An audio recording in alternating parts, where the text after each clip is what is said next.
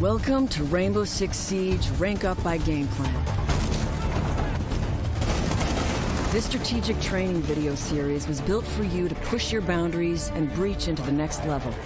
With some of the world's top players, like Pengu, Jesgoat, and Zeronic guiding you, your next rank increase is only a victory away.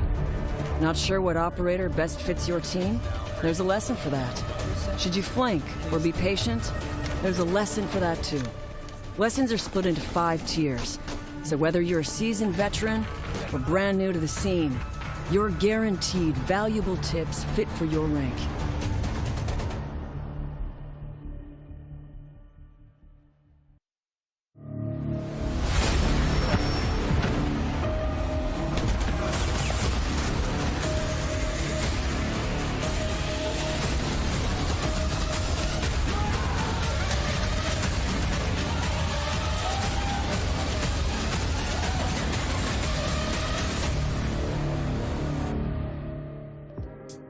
Welcome to the 6th Invitational. The grand final is tomorrow. Can you believe it? And today, we find out who makes it in. Just saying that gives me chills. Hello, everyone. I'm Jackie Jing, and I'm very excited to introduce you to our lovely analyst desk. Let's give a warm welcome to Fresh, Jess, and Dev.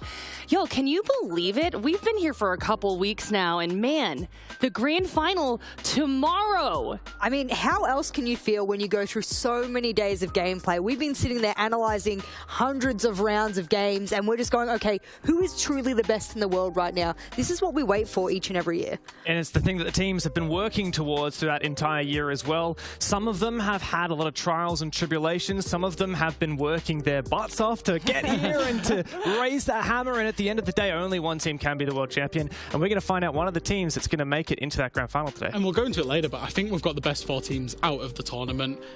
The 6th Invitational is the pinnacle of the team's year, as you say. They've been working so hard towards it, and we've got last 2 days of an absolute spectacle. Yeah, the grand final, a day away, everybody, and we are all amped, and we have so much planned for you today. But really quickly, let's take a look at all the action from yesterday. Roll the video.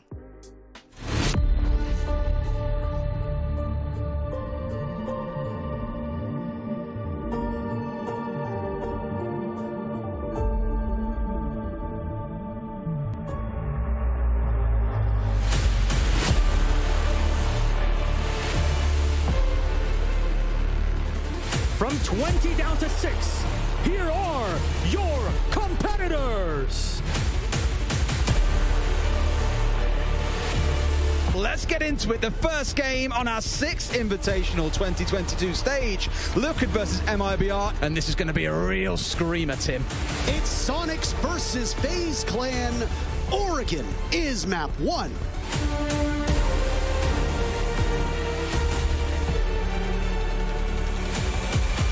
Kansan, and Rexon has nothing to do, and FaZe Clan take the Sonics map.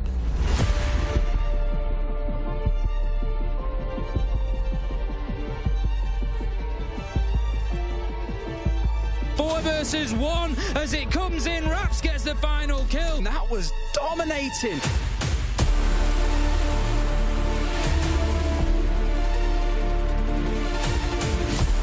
All on the shoulders of Yeti. A nice swing from Bullet. He's running from home, and he gets both of them. Match point, series point, FaZe Clan.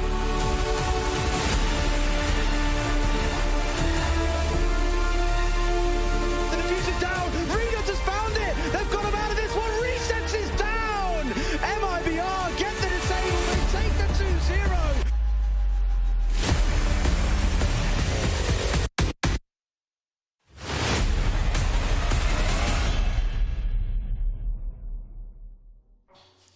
It has been a wild tournament so far. Heartbreaking losses, jaw-dropping victories. I cannot wait to get to the action. So let's get right to it. And I want to start with the bracket. And who am I going to put in the hot seat first? Fresh. Yes, it is. Throw me right in there. Yep. Okay. Break down the bracket for me, Fresh. 16 teams came into this bracket. We only have 4 remaining. We'll come on to them later. But what I want to say is we have the 6 Invitational 2021 champions eliminated. Boom, 6 Invitational 2020 champions eliminated. Go on. Early tournament favourites, Team Liquid, eliminated. We have seen so many teams eliminated from this bracket who all have a claim that they will believe that they are the best team in the world. However, they've gone home and they're going to have to work towards next year. And that means we are going to get a new 6 Invitational champion as well here at SI 2022. Oh. And my God, like we've had such a treat during this event. So many phenomenal teams have exciting runs, and at the end of the day, not only are we guaranteed a new champion, we're also guaranteed an inter-regional grand final. Ooh, I love that as well. And for those who might not have been aware, this is when we started our best of 3, smashing from the very beginning. You couldn't escape by having that nice little 1 or 2 maps up your sleeve. Instead, you had to be able to battle it out on multiple different battlegrounds. And I think as a result, we have truly gotten some of the best teams into the top, including on your screen right now, we had one of those teams come in that I think was a bit of an underdog. MIBR for me has been the one that I feel has come out of the depths a little bit. They've been splitting hairs between the talent, because there's some talent who think this team is really good because they are so consistent. Sure. You don't find a bad game out of them. And then there are other talent who believe that they're potentially, you know, they're still sleeping on them a little bit. So that's the thing with MIBR. They're consistently good, but they're not consistently great. And I think when they come up against a team that performs great, that's where they might find their match. Yeah. It's extraordinary for a team that doesn't have the lowest world rank of any team at this event, aside Eminem, who doesn't even have a world rank. And also MIBR didn't make it to any majors, so yes, it's exciting that they're still in here. But I think overall, this event has really just given the spotlight to some of the non-favorites, right? Like Liquid gone, BDS and all that drama gone. Like so many of these big hitting teams, the 2021 champions, the 2020 champions, out of the bracket, and we're really making space for new blood. There's going to be a new champion again. There's not even going to be a player that can win it 2 times. Completely new champion, completely new history started for one team here. And looking at the upper bracket as it currently exists, it looks like we might not have Latin American supremacy seep into 2022. I'm not cursing anything. I'm just saying there's a possibility we could crush that Latin American dominance, and I won't have to bow down to my Latin American, supremacy super lords anymore. We'll see. We'll see. Oh, Jess. Okay, so Jess, I'm looking back at the tournament, and we've seen Osa used a lot of the traditional ops. Jess, talk to me about the operators that we've seen at SI. Well, I thought I would just highlight some of the most picked, attacking and defensive operators throughout the entire tournament. And I think none of us on the analyst desk are surprised. Yes. Wow, can we please do surprise Pikachu face? Pretend like this is a surprise. Thank you. That was really bad, James. You can work on it for later, no problems. Yana is the most picked operator at this entire event. I'm just going to be really quick with you guys. The reason that she's the most picked, she's got grenades, she's got the ARX, and in her back pocket, she's got the Gon 6. If you don't know what they are, please Google them. One of the best operators in the game currently for destruction, for domination, and for just any kind of utility that they need. She can do anything. Oh, she has the Gemini clones as well. Gemini clones, she can burn. You see better against that. She can burn the Agruni gates for fun because they regenerate. Yep. Like you said, she can do absolutely everything in the game. She's so versatile. You Imagine play her. having unlimited drones, right? That's essentially what the Gemini is. And 2 nades, like the Gon 6, she's the full package. And like we've talked about the ARX, I think Yana actually has one of the lower headshot rates of many operators because you don't need to headshot when the gun does 47 damage per shot. It's a machine. Yeah. And that's why we see some of the best players in the tournament maining Yana, because they want that gun in their hands. Well, the best players in the tournament don't just main Yana. There's another side. I think we have another graphic. Bring it up on a screen. Give me the graphic. Yes, please. Thank you very much. I love you guys in the back room. You're doing a smashing job. You know who else does a smashing job? Smoke players. These are the underrated players in every single team. We have support players doing the dirty work, site manipulation, plant denial, popping the shield, being there for their team when they need it. I'm telling you what, this being the most picked operator is unsurprising to me. How long have we seen this reign of terror from Smoke? And we finally had a bit of a face reveal, by the way. He's looking as dashing as ever. That was a great video. It's simply just not a site on the map that Smoke is not good on. Yes, I agree. Brings a shield, brings plant denial, brings site construction or deconstruction, making the rotates, making the lines of sight. He has, again, on defense, absolutely everything. I think that Smoke is the single operator that has maintained through every single meta since the game has launched. Smoke is just never bad, right? You've got the shotgun for rotates, got the SMG-11 for fights, and we've seen some players pull off some pretty nutty clutches with that gun. Not to mention, every now and then the FMG comes out if people really want to get into the action, take those long-range fights, the shield, the time delay. He's the all-round package, and yeah, it's nice that we finally got to see what he looks like, the man, the myth behind the mask. And Fresh, I know we like to pick on you because you're kind of like our big brain. We say you're good at the maths, right? Yeah, that's what we say. Yes. Anyway, okay, Fresh, I'm sorry. We keep on picking on Fresh so much. I'm sorry. But I do want to take a look at this graphic here. We're looking at the maps played at SI, and tell me how the meta is developing on different maps. We're in a meta of the game that teams are calling the attacker meta, the flexibility meta, the grenade meta. And that's what we're seeing here. If you look at everything, except probably Coastline, we're seeing near enough 50-50 maps across the board.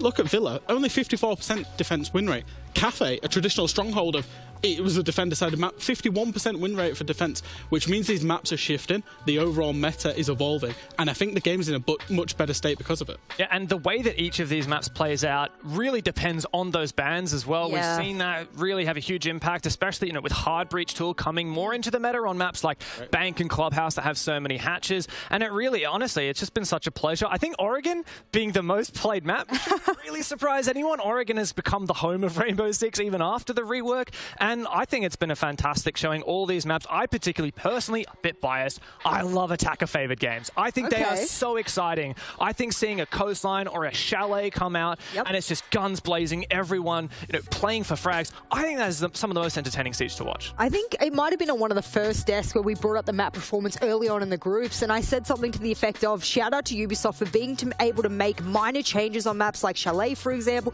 Coastline was the most recent one that was really, really successful, and turning it not into a dominating half.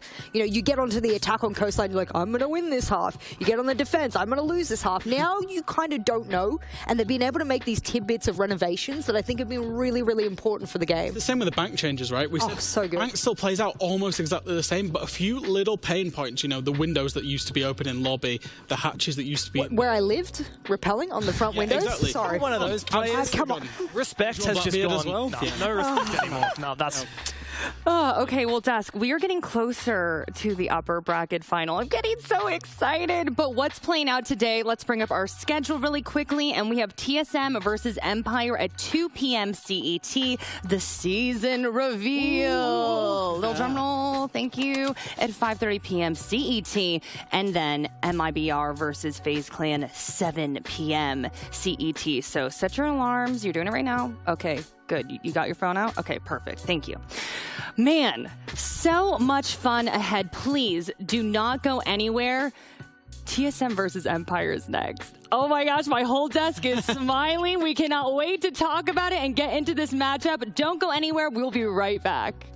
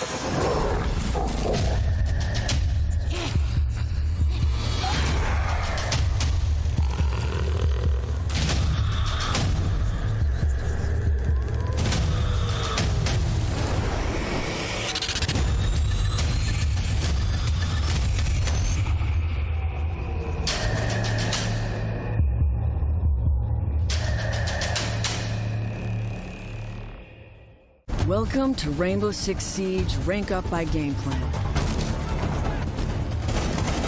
This strategic training video series was built for you to push your boundaries and breach into the next level.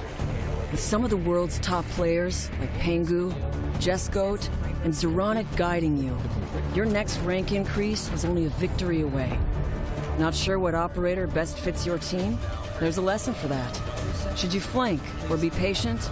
There's a lesson for that too. Lessons are split into 5 tiers. So whether you're a seasoned veteran or brand new to the scene, you're guaranteed valuable tips fit for your rank.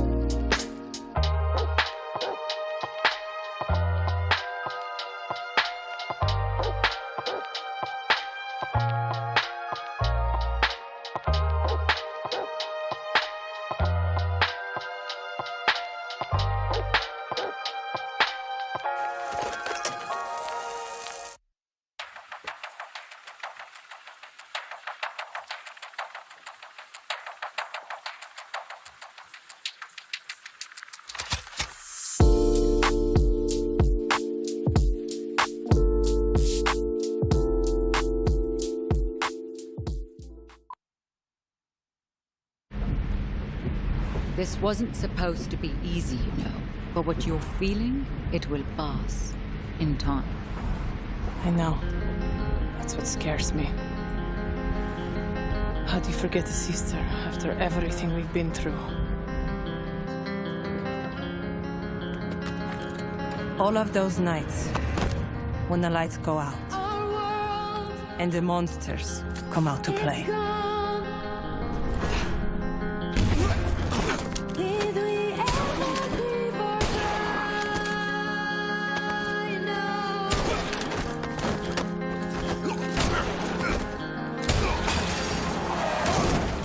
I could always count on Zofia, the strongest person I ever knew.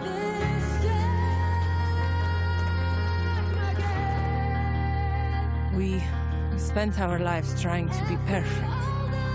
The perfect daughters, the perfect students, the perfect soldiers.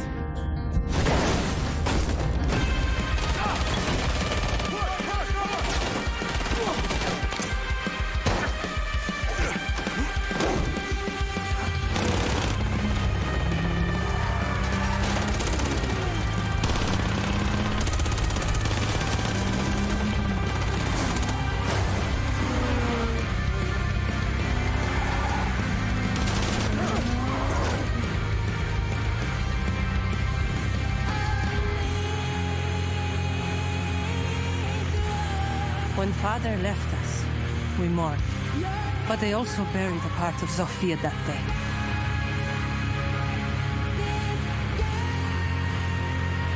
The part that made her my sister.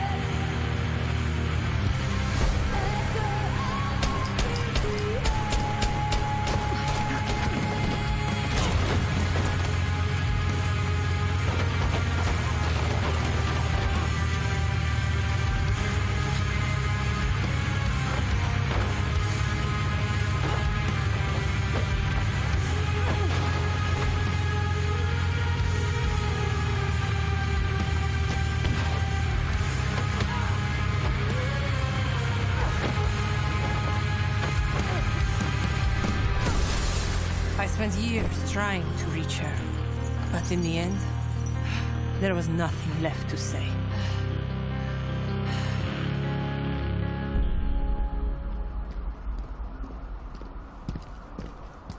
Ella! Father would be ashamed of you. Father died, Zofia.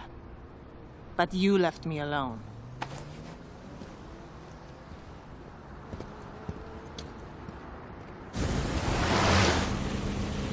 Let these children play their games. This is the adults' table, sweetheart. I've always been loyal to them. To her. Yes. But the question you need to ask yourself is, who's been loyal to you? It's all right, Ella. You followed your heart, and that takes guts.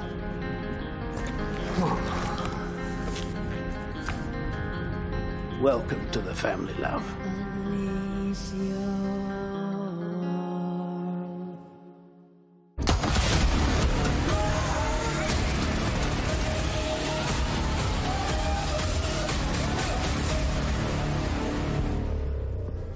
TSM versus Empire, the upper bracket final. It's about to happen. We are feeling the most hype. By the end of today, we will know who is in. Oh my gosh, I am just overwhelmed with emotions. Hey everybody, I'm Jackie Jing, and I'm with this lovely analyst desk. Let's give a big round of applause to Fresh, Jess, and Dev. Woo! Do you guys like that overwhelming applause? Okay, all right. Wow, the crowd's going wild. Guys, calm down. Yeah, calm down. Wow, my goodness. God. Okay, the volume in here, let's just take it down a little bit. But we literally are a step away from the grand final. This close, so close, everybody. But we cannot wait to get this started and get everything rolling. So let's take a look at our first team, TSM.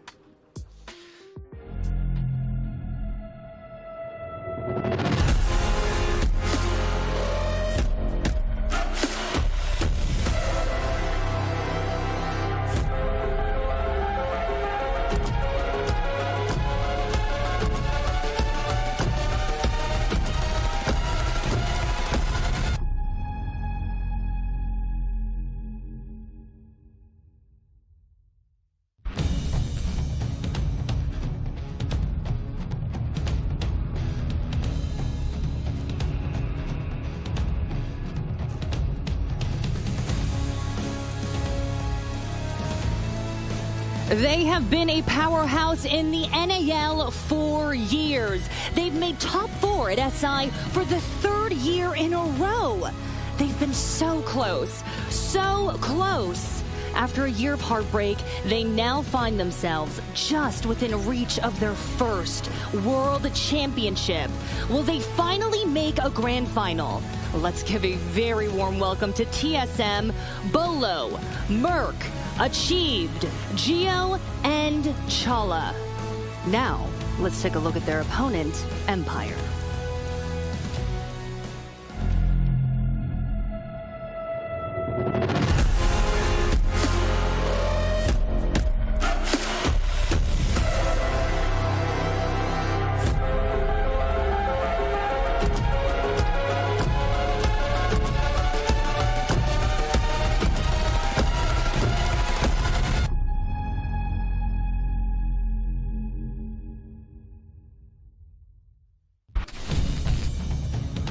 They found themselves in a 6 Invitational final 3 years ago. And since then, they've been Pro League champions, major champions. But they cannot call themselves world champions until they raise the hammer at 6 Invitational. They are Team Empire. Please welcome Dan, Joystick, Always, Shepard, and Scyther. Are you ready for TSM versus Empire? Our teams will be walking to their spots shortly, doing final prep for this series. But y'all, this is the upper bracket final. You can feel the energy, you can feel the pressure. Wow, what an incredible achievement for them to get this far through the upper bracket, mind you. It is hard to get through the 6th Invitational. It's even harder to maintain being an upper bracket team to begin with. I cannot believe that both of these teams at the highest echelons that I've ever known these players will have to battle it out for that first spot in the grand finals. I couldn't tell you who I think is going to go through. This is a potential prelude to the grand final. Absolutely. Someone's got to lose this match, obviously. Do they? Somebody's got to lose this match. But I back whoever loses this match to make a low bracket run back through, and we will see them again in the grand final tomorrow. Undefeated so far in the playoffs, both of these teams, but that has got to change right now. Like you said, both of these teams, so much to fight for. They've come so far. All right, let's start talking about this matchup, ladies and gentlemen, and let's begin with TSM. I said when they were walking out, it's been a tough year for them. It really has. They never made a grand final, though, just being so close, so very close, Dev. They could almost taste it, almost smell it, but yeah. Never breaking top 2 despite being top 4 at 6 Invitational for 2 years in a row prior to this event. How many times can you get this close but no further and still be satisfied? I mean, they had a group exit with Pojo Man subbing in for Merc in Mexico, and then they didn't even make it to the Sweden Major. They had to come through the open qualifiers, but they have shown up. I think as soon as they got here, a lot of teams thought of them as the most dangerous team coming out of NA. They're the one that has all of the momentum coming in, as you say, through those open qualifiers. And I just want to allude to why they're so dangerous. Their flexibility, both in operator picks. You know, we see Geo and Chala, they share some of the support work. Bolo, he's jumped onto the support. Merc's kind of agiling from the front now. But also in their map pool, I think they're one of a handful of teams to have played all 7 maps of this tournament. Yes. And I believe that they're the only team out of those teams that's won on every single map in this tournament. That is a nice little tidbit there to feed all of the audience. Imagine being so flexible. Imagine having some of the biggest gunners inside of NAL. You can see Gotcha standing on the stage there. He might have the Pojaman shirt on. Do not let that confuse you. That is not Pojaman standing behind him. Gotcha, of course, we remember him from the EG days. It sounds like there's been... before, right? I mean, yeah, if we're throwing back, you know, this is the kind of thing that you want. Good support staff, good support players, a well-rounded team, a huge map pool. That is something that teams dream of. But it's also been a long time since they've had this opportunity, right? It's been a full year since TSM have played on the world stage with their full roster, because unfortunately Merc was unwell and they had to have a sub in for Mexico. We saw what that meant for the team, an incredibly disappointing group's exit. Now they have an opportunity to make it right, and they have an opportunity to show what it means to be TSM. Go that extra mile. I think one thing that actually makes TSM dangerous is the best of 3 format, and I think that's why they've had a difficulty inside of NAL. is they come up against teams that are really good inside of best of ones, playing those middle of the road maps. As soon as you get into a best of 3, they can start picking their maps, they can start banning their opponent's best maps. It makes them so much more dangerous. And Fresh, you were talking about their flexibility. I've been calling Achieve, Bolo, and Merc the Trinity. I mean, it truly is a monster roster, but I just feel like here at SI, their chemistry, it's been quite nice to watch. It's been enjoyable to watch because they play really good Siege. It's not static, it's really dynamic, and it speaks to, like you said, their support staff, the players on their team, the individual flexibility they have, and you know, they play every map and they can play in so many different ways. It's just not just one single way. No, and they are clean, they're sharp, they're crisp. The way they move around drones, the way they act on information. I mean, I know we've pointed out this multiple times, but there are players on that roster that understand the 2 to 3 second rule behind a live drone like it is their life's work. Like, they're just going to write a book in the next year and be like, if you want to follow a drone and get a kill off it, here's the entire chapter as to how to do it. And I would trust that that chapter would be the most pristine book I've ever read. It has been amazing from them. And look, usually you have an open qualifier team. There's not a lot of expectation on them. And TSM, they are very much a special case. I mean, they have had hot fire form recently, and you want to talk about those players. Like, Merc's been nuts. Bolo's had some insanely good moments this tournament so far, and I think Merc moving back into that IGL position and allowing Achieved a bit more freedom to focus on his own gameplay has really enabled TSM to go back to the form that they were missing for such a long time. Okay, let's go to Empire now, their opponent. And Dev, Empire, they have a storied history. They're a big name in the scene. They were once the best team in the world, but they're hoping to achieve that greatness once again. That's it. And I mean, they haven't seen a 6 Invitational Grand Final for 3 years. They've bailed out at the top 6 for 2 years in a row. They've had some good performances recently. They tend to do a little bit better at LAN than they do in the online and local environment within EU. Ironically, the only team they've lost to so far is an EU Challenger League team. It's the only team they've lost to at this event. Show some respect. I mean, world team now. Eminem's great. I don't want to take anything away from them, but I think that's just a testament to Empire. They are undefeated in inter-regional matchups during this event. That may well change today. Yeah, I think we need to put a lot of respect on Empire's name when we talk about an offline environment. This is where they thrive. We've said this time and time again. Yes, they haven't always shown up. And okay, that's not a pun on always, of course. But I will say that as a team on an offline environment, they've said they're much more comfortable. They play a lot quicker. They're smoother. And I think that will go to show throughout today's match. And that's the point that I'm just going to enhance on that point, Jess, is they do the same thing online, offline. Yep. They're just quicker. They're smoother. They trust the process a whole lot more, which means they can make decisions. They don't second guess themselves when they're offline, which turns them into such a formidable opponent.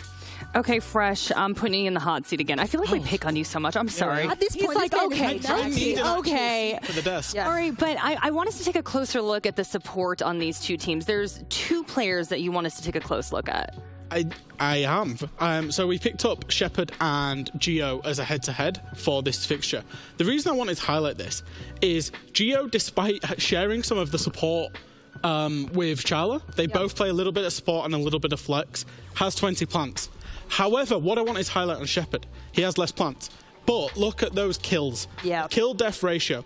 Shepard, when we talk about the top 5 players inside of EU, he's never in that conversation, and he should be. He should. Because he is an unsung hero of this team that just keeps the team ticking along. He's the one doing all of the industrious, the dirty work as such, and look at that. He's still getting as many kills as he gets, and the plants. Maybe not as much as Geo, but we just wanted to highlight Shepard up against that. I mean, I want to highlight the cool man on the left-hand side of your screen, and the reason I asked for the players to be put at the tippy top is we usually put KD, and I think for players who play this particular role, known as the support role, and the ones that are known to be getting the plant down, their KD is not as relevant. It is relevant in Shepard's case because there are a lot of clutch situations, let's say, in that regard. But in this role, we can look at their KD and go, actually, we can be forgiven. If you're getting the plant down 9 times out of 10, you're a pretty damn good player for analyzing the situation in that moment. And Shepard actually has the best KOST rating on his team as well, which means every single round, he's having an impact, whether it's in the kill department, the objectives, or just surviving the round and fulfilling his role as that support, as that droner. He's honestly a really phenomenal player, and I think you're right, Fresh. We don't give him near enough credit. All right, we were just looking at Shepard and Geo, but Jess, you've been closely monitoring Merc, and he adopted a new role recently. He did, and well, with that sort of comes a lot of responsibility, and I spoke about the droning on the side of TSM, and I was like, okay, they've been live droning really effectively. They've been getting some really good opening kills, but how effective have they been with Merc at the helm? It's like the tip of the spear. How does Merc look like when he's at that tip of the spear and he's doing the damage he needs to? In a singular second, I'm going to give you guys the numbers. I just have to conjure it up. I have to do a drum roll, and production's going to throw it up on the screen. Okay, we're doing the drum roll. They're working on it right now. They are? The number's too big that it's just like they're not sure they can put it on. Yeah, he's too good to put it on. Well, before we get there, let me preface it for you. Oh, no. They got it mixed up with the Merc graphic where he's like smiling and making that little... Oh, that's okay. You know what? We can talk about We can talk about it because he is the #1 rated entry player in the entire tournament. It is incredibly difficult to maintain a very consistent entry rating. I think it's important to highlight the players who make space for their team, and TSM do it so with such industrial style that the live droning becomes scary. Teams actually stopped roaming against them because they were ineffective when doing so. Do you know what? We talked about Merc being the IGL as well. So he's the IGL on the entry, which allows him a unique kind of freedom in that they drone him in. He gets the entry pick or he doesn't get the entry pick. It's almost irrelevant. If he gets picked off as the entry, he can sit on the cams. He's got the player point of view. He can navigate his troops around that park better, almost. There's a lot of discussion about it. He could almost do it better when he's dead than when he's alive. True. I mean, and Merc is just such a consistent player as well. He actually has the second highest kills per round of any player at this tournament so far. And man, we have seen some insane plays from him. I'm just thinking about that Liquid flank when he played against Liquid on Bank, right? Like flanking down on that basement. Honestly nuts. All right, and it looks like we're moving into the map ban phase now, and that information is up on the screen. So, Fresh, we'll always start with you. So, Empire, they've got a big free map pool, which is Clubhouse, Coastline Cafe. But they have one perm ban, it's Chalet. They've got rid of that. TSM, because of that big free map pool, they've got rid of one of them. They've gotten rid of Clubhouse. Yeah, overall, I think that's a target ban for TSM. Usually they would ban Coastline a little bit more frequently, but leaving that up, I mean, that is one of the big three, right, for Empire anyway. And so it does make it a little bit concerning. I think just naturally, Empire have a really strong couple of maps, but what you were saying is TSM is such a well-rounded team. They can play all 7, and that's the old narrative is you never take a Russian team to Clubhouse. TSM are just not doing that. They just don't want to go to Clubhouse whatsoever. Ooh, cash money. Interesting on the Bank pick is that it's not one of the big three. You are comfortable on Bank yourself if you TSM. You take an Empire to a map they don't particularly like. Empire, once again, they're going to pick one of their big three. It's always going to happen. They've chosen Cafe this time. It's a good battleground there for TSM to start off with. All of the North American fans going to be very happy with that. Yes, we've seen some good performances from Team Empire on that, especially if you go all the way back to their dominating performances on it before the Bank rework. But how much better can they be than TSM running around with 5 drones in front of them? Well, they can't do that. It's honestly kind of hard. I'm a bit scared with Bank because, You're a bit skeptical on this one. I'm skeptical because, like, they beat Liquid. That was great. It was a close game, and let's all agree here, that was a pretty toothless Liquid, right? That wasn't full power Liquid, you're right. Go a bit further back into the 6th Invitational, just this very tournament, TSM lost Bank to both Elevate and Dark Zero, arguably some of the weaker teams that made it into the playoffs. So I'm kind of scared for them, to be honest. Moving through to Coastline as the decider, and my one big criticism of teams banning against Empire is you don't let 2 of their big 3 through. So is Coastline one of... Yeah, Coastline, Cafe, Clubhouse are Empire's big 3. They've got 2 of them in this veto, and my worry, I'm surprised TSM have banned Oregon. I would have got rid of the Coastline because traditionally, Empire do not like Villa or Oregon. No, I'm going to disagree with you there. You and I, we agree a lot, and you're my duo. We do like to disagree. But we do also like to disagree as a duo. I feel like you like to disagree more than you like to agree. You know what?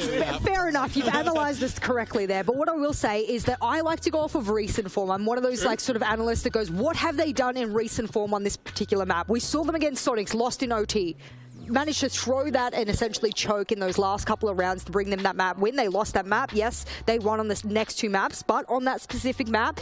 And then we spoke about M&M beating them. James had brought it up before. Guess what? M&M beat them 7-1 on Coastline. You're telling me this is one of their top 3 best maps, and they lost 7-1 to a team that hasn't even played a single match in EUL yet? That's a dangerous, dangerous stat. Do you know what, Jess? I will give you that. I will give you that. I mean, it's facts, so It's you facts. can't not give it I to can't me. disagree with the facts. But my point remains is that when a team is good on a map that has been good, think all the way back to when Empire were in the Grand Final of the Six Invitational. Yep. That was the longest coastline ever. Do you know what I mean? No, you're 22 right. rounds of coastline. They've been a top team on this map for what, 3-4 years? It's like that doesn't. I think the form is rework might have, permanent, Jess. jutted them a little bit. All right. We're going to break these two up here. Dev, let's take a deeper dive into the first map, and we have a graphic up, and just see how these teams have performed on it. Yeah, so this is Bank, our very first map of the tournament, and the first map of the day, and as you can see, Empire haven't actually played this at the Six Invitational so far, and I think TSM are banking on, hopefully, Empire not really liking it that much. The thing is, Empire have only banned it twice. In fact, more teams ban it against Empire than they ban it themselves. TSM have had some great results like beating Liquid, but also some big losses like losing to Elevate and Dark Zero. So in my view, TSM are going in blind. This is a very risky pick for them. The way the map plays out, it should be good for Empire because Empire are slow, they're methodical, they clear the map. But the map sometimes plays out a little bit, especially with the roaming presence that you can have on Bank. Yeah. That's the bit that Empire struggle with. So if TSM are expecting to just turtle onto site, then Empire will have their number. But if TSM are getting inactive, the roaming, particularly on the basement site, on the open area site, they're getting across, they're getting upwards vertical. I think Empire will find it hard. I think they're going to bite off more than they can chew if they aren't expecting Merc to come up blue stairs, come around from the back. You know what? There's only so many drones to watch so many flanks. I'm just saying that I think TSM has a good read on the map. I think they'll understand exactly how to manipulate the empty spots of Team Empire. I'm worried for our EU team, of which I would usually be, coming to bat for. Oh, man. Y'all, I'm nervous. Yeah. Okay, our teams are ready to go. There was 20 teams, now there's 4. Who is going to the grand final? Who is going all the way? Who is winning the upper bracket final? Blue and Stokes, take it away. That rhymed. Yeah, it did. Thank you very much, Jackie. And it is time, ladies and gentlemen. The upper bracket finals are ready to rock and roll here at Six Invitational 2022, and we could not have asked for a better matchup. Team Empire hailing from Russia, and on the other end, TSM FTX from North America. These two teams have battled their hearts out and had a near flawless performance up until this point of the tournament, but one has to fall. One has to go down the lower bracket and face off against the best that LATAM has to offer to be able to make it back. Who will it be? Well, we're going to be finding out at some point here over the next few hours. Stokes will be with me here as usual. Stokes, let's talk about your thoughts on this matchup as we get ready to go live with our first map on Bank. We have an absolute siege classic ahead of us, ladies and gentlemen. It's North America. It's the EU. Well, who can possibly take it here in the upper bracket? And to make matters even better for you and I, John, we have a mystery on our hands. What can Empire produce on Bank up against TSM? Luckily enough, we don't have to wait very long to get into this. The energy in the room, you can cut it with a knife. My heart is pumping. I am so unbelievably ready to get into this, and we're already starting off with some spicy things. Zero's off the board. 0 off the board. We're going to see Empire try and deny that intel gain that we so often see attackers try to go for, specifically for North American teams, especially with TSM being no exception to that. Hibana going to be our second follow-up, the most common heart breacher in the meta right now. It's probably as well one of our top band operators on the attacking side. She's just far too universally useful, especially with the more recent change to the way that her pellets work, as you could pick and choose how large of a hole you want to make and where exactly you want to put it down. Things will look pretty normal though on the defensive side to start things out, as Mira will be our first ban there.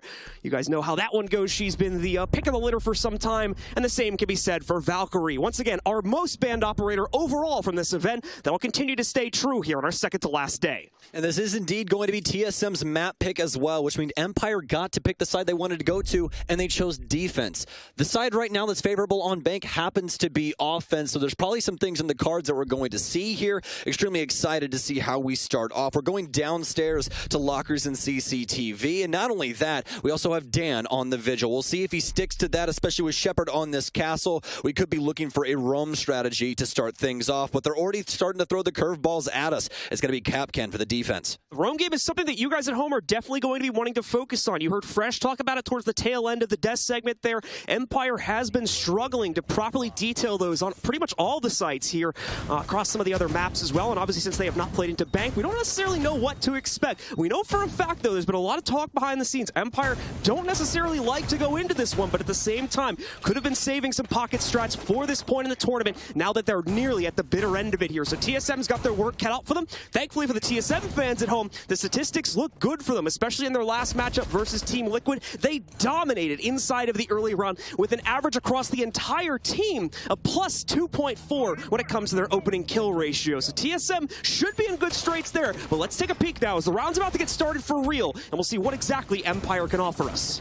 Renee, you're going to be looking to Bolo to have a huge game here, just like he did up against Liquid. As John was saying, this man went truly nuclear. Plus 15 on his KD spread. We'll have to see how they want to start off, but you could say very similar things for Empire as well. As Shepard, the hard breach, hard support for Empire, topping the frag department as well at plus 13. Truly electric stuff here on the board for us, ladies and gents. But as we get 30 seconds in here, we'll see TSM starting to prioritize the north end of the map and begin this clear on the top floor. Dan's going to create a nice little matrix for himself to play into here. Still 2 of those EDDs to go down as well. One more complete kill box he can make for himself. Is keep in mind, you can stack those now. If it's been a while since you watched Siege, that's the possibility of taking a player down outright if they waltz through the wrong door. And we've seen that happen at least once here. I believe I remember the Sonics unfortunately fell victim to it some earlier point in the tournament. Bolo, not to be the case today, as he manages to catch at least one of those set up towards the meeting room doorway as they're well on their way to clearing out this upstairs hold, and specifically Dan's position,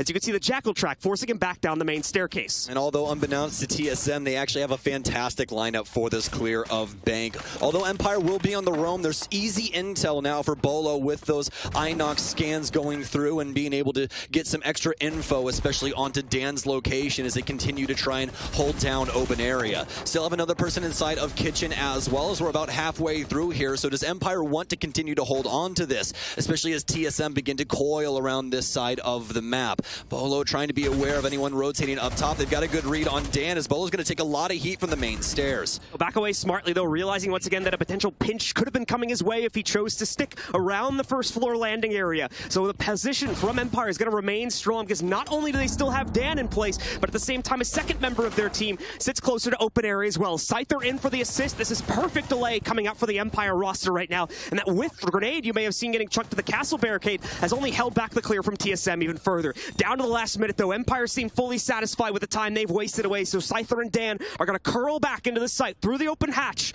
and be able to play out these remaining 50 seconds, choosing to take their position of the fact that TSM are not going to have enough time to clear this round, and there we go. There's the traps working out perfectly for Empire as Dan's going to catch Chala now that TSM are panicking to get into the site with enough time. You have to check those door frames, but on low time, it's the last thing you're thinking about on the offensives. Anyone could be anywhere in the moment, and now with 30 seconds remaining, TSM have to try and force themselves upon this site. The only issue is they don't have the time to try and pull all of these smokes away from Always. They have to try and find a different plant spot. Luckily enough, Geo is going to open up the far side of the CCTV space as Bolo will rotate back across to be ready for a red drop here as they try and put pressure on these players. Gonna try to swing it in here. The shot's coming in to try and mask the players in. Geo will at least get to start his first plant attempt. Nitro is available and properly utilized. The 2-for-1 shade exchanges it out. Empire try to force their way back in, and they succeed as they hold the line on round number 1, taking the lead against TSM.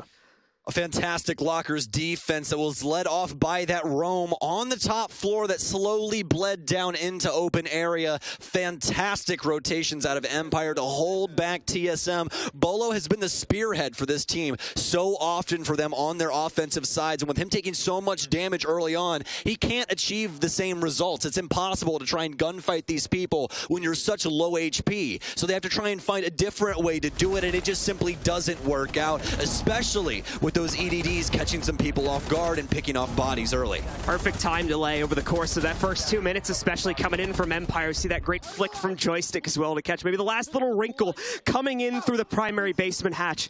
Be able to try and force TSM into the site, which did not work at all. They did not have enough time for the clear or the site access, let alone trying to gather that proper amount of intel. So we saw, even before they worked their way in there, Chala unfortunately falling to him, not checking the doorways, and more specifically the EDDs. Perfect play from Empire Empire, but now things are going to get a little bit more difficult. They can't necessarily rely on a straightforward plan of falling back into the site here, because there'll be way more options for TSM to assault the site, possibly even bypassing that extended roam entirely. We'll see if they want to extend this upstairs, and they damn well should. We'll just have to see what they want to apply to that space. Hatch will be reinforced. Dan will more than likely be applying quite a few of these EDDs inside of this area just to catch some more people off guard. We'll see how often they're bringing this cap can, as well as eventually it will be played out. Even though it does delay some extra time, there is some other things in the cards that you can use on the defensive side to assist you. So we'll see if Empire does end up switching gears here in a little while. But past that, Joystick and Always will also be applying their utility towards the site with Wamai discs as well as his ADSs to try and soak up a lot of this throwable utility by TSM as they get out onto the map.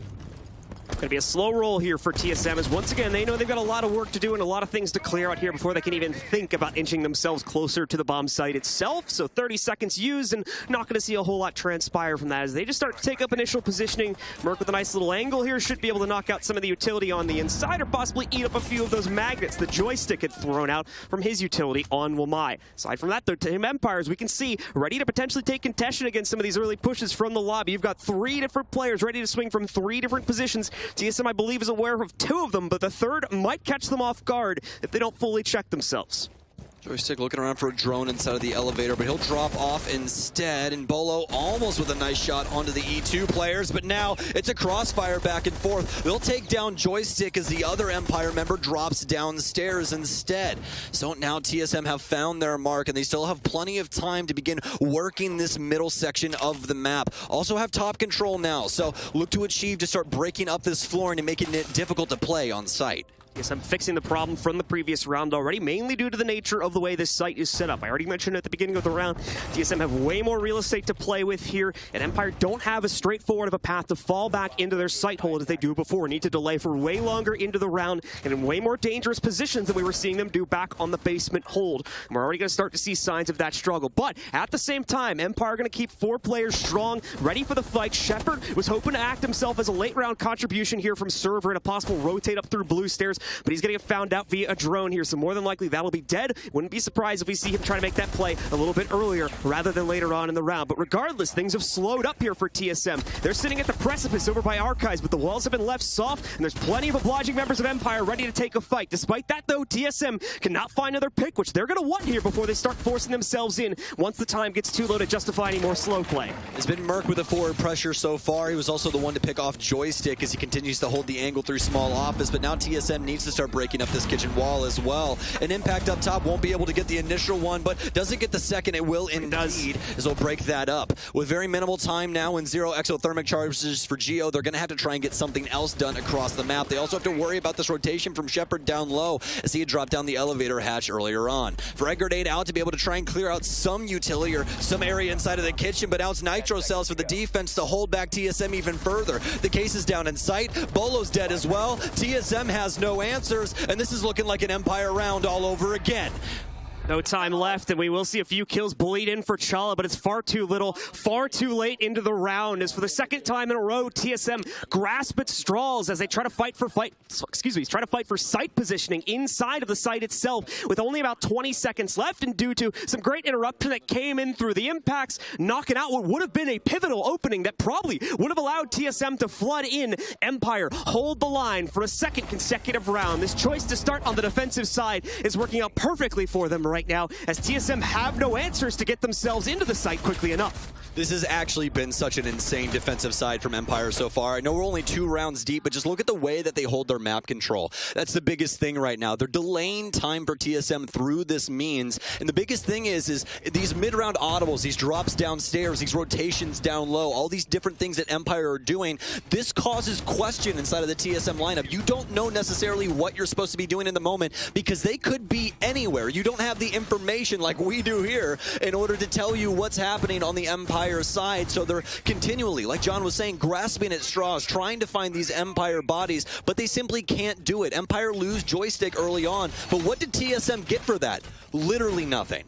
Free access to archives is pretty much about it, but even from there, weren't able to do anything with it. The wall was left soft, so they couldn't freely use the room, nor try to open it up as an access point, as it simply would have become a choke point into Empire's favor, as we even saw that later in the round when I believe we saw Dan or Shepard able to pick up that first exchange, which was the beginning of the end of TSM's attack in those final 30 seconds. Empire now move to their tertiary site, which is going to be the second floor hold here, as they go up to the inside of meeting for themselves. We'll see how this pans out for them as the operator labs get changed slightly as well. Most notably, Dan coming into this round here with the Echo, bringing those yokai drones into the fold here, possibly for a little bit of active movement to scout out the TSM players early on. And of course, those stuns help out should TSM try to go for a bit of a rush play through these window repels. Not looking like that's going to happen, though, based on the initial positioning. They'll be going for normal clear once again.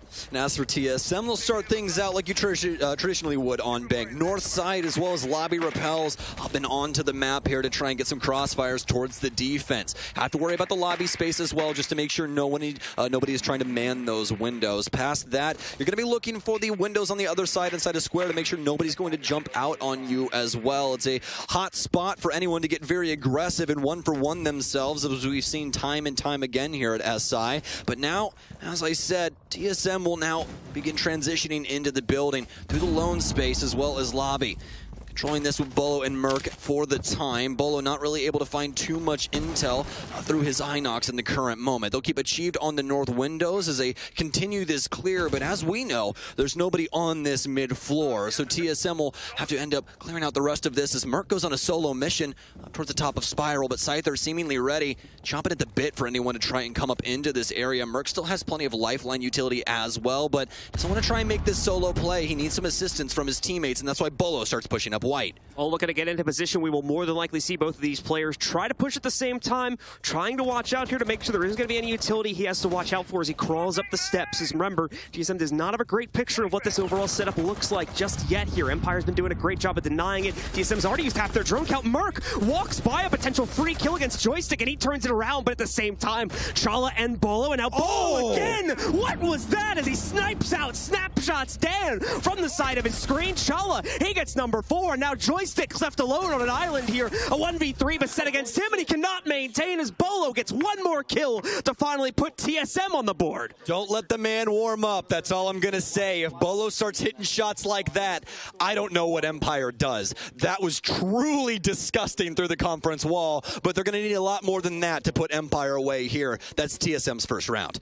Beautiful stuff from TSM, and specifically a great performance coming in for Bolo there. Curious to see how he's able to develop himself throughout the course of this series. We saw him be the huge frag leader for this team in their most recent series that they played against Team Liquid. But the interesting thing was, despite that fact, he was only 3rd on the team overall for cost, so the kills kind of had mixed contributions to the overall team's success on a round-to-round basis there. Pay close attention to that, as obviously this time he's going to get major points in that regard, as he pretty much single-handedly gives the team access to the site. But time to see what else he can do here as now Empire return to the postures where they've been able to take easy control of things on previous rounds here as they head back down into the basement. The first one is always the difficult one, especially when you're on a stage like this. So for TSM, have they finally hit their stride? We'll have to see.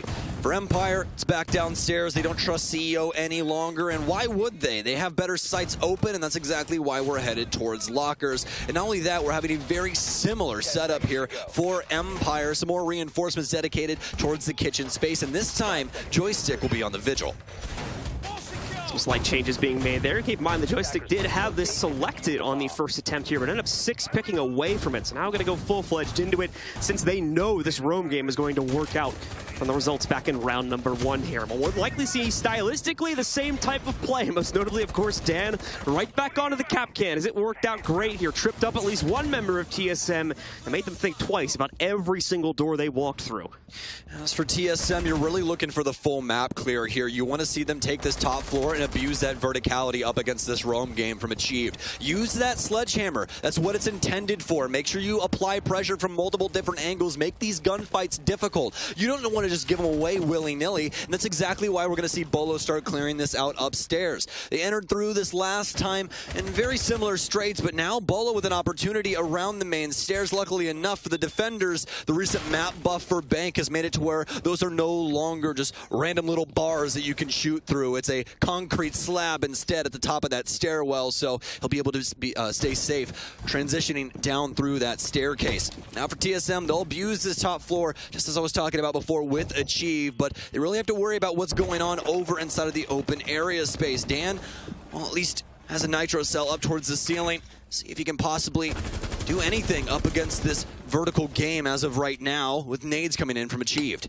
He's going to bank. It'll land well, but Scyther catches it, give it too much of a window to escape it here. So Gio will reconfirm that player survives with his drone going to the inside here. It's looking like, once again, half the round gone by. They're going to pull most of this extended game back, all of it, in fact. 30 seconds earlier than we saw them do it back in round number 1 here, as yet again, Empire feel they've accomplished their goal of wasting away time, and they're going to let TSM flounder on their own mistakes here in the last minute and a half. Well, for Bolo, he'll be holding on to main stairs, and luckily enough, Empire's opened all of the hatches for them, so this will be a fairly straightforward affair past that. What you're looking to see is, has Empire delayed enough time? Do they have enough utility on site to stop this from happening? The only stop that they have is always smokes in Scyther's nitro cell, so you're looking to see those strike true if you're rooting for the EU squad. Gio will begin breaking up the walls here inside of Service with those exothermic charges. He's already used one, but luckily enough, the other wall is soft, so they'll easily be able to get that with the sledgehammer. The smoke's already being used by Always as well, as Merc will be on Overwatch here from the main small hatch. Plant already started from Gio, but it's only going to be a fake here as Dan takes so much damage. Connecting a lot, and still with plenty of extra time here, TSM seems to have learned their lesson from the previous attempt, but they still need to get themselves in and not lose their entire stack here. Joystick and Shepard both knocking out players. The plant does get itself down here, but the post-plant positions are going to be incredibly weak. Look at Empire rushing all the way upstairs here now to collapse against the remnants of TSM, which has already been brought down to 2 due to another kill being found by Empire. Achieved and Gio need to waste out these last 30 seconds here, and Achieved puts himself on a good footing to start this one off as he goes back to Copier and catches Always dropping down through the stock hatch here. Achieved as well, ready to stop this. They need to push back in, and it's all going to fall onto Achieved. Stops the first counter defuse attempt. Second one hasn't been started yet, but Achieved gets cut off by Joystick, and with Dan being nearby the case, there'll be plenty of time for him to hop back onto it. Another round going into the pocket of Empire as they maintain the lead, 3-1. What a fantastic round from Empire. They know the plant is inevitable at that point, and with the damage that they've already done to this TSM stack, they know that no one's more than likely going to be holding the main stairs properly, and in fact they aren't. Achieved is holding it from inside of open area, and yes, it's a great angle if they're going to push towards that space, but if they go upstairs, they can completely avoid you, and that's exactly what happens. Always and Joystick getting away with so very much there. Yes, Always gets taken down immediately on the entry to open area, but that gives enough insight for Joystick to be able to abuse that and get not only Gio, but also the follow-up frag inside of that space. Fantastic stuff from Empire here in round 4. Let's get Empire using their numbers to their advantage in that retake as well. Knew they had the overarching way to get themselves back into the site, and more importantly, get the counter defuse off. Just had to suss out the positions of those last 2 players. And although Achieved sneaks off quite a few of the kills, as we see here, a valiant attempt for him to hold on to the post plant. It is not enough, as far too many of his teammates go down prior to the diffuser being planted on the ground here.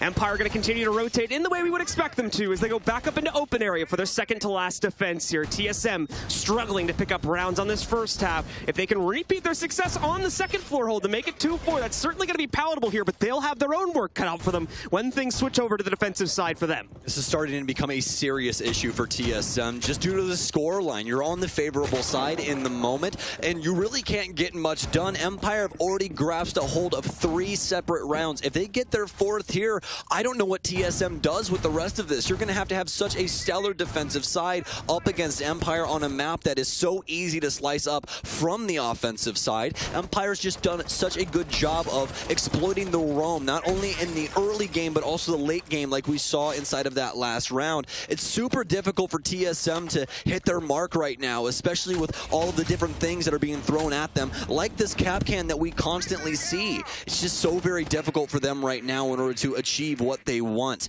Although now for TSM, it's back to basics. They'll start clearing out the lobby once again here with Bolo on the lead. Polo continuing to try and hunt these players down here. Drone's already confirmed that there's not going to be any threats working their way in near the spiral staircase, so we'll be having free reign over the front tellers area, but now he needs to get himself ready for a fight as someone does sit behind inside of the tellers room itself here. It's Scyther. Merc already having a hard lock position on him, but Scyther nearly giving himself away for a second time, trying to hop over that copier wall there, but he'll make the transition, get himself back into the relative safety of the immediate bomb site area, and keep himself alive to fight another day. That is going to be an advance for TSM, though, as they'll clear out tellers and get that site access, or at least that map control that they're going to look to need to get closer to the site. A perfectly timed rotation here from Empire as that timer continues to dwindle, but also TSM continually tagging up these Empire site players. Shepard taking a little bit of heat. Scyther earlier on instead of that engagement with Merc as well. Achieve now trying to break up the floor, but do it in a very safe way. That's the big thing. A lot of nitro cells downstairs could spell his demise if he ends up stepping wrong. Chala currently has control of the bottom of square, and yes, indeed, it will be a double hard breach setup here with Geo on that thermite. So they'll be looking to break up as many of these hatches as possible, but priority on the stock hatch here as they're looking to get rid of some of these mute jammers around the space. Always won't take any damage from that, but the mute jammer surely will. They impact over one side, but those impacts do not reach low enough, and Shepard gets taken out by Chala. Utility not holding itself as strongly as it did for Empire back on the previous attempt on round number 2 here, so they're going to start to struggle a bit. Always knows he's lost that EDD, so he's got to be careful. He goes for a wild swing through the Selma breach, however, and that gives away his life to Merc as TSM continue to find openings where they previously evaded them. Things looking good here for them to maybe negotiate a second round, but still 3 players standing tall for Empire in the site, and now they're going to start to frag back here as Joystick peeks out towards the square hall and takes down Merc. So many angles for Empire to worry about, but they work both ways. That's the big thing. TSM starting to lose bodies. They need to be forceful in this area as a team. Frag grenade out here. It won't find its mark. Joystick with yet another kill, and now we're down into the 3 versus 3. Can Bolo be the difference maker? It's Geo first to take down Joystick as they continue on into the site. Dan with 1, Dan with 2, Scyther with 1 as well, and Empire shuts it down in the 3v3. TSM with no intel and no confidence in their own push in the final seconds of the round there. They give over that remaining time to Empire and funnel directly into the crosshair of the members still standing tall. That's a perfect hold from Empire as they steal this one right out of the hands of TSM for round number 5 and secure at minimum the lead going into the second half with what's going to be a worst case 4-2 scoreline. Possibility now for it to be 5-1 if they can correct their mistakes on the second floor hold coming up on the last round. And no tack time out here from Pojo Man as well. Just letting TSM run the gauntlet instead and seeing what they can achieve in this very last round of offense. Much rather use that once they get to the defensive side, but as of right now, it's looking like Empire could run amok here as well. The only saving grace they have is that this is the CEO defense for Empire up next, that they were not able to really get anything done up against TSM in the way that they handled things around the spiral in White Stairs space, able to get so many frags, especially for Bolo's case. So let's see now as TSM once again going to look to try and harass their way in against Empire's upstairs hold. Things are going to look pretty similar as before. Obviously, we will see the cap can swapped away from it. Had fairly minimal success this time on the open area hold, and we didn't actually see them use it on the second floor play, so no surprise that it's going to be ditched one final time. And of course, the Echo now being brought back in for this hold as well for Dan to play into here, alongside the usual assortment of defensive operators that we come to expect. The smoke to try and choke point things out in the final seconds of the round if TSM play too slowly. Your utility mitigation split between Joystick and Always, and then Scyther, of course, try to minimize the drone intel via those mute jammers and possibly block off a wall or two temporarily. This might be the most standard lineup you can possibly get inside of Rainbow Six Siege. This is applicable to any site that you could possibly think of in the game. As for Dan, though, with that switch up, Echo just so strong in this position, not only because of the cams you can get around the space, that this is what I thought we were going to be seeing this round, is Dan with an extended yokai here for some extra information, but you can also use those on site for those last second delays. That way that Shepard's utility is even more paramount inside of that situation. It's going to be so difficult for them to try and get rid of both of these all at the same time. And with that extra insight that we were talking about before, you could see some extra picks coming out here from Empire. Let's see if Empire can start themselves out on the right foot yet again, as they already have a dominating stance coming off this defensive side. Going to look to really lock it in with a 5th possible round. And for TSM, their confidence has sunk massively in comparison to what we were seeing earlier on here. Fast clears, fast droning, no longer the case, especially for this site here, as they want to be very cautious. Empire has tripped them up far more than a single few times inside of this half here, and they want to make sure that no additional mistakes are made. They need this second round, and they've already yielded success on a previous attempt here, so just need to rerun it one more time, and at least they can put that second one on the board. All right, well, Geo with Overwatch from Charlie here, the hard breaching duo working square at the current moment. But TSM, at least for Merc's case, inside of lobby. Trying to make sure to measure twice and cut once in this scenario, as this round is of the utmost importance currently. The scoreline given. Achieve now with a nade out, looking for someone inside of conference, but does it find a home? It doesn't. It'll just blow up on the wall instead, and now Merc taking some heat all the way up in ATM's. Empire looking feisty. Merc knows one's coming down the stairwell, but he can't win it. Joystick, he doesn't need the 1.5. He'll just slam him with the hollow instead.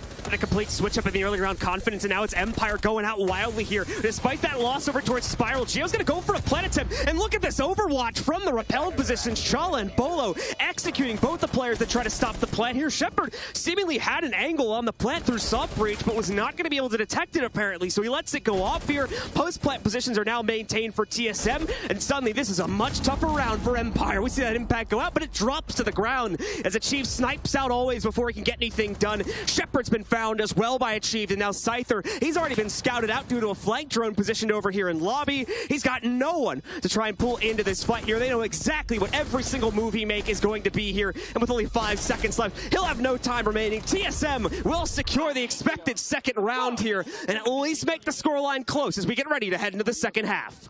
Something that was desperately needed for TSM in the moment, but now they have to have a fantastic defensive side just like we saw from Empire. And the scariest thing is, you have no idea what Empire is bringing into this situation. We have not seen them play Bank since the EUL, and they lost. So what have they done? What homework are they bringing to the table here, as we'll see their lineup for the very first time? Dan will be bringing the Ash. We'll have Buck as well from Always. The joystick, or rather Joystick, working in Jackal here as well, off of the Yana and Thatcher, who we didn't see at all on TSM's side, will be utilized here as well.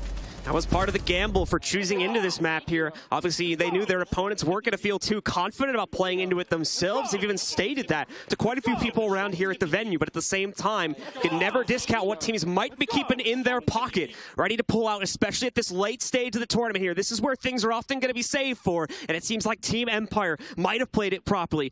Probably going to end up re-hosting this round, folks. Give us just a second here, and we'll get that confirmed for you. Once again, TSM now on the defensive side, and Empire will be jumping onto the attack. Yes, indeed. And it also gives us some extra time to be able to discuss what's going to be going on here, you know, in the next couple of moments. The big thing is, obviously, the Buck working its way in with that Thatcher. If you guys don't know, Buck actually does have secondary hard breach utility, which is something that we've seen worked into Siege within the last year here or so. And it actually opens up a lot of different avenues for your operators on offense. You're not as hard stuck to those hard breaches.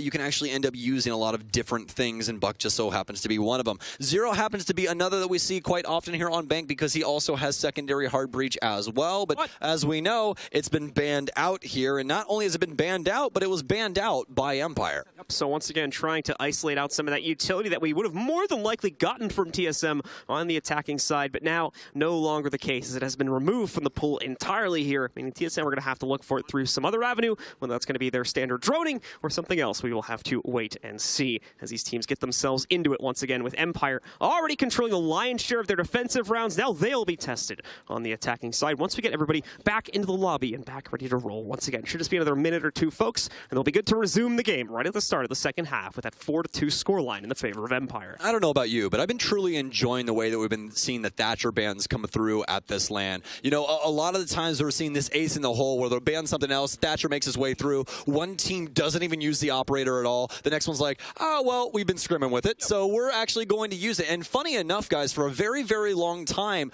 no one used Thatcher just because he was banned so unbelievably often that no one would even practice with him. So like, okay, we're not really going to, waste our time inside of practice with an operator that we're never going to see. But luckily enough, especially here at SI, we've been starting to see him more and more. And a lot of these teams are starting to use that to their advantage. And we're seeing it here with Empire with the way that they banned Zero, take away all of his intel as well as that secondary hard breach, and they want to use Buck instead. And instead, now they'll use their Thatcher in order to do so. And well, guys, we ended up having to rehost things once again. We'll end up fixing this, and then we'll hop right back in. So, Gio with some funny words as well. But I'm sure you guys will hear about that later on. Either way, for Empire, once again, a fantastic defensive side. 4-2 split for them, something that we haven't seen here on Bank just yet. Going back to the Thatcher topic, it's also important to note, of course, that while he was kind of on the permaban list for attackers, he suffered a pretty horizontal nerf is what I would call it. He still obviously disables the utility, but he no longer just outright removes it from play. So for teams that are going to use him to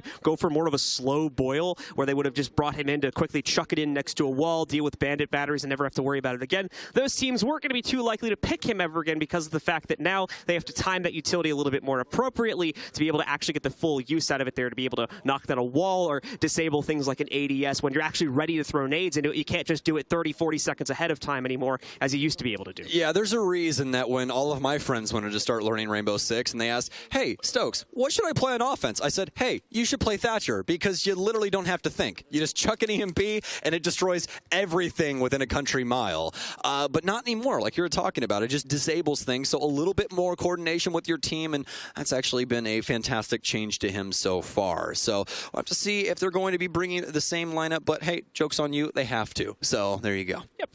Looks like we get the lobby ready to rock and roll again, folks. Apologies for the delay of play here. Shouldn't take more than another minute or so here, because we just need to confirm that everything is correct here, and then we'll be good to go as Empire have started us out with a stunning victory in the first half, at least, inside of this map here, taking those 4 rounds on the defensive side, and now looking to see if they can get the last 3. They need half of the remaining rounds to be able to succeed here and take control of map number 1, stealing TSM's own map pick as well, and taking a 1-0 lead in the series. Important to note, folks, we are still at a best of 3 at this phase of the tournament here. Best of 5 will only be used for our grand final, but obviously a big advantage going to be gained here for the team that makes it through this matchup. Not only going to get the rest of today off, but they'll also have that early game off tomorrow. Won't have to play 2 full series before going into the grand finals. Yeah, you want to talk about a gauntlet. Lose this game, and we'll see how you do, because it is going to be a long and strenuous journey from that point on. Obviously, we have MIBR versus FaZe later today, folks, that will go off to face against one of these teams. Whoever ends up losing this, and they'll play off in the lower bracket final. But as John was saying, one of them has to go on, and as of right now, it's looking like it could possibly be Empire. They definitely did their research on Bank,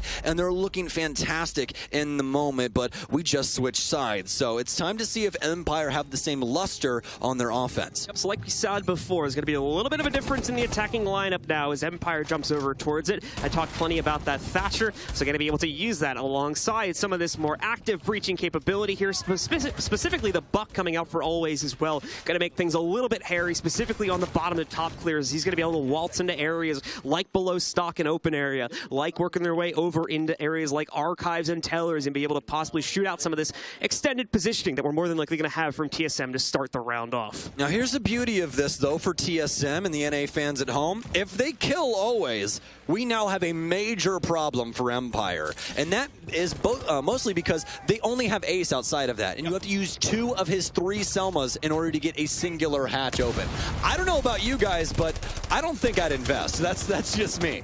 Important to note, of course, always, aside from bringing the soft breach to the table, is going to bring those 2 can openers too, and that will make things a little bit easier, specifically when it comes to the hatch opening, as Stokes is just mentioning. That's the main reason why they're going to want to keep him alive, to try and use that utility at a later portion of this round here, and not waste the Selmas, which will be certainly needed to get further access to walls leading into the site and open up the angles that we saw in the first half TSM struggled to find for themselves here. But first, they have to clear out the extended game, as TSM is going to bring a lot of that to bear. Also, specifically over here in Tellers, we can already see one player veering out for a peek, and some good intel bleeding in there from Chala as he's on the Echo, bringing those yokai drones in a fairly easy to see place, but due to the size of the room, the height of the room, it might not be something that Empire necessarily check.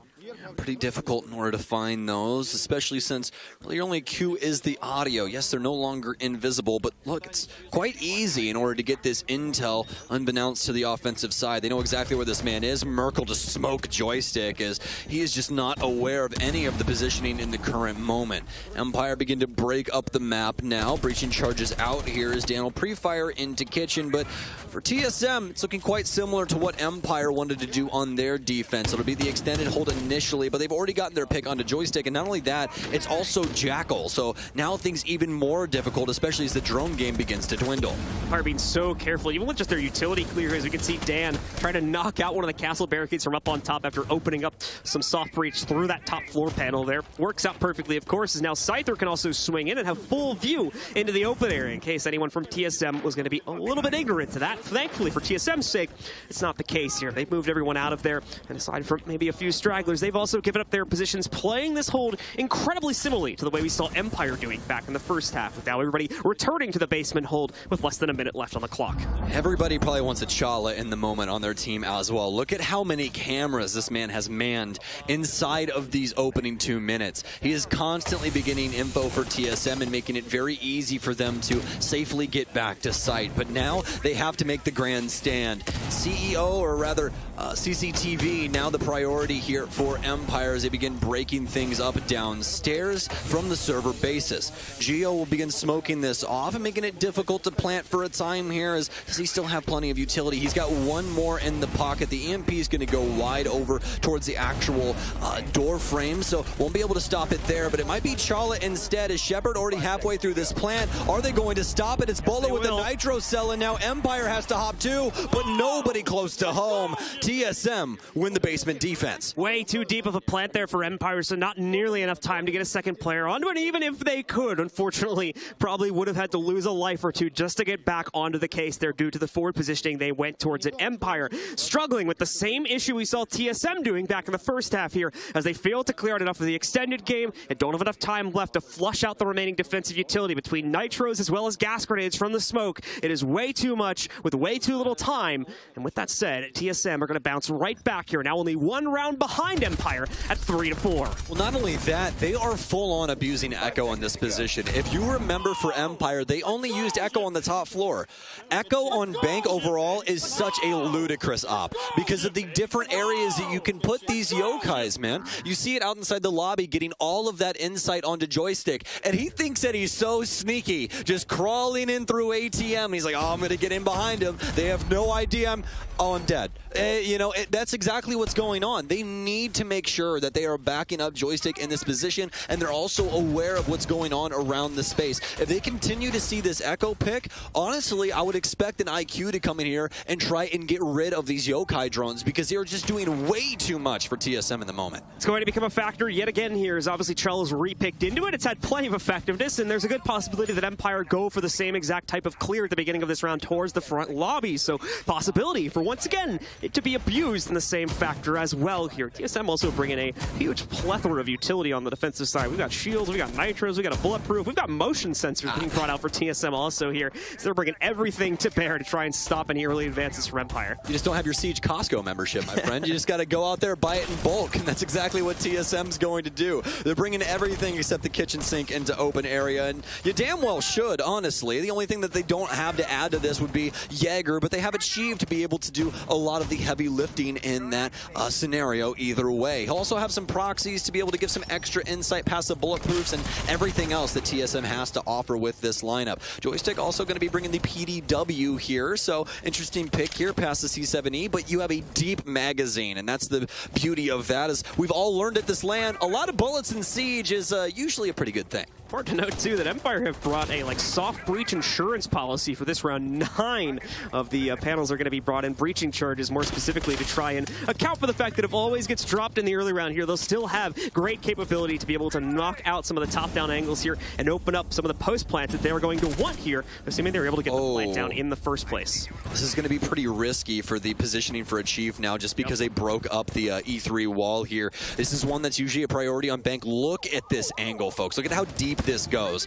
Achieved has to play around this shield, and his only avenue of escape now is through the stock hatch, but that's a big issue. Always is going to flood this in. He can't leave. Bolo's now down to Dan, and Empire firing on all cylinders here for round 8. 2 players down before TSM can even think about what was happening with the opening of the elevator wall. That's going to limit their potential to a huge degree. They've lost all upstairs presence. Empire just breathing a sigh of relief, taking a moment to themselves, as once again, they're going to jump on drones between Shepard and Always just to figure out where some more of these players are. Joystick will nearly get himself found out here, but at the same time, he's able to return some serious damage onto Merc in the process. Always going to try to hunt this player down, but he's got to be cautious too. Those shots go both ways here, and he's nearly going to lose his head trying to find it. There we go. There's the shot connecting, but once more, Always backing away from it before it can be fully taken down.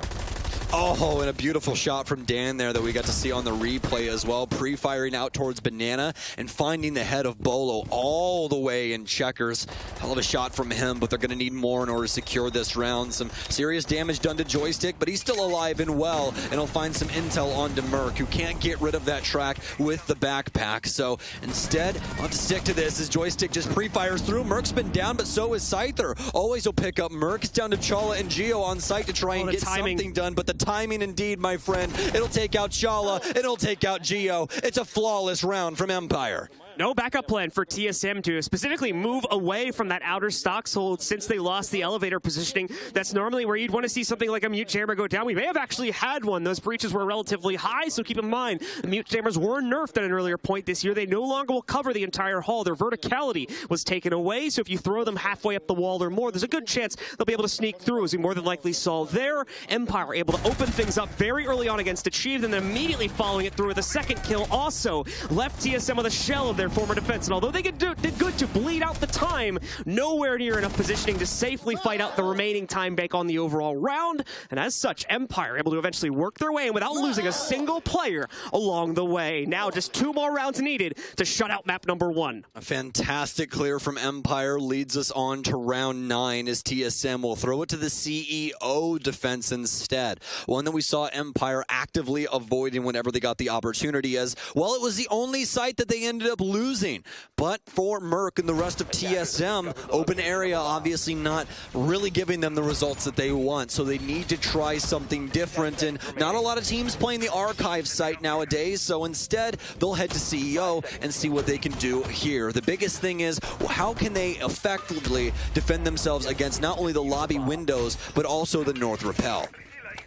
We'll find out how exactly that's going to play out now, as once more TSM move away from their previous site choice here and are going to move on to newer pastures to try and claim their second round here on the defensive side. Things looking good on the basement hold, but now they go upstairs for their third and final site before more than likely rotating back down into the basement one final time on round number 10 here. And we'll tell, of course, how Empire, as you were saying before, are going to be able to work their way through that. An easy path is opened again as we have that same stocks position lined up. Possible fallback to the interior of stocks itself through the hatch, but at the same time, just on the previous round, Empire had already established cutoffs through that window, so that might not be a surefire bet to get that player out of there if things are played the same way by Empire. Empire, of course, going to have greater focusing on the rappel this time, but Joystick with the wrong read here. Gets his shoulder shot a few times. He's going to lose about 30% HP. Somebody's returned, however, onto Geo, so it's a relatively even exchange. Yes, indeed, and also a big change-up in strategy here for TSM as they're trying to hold on to a lot of these walls, all except for the stock position. Not going to have jammers or anything for that, as Geo only has 2 Electro Claws, so those will be dedicated to other pastures. He's playing currently inside of checkers, trying to delay some more time, as he really can't step up to the plate anymore, as he's about 2 bullets worth of HP away from death. Empire still working this side of the map. They'll begin jumping in towards square with the rappel still working out solidly on that north side. Always obviously going to continue to work this space, but he'll get taken down from Merc as he's got the crossfire here at the top of Marble. He's going to continue to try and hold on to the elevator hallway here, but without Always, they need to get Shepard into position to be able to blow some of these walls. Merc's not going to move himself forward anymore. He knows there's a flank drone watching his position if he tries to go any more forward here. Dan going to open up things on the interior of the site and hopefully take out any mute jammers that were positioned there as well, or rather electric claws. 1-for-1 exchange though, but that only favors TSM in this scenario here with Scyther knocking out Bolo. Still an important member of the team going down here, as he is actually on the Echo this time too. So now those Yokai's not going to be able to be relocated anymore. The ones that are alive and up on a ceiling, of course, those can still be utilized, but no longer going to be able to remove them or possibly get them in sight for that late round clutch here if we see a tense plant in the final seconds of the round from Empire. Speaking of which, it's looking like we're we're going to be pretty close to that here as they have their breach, they have their opening, but they don't have the player count cleared out yet. And now Merc going to finally swing out once again here to claim his second kill. Chala getting another one here for the team as Dan falls, leaving only Shepard in the fight, and he too has no idea where TSM are, so Gio's going to knock him out. And with that, once again, an exchange is picked up here. A 2-1 overall site share for TSM as they're going to rotate back downstairs into the basement and try and tie this up one more time. It's 6-6. And time again, TSM able to punish Empire on the entry. These extended roams really haven't been working out for them that much. It's really been the site play that we've seen to be able to fend off this Empire offense. And what a beautiful shot here to start us off from Merc as he just steps up and takes out the player here at the stock window. But for Empire, they continue to try and fight back. This has been a pretty feisty round that's went back and forth, but luckily enough for TSM, the defensive strategy, especially with having Bolo as well as Chala on these hard set defenders, it's working out extremely well for them. They're going to head back downstairs towards lockers and see if they can have yet another successful defense. And if they do, it's a tied ball game. So let's see if TSM can do it, as this is the site they closed out on previously here, having the same initial round share as we saw from Empire's own defensive start. 2 rounds in their pocket, 1 loss, just on a different site. And now Bolo going to take a page right out of the Empire strat book here, as he's going to bring the cap can into the fold as well. John, do you mind if I copy your homework? I promise you it's not going to look the same. I'm going to change it. I'm going to change it up. You know what I'm going to change? My name. That's what I'm going to change. But here for TSM, we're going to see something extremely similar, all the way down to Merc having Vigil as well. But as we all know, folks, if you played enough Siege, you know that a lot of strategies work. Oh my God! Dan, he gets blown sky high by a Nitro cell. He's just trying to put a breaching charge down, man. And, well, there happens to be another explosive on the other side of that. Kind of hard to hear through those bulletproof panels, and well, Dan's not going to do a lot more hearing inside of this. That's going to be a very early Nitro deployed by TSM, a perfect trap as it catches the members of Empire and knocks out usually pivotal member of this squad here. Dan going down. Shepard having the Inox track here. He's going to try to spam him in against it, but as you guys caught, members of TSM long gone from that position, so not going to be able to catch anyone here. However, does now have Overwatch over that position, and it's the same really advantageous spot here for Empire to utilize. A very, very long angle that cuts off a huge rotation point for TSM. So they'll have to be careful here, as long as that player's on that point, they cannot use this hallway to its full effectiveness.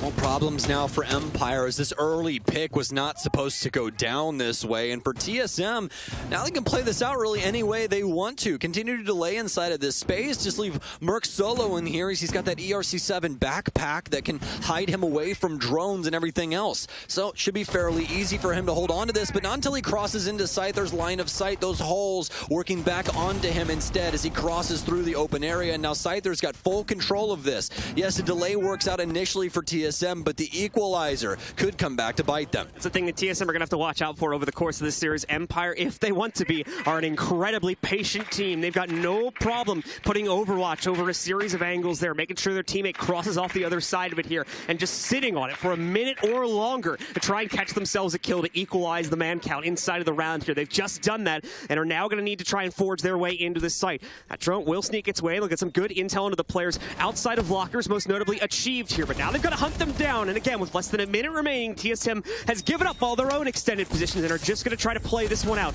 into the final seconds of the round here, as we'll see Empire move in, get free control of the bottom of blue and server along with that, and start to open up their own path towards a plant. IQ 200 there from Joystick, as Dan will be able to man that drone the entire time and feed them intel onto what TSM's actually doing inside of the site, especially over towards the actual hall space. Yeah, you won't be able to see Gold Vault, but you really don't need to. You can just assume people are in that area as Gio gets taken down. So many soft walls inside of this space, and now he's dusted. Always picks him up, and they're looking to get the plant down now. Shepard just started off, but no delay unless Chala has something for it, and he does. He'll be able to stop it this time around, but always will go looking for that yokai in the moment, and even if he stops it again, they still have plenty of time in order to plant this. Now Bolo and the rest of TSM have to do something here. Do they have the stop? Bolo will swing through. He downs one. Can he get Shepard on the back end? No, it's Shepard who went out the initial fight and the second second one. Empire up and on to match point. That's a huge round from Empire, especially contending with the issue of that yokai drone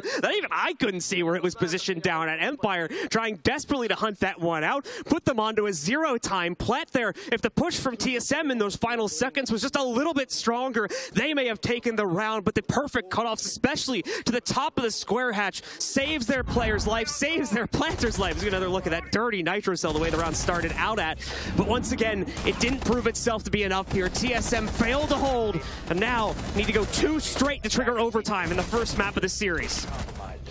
So what is the site allocation for TSM? Well, it looks like they want to head back down to lockers and see if they can have a successful defense. And not only that, it's also going to be the roam initially here, but it's attack pause in the moment here. I'm assuming it's for TSM. We'll get the graphic up here in just a second. And, well, wouldn't you know, I'll be correct about that. As well, given the circumstances, if TSM didn't use their attack pause, then you'd be questioning a lot about what Pojo was doing back there. But fortunately enough for them, he's got some wise words to say in the moment, and hopefully something that bags him 2 rounds. Yep, keep in mind here, folks, TSM still negotiated control out of 2 of 3 of the sites they played into on their first go-arounds. They're not out of this fight just yet, and that's more than likely what Pojo Man is telling them here as they get ready to head into what could be the final round of this map here, but at the same time, could very well be the start of the comeback from TSM. If they can fix that small issue there of their inner site control at the very end of that basement hold, and then return to the other site where they also found success, they're right back in this. They've triggered OT, and with 2 additional rounds, they can still take map number 1 here, but Empire are looking strong. Their mid-round adjustments are far outwitting those of TSM right now,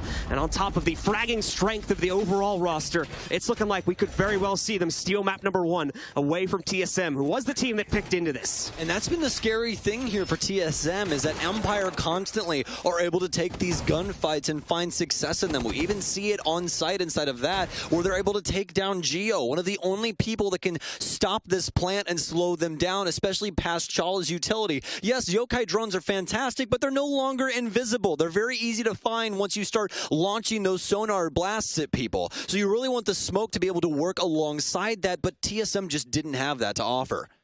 So let's see here now as the prep phase is going to close itself down, and once again, Empire will be thrusted onto the map. TSM bringing a very similar lineup to the table, but we are also going to see, I believe, a new wrinkle being added in here. The Cade coming out here to try and isolate out some of these hatches and keep them closed a little bit later into the round, on top of course, the Castle Barricade still delaying. We saw that before, and once again, Chala bringing those yokai drones in as they worked out pretty much flawlessly in the previous round.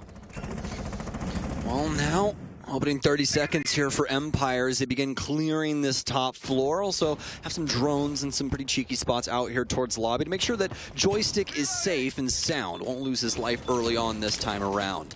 As well as the Inox here to be able to assist him out towards the main stairs, get some insight onto the Kaid player who will shoot back onto him, but nobody hitting their marks here in the moment. Joystick will shoot back as well, as Bolo's going to be manning this door. He's going to pop it open, but this is so very dangerous, at least for right now. Joystick even fighting with the Inox on in the moment, won't be able to land his shots. Bolo going to take a little bit of heat, but achieved up and on in the moment here. Not able to find too much. Joystick going to take a lot of damage, but it's actually Shepard to strike first as he'll take down Merc. TSM wanting such an aggressive opener in this round, and they'll finally get their response here as Scyther bites off a little bit more than he can chew.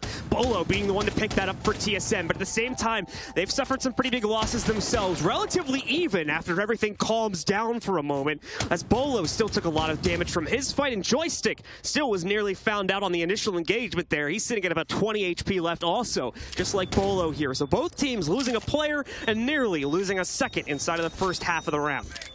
Oh, Joystick knows somebody's in this space, and he's found him now. So very dangerous for the Castle player in this moment, but luckily enough, Joystick is so very low as well. So this ump can most definitely work out if he lands his shots, and just like that, Joystick's down. Dan's here to try and refrag, and he'll achieve that. He's been able to, well, keep Dan alive, or rather Joystick, as he'll be able to pick him back up. They'll continue to be able to use his utility. Well, actually, he's out, but he still has the smokes as well on top of that, and having another man alive in this situation is definitely going to assist them. Yeah. Bolo looking to try and find some more stuff inside of open area as well, as he'll continue to hold on to the hatch, but he's going to drop off as we enter the last 45 seconds. Far too many losses in the early round here for TSM, and them failing to translate the kill against Joystick has only made it even worse here. 4 versus 3 as well. Bolo still heavily injured is going to leave Empire with potentially a free entry they could play for here when they try to drop themselves into the basement. As long as they can exchange out the remaining kills here, even if they lose the first duel, they will still win the round here. But at the same time, look at the time. There's only 20 seconds of it left, and Empire haven't even started descending into the basement yet. Finally, that will change. It's going to be an elevator hatch drop. Not only from there, but they'll drop into Gold Bar Vault also here. Shepard trying to wrap himself in. They don't have a lot of angles to play with, and of course, no time to open up the site, but that's not going to matter if they can frag out the entire roster. Gio's down. Bolo left alive, but he doesn't even see any of the members of Empire. They take map number 1 here as they steal TSM's map pick with a final score of 7-4. And on that timer, Bolo with an opportunity inside of the 1vx, but just not able to achieve it. Empire with a map that they haven't played in months, and a map that they haven't played all of SI, able to steal it away from the North American squad in a pretty convincing way as well. 7-4, and a fantastic defensive end from them as well. Empire keeping this map in their pocket until it was desperately needed, and it seems like it was a perfect pick. The mid-round adjustments on point, constantly countering out the own movements from TSM, and TSM constantly floundering due to those there. Not catching players, making late round rotates, late adjustments such as that perfect retake we saw when TSM was finally able to get their basement plant going inside of the first half. Plenty of things like that occurring, and plenty of things that unfortunately TSM just could not deal with, causing them to drop map number 1 here, and unfortunately keeping their bronze curse at SI alive, failing to get past the 3rd place finish. That may still be a factor here, as if they drop one more map, they're heading down into the lower bracket to try and fight for a rematch against Empire in the grand final. Before they even get to there, they'd have to take out one of the best that Brazil has to offer here at this tournament. Yes, indeed, but luckily enough for TSM, they're not out of it just yet. That was only Bank, folks. We still have Cafe right around the corner, and an opportunity to push this to a full best of 3. I have to see if they can do that, as of course we now move on to Empire's own map pick, which is going to make things even more interesting. Empire certainly well prepared for it. The interesting note to keep here, though, is the fact that Empire's overall map pool doesn't look so strong on paper. A lot of mixed results, a lot of maps sitting very close to like a 40 to 60% win rate. TSM has a much stronger stance on some of the upcoming maps here. So as Stokes said, they're certainly not out of this tournament and not out of the upper bracket just yet. Keep it locked and loaded here, folks, on the main Rainbow Six channel, and we'll be right back in just a few minutes with map number 2 of the upper bracket finals.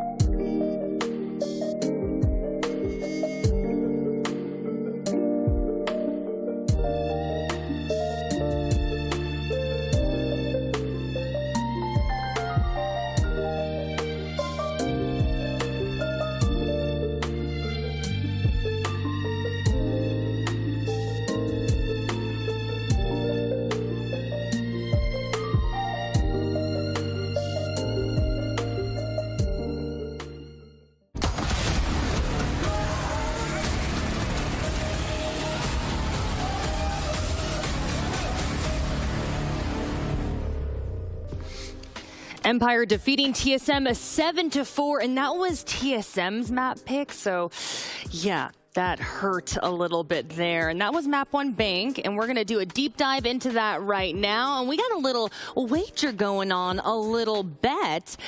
Dev, it's you versus Fress. That's their little duo name. I just elaborate. I just saw how good Empire looked at the very start of this map. I think I'm the king of calling it when it's absolutely not over yet. I think it was 1-0 to Empire. And I'm like, wow, really good round from Empire. They look like they're prepared for Bank, which is TSM's pick. I reckon Empire take it 2-0. And you guys were like, woo! Yep. That's what we said. It was just a bold statement. It was a bold statement after one round. Back in our faces now, though, because Empire just won on the map that they didn't pick, that TSM picked. Sure. And they get to play 2 of their big 3 maps as the second map and or the decider. Look, I will just say I can't pull out of the bet now. We already agreed on it. But we'll shake. We haven't actually shaken on it. There you go. Oh, Jess is in the bet. I'm separate to the bet now. The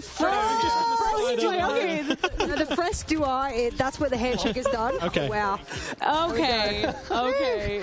I mean, we love Empire. I can't wait to see who's going to win, though. But, all right, let's start talking about this matchup a little bit and zoom in on map 1 here. And, Dev, Empire's defense and roam game were actually pretty strong. Yeah, honestly, that was the thing that really stuck out to me from Empire straight out of the gate. It's like running Kapkan, going for these extended roams with Castle, all of that. Yep. And I love the confidence. I'm pretty sure it was the very first kill of the map. It was a Kapkan kill. Yeah, it was unreal.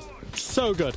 Yeah. We love that. We love to see utility and work it was actually, it was a really slow round. That coming back to that very first round, it was a really slow round, and I started watching it like, quite a dull start to this fixture we've hyped up, and then bam, Kapkan kill just happens. Yeah. Okay, and Jess, there were some really nice adaptations from both teams, but you really like TSM's creativity on this map, because we gotta hype up TSM a little bit here. It wasn't an awful map. I mean, it started off a little bit slow, but they had a comeback. I mean, I wanted to sort of not dog on TSM too much, because obviously their map pick, you can see their stats there aren't awful. I think Merc was really the one that was shut down quite consistently. I know for a fact that they are, looking to make the entry game strong. Merc is the top-rated player, as we said, going into this map on those entries, and I think Empire did really well at shutting them down, making them, forcing them not to have those aggressive front runners do as much damage as they usually do. And that adaptation, yes, you might laugh at the Kapkan, yes, you might be thinking, wow, what a silly way to die, but that was a beautiful little adaptation against the kind of front runners like Merc, who are used to making the space that couldn't do that. And some of the rounds that TSM won were really, really impressive. Like, I'm thinking they had an attack onto CEO where they, in fact, 2 of their attacks onto CEO, they won. And the first time they lurked a little bit, Bolo got a 3 or a 4K from coming up the stairs. And the second time around, we saw like that window repel plant. Really good. Yeah, no, and I think I have a tiny little clip just to highlight the creativity. I just wanted to highlight it just to I do. I love getting the little tidbits that other people miss, and it's just a nice little adaptation. They hear the breaching charge go on the castle, C4 out. They actually stood there prepped with the C4, waiting for that to happen. They knew, 1, if it was going to be a sledge, you probably still could catch it, but 2, that they weren't running a sledge, they were running breaching charges. It's a nice little freebie, and it's little creativity stuff like that from TSM I really like. It did cost them in the end of the round, just to balance this point back out, is that they didn't have the C4 for the plant denial, and then Shepard plants and gets a 2K to clutch out. Yeah. Nice little bit of creativity. I liked it. Lose the round, but off the back of it as well, though. Okay, and Fresh, I hear you got a little clip for us, too. We want to take a closer look at round 4, and Empire looked really coordinated. You were really impressed with their retake here. I loved it, because most teams, their win condition on this map is time, and when time doesn't happen, it's plant denial. Empire had wasted so much time on the roam, the plant goes down. What do Empire do? They don't panic. They know that they cannot try and panic the retake, so they completely coordinate the retake. You see in the vigil on the top floor, the smoke is going to drop the open area hatch, and they wait for it, they drop together, they play for it, and the retake eventually, what you're going to see is the retake eventually happens, and it's that composure in the post plant, because most teams don't like to get to the post plant. They don't. And to know that you have obviously they don't like to get to the post plant, they want to kill everyone before it happens. When it does happen, it's great to have an actual plan in place where you have a fully coordinated retake, you retake the diffuser, you win the round. I think the key word that you said was composure, right? Like, they took a lot of time. I think there was only 13 seconds left on that 45-second diffuse timer when they finally got on the diffuser and started disabling it. But Empire, slow and steady, wins the race for them. Yeah, I think you have to be a team that has options for all outcomes. If your win condition is usually plant denial, upon which is most teams, or it's roaming and delaying the time as the teams we're doing at this tournament are doing, if you don't have a redundancy plan, and we've seen that with a lot of teams who have been knocked out and we've criticized them, then you are going to lose. And in that particular round, the plant was starting to go down around 50 seconds. They only had the three smoke canisters. They knew they could not deny the plant. And we were saying they've got a cap can, they've got a vigil, they've got no C4s, they've only got this smoke. They need to, we were saying it as it was happening, they need to formulate a plan to fully retake, to push 3-4 people up the main stairs, take the fight, take it with numbers, take it coordinated. That's exactly what they did, and they won the round off the back of it. And that's the sign of a very, very top-level team. Okay, well, let's take a closer look at map 2 and see if it fares better for TSM, or maybe Empire's going to dominate. We'll see who wins the bet here. Jade, don't say anything. Okay, all yours, Jess. No, go on, go on. But it doesn't look good, Jess. I'll get in there, right? Look, yeah, statistically, you can see straight off the gate, this is stats exclusively from the 6 Invitationals so far, and Empire, yeah, undefeated on Cafe. They 7-4'd 2 SI champions, Space Station and NIP, neither quite in the form that they were once upon a time. And TSM, on the other hand, while they're 1-1, that loss that they had was a 7-2 to Furia just 5 days ago. So TSM not coming in with the hottest form on this map, and if you look a little bit further back in history, the only wins that they've had against much weaker teams that didn't make it to this tournament. So I'm gonna put it out there. I think this is gonna be one of Empire's best maps, or something you said, Fresh, right? One thing that stands out for me is that attack win rate of 67%, because you ask any entry in the world, which map do you not like entering the most? The answer is Cafe, because you've got to enter from top red, you've got to clear out Piano, Pixel, all of these places. And it makes it so hard, which is why we tend to consider Cafe as a defender-sided map. However, maintaining a 67% attack win rate is... I assume that Empire, as they've pitched the map, TSM will choose the defense. If Empire get 3 or 4 attacks, it's almost over, because they put the pressure on going into the second half. I would like to hold my judgment until I see the operator bans. And a lot of people won't put a lot of weight on the operator bans. I actually think on Bank it was really important. We were speaking about the 0 ban, on Bank, and how many spots you can put the SAM cams. He's got the hard breach charges, so much going on. I do think that I'm going to wait to reserve judgment until I see what the teams have decided to do when it comes to those bans. Is Nomad in play? For example, that's going to be what I'm really looking forward to. Okay, well, let's get to map 2. Big question, though. Who is winning this bet? Dev or Fresh? Oh, come on. Oh, Lordy. Okay, well, let's hand it over to Blue and Stokes with map 2.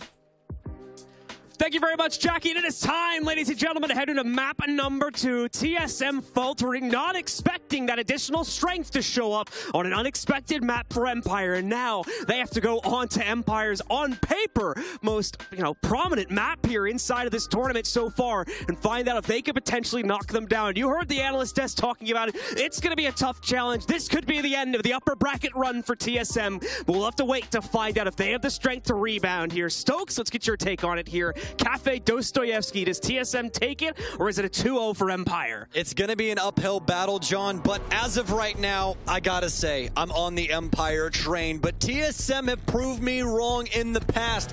This team is so feisty when it comes down to it, especially with their backs up against the wall like they are now. Luckily enough, we won't have to wait long for our answer. Social media might think it's a 60-40 split, but Empire are looking to close us out in 2-0 fashion, and, well, luckily for Jess, we are already into the bans. Thatcher off the board, one that is quite routine for any map. We had him in the last one, won't have him here, and Ying going to be banned out for Empire, so that Nomad will work its way in. Nomad going to be a possibility here, gives our attackers a lot more room to breathe, especially when it comes to late round positioning here. No longer going to have to watch out for those white or red stair swings here, as more than likely those can be covered, assuming, of course, that the Nomad will be in play. Defender ban's going to look fairly traditional so far, and I would expect them to follow suit with our final ban. TSM could throw us a curveball here, but more than likely, oh no, actually, we're going to see Valkyrie left back in there, so one of the few times she'll be allowed through the pool here. We talked about it before. She has been the most banned operator overall at this tournament, but this time, well, Mai is going to be knocked out to open the floodgates for a little bit more nade dump utility to be able to work itself into these rounds. Yeah, Ying a very important ban here, especially with the way that we've seen her utilized at this tournament alongside Finka, and the way that you can unblind yourself with those adrenal surges, but we won't have to worry about that that here, I really want to focus on this Wamai ban, and this is where things get pretty, well, scary for the defensive end here on Cafe. If you see Capitao start to get worked in, a lot of these, points of contention around the defensive setup are no longer holdable. Those discs are the only thing that prevent you from eating one of those micro bolts and being set on fire. So we'll have to see what Empire brings to the table in that regard, as well. It's going to be TSM that banned that out, so they'll more than likely be utilizing that on their side, but we'll just have to see. As we get into it though, folks, TSM will be starting us off downstairs inside of Kitchen. So for TSM, they are going to still be able to bring, of course, the Aruni into play here, but most notably not going to see a Jaeger on at least their first round. Good possibility we see him swapped in at some point, though, as he's a fairly comfortable pick, especially for some of our more prominent members of the team right now. But Bolo going to think he can work things better with the laser gates to block things off, and I would generally tend to agree, especially looking at the utility being brought into the table by the members of Team Empire. Those lifeline charges potentially going to get eaten up, and it'll certainly remove some of the soft breach utility alongside, again, the flashes and nades that could also go directly into those gates. Now, you heard Fresh on the analyst desk talk about how difficult it is for entries to work this map, and, well, you saw exactly why, especially with the way that TSM extended themselves all the way up towards that top floor. There's now really no safe entry point in order for Empire to get into. It's going to be down to the info game to try and find a hole so they can actually get into this map. They're holding up a lot of the area up top, and although it's kind of a shell setup over towards that west side as of right now inside of Cigar, they have mute jammers around this space, which will obviously fake pressure that Empire will have to worry about in the moment. Simply waiting for that to drop open now. Joystick, once the hatch pops, will begin traversing down the red stairwell here and in towards mining. He's going to be able to clear out a lot of this area here as we hop on board, and he'll see that there's not a single person home, but there is indeed one TSM member inside of Red 90. Empire now spotting it is all clear, at least around Red Hot. You're going to start to take that control for themselves. Joystick with the lineup against Merc 2. Catches him mid-transition, trying to move away from his position in Cocktail. First kill of the round is free for Empire, but we are going to see closer to White Stairs, Scyther getting himself into an exchange with at least one member of the TSM roster, and nearly returning the favor himself, though, as I believe he fights against Bolo. He goes down to about half HP, but Bolo wins that fight only slightly, though, as Scyther sits a little bit lower in the HP department. Good news is that Empire will be delayed because of the way that FTX set this up, but now for them, obviously that timer going to become an issue a little later on. Past that, though, TSM really don't have anybody inside of the space for that mid-floor, so Empire will be able to hop to soon enough and continue sledging up this floor. As always, we'll immediately begin that. We'll have some range soft breach as well, so if they want to make angles like the angle over towards bunker, they'll be able to do so, but as of right now, they want to stick to this info game. They'll be able to discover that player back there inside of the bunker space like we were talking about prior, and Scyther will begin breaking up this flooring as well with the breaching charges. Of course, just opening up good options to be able to use, specifically in a post-plant scenario, so they can look down through that hatch there. Scyther's going to get down, but not fully taken out just yet, so possibility for him to maybe get revived here in a few seconds. Oh, Joystick with the read against the swing from Bolo, though. Beautifully played from him, and he's got a possibility of a second, but no! Doesn't account for the fact that Achieve was still going to be hiding out. They saw the Toxic Babes. They knew the smoke was still alive nearby, just didn't read into the fact that he was going to go all the way out. The good news is a quick correction has already been found as Shepard gets his first kill onto the board here, knocking out one more of the Insight players. Achieve still holding the line by White, and he's just dropped the case outside of the garage as well. That's a big loss for Empire. Now they're going to be struggling for time here. They've got to try to DM their way out of this situation, but Charlotte's causing even more problems on the other side of the map. Achieve knows they're going to go for the freezer plant here, and they've only got a couple seconds to get it down on the ground. Here's the Yokai. Is it going to strike? True, indeed it will, and that's going to clutch out the round for TSM. Insane round there from TSM, trusting the site utility in order to get it done, but really, it was all achieved all day. He's the only person on TSM to stop the onslaught from Empire that they desperately needed on the White Stairs side. That looked like Empire was just going to walk their way into sight once they got all of these frags, but it's just not doable in the moment. Some fantastic frags here from Joystick, but achieved, able to step up in a serious way here for round round one. It's been a while since we have seen a Yokai clutch work its way into a pro tournament of this caliber, mainly due to the fact that these little drones had a pretty spectacular nerf thrown at them a little over a year ago now. As before, they used to be invisible if you had them on their position in a ceiling for long enough. No longer the case anymore. They've lost that capability, but still on sites like the Kitchen Hold, you can hide them inside of those little pantries, specifically as we saw the members of TSM do there. And due to the fact that Empire couldn't find it out quickly enough, they unfortunately are not going to be able to catch it, swinging its way into the open and shutting down the plant attempt at 0 seconds. Interesting pickup here for TSM as they enter the reading site. They'll be on the mid floor as of right now, as we've seen a lot of teams pick between reading as well as mining, all attached to the dining site, as we all know. But Bolo, he's going to be working in the frost, something that we don't see too often on Cafe, but we will see in the moment. We'll see how these welcome mats work out. As for everything else, though, it's pretty plain Jane when it comes to the site setup overall. Some extra shields here with Merc on the Goyo, so I have 2 of those, and some cams working their way in as Valkyrie has actually been allowed to come through the ban phase. Once more, we knew that the Wamai ban was going to shake things up a little bit and more than likely lead to a few of these picks to come in. TSM is now going to be using it as a cheap.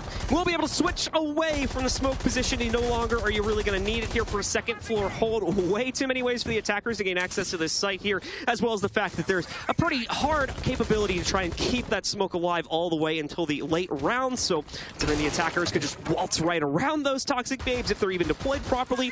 There's plenty of reason why you might not want to bring it to the table. My achieved will now go to a much more aggressive operator choice, which is already yielding results here as they'll find the early push coming in from the Yana. Once again, that's just going to be the Gemini, I do believe, not the actual Yana just yet, as we can see Joystick, of course, now back on the roof. Yes, indeed. And TSM will continue to hold on to these defensive bastions around the space, making sure that they limit Empire's potential take of Christmas, at least for the time being. Always spending some time there looking for any Valk cams outside, but they're still stuck to the roof. And funny enough, there's actually one inside awaiting their arrival.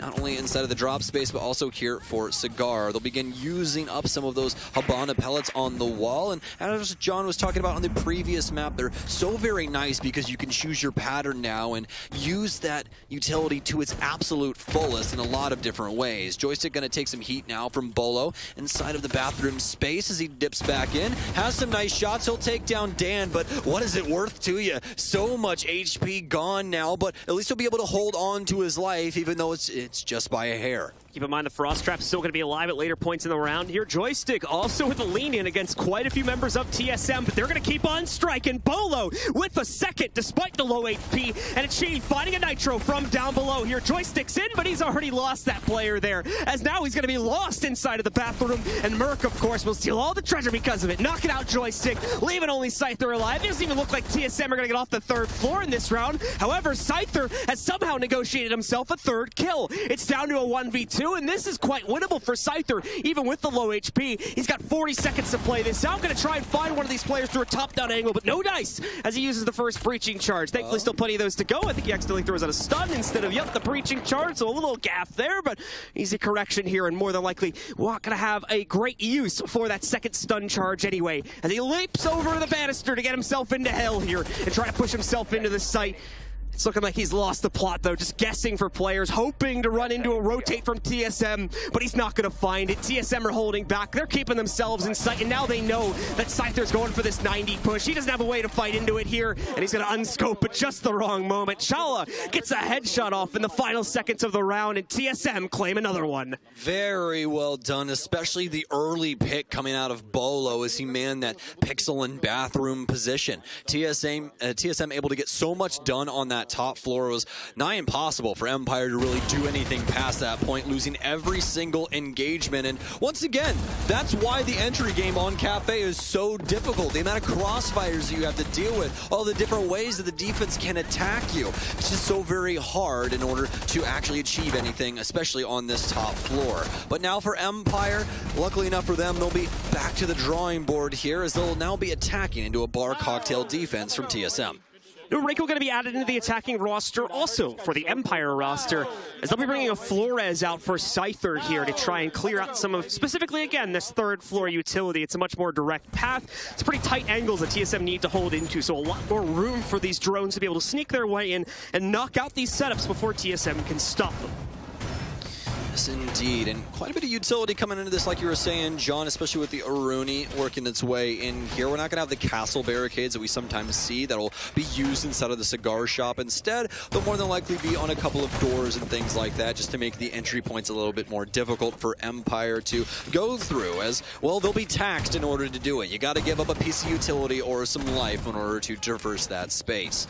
Now for Empire, they will be out and onto the field. They have the Flores along for the ride as well, so probably be seeing that used up against Bolo, so he doesn't have shields to play around. We slow days here, of course, for Empire, as there's a very long checklist they need to work their way through before they can even consider trying to get aggressive here against the setup from TSM. Like part of that is exactly what we talked about at the start of the round. Scyther need to try and position their terror drones in the right spot here to knock out some of these power positions the TSM are going to look to lock in, specifically if they're playing it normally, that is over towards the bathroom spot by Pixel and a few other spots such as by Freezer. Of course, their cocktail position probably going to be pretty reinforced also. See them just inching this drone forward here to see where exactly these players will be spotted out at, and also make sure there's not going to be anyone from TSM potentially trying to peek out against this sunroof position that at the moment Scyther is maintaining. First minute gone here as Empire spin up the drones and see exactly what they have to work themselves through. A lot of different avenues for TSM to enact themselves upon Empire here as well. Some soft holes through the flooring up top here for Nitro Cells to be able to slip through and effectively take out some Empire members inside of the cigar space here. First Flores drone out, and it's looking for the shield in the corner, and just like we thought about before, it's going to be utilized here to break up one of those Goyo shields, but it's Merc to strike first as he takes down Shepard. And early success being found from TSM, now need to translate that, and so far haven't had much of an issue doing so, with 2 rounds successfully put into their pocket. Empire once again faltering in the early round here, going to lose access to their Hibana as well. No more dedicated hard breach, though we are going to start to see some exchanges roll in, but not enough to equalize things out. Always finds a good nade strike, but immediately afterwards another member of TSM is able to knock down Always himself here. Now 2 dead on the ground for Empire. It's up to Joystick, Dan, and Scyther to make up for this. An active drone working its way in, but have they counted? They know Achieved is here. The swing comes in, and it's the real Yana this time. Joystick finds that trade and equalizes us into a 3v3. Shooting right through the new balcony. Achieved takes some heat and then has to rotate out right into the open arms of the Empire members. And now they found the equalizer, but have they found their first round here in round 3? TSM trying to play this one close to the chest, at least for Geo's situation. He is deep here inside a cocktail, but Joystick, he's creeping up on the back end. Does anyone know that he's here? Huge. Has to have some info, something in order to do. But either way, worked his way up in through stacks. He's found the initial frag. Knows one's got to be near Freezer, but luckily enough, Bolo's taken one down, but Bolo's iced as well. And Dan's found the frag. Round 3 goes to Empire. Joystick with the massive flank coming in on the back end there opens up the floodgates for Dan to get the last kill as well. A perfect pinch from Empire and a huge miss from TSM, not having Overwatch over that potential late flank, working its way up the white stairs there. Empire steal around right out of the hands of TSM. Could have been a perfect 3-0 run, but no. Once again, these teams will lock themselves into a 2-to-1 site trade ratio as TSM will start to unlock the sites they've already played earlier on in this half here. Heading, of course, back down to Kitchen to start out this first round. And if you guys remember, back in round number 1, that was a very close hold for TSM. Only won it because of well-positioned yokais. They might not be able to rely on that a second time here, so they're going to need to make some improvements in the same way that Empire will. What will Empire do inside of this round for their adjustment, though? If you guys remember all the way back in round 1, it was led off by Joystick with some nice frags and ended up getting it down into a 5 versus 3, but TSM fought back, especially for Achieve's case inside of VIP, finding frag after frag that influenced the round later on, delayed Empire, forced them into a low time execute for the last 2 members, and allowed Chala to strike true with that yokai drone. So for this, that means that they're more than likely going to want to make sure that they clear out this east side if they want to be going for things in a very similar fashion. They do not want to allow Achieved to get too far down this path. Bolo here just trying to snipe out some drones, I think, and open up a few soft breach positions for himself, but not going to be able to find them, as now we've got Empire out on the board once again, bringing a very similar lineup to the table, but also still changing a few things.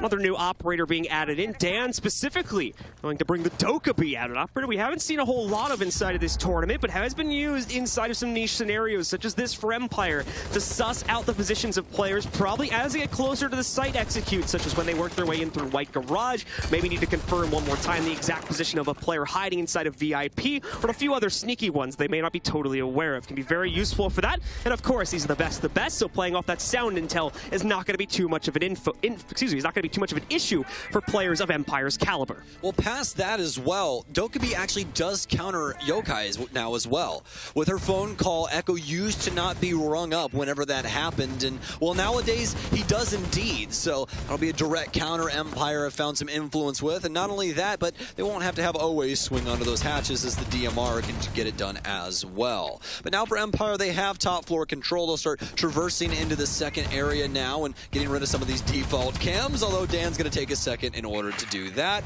But luckily enough, they'll be able to clear this space out. Now it's down to the drone game here to begin opening up some flooring and making things a lot easier to play this vertically. Empire with full control over the second floor. TSM already forcing themselves back down, and once again going to play this on an entirely horizontal basis here, relying once again on the positioning from Achieve towards VIP. A few other clutch players spread out, sprinkled around this first floor hold to be able to win out the round, or at best delay out the time here, as they've already used over half of it trying to establish initial positioning. Empire as well are going to be able to find out at least one or two of the Yokais. We can see that ping, the contextual one coming in there. That means that Empire have scouted that one out, and we're going to see this Rotero drone actually nearly catch one of the inside players too. That's Geo being forced out of position, but of course he'll return directly towards it after the explosion timer has expired. That doesn't mean though that he's not going to be a bit of an issue here as Empire start to swing their way in. They've got the intel on him and are going to start to smoke him out, as well as Achieved.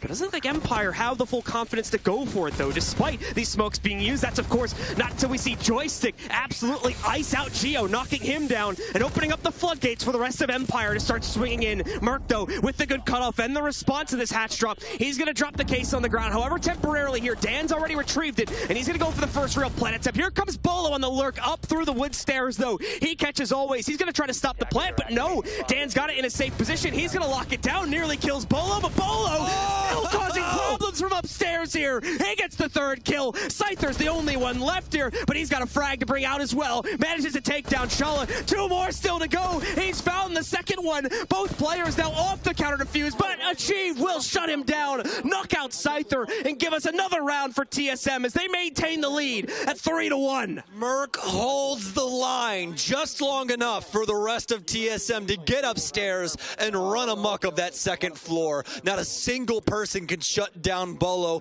in the moment, and that's exactly why TSM end up winning that round. A fantastic stick, though, from Empire for Dan's sake, as he was able to get that plant down and at least give them a chance at taking round 4.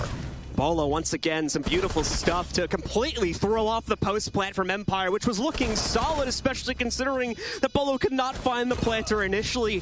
Thankfully, though, he's able to throw a massive wrench in the setup phase of Empire once they get that diffuser onto the ground, and as such, Empire are never really able to fully establish their positioning. They're putting the huge clutch on the Scyther, which he's not able to translate. Now a third round has been set up for TSM here, looking to make it 4 as they go back to their second floor hold. It's going to be the second time here that Empire has seen the reading defense. They got a successful plant on the kitchen the second time around, but will the clear be successful enough to achieve it here on the second go-around for reading? Be back to the top floor here for TSM to set things up above the side and make things a little difficult for Empire on this clear. Utility-wise, sticking to a lot of similarities, especially for Bolo's sake, as we'll be bringing the Frost yet again here and putting these in some cheeky positions. That couch position, especially one that could end up bagging a kill for them early on, as people really tend to jump over that couch and not really be aware that something could possibly be at their feet. So could be one that we see come in a little while later, rather. But either way, for Empire, they're going to be changing up some things inside of their lineup as well, specifically Dan, who's now onto the Twitch. Already got Empire out and about. As Stokes just mentioned, Dan continuing to flex around his picks here, adding another new one to the tally as he goes over towards a Twitch to try and snipe out some of this utility. Of course, we are going to see that very quickly get dealt with those. It's put into an obvious to spot position over by White, but still manages to delete at least one of the ADSs here, which is going to make this position all the much weaker for the member of TSM that's currently holding on to it. That will be Bolo, too, who once again is leading the charge here for TSM at 6-4, with a few other teammates being relatively close behind. Merc and Achieved, both with 4 kills to write home about as well. Gio, though, still struggling at this point as he has the donut. Yes, indeed, the trio of TSM working Cafe in the moment. See if Empire can do anything about that here inside of round 5, as they've already started on their clear. Dan will be holding on to red stairs here for a time, whilst the rest of his team works the top end of the map and tries to see if there is any better entry points. Always is shifting himself over towards the east-hand side, so could see him come in here soon enough and try to effectively take out Bolo from the white stairs window. Joystick now pushing himself forward inside of the area. No shield for Bolo to play around inside of Pixel. Does Joystick hit his shot? It's Bolo instead that rips his head off and finds the initial pick yet again. Bolo again pushing TSM forward time after time again at the beginning of these rounds as he knocks out one of the most pivotal players we've seen so far in this series from Empire. Joystick down for the count here. That's going to delete the Yana from play. The free drone's no longer a factor, and now the sledge is well removed from play as Merc is locked in on a Nitro cell play to be able to take him down. Dan desperately hunting for a trade, but no, Gio finally going to get his first kill in this map as well by knocking out Scyther. And oh no! We saw it sitting on the floor at the beginning of the round, but that's the problem. In players' tunnel vision, they're going to walk into frost mats like that one. It helps to secure TSM yet another round as they're rocketing towards a 1-1 scoreline in this series. It's the last thing you think about when clearing Christmas, and not only that, with your gun up, it's blocking half of your screen. You're not going to see what you're walking over, and fortunately enough for TSM, the frost mat works out there in the end and is able to find that kill. Fantastic defensive showcase here from TSM so far, as it's a 4-1 lead. Back upstairs here for the third floor hold as they'll try to negotiate their 5th and final round of the half on this very pivotal site here. Thankfully for Empire, it's a lot less complex to approach, so things will be a little bit more straightforward in that regard. And finally, they're going to keep the lineup consistent, it looks like, as once more, Dan will, for the first time, I believe, or one of the first times inside of this half, keep himself on the same operator. Not moving away from the Twitch. He feels confident that he can do some good work with it. Fortunately, only at 1-3 so far this game, but the drone's possibly going to be pretty useful here as well to try and deal with at least some of the utility mitigation, possibly a few other pieces of utility as well, positioned towards White and that cocktail hold. Yes, indeed. And also, we're going to be seeing the castle barricades come in here from Gio, like we were talking about before. We usually see these around the cigar space, layered with those laser gates as well, just to make things kind of difficult to clear. You're going to have to end up dedicating quite a bit of utility to that space, and, well, you still have the rest of the site to worry about, John, so you don't want to try and commit too much to that area, especially if it doesn't end up bagging you a kill. So we'll see how Empire wants to go about things now, as Merc showing off some of his mechanical ability. He'll send a shot out towards the south side, but nobody home for the time. So things continue to look strong for TSM on this defensive half, but the big question is going to be, how will things continue to go when we switch sides? You guys saw, if you were watching the Analyst S segment, that Empire has a strong stance on this map on both the attack and the defense. The attacking part hasn't necessarily translated itself to be too true in this specific matchup, but the defensive half could still be met with a massive comeback for Empire to still enable them to 2-0 this series. But I will admit, things are looking strong right now for the members of TSM.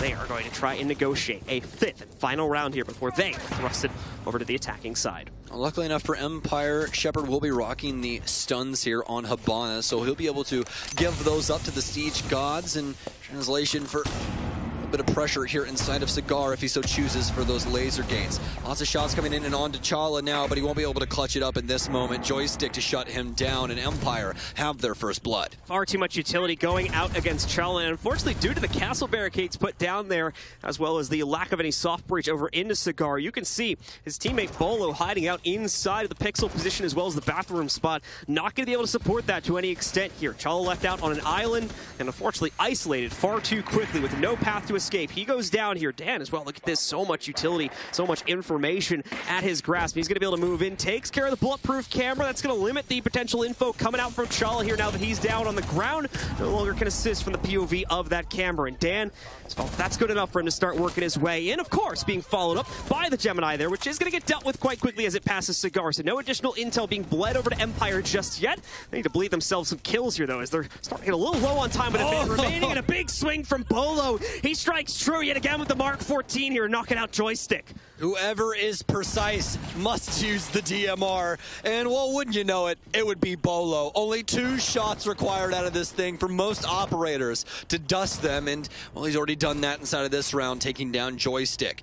Now we reach down to the last 37 seconds. A possible hop out here as Shepard steps up for White Window, but they need to get something else done inside of this space. He'll use his X-Kairos on the single panel here for Cocktail as that starts to open up, but Empire still have a lot to do inside of this moment. Dan pre-fires for Bathroom. He'll find Bolo as he continues to try and traverse himself up the white hallway, but instead starts to go in towards Showers. So much to worry about. That F2, can it get it done? Achieve with a beautiful swing here for TSM as they start to take down member after member of Empire. What a shot from Shepard, but it's not going to be enough. With only 3 seconds and achieved on White Stairs, they'll lock it up and make a 5-1 half out of Cafe. Achieve the Guardian of the White Stairs here, as well as the hallway, shutting down player after player. Empire just having to thrust themselves into it due to a lack of time and their inability to clear out these hard points earlier on in the round. Empire fall from grace here, only 1 round on the attacking side, and now TSM just need to find 2 of these attacks, and they'll trade out maps with their opponents, sending us to the 3rd and final one on Coastline to decide this series here. For Empire, now that they're on the defensive side, they've got the choice of site as well, and they're going to head upstairs, just like we saw in our previous round here to start things out. Okay, well, we've switched sides. An effective defensive half here from TSM as they constantly were able to get in front of Empire and be the obstacle that they needed to be. But now they need to be that offensive force. They need to be unstoppable in the moment. Only a single round mustered from Empire on their offensive half. TSM, they're in good straits, but they need to seal the deal as of right now. They do not want to get too far down this path and allow Empire back into this game. They want to see Sunny Ibiza. Didn't see much Finka play from the Empire side on their attack, but Bolo immediately going to thrust it forward. This has been, at least as far as the early phase of the tournament, the go-to pick for so many teams as she has flooded her way into the meta. Once again, has enabled that aggressive capability for so many teams. A nice little boost up for some of those poking fights we'll see teams get into in the first minute or 2 of a round, where 1 or 2 players might lose 20 to 30, maybe even 50 HP over a bit of a half fight. But thankfully, with Finka in play, those players can reboost that HP back up to near full here, in addition to boosting a few other things as well, such as the capability to aim out and just in general give them better strength to try and push into some of these more dodgy areas of the map that Empire are going to want to control. Well, now Bolo get up and on to Heaven Window here as they're looking to bless themselves here for the round. Worried about somebody running out of Hell Door as well. Achieved will begin sledging open the hatches on the top end as we start the slow rolling process of beginning to clear out Cafe. It's all onto the info game to make sure that they know where these Empire members are. We've seen it time and time again, just like we saw on Empire's side, so they'll be looking to make sure that Dan is inside of this space and that they can enact upon this area quickly enough in order to take him down. But fortunately for him, there's no castle barricade on this backside, so he'll be able to hightail it out of there and safely play inside of Cocktail. Bomb located by attackers. Mer continuing to look for an opening option here, and of course wants to try and clear out a little bit of utility if there is going to be any. That drone immediately jammed out, though. Unfortunate positioning for him, but not the end of the world, of course. Still under the halfway point inside of this round, and Merc's just going to face check and everything is done here. Obviously need to be very cautious since it hasn't been droned out, but quickly can deal with that mute jammer and get their teammate to go back on droning duties to get further into the site. Away from that, though, not a lot of aggressive contention coming out from Empire, neither from their Cocktail position or their deeper spot on the inside of Freezer. They are not going to play into the bathroom spot that we saw TSM trying to use with Bolo. That's been fully locked away. While, yes, so players inside of it, they can't necessarily aggressively swing out to Cigars prominently, as they would have been able to do with the setup that Bolo and the rest of TSM were using. That gives TSM free control up until Pixel, but now this is the problem. Because it's locked down here, Dan has so many easy fights. As long as the Freezer position remains strong here, they have to walk right into an M590, and that is not not a situation you want to be flushed into as an attacker. Be seeing some action come out of these frag grenades as the suns start to pour in. That will at least be able to highlight that this area has been cleared out. Frag grenade out, but it's not going to be able to bounce in, and that's going to be a freebie here from Dan! And just like John said, this is not a fight that you want, TSM. Do not step up in Pixel with a man playing bathroom, otherwise that's what you're going to get. Empire already starting off strong here for round 7. Little bits of damage being bled off the roster from Empire. You could see every single member of the team, except for Scyther, has lost half of their HP or more. But it does not matter if they cannot close down on these. Geo being given a dangerous amount of control, but he's lost one of his other teammates and can't even find Always either. Achieve finally exchanging onto one, but now he's the only one left here. Has to stick the plant. 3 members of Empire still alive and well, and they're just going to shoot him out from down below. Empire secure their first hold on the defensive side as they try to come back into this now. 2-5, 3 rounds to go, and they'll tie us up. That all comes down to that engagement there on Pixel. Just an unfortunate bounce for the first nade, and well, they feel like they have to step up and do something there. They need white control so very badly to actually guarantee this plant. But unfortunately enough for them, Dan, he's playing actively in that situation. He's not playing reactively. He's not stuck in the bathroom just waiting for them to try and push into him. Oh no, he's manning that Pixel door. That's exactly what you want out of this player, and a fantastic round from Empire.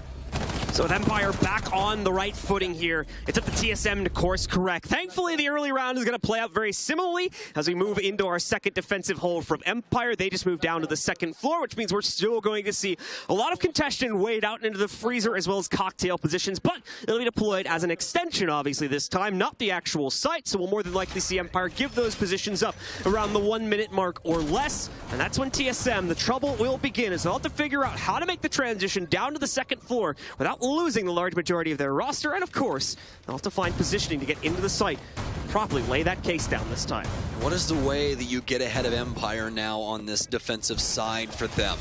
Obviously, TSM, they did a lot of shooting when it came to their defensive side. Achieved especially. Currently 10-2. He was 10-1 before he ended up getting blasted away trying to put that case down in the dying moments of that round. Truly insane stuff, especially coming out of the trio that they were talking about on the analyst desk here for TSM and the likes of Bolo, Merc, and Achieved. All of them positive and all of them carrying quite a few kills for this TSM squad in the moment.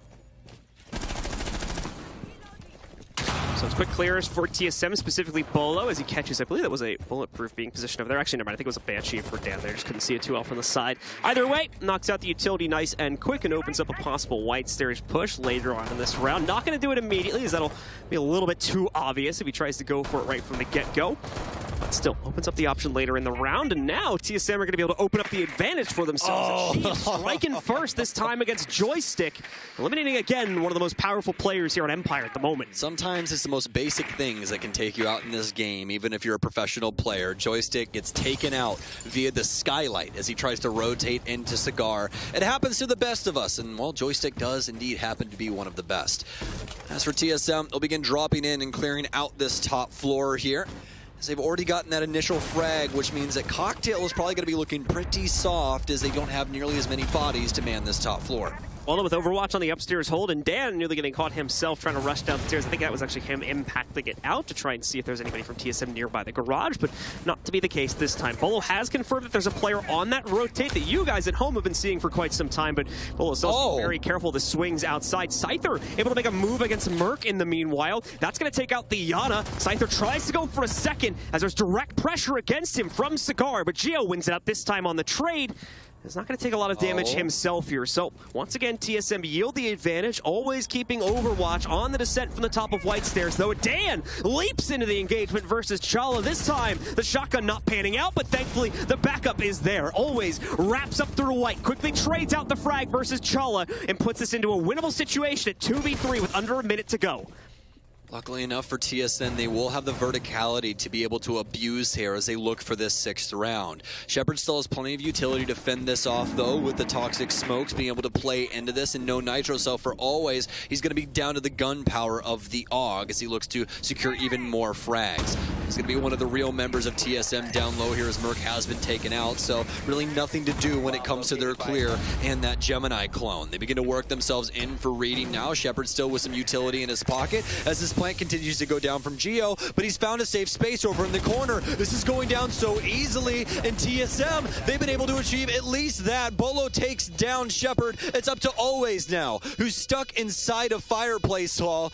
He at least has Geo over in the corner on low HP. He did not end up getting down in that scenario. It's going to be the easy kills back and forth, but no, they can't find it through the soft breach. He had the initial insight, but no, he can't get it done. It's achieved instead. He hops off a new balcony and finds the kill in fireplace, and they found their 6th round. That's map point now for TSM, as they only need one more to shut this one out and move themselves onto the 3rd and final map of the series. Valiant attempt for the last player alive on Empire. Had the right positional read on all 3 members of TSM there, but just could not get a kill to get him out of that box that he was locked into over inside of Dining Room. Empire still with only 2 rounds on their placard at this point. That means they need 4 in a row just to trigger OT. A very similar situation that TSM was staring down at the end of map number 1. Now Empire has to pull out the same feat. Otherwise, we're going to our last map. What an insane storyline between these two, especially for TSM. You said it earlier, John. They are always the bridesmaid, never the bride. They somehow get to the podium, but end up 3rd every single time that we see them. But also past that, I must remind you this.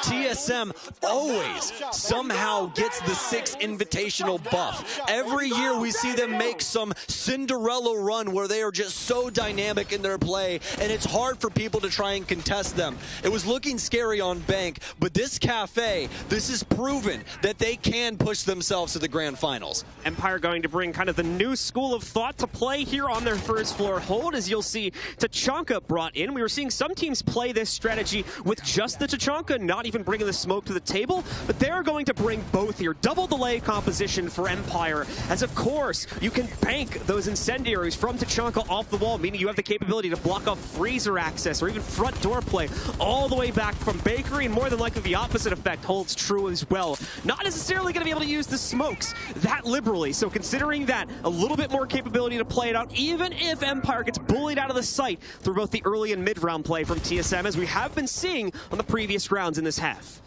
Yes, indeed. And for the previous rounds in this half overall, we're actually at an equal opening blood between these two teams. Yet TSM 6-2 right now on the score line. And this is what I was talking about before we got into this map. This team is so very scrappy. They are not scared to take these gunfights and try and equal that man count or play it down to low time and trust the utility to get something done. Now for Empire, it looks like they want to do more of the same. Take a page out of Chala's book and put these yokais in some pretty cheeky positions. This one, not as cheeky as we'd seen prior, as it'll just go up towards the kitchen ceiling and play right above the double door. For TSM, though, they've already cleared out most of this map for the upstairs presence as they begin to work themselves down the white stairs. We're going to see a rather suspicious opening of the freezer wall, so won't necessarily want to play against that too early on in the round here. Still less than halfway through it. Of course, they'll need to wait until achieved. Brutalizes the floorboards here up above the site to try and open up better intel capability for this team. They'll want that hatch open too, which is going to be too much of an obstacle for them. Not really a lot that Empire can do to try and stop that. So there it goes. That's the execute route now opened up, as they have both the white stairs access as well as the pivotal hatch to get themselves to the inside. Now they need to try and build up towards the intel, but a nitro cell is going to put Sheev down on the ground. Thankfully, we have Finka in play, so it's going to be a very quick revival for him to get him back in play, and Empire won't be able to hunt him down quickly enough because he's way too close to hard flooring sitting directly behind him. And now you know why I almost had a heart attack for Achieved there. That's one of those areas inside the map that there's almost always a nitro cell waiting for you, and he takes a lot of heat from that, but luckily enough, Bolo still has a lot of adrenal surges in that pocket to buff him back up, and that's why we've seen so many plays coming in for Finka on this offensive side here, past the LMG and past the nades as well. Just so much to offer here, especially when you're able to pressure like this. Bolo takes down one. Bolo will find his second as Achieved tags on as well. And this round, it's starting to pull into the TSM favor. Can Scyther do anything about this? Misses some crucial shots on the VIP player. He'll hop back into coat check to try and survive these last 20 seconds. Scyther locked in a box there. Not much he can do about it. But like we were talking about earlier, always can bank these incendiaries and keep the members of TSM, for the most part, locked to the inside. Is a big mistake made there. Geo's dropped. That's the case down in an awkward position. Scyther's out as well. Empire are doing it. They're bringing it back. But okay, here we go. Bolo, he's retrieved case control. He's got it down on the ground. It doesn't look like Empire have any positioning to stop this here. Great overwatch coming in from Chala as it's now secured by Bolo. And always left alone with only about 35 seconds to get himself back over the case and get this counter defuse going. Will he be able to clutch out? Will he be able to push this map forward, or are we going to coastline? That's the big question in play, and the answer comes swiftly as Bolo secures yet another kill. Coastline is coming up next here as TSM strike back on map number 2 and take their opponent's map pick away from them. I have one question, folks. Have you booked your tickets for Ibiza? Yesterday, we did not have a single series that went the full best of 3. And finally, here in the upper bracket finals, we will achieve just that. TSM steal Cafe away from Empire in 7-2 fashion. Almost the highlight there at 13-6, but achieved as well, having an absolutely fantastic map, only going down in 3 of the rounds, played for a positive 10 KD over the overall course of that map there. Wonderful stuff coming out from the TSM members, and exactly what was needed to bolster them forward and get them ready for what's sure to be a riveting map number 3 between both of these teams. This is building up to be a classic between these two. Such an insane start to this on Bank with a 7-4 finish in favor of Empire, and now a 7-2 finish for TSM here on Cafe. And folks, I am so very excited to see how this ends on Coastline of all maps. Massive statement made there by TSM, and how it's going to be very interesting to see how Coastline played out. A little bit of a risk for both Empire and TSM to play into it. TSM only with 2 plays on that map, and as well quite a few bans that they themselves chosen, so not feeling the full confidence to play into it, but the 2 times it has popped up in this tournament, they've been able to clutch it out 7-5. Meanwhile for Empire, yeah, they've got a lot of results on that map too, but it's only a 50-50 win rate for them, so they're rolling the dice for that one, heading into the final battleground between these 2 teams. Will TSM be able to break the bronze curse and finally secure an SI final for the first time in 3 years? Or will Empire get themselves another potential finishing placement here at the 6 Invitational and possibly an opportunity to lift that hammer as well? Well, folks, we're going to be finding out very, very shortly. But once again, what a series so far inside of these first 2 maps. Stick it right here. We'll be right back in a few moments with a breakdown of map number 2 as well as map number 3.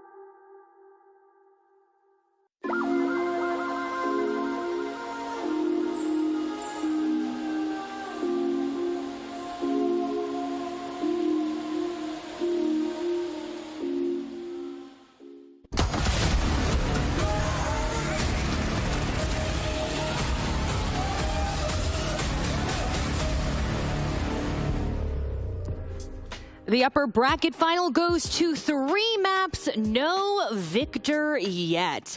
We're taking a live look at the stage, and oh my goodness, this has been so much fun to watch. TSM versus Empire, and the best part, well, I guess this is kind of being mean to Dev, but Dev, you lost to Fress. That's all right. That's all right. Look, drinks on me tonight for them, but I'm happy to go down fighting. I think that Empire dropped the ball on that too. Like, TSM, credit to him. Insane comeback. No, for sure. I mean, it was kind of a flip-flop here.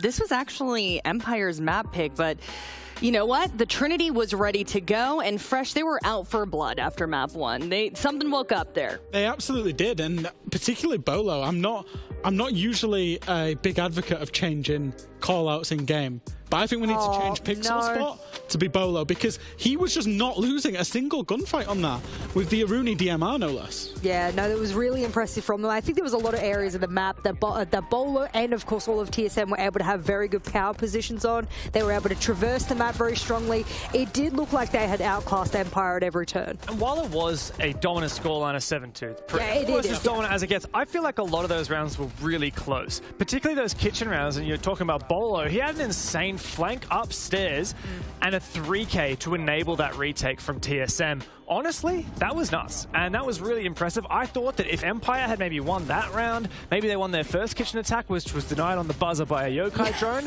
this would have been a very different Could have been very different, yeah, you're right. Although I will say is that when TSM, so that very first round, they were really pushing the boundaries of how long they could roam.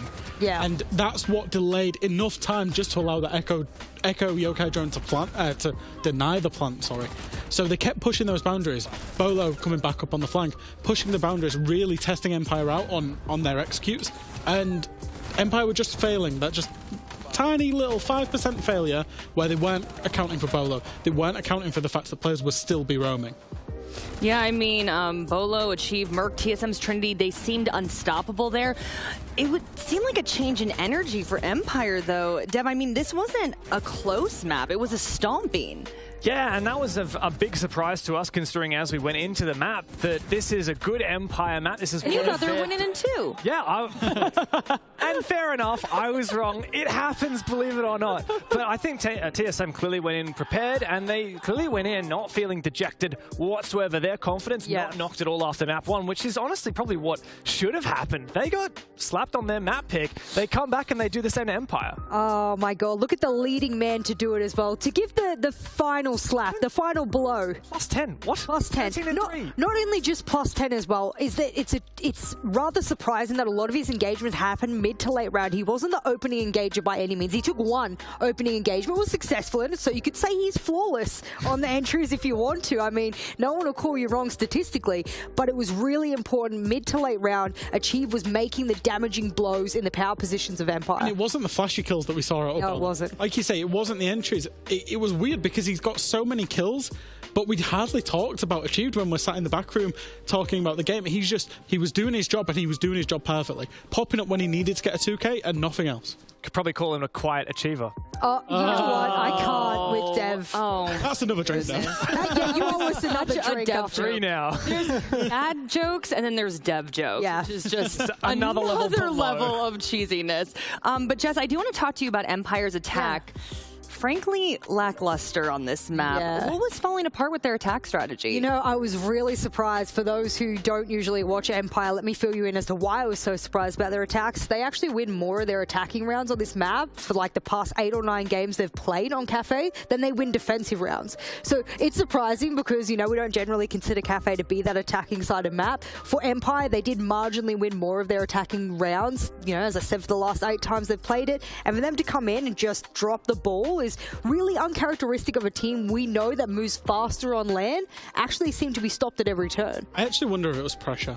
Because they're on that map, it's their map, they know how to attack this map, it's to get to the grand final of the 6th Invitational, and they just looked disjointed. They looked like they were going at different times, they were getting caught out on ones, And I'm wondering if it was just a psychological pressure thing and that they really will have to come away from this map, going into the next map, and have a full mental reset. Well, the thing is, this isn't the first time we've seen Empire struggle on attack here at SI. And yes, well, historically, they're really good on attack. We saw the M&M game, which is the only match at 6 Invitational that they have lost so far. They got 2-0 dominant scorelines, both of them, and they only won 2 attacking rounds in the whole series. They played Coastline, for goodness sake, the most attacker-sided map in the entire map pool, and they still couldn't rack up a couple of attacks. So we're starting to see flashes of that really vulnerable Empire that let them down against M&M. Yeah. I mean, I think the big question now is, how does Empire reset? Like I said earlier, that was 7-2 on there, Fresh. I'm making you put your little coach cap on, okay? What are you telling your team right now? Yeah. I mean, it's a difficult one, but the Empire, you know, in terms of the Russians, they've always been seen as this team that, regardless of what happens, they go in, they do the job, they're focused. They always operate in that middle ground. They're never too high and they're never too low. They just stay in that middle ground, and that's what I expect coming out of them. I'm not expecting some massive reaction coming out of them. I'm just expecting consistently what we have seen, and that they trust that will be enough to get them through. That will be the key for Empire, because let's say they are nervous. Let's go off that theory crafting there to say the pressure got to them a bit. They weren't operating at the speed they were hoping to, especially on land. They need to get into this last map, which is a favorable map for them. We spoke about the big 3, and they need to go, this is a good map for us. We overthought the second map. Let's get into this map, do what we usually do, play it as perfectly as we usually play it, and nothing will go wrong. And I know it's easy to say rather than do, but that's the thing that they need to get in their heads for this one. I love the coach mindset here. They're jumping ahead to map 3. So let's talk about Coastline, and I want to see if we can bring up the map head-to-head graphic here. Dev, you lost the bet. How many times am I going to rub that in your face? You know, you said Empire could do it in 2, but can they do it in 3, Fresh? I mean, or Dev. Oops, I messed up the name. Sorry. Oh, you. No, I thought wow. I just thought you were like Dev. You lost the bet. You don't get I was to attracted to the blue jackets. You're and in I just talking said the jail wrong over there, Dev. Yeah, I was like, either y'all. No. Look, if I am allowed to break in here, I will say this is one of Empire's really strong maps, and this is something we've talked about, Fresh, a lot. But you can see TSM have played it twice at SI against both NIP and Dark Zero, and won it both times. And that's where recency bias comes into play, right? Is I'm talking over the past year, this is Empire. Past 3 years, I said it in the pre-show. This is an Empire staple map. But if you look in this tournament, 50% actual map win rate, 50% attack win rate on what we know to be an attacker-sided map. So recency bias actually indicates it slightly leans me in the favor of TSM. And if you want to talk recency bias, both of the most recent 2 times Empire played this, they lost it. Lost it to Sonics, lost it to M&M. That was a 7-1. So not amazing statistically, of course, what we saw in the graph there. We had high win rates on attack and defense for TSM on this map as well. So this should, in theory, be a TSM favored thing. But if there's anything that piles on that for me, and yes, now I am flip-flopping compared to my it's the fact that TSM have that momentum. They shut Empire out of map 2, and I don't think they'll let them in on map 3. The only redeeming factor after looking at that graphic, boys, I've sat here very quietly. I've run all the numbers through my heads. I've looked at what I've got over the past 6 months for TSM and Empire. TSM, they are very attack heavy on this map, just statistically over the past times they've played it. However, Empire has a nice, juicy little balance. That's what you want as a team. You don't want to come on one side and go, sheesh, if we don't win at least 4 rounds here, our second half is usually really weak, and we're just going to have to pull things out of the bag there. So if we're looking at balance on sides of preference, Team Empire likes both sides. That is going beyond the recency bias we've spoken about. They are going to have to pull something new that they haven't pulled out at this tournament in order for them to get back to that form. Okay, so let's lock in predictions here. You're flip-flopping. Oh, no. Look, I actually, I'm going to back in Empire, actually. I'm going to say, jump out every goddamn window you see, boys. Let's get it going. Okay, Empire. I don't want to curse it. Actually, you know what? As a result, I'm going to go TSM. Okay, Empire TSM. Fresh. Oh, it hurts him to do this, Jackie. It hurts him to do this. I'm saying this through gritty teeth. The pain. I'm saying this through gritty teeth. TSM. Okay.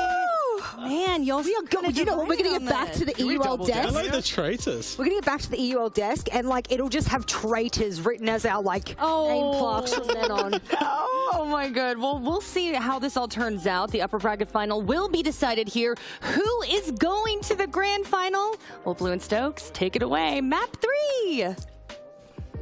Thank you very much, Chucky. And now, ladies and gentlemen, we come to the final map of the series between these two titans of Siege. Empire, hailing from Europe, and of course, TSM from the North American side of things. Both have been able to snipe a map off of each other, but who will be the victor on this final one? Well, the stats are very close. It's very dangerous for both of our teams. The analysts, the European analysts, seem to be favoring the North American squad, but Stokes, let's get your thoughts on it. How are things looking for both of our teams here, as we sit at the precipice of the final map? This is indeed the upper bracket finals, my friend. And if there's one thing I know about both of these teams, folks, it's that you should set your notepad on fire. This last map, it's equal slate between these two. Coastline decides who goes on to the grand final and who goes to the lower bracket. Hi, guys. We're ready to jump into this one so very soon. And let me tell you, at least for me, I'm feeling a little NA bias, I'll be honest. I think that they will be able to propel themselves to the grand finals, but Empire, they've played spoils time and time again before. So luckily enough for you and I, John, we don't have to wait too long. Coastline starts right now. Let's get into it, folks. It is the final map of the series to solidify our first grand finalist, the 6th Invitational 2022. Will it be TSM or will it be Empire? Let's get into the map and find out, as we're immediately going to chuck Nomad out for the first ban on the table here. That's the choice from Empire. TSM selection, in the meanwhile, is going to fall in line with what we've seen in the meta, as Thatcher will be removed for them. Well, luckily enough for Dev Marta, it seems like he's going to get exactly what he wants. Nomad off the board means we might have some high-flying action in between these two. The smoke ban coming through as well. Not only a solid ban overall for a map like Coastline, but also somewhat of a target up against Shepard, who's one of the best smokes in the entire world. Not the first time we've seen a smoke ban utilized specifically inside of an Empire matchup, and if memory serves me correctly, inside of this map also. I believe we saw it back when they played the Sonics earlier on in the tournament, so it's going to be a repeat of that. Valkyrie, of course, will now be removed from play. Way too much outside contention and positions where you can sneak those cameras into play, so you do not want to leave her in the play for this one, considering how roam heavy this map is going to be for the defenders. Meanwhile, though, it's Empire that get that honor first, as they're going to start out on the defensive side, and TSM will be on the attack. Blue Bar is up first as well as the site selection for Empire. It's truly insane that we've reached here, and not only reached to the point where we're at the maximum map inside of a best of 3, but also that we're here on Coastline. Honestly, I was sitting in the green room this morning and talking to Pangu, and him and I both did not think this map would be inside of the map pool, just because of the history with these two teams on this map. But we're here, and it's live. Not only that, I personally think that this is one of Shepard's best maps whenever he plays for Empire. It is truly electric what he can produce here, but we'll have to see what they can get done. All the cards are on the table for both of these teams. Pull out all the stops, pull out any weird strat that you have, because it all matters right now. Important to note, of course, once again, while we are not going to have any upper bracket advantage as far as I'm aware inside of the grand final, the advantage you will get is the fact that you don't have to play that one additional series in the lower bracket finals as well. That's 3 more maps you potentially get to hide, 3 more huge strategies you could potentially keep in your pocket heading into the grand finals if you're not forced to thrust them out here in this series. Both teams want that honor, but only one can walk away with it. And don't forget this, if you come from the lower bracket and that goes the full breadth of that best of 3, you have a possibility of playing 8 maps of Rainbow Six in a competitive setting in a singular day. Let me tell you, that is so unbelievably strenuous. The amount of focus it takes just to complete a best of 3 at this caliber of play is insane. And now, with the start, we already have Merc here on the double window for Pen. Can he get the kill onto Scyther? He's dancing back and forth. Scyther? Finally, he'll pick him up. Scyther, he's out on an island, and he's dead there. Scyther just can't find the rhythm of that fight, unfortunately, and they're peeking at all the wrong times and directly into the bullets of Merc, who's now just going to hop off the big window rappel and rejoin his teammate Achieved on the roof here, since the all-clear signal has been given inside of the master bathroom. Still, you can see drones positioned on the inside of the penthouse as well to try and make sure that no one else from Empire would have potentially tried to rotate in after the death of Scyther. Not going to be that bold on the Empire side of things. They're going to keep it a little bit closer to the site and play entirely downstairs now. Yeah, and for TSM, they're going to be bringing in some unique things as well. Obviously past the smoke ban that they applied to Empire that'll assist them in planting. They also have Dokkaebi in the lineup. Dan also being down from a long angle here from Bolo. I'll be able to take control of the kitchen space now as they look to pick Dan back up, and hopefully they do so. These my discs mean so much to the situation in the current moment as he's the only person that can deny frag grenades for the defense. The amount of harassment coming out from TSM right now, Empire needs to give some respect over to these attackers, but at the same time, need to try and waste out this clock a little bit. TSM have gotten way too much far too early on in the round, so it's a bit of a perplexing scenario here for our defenders as they're trying to toe the line between both their defensive capability in the late round as well as the capability to even get to that point in the round due to how many players and how much health they've already lost there. Most recently seen Always take a bullet or two there to chuck off about 25 of his HP. Things have slowed down though. It looks like Empire getting better control over their positioning, or at least what's left of it now as we enter the final minute of play. And TSM are a little bit more uncertain of themselves as they go back on the drones for 3 of their players to suss out these downstairs positions. TSM not looking to overstep, also getting some solid intel as to what's going on inside of the site. Bolo with the possibility of another here as Shepard steps up, but he's only going to take a little bit of damage, but it's starting to add up here on the Empire lineup. Achieved, he's going to throw an uncooked nade down low as the swing comes through, and Shepard's going to win it out. Unfortunate for Achieved as he was simply not ready for the swing, and this timer now dwindling low. TSM needs a plant or at least a space in order to achieve this as the suns start to pour in. Always, he'll be able to find one inside of the lobby, but the damage now coming back onto Empire as Dan will fall, so will Shepard, and Joystick and Always, they're all the way across the map, but luckily enough, Joystick, he's worked his way back in. Bolo with the oversight though, as he'll be able to take down Joystick. It's all left up to Always, but he doesn't have an angle to stop this plant, and it's looking more and more like a TSM round, unless Always has more to say. Good start to the 1v4 clutch, at least as he cuts the head off of Chala, but 3 more players to knock out, and barely any time left to get himself in position towards the site. This move from Empire to try and get aggressive against the lobby, hold the swing back around towards it, with 2 of their players might have sealed the deal for TSM as it left far too little presence on the site. They had the capability to delay, and it looked like they were going to be able to waste the clock down, but not anymore after they swung those players towards security. TSM open up the floodgates to Sunrise Bar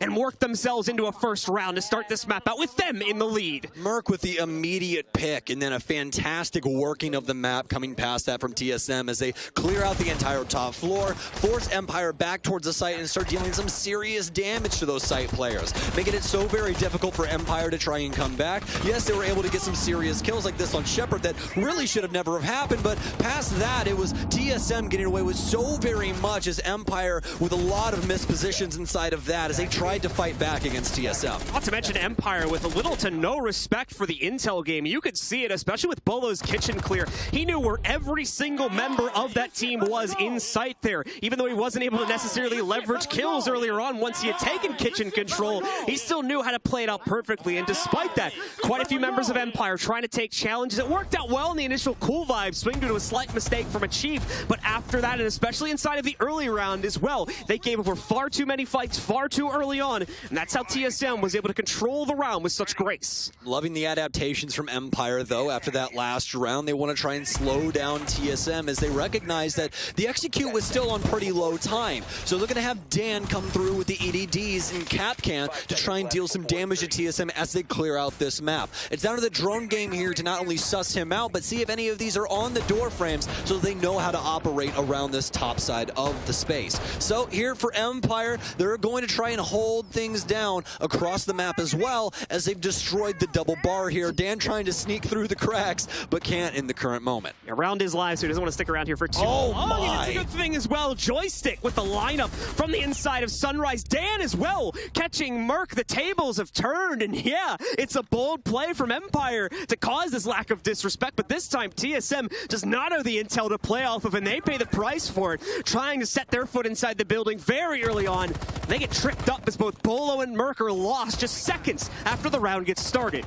Fortunately enough, they will be able to deal some damage back onto Joystick, but he's going to hold on to the Sunrise space for some time. Only 50 seconds off the board, although 2 TSM members have already been killed off. So now for Empire, it's sticking to their guns and trying to delay this time as much as possible. Fantastic kill there from Dan as the duel went down inside of Blue as well as we get that on the replay. But now TSM, they've got some serious thinking to do. Empire's been able to hold on to most of the map control, and that's where things get difficult here on coastline, especially as that timer continues to dwindle. Chala knows that somebody's more than likely inside of this office space, but it's more of a recognition between the two as they know that they have to try and compete for this area.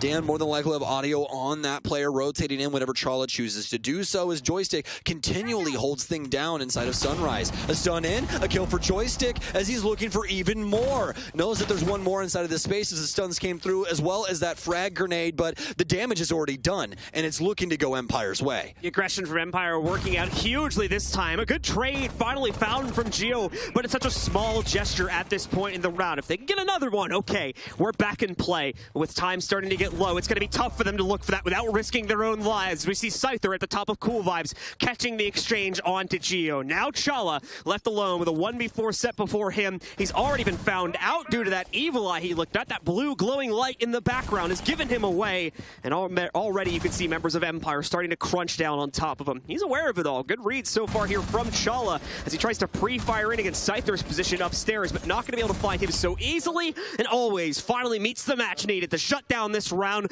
as a quick response is picked up from Empire, and we go into another tie at 1-1. The audible here for the kitchen defense from Empire looks dastardly as they take down two TSM members so very early, and that basically was the script that we followed throughout the rest of that as well. Joystick just being the constant member inside of Sunrise, especially putting a thorn in the side of TSM that they simply could not dislodge. Some fantastic kills as well as nades abound being used on him, but it seemingly didn't matter at the end of the day. He just kept removing these heads from these TSM members and just put them into such a dire situation that they were never able to come back from.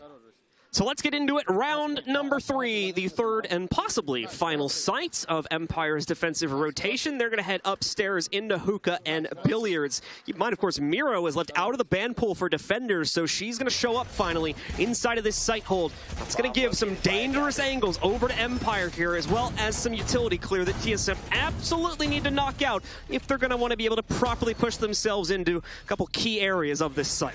Yes, indeed. We'll see if Empire also wants to extend out some of these reinforcements and use them inside of the VIP space. We've been seeing quite a few teams reinforce the double wall and make the entry point over here a lot harder to get into. You have to prioritize using the guitar door then instead, and that basically makes it a funnel. So it makes it a little bit easier for the defense to be able to enact things upon you. So we'll see exactly what goes down for Empire. But as of right now, it's going to be an extension, but it's not going to be into VIP. They're going to move reinforcements all the way over into theater to make sure that the penthouse space isn't as safe to take for TSM. TSM taking a much slower approach this time around here. It looks like, once again, looking to try and bleed out some of these early seconds of the round to find any more extended or out and about members of Empire. Not going to be too many of those either. They've got a good support system set up for their extended play over inside of Penthouse. And of course, the site itself will be plenty well reinforced and set up for trays. They're getting a little bit adventurous though, peeking out the big window inside of Billiards, trying to see if anybody could be spotted from TSM near ruins, but not so much to be the case. Bolo, in the meanwhile, self-inserts into kitchen, but that's really just to take care of the default cam. I believe he quickly rotates back out and is going to regroup with the rest of his team over here at the platform outside hookah. Well, the hookah window now being manned by Merc as well as Bolos. It'll be popped open. Merc going to take so much heat, or rather Bolo instead on the rappel, as Dan will take him down. Bolo just not ready for someone to be on that angle as he gets up and onto the hookah balcony. Extremely unfortunate for him in the moment as TSM are just going to give away the opening frag. Bolo maybe thinking that he wasn't going to recommit to the angle there after the initial peak, but unfortunately Bolo locks himself into the animation just as that swing works its way out. See that one more time on the replay too. It's a good kill is found here by the members of Empire to start themselves on the right foot. At the same time, look at all these flashbangs. What is that? That's almost every single flash. In fact, it is every single flash available still to the attackers there. They quite literally dump the entire load inside of the site. And unfortunately, not to too much effect aside from knocking out a couple pieces of utility here. Such successful defense from Empire thus far, and Joystick now in such a pivotal position. He'll be able to get rid of all of the X-Kairos. They don't need impacts anymore. They just need Joystick to stick around. And he gets rid of all of those X-Kairos down to 2 for Geo, so he'll launch even more at that mirror window. Achieve down low now. Joystick's been downed upstairs as Chala's actually worked his way in and found the man from Sunrise instead. But look at this timer right now for TSM. Yes, they've been able to secure Joystick, but they need even more. And fortunately enough, Achieve will gift it to to them as he takes down Shepard. TSM say, okay, you won't let us in on the horizontal plane. Fine, we will take it vertically as they're going to go for the artillery strikes from down below here. Knocked out one player and is down to second. Joystick here. Not going to be able to more than likely get himself back up. I say that, but Dan's certainly thinking about it as he's got the rotate position to open up. And oh no, always nearly having his life taken away. There a second to go also. Both him and Dan with a sliver of HP to play with. And here comes Chala up the blue rotate here. It's a flurry of kills for TSM, and it's not going to stop. 4 in a row to shut down this round as they take the lead again. It's a terrifying opening for TSM as Bolo goes down, but luckily enough, they clean up shop. Empire just thinking that they can walk right into their own site, especially with all these crosses that are dedicated from TSM, and they time and time again get damaged by this. Also forgetting that TSM have control down low. These frag grenades work themselves through, achieved with the depth charge from underneath to take out Shepard in such a pivotal position as well. Very well done from TSM as they'll take the lead yet again. For Empire, it's back to where they started, though, into the double bars, and this does not guarantee success for them, as this initial round was taken by TSM. However, a lot of that due to the fact that Empire wanted to take a couple of these fights earlier on, so they had to start that round out, if memory serves me correctly, down from a 3v5 at the very beginning of it. That's a quick and very easy correction to go for on the second play. So TSM might have to do a little bit more work this time as they go for their own second attack here. Also here, we won't have the evil eyes any longer for Shepard. He's going to be dedicating himself to the Echo instead, which honestly is a fantastic audible given the fact that the smoke has been away for him. Not only will he have a deployable shield, but those yokais can obviously stop the plant as well as assist his teammates in getting some extra intel. So it's going to be a solid pick coming into this lineup. Past that, everything else making quite a bit of sense, especially for Always' sake, as he will be bringing in the Banshees. So with TSM in charge, the question now becomes, can Empire keep up pace here, or are the attackers going to continue to run away with this lead out of the first half here? 3 more rounds still to decide that. 1 more full go of the sites for Empire. More than likely, no repeats with the way that we've been seeing Empire play these out, even with the potential losses coming in for TSM. Away from that, though, TSM still going to look to try and negotiate for their initial positioning and finding it a little bit harder to get it this time, but also a bit more direct play coming out from them. Already up against the pool door, trying to clear out this utility stack, and there we go. Bleeding out the ADSs. That will my disc not catching that frag grenade there. And you can see the top right corner of the push. That is going to open up the capability for them to pop open this rotation hatch, but of course they still have to bleed out the defender's impact, as we're going to see both Dan and Always bring those in here now, trying to delay the opening. And past that, we have TSM prioritizing a couple of different means in order to get towards this site. Not only that, but we also have some presence over on the east side that could be working its way in a little later on. Dan with some very serious contributions, but Gio will be buffed back up from the adrenal surges from Bolo, so he'll be healthy here in just a moment. Fortunate enough for TSM that they still have Bolo on Finka, so be able to use that and hopefully get Gio back towards 100% HP. First phone call out here for the Dokkaebi as Chala will be looking to start clearing this top end. Actually, second call here as he's just down to 1. Able to burn out everything with those stuns, but now the shotgun coming out for Joystick as he's manning the stairwell and doing it well, and he'll take down Merc. First kill found, a little over halfway through it, with Empire striking true this time to knock out Merc. Mixed results from him so far inside of this series. Bolo and Achieved are the big players on the field, and just as I mentioned his name, he strikes true here, catching a trade onto Always and equalizing the player count, just as time is going to start to get a little more stressful here for TSM. A few more members of Empire needing to be dealt with before they can contend directly with the site play. However, most notably, of course, Dan, positioned here inside of barrels, and possibly going to have 2, if not 3 members of TSM bearing down on him in a moment, but he'll also have potential support coming out from security. Not going to need it to start this, though. That's a clean headshot to eliminate Bolo and knock him out. But like I said, there's 2 other players that want him dead. But no, Dan fends off the second player working his way in from service. Actually, it's one that came through the front door. The service player, Gio, is able to finally catch the exchange against him, putting TSM back into somewhat palatable position at a 2v3. Empire's been fighting so hard on these defensive sides, and it's finally paying off as they have the man advantage going into the last 30 seconds. TSM have so much to do, and honestly, they really don't have the manpower to do it. Achieved is going to have to get so many kills here while Gio tries to put this plant down, and Empire in some very pivotal positions. With only 10 seconds remaining, Gio works his way in and starts to plant on the couch for Sunrise. Shepard taking a lot of heat now as he moves through. He'll take down the member, and that's more than likely going to be the round as Achieved tries to jump in. He can't even find yet another player of Empire, as Empire will indeed take this round. The retry on the double bars plays out for our defenders, and that's going to be dangerous here as TSM has to try and steal another one away if they want to keep things even as we inch towards the end of the half. Deadlocked these teams are at a 2-2 scoreline. Neither one having serious contention to run away with the lead at this point. Things started out perfectly for TSM, but the responses, just like back on Bank, have been so swift from Empire that TSM cannot find a solid footing to get themselves ahead of the Russian machine as they try as well, just as hard as TSM is, to take that first spot in the grand finals of SI 2022. Well, if Joystick was the man to line it up, Dan was the one to seal it away inside of that round as he made a grand stand inside of the kitchen area and was able to take out quite a few members that were pivotal to TSM's overall attack. We'll see if they're able to do it again here in round 5 as we head back to the kitchen defense where they found success the very first time they went here, and it was led off by Joystick as well. And speaking of Joystick, his opening bloods have been truly insane throughout most of this series. It's really been him as well as Dan that have been able to find their mark quite often, always as well as Shepard finding one each inside of this series so far, but Joystick especially at the top of the hill here for Empire inside of the opening minutes of the round. Empire bringing back the Capcan operator we have not seen since map number 1 here for our defenders. One that they're certainly going to try and use to clear out, or at least catch some of this early action from TSM, especially if they're not going to be checking those doorways. We saw at least one member of the team fall victim to it back on Bank. Empire looking to make it 2 on this round. Here is Dan. He's going to set up a couple of these kill boxes for himself.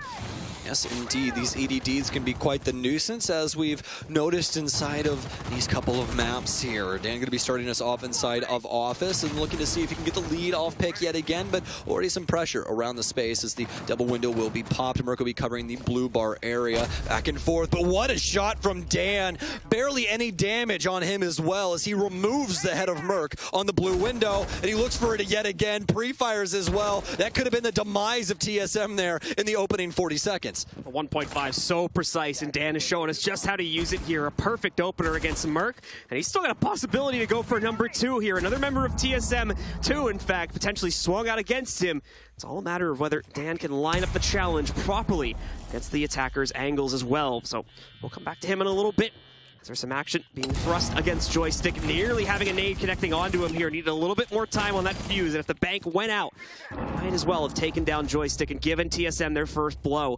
It's going to come from Chala instead, however, as he's able to finally trade out against Dan over towards Office, who found the first kill of this round. A Nitro in, and man, Bolo's got a lucky star watching over him as he just barely survives that. And now, due to Office control being contained by TSM, they can pinch against Joystick and prevent any further action against Bolo. Apparently that lucky star happens to have a name, and his name is Geometrics, let me tell you, as he's able to find that frag inside of Sunrise. Achieve now taking a lot of heat, but do they know that he's actually inside of the site? No, they don't. Shepard, he simply walks back to the rotating, gets taken out, but so does Chala. He's been downed, and now Empire, they have to work their way back towards Kitchen, but where's the case at? It's currently on Geo, and Geo's nowhere near the site. They're over inside of Sunrise for the time being. Chala's down inside of the Sunroom space. Scyther will take him down, but they still need this plant. 2 blundered intel plays and a lost 1v1 have cost Empire tremendously inside of the 5th round here.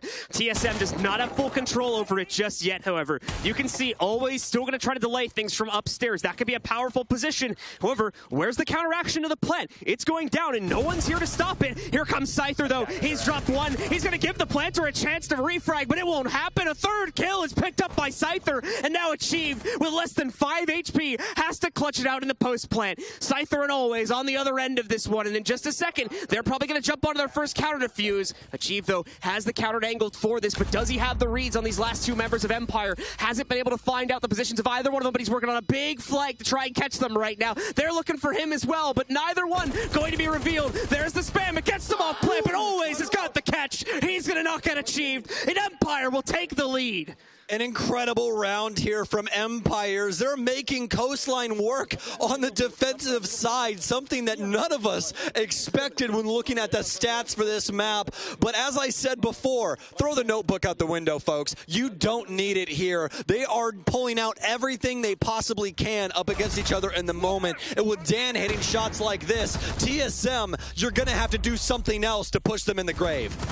See here once again how much of this round was really being set up inside of this the first minute or so. Looking like TSM had the advantage, but Empire never giving up an inch despite the disadvantage and player count thrown against them. Scyther is the hero as he swings himself back downstairs through enemy territory over by the double bars. That's a part of the map that had been long lost to TSM inside of the first minute after those first 2 to 3 kills had gone off, but still he retakes it, waltzes right in, picks up 2 additional kills, and then sets himself up with his teammate to retake the site there. Achieved, unfortunately, not able to fight it out at such low HP. He had to take a slow note about it, but just could not find a winning angle against either of the members of Empire. Well, if the last handful of rounds were a battle, this is looking to be a war. Look at what Scyther's brought here. He's got the Thunderbird inside of the lineup now. They're looking to get feisty up against TSM, and they've already been taking the fight to him as well. This is going to help them out even more, as we've seen some of these rounds make it down to where Empire, yes, they're able to secure some kills on TSM, but their health is so unbelievably low that they can't take other gunfights that are pivotal to picking up their round. So Thunderbird is going to help out quite a lot in this situation. See where those are going to be positioned down at those Kona stations for Empire, as they'll be incredibly pivotal to deciding whether, once again, Empire has to fall entirely back to the side or if they'll be able to play inside of their extended positions. Keep in mind, of course, a little risky to leave them too extended from the site due to the fact that attackers can use those stations if they're left in the open also. TSM will certainly take that if they end up close on the first gun duel they get themselves into. Want to try and reboost themselves should they lose any HP, and they'll be more than able to if those Kona stations are left out on the ground. For Empire, though, doesn't look like that's going to be the case, as all 3 will be locked right around the site play area. And once again, with that 1.5, we saw how pivotal it was for him to line up that shot at the beginning of the last round. He's looking to do it one more time here on the 6th. Knows he's got a challenge inside of service. He's going to try to throw out impacts to catch all these drones. Doesn't know exactly where they are. I thought for sure that was going to be a headshot, but never mind. It's Bolo to get it a bit more quickly instead, as he knocks out Dan. Always there on the countered angle. Nearly catches the trade on the Bolo, however, but no dice in knocking him down. He's just going to have to fall away from security after the initial volley of bullets. Olo hits the deck, trying to keep himself alive before this adrenal surge comes back off of cooldown. He needs some HP inside of this situation, and look at this shot from Bolo. Ended up getting hit in the shoulder there instead of the head. Very unfortunate for Dan in that regard, but now TSM, they've found their mark, and they're looking to take this round and equalize. Half the round gone, though, and TSM only just starting to get themselves into the building, specifically over towards service. They need to circumnavigate all the way over to Cool Vibes and keep pressure in from Hookah also. A big checklist still sits in front of TSM, so while they have the player advantage, map control still needs to be gained. A second kill, though, is going to thrust that forward to a huge degree. And let's make it a third, why don't we, as Bolo gets his own personal second. Only the anchors left alive here, as Joystick and Shepard are going to have to defend either one of the sites. As time gets low here, TSM does not feel the pressure. They know they can just throw bodies at the site and more than likely win it, but they'll have to be careful, though, as they've made that mistake in prior rounds here and still ended up losing it to Empire, so it's not secure just yet for our attackers as they look to equalize it at 3-3 in this final round of the opening half. Some terrible things could happen in this moment here, but Merc, he's going to make sure that they have some Overwatch on this. He'll make it down and do a 5 versus 1 here. And that's a flawless, as Chal is able to find the last kill for TSM. We're deadlocked at 3-3. What a nice shot from Chala as well. Keep in mind, again, the Mark 14, not necessarily the easiest gun to work in those kind of awkward close-range scenarios, but he immediately snipes out the Mozzie and locks in round number 3 for TSM. Barely losing any players or any health on the way here. So they played off their intel, are able to isolate out Empire player by player, giving us a show we hadn't really seen since the first round there, but certainly a confident play on this attacking side to even it out. Now they're on the defensive end of things, though, and this is where they'll have to seal the deal, needing 4 out of 6 of the remaining rounds to lock in this map. Can TSM do what Empire could not on the defensive end? We'll have to see as we get things started here for a kitchen defense for TSM. Now, some unique things working their way in here for TSM, specifically Merc on the Vigil that we did not see the entire time for Empire, but one that we usually see for Merc. This is definitely one of his favorite operators when it comes down to it, and we'll have to see if he can possibly run things up against Empire in the opening minutes here for round 7. Lineup for TSM is not going to be too surprising. It'll be interesting that we see the Cade come into play. However, can be quite useful for locking down a few of these walls, specifically the one we're going to see utilized upstairs here. Potentially allows that extended position to last much deeper into the round, and tucking it in between the floorboards. It's going to hopefully keep it alive here and make it a little bit more difficult for some of this utility, notably the Twitch drone, to knock it out. Like, there's an experienced player though, so it shouldn't cause too much of an issue for him. And at worst case, can chuck a frag grenade at it and get the job done the old-fashioned way. It will be problematic though to get a frag in that specific position, considering it's directly above the site. So let's find out how Empire are going to look to go for this clear and specifically flush out the VIP position for TSM.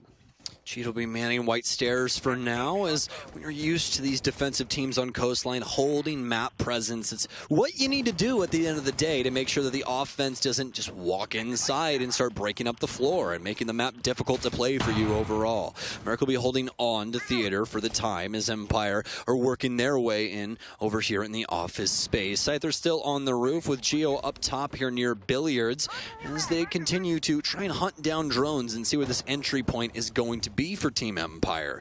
But for them, it's still down to this info game. They want to make sure that this top space is clear. Also got some drones spinning up inside of Sunrise, and it's going to be Bolo to try and head this off for the moment. Knocks them both out, and now 3. Man, Bolo is just feasting on drones right now here as Empire throwing everything they've got. Already half their drone count to use. That Magnet's going to eat this one up. Bolo's going to run a little bit further away, and now dodge another one here as the pressure comes out against him, but he's able to contend against it anyway. Joystick falls. A second player still ready to move in through. Pool door is always ready for the re-challenge. He's scared to go for it here. Bolo's been unstoppable in these power positions, and he's looking to line himself up with a double again at the beginning of round number 7. Doesn't want to slow down just yet. Play out that timer. Do not peek, especially with Merc in this position. He'll be able to try and assist here as Dan tries to fire through the wall, but look at all of this time that they've now wasted, and Merc, he's just going to swing him instead. Geo takes down one as well as Merc tries to swing through, but it's Bolo that takes down Always as they dice up Empire inside of Sunrise. They can't have any of this. TSM knocks him out of the building, and now it's just down to Shepard inside of a 1 versus 5. The quote Canadian, you try getting him out of that position. You try flushing him out there. You try throwing all those nades at him. It doesn't matter. He's ready for the challenge regardless of the circumstances as Bolo holds the line yet again, this time behind the Sunrise bar as the first round is picked up from TSM, and now they take the leading round away from Empire. Will we have another volley of exchanges though, or does Empire have something to strike back with here as we get ourselves into the second hole, which is going to go directly into the blue bar? What an insane stand from Bolo there, and one that was desperately needed for TSM. Empire so close to knocking him out of that Sunrise position, but as soon as he gets that first blood, everyone on the TSM lineup builds in around him. Merc gets up into couches. Geo moves over to blue. It's so very difficult to try and get around this space and continue to work it, especially when you have Merc shooting back against your Finka player that actually does get control of blue. It's just so hard fought in the moment right now, but what can you do against this? That's the real question, but luckily enough, you and I don't have to answer it. It's down to Empire to figure out this offensive side. Empire, we can see from these replays here, tunnel visioning a little bit as players like Geo are able to waltz right at the big window, catch a player trying to peek in through Sunrise as they were so desperately trying to find a pick against either Merc or Bolo there, but could barely even get themselves into the building, let alone maintain any positioning. TSM with the lead, and now going to see some big operator changes as we move over towards the blue bar hold. Pulse is coming in for Geo. We're going to see the Frost Mats back at it again for Bolo. The Castle's back in play for Chala as well to block off some of these access points. Should be a very winning lineup though for TSM, especially if they're able to put their early round foot forward and shut down the members of Empire in the first minute or two, as we saw back on the previous round. Well, now for TSM, can they continue the climb here? Round 8, will it be in their pocket, or can Empire equalize yet again here? Going to have the holds dedicated upstairs here as we are into double bar. You need to hold on to that hookah area, and that will be the job of Achieved and Merc in the moment. Merc will be playing here inside of Drinks, right in behind Billiards. Drone out for Shepard as well, as he will look to see what's going on inside of this top space. All quiet on the front, though. Neither team able to find anything inside of the first minute. Merc knows there's drone presence inside of Aqua, but he wants to challenge directly against it despite the door being open. Only knows about the one drone. Things will start well for Dan, however, as he's able to find out Shala, knock out the extended position of the castle, and remove him from play at any point in the late round. Of course, we'll see Shala contribute in other ways here from the Intel game, but for now, he's done inside of the server itself. Joystick looking to wrap himself up here, already having the intel as the Merc, but Merc still wins out the initial fight. Thankfully, Empire had an insurance policy in the form of Shepard on the outside rappel. He'll quickly trade that back out, and Empire still in the lead here now to 4v3. And he's seen another player from TSM flushed out of their extended position. Achieved. Not going to feel confident to play over by Cool Vibes. He heads back to Kitchen. Empire have so much time to work with here as well. They can just dedicate this to droning and seeing where TSM want to try and hold things down. Obviously, Geo will still be inside of Sunrise, especially with this cardiac sensor. Might be able to find a pick that they desperately need, but he's just going to look to see if he can possibly set up a nitro cell in some space to be able to get this frag.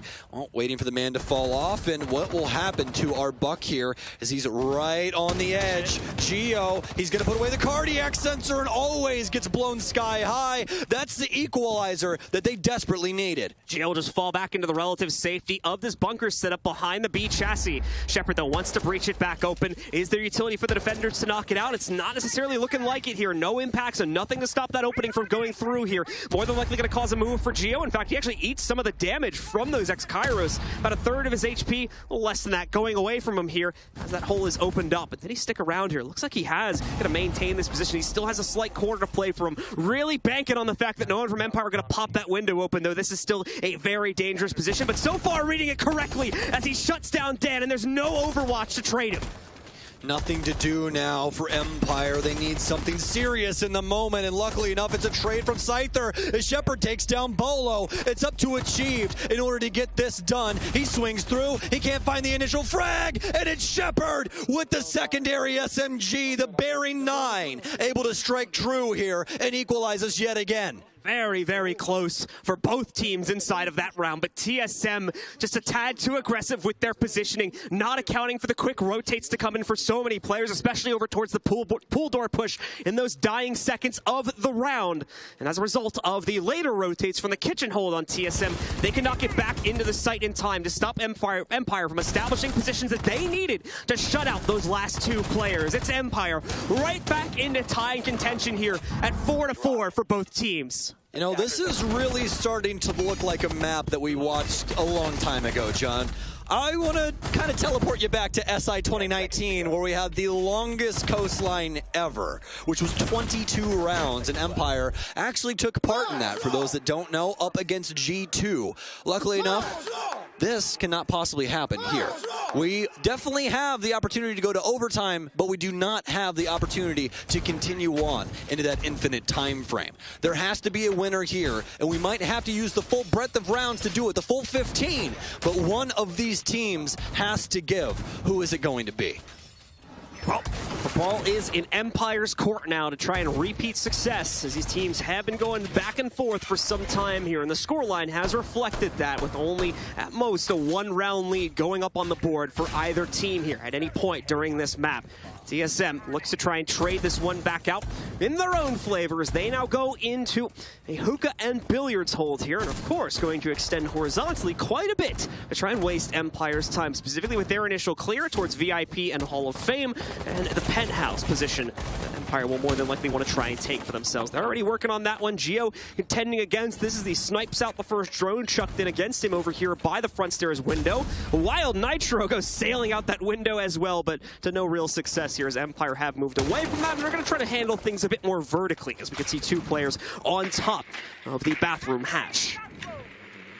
Looks like Empire wants to deal with this area a little bit more direct than we would expect initially here for Hookah. A lot of teams looking to just prioritize getting things set up inside of the Aqua space, but they want to play into TSM's hand over here, so let's see how strongly the defense can hold up. Bolo will currently be inside of VIP, manning the guitar door as Empire continually tries to get more intel onto this location, but the mute jammers are working out so very well for Achieved at the time, as he's going to be able to slow down this info game, at least in the moment. Joystick, though, he's already worked worked in under the site in a certain sense, as he's inside of Kitchen, be able to get rid of the default cam here for jungle, but achieved he could play spoils as they haven't discovered his location just yet. Currently over here inside of security and has an opportunity to make some very nice flanks. Half the round now gone here. Empire still looking to reposition a few of their players. Dan now wanting to harass from the hookah rappel window. See if he can find out any of the members of TSM from there. At the same time, they're going to crack open the corner that would normally become problematic for that player on rappel, and thankfully, for their sake, find nothing there. The rappel yields results as well. Dan gets himself off of it onto the platform over by balcony, and that'll allow him to find the cross against Chala, netting Empire the first kill of this round, and hot on the heels of a second here as they're going to try to isolate out Bolo, but he's playing it safe now as he knows he's lost his support. Scary situation now, but he's got one impact to be able to get rid of at least this set of Exkyros. Shepard has so many, though, and that's the big problem. Gonna set out a 2-set here that will end up popping that wall open, as there's really no answer for the defense any longer. Dan trying to hold the rotation here for Vibes as well, so there's no escape for the time being for the FaZe player unless he wants to try and rotate to the other side or remove the head off of Always. That always works too. Geo now will be holding on to Billiards here as they've slowed up Empire's offense, but oh no, Joystick on the back end. He'll take down Merc as that will remove the 90 player, and he'll take down Bolo. Empire's got the Overwatch, and they've got the round. Back to back yet again here for Empire. It all came down to those final 1v1s and just far too many of them falling into the hands of Empire. The site control, which was looking good for TSM, falls to pieces off of the back of that great flank coming in through 90. And the other players taking solid duels past that point also. Empire now in pole position here. Only 2 rounds needed to close this one down, but we only have 3 rounds remaining here. So it's got to be nearly flawless from our attackers from this point forward if they want to close this down. If not, overtime will be on the cards to settle our first grand finalist. Yes, indeed. So we are at 5-4 score line here. TSM with so much to do in the moment. But fortunately enough, history may repeat itself as the first half of this map, Empire was the only team to go back-to-back on rounds for their second and third rounds. So we could see that yet again here. TSM could indeed bounce back, get 2 rounds, and force us into OT. We really just don't know. There's so many ways that this could break down, and I think this is a beautiful moment for this tack timeout from TSM. The pause call has come in from Pojo, so TSM going to try to break things down here before it gets too far out of control. Already in the second half, so no side switch to fall back on here. It's all about how this defensive side is played out. Thankfully, we are already through the tactical pause. We're in the replays. It got started, guys, so not going to need to sit on these cameras for too long. The countdown has already resumed, and we're heading back into it as TSM have a kitchen and service defense coming up right after this pause to see if the insight from their coach as well as the discussion from the leadership team in-game is going to yield any results. I don't know about you, but if there was one grand final that I could just close my eyes and pray and get inside of our Sunday matchup, it would have to be this. I'm being so serious. I want a full breadth best of 5 between TSM and Team Empire. These two teams have been so much fun to watch inside of this series so far, and not only that, but they've reached this moment right here on Coastline, no less. 5-4 in favor of Empire as we come off of the tack timeout.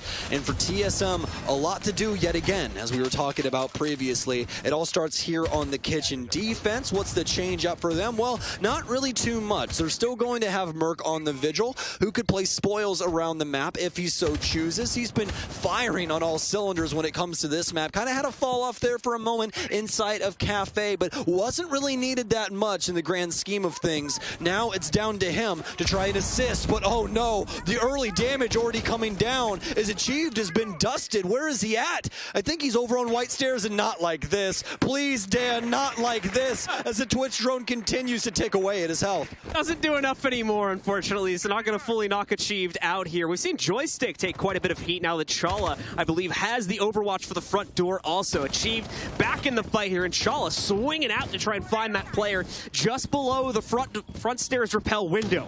Not going to see either team, though, yield their first kill, as both Joystick Low HP as well as Achieved. Revive back up, are going to keep themselves into it. Joystick nearly lost, but the real story is Merc coming back into it here and locking down the first real kill against Shepard. Joystick on such incredibly low HP as well. And Empire, they haven't been using Finka at all throughout this best of 3. So they won't have those adrenal surges, and Merc's got another kill. Oh no, not like this, Empire. Merc now with a 2.0. If you want to throw the assists in there, he's doing even better in the moment. Bolo, though, will finally go down to Scyther as Empire find a response. Big mistake in the intel game there for Joystick specifically. For those who caught it, mid-reload after he popped the door open there, completely exposed to the swing from TSM, and an easy kill for Merc to be able to negotiate there. Empire, once again, having trouble keeping up with the constant rotates that TSM are throwing at them. This mobile team is constantly finding the opening kill and oftentimes not leaving a window for the trade to come out either on the side of Empire. It's TSM now 4v3, still over a minute to go though. That is plenty of time for Empire to course correct, especially with them having proximity close to the site now, starting to clear out the second floor hold, and more than likely in a few moments getting access to either the main stairs or the Cool Vibes rotate. Not only that, but it is eerily quiet around the map currently, but the stun will break that up. Currently coming in on to anyone here as always, just trying to see if he can possibly pick up a free frag in the area. He'll try and pack up that stun grenade, but fortunately enough for him, no one currently inside of this area, but might end up running into some problems now as we still have a Geometrics all the way up inside of the bathroom, but it's Merc instead. He is just running amok of this entire offense. They can't get in front of him. Dan has to kill him here, and he does, but now that will give up where Dan is as well. He's at the front door, and Achieved, he's going to be able to play this out. They have no idea where he is. The Nitro's still out, but it's not going to do much. He gets stuck to the top of the door, and he's dead. It's a 2 versus 2, and the plant's going down for Scyther. Dan wants out another kill. It's a triple for him. Chala has to clutch things up like he's done all year for TSM. It's slowed down inside of stage 3, but they need him here inside of the upper bracket. Can Chala get it done with the 81? He steps up to the plate inside of Kegs, has some damage with the impact, and it's looking doable in the moment. He needs to win one of these gunfights, though. There's 25 seconds on this clock as he shifts back into stalls. He knows one's got to be around the space, but he sprints in. Whoa. He finds Scyther. Can he get it done outside, though? Oh, what a great move here from Dan. The window will break up, and he knows that he has it on time. Chala! He gets it done, and TSM equalize. TSM, I thought the round was done and dusted after that perfect comeback from Dan, fragging his way into the site and opening up a path that no one saw coming for Empire, but still, the clutch is there for TSM. They bring it back. They equalize yet again as this scoreline cannot contend for either team. It's 5-5. No one with the lead as we go into the last 2 rounds of regulation. I'm gonna have to take this jacket off, man. I'm getting hot. I'm getting hot watching this game right now. I'm not even in it. I mean, we are on the precipice of such an electric matchup here, folks, especially on Coastline. Merc is just giving them the business time and time again on this roam. But Empire, they fight back in such convincing fashion, especially inside of the 2 versus 4. What a nasty round for both of these teams. Empire refusing to give up even when the odds are stacked against them. Beautiful play from Dan. Perfect smoke to block off the crosses and make sure he would be able to isolate the 1v1 versus the player behind check-in desk as well. But Chala, so wonderfully played, catches Empire just when they were the most vulnerable, just when Dan had gone for the rotate outside to try and establish the final position needed to shut that down. The first duel is his, and the second one is just a matter of timing as he shuts out that last player. And you can see the hype from these guys as that one is stolen right out of the hands of Empire and restored for a round that TSM ultimately, to be fair to them, should have closed out much more convincingly in their favor, but still, it ends up in their pocket, and now we are tied yet again here as TSM move to another new site into the double bars. Double bar here for this second time as they continue their site rotation. Obviously, it'll be the top hold for them, but past that, TSM need to get ahead of Empire on this entry, and with 15 seconds already gone in the round, Empire's right at the gates to Coastline as they'll be looking to entry into this map. Look towards Geo to try and find some extra insight on this situation to assist his teammates, specifically Merc, who once again has been just so influential inside of this game, and he'll look to do so yet again here in round 11. Bolo almost with a beautiful shot through there, but unfortunately for him, Empire's member on the other side of the gazebo outside. Timing seemed like it was there too, just off by a pixel or two it seemed, or some lucky coverage blocking off Dan's POV. Either way, both players are going to choose to back away from each other. Bolo wins this ego duel for the time being here, as a member of Empire will step away. They've got things to take care of. They've got utility to clear. They don't want to necessarily throw themselves into a losing battle, especially against Bolo this early on, as he's been so hard to clear out. Even with a bit of a mixed personal scoreline that he's got there at 7-7, his hard lock positions have just been so arduous for Empire to clear. Great read here from Geo Pulse, showing exactly what he's so good at inside of these rounds. Some early insight, but now Joystick, he needs to win this fight. Merc doubles back, and they deal just about the same amount of damage to each other. He's going to move in behind the Aqua Bar, but he's been stunned out. That's such an easy kill. The team play from Empire on the roof. I mean, it's going to bode so very well for them as they take down the top frag for TSM. Bolo looking to try and find some revenge, though. He's rotated back up, but Willie reading into the pack. There's two players here. No! You mentioned it before, and it sticks its ugly head out against TSM again. The intel play, too strong for Empire here in round 11. They snipe out a second kill now against Merc. That's two of the biggest fraggers, two of the biggest impact makers on TSM, down for the count. And they're going to have to try and bring it back on a 3v5. The only good news, we're down to less than a minute. And Chala, he's contemplating this swing out. There's another player that's going to cross right against him. Are they ready for the fight? Oh no, Chala backs away from it too early, so Shepard survives, and always they're on top of the hatch for the refrag, but Achieve refrags himself as he's able to find Dan at the bottom of Cool Vibes. Now with only 34 seconds remaining here, something has to be done. It's all down to Achieved. And ladies and gentlemen, do you believe? That's the real question. The plant going down now as Empire has amazing Overwatch for this. And always, what a time to be alive for an Empire fan as he comes off the top rope and ends his existence. Hip fire shot as well to line up that last one. Beautifully done by him. So we go all the way to the end of regulation. It's match point on 12 for Empire, with only one opportunity to shut it down here in this round. If TSM volley it again, we are going to overtime to find our first grand finalist here at the 6th Invitational 2022. And what a statement from Empire on that round to respond to the clutch from TSM. They were angry about the loss back on round number 10, and they did not want to have another one like that unfold. Time and time again, a round like that can mean damnation for your team as the egos just deflate. You can't get anything done. You're worried about what the other team can do to you, but Empire, they don't stop. They trudge along on the warpath here and finally reach match point on Coastline. They could end it all right now on their offensive side unless TSM has something to say about it. With the intel play we saw from Empire there, the swift droning as well as just the constant countered angles set up against every single aggressive swing TSM wanted to go for on that previous round. The odds don't look good here. TSM may have lost their early round edge. And if that's going to be the case, the late round play has been mixed at best, so they will not have a lot to fall back on. We could very well be looking at a 7-5 victory from Empire if they can repeat the same success. Obviously, a different site to play at. We're back upstairs now inside of Hookah Billiards, an area where Empire has struggled tremendously with the early clears. And for TSM, you have to be worried in the moment because the boogeyman has just came out onto the field. Empire, once again, looking to end it all right now. Not too big of a change up inside of their utility overall. We'll still have Joystick on the Yana. Dan be playing on the Twitch in the moment as they've struck true often enough to make things so complicated for this defense. And just look at how fast they're entering this building. Joystick already in down low and on the hunt for a TSM member. Winding it up, trying to read into predictable rotates. Not looking like it's really going to catch anyone from TSM, though. They're playing this entirely upstairs, at least for this first minute or so. We might see players try to get flushed out from their positions, specifically there towards Penthouse. Later on, before the time being, Empire is satisfied with the Overwatch they have. This is going to be an attempt to catch the player upstairs and also deal with that Electric Claw, rather, but it's actually going to miss. It's a little bit too far to the right there, so won't actually find it, and that'll be a big piece of utility into the dumpster for Empire. It's super smart for TSM upstairs. They break open the flooring and then put the Electric Claw at the max distance away from the wall. So it's very hard to predict for that frag grenade. They simply ping it out on the location they think it's going to be, but clearly not there.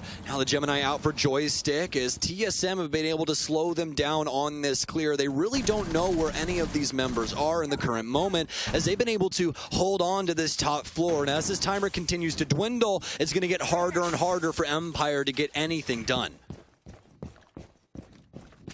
Empire with the initiation raid here, but at the same time, no early kills to fall back on. Lots of presence being found for them specifically underneath of the site, but again, it's always that transition, that ascent or descent the teams have to go for on the attacking side that gets them.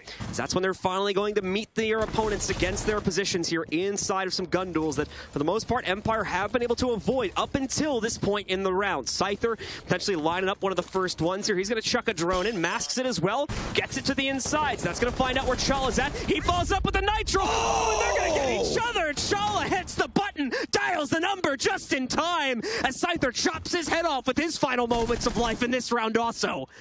It's the dead man's hand here as it just blows him sky high. But Joystick finds Merc, who's stepping up a little bit too aggressively here inside of the space. And now for TSM, 40 seconds remain from them in overtime or going to the lower bracket. Bolo will be able to get rid of the drone initially here as Empire starts to push themselves up the stairwell. It's a stun out here from Always as he tries to have some influence over this space. Shepard also putting the plant down, but will he be able to stick it? He will, more than likely, especially after Joystick takes down Bolo, and it's a 4 versus 2 going for TSM into the post plant. Gio's out in the open, but now down on the ground here. Achieve with a position in Cool Vibes, though. Catches one of the members of Empire. He's got so much to contend against, though. A direct fight at the top of Cool Vibes is waiting for him here. He spotted the player in the corner of his eyes, but it's not going to be enough. Always shuts it down. And Empire are your first grand finalists of the 6th Invitational 2022. What an insane series between these two. Empire,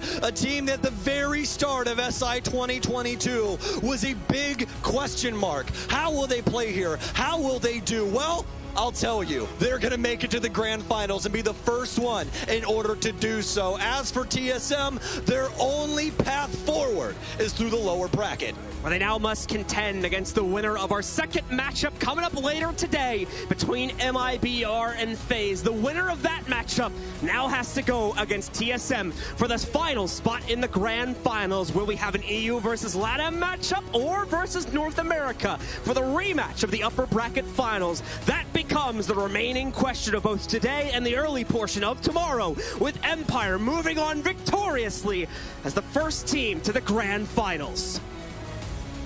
What an amazing showing from both of these teams. But obviously for Empire, it was truly a nuts series. Both of these teams taking each other's maps. A 7-2 loss to TSM on Cafe that presents us Coastline, where a lot of analysts thought TSM was going to take it, and a lot of times it looked like they had what it took to take the map off of Empire, but such a hard-fought series from them and an amazing Coastline propels them forward as they will be our first team to enter the grand finals. That last map was a gamble for both of our teams. Looking at it once again there, TSM had very few plays on that map when only was able to clutch it out 7-5 both of the times they played it. So while yes, the win ratio looked good on paper, there was plenty of room for them to potentially be knocked out there, and that's exactly what Empire was able to do. Only inside of those final 2 rounds, in my opinion, did they really lock it in, though. That intel game, as well as the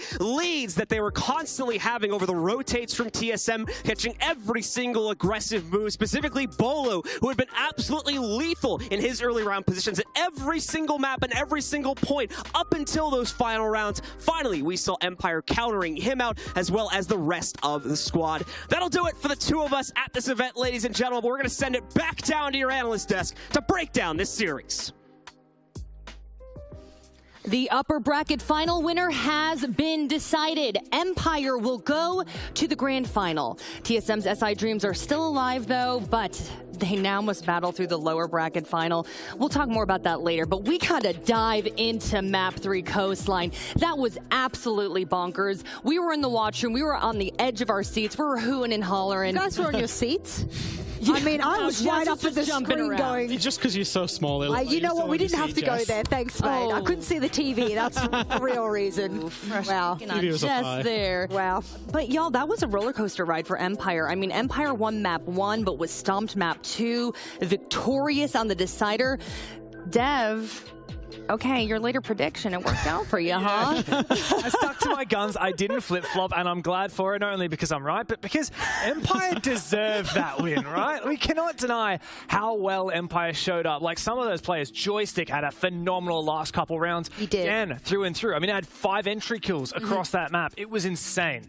Yeah, I think the biggest thing that we have to highlight is those entry plays, and we'll look at that soon, yeah. Yeah, no, Jess, I was just about to ask you about that. The entry kills for both these teams, they were so telling. They were pivotal. They truly set the momentum for each round. I think that particular map, that last map, it was the story being told of the entries. I think if you flick to the particular chapter of these two teams going head-to-head, that last map was who can get the entry kill, then convert it. You were sitting across the room from me. Round, it got converted. You go, how many of those conversions can we get from the entry kill to then a successful round? All bar one. That is an intense ratio to have of success when you're getting the opening pick. And Joystick really struggled in the first half of that map, even sort of the first half of the second half. I know that sounds odd to hear. The first half of their attacking half, I think they really struggled. And then something in Joystick was like, I am done moving slowly. I am done playing around. I need to make the entries. I need to make them now. And it's that middle emotion that they sit in that we talked about, their composure.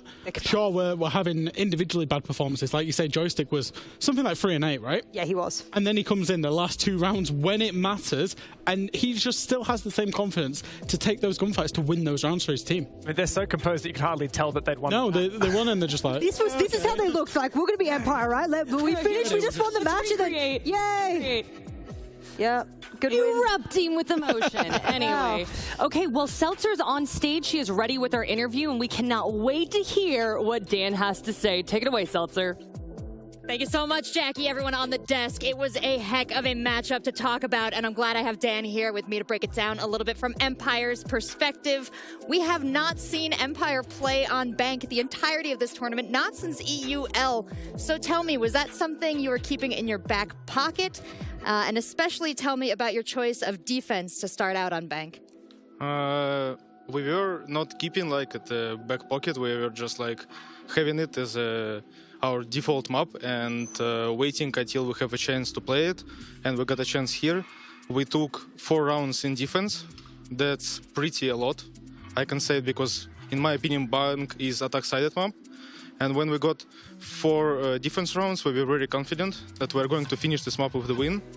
And we just kept that mood till the end of the map. You guys did a phenomenal job on Bank, just like you said. Had a little bit of a struggle on Cafe there, and a really close back and forth on Coast. I want to know, how essential is Joystick's survival on those entries to your team's success in a round? Joystick, I think he carried really hard on Coastline. I think it was the right time for me and Joystick to step up on Coastline, on attack. We did really good moves there, and we won the game because of Joysticks. Like, he was not scared at all. He was just trying to do entries for us, and he did a great job.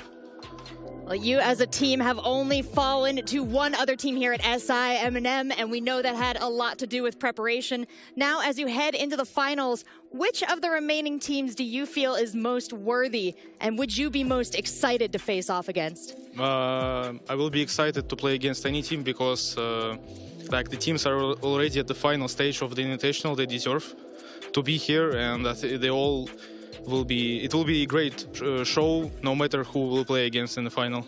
Well said, Dan, and actually a lovely sentiment. I'm going to wrap it up here, but I want to give you a quick chance to say anything to the fans out there. I want to thank all of our fans. I think you are the main reason why we're right now in the grand final. Thank you very much. Thank you so much, Dan. Congratulations to Empire. Sending it back to you all on the desk to take another look at that match. Seltzer and Dan. Chef's kiss, looking fantastic up there. Okay, I want to see if we can pull the Map 3 summary very quickly here, take a closer look at the stats.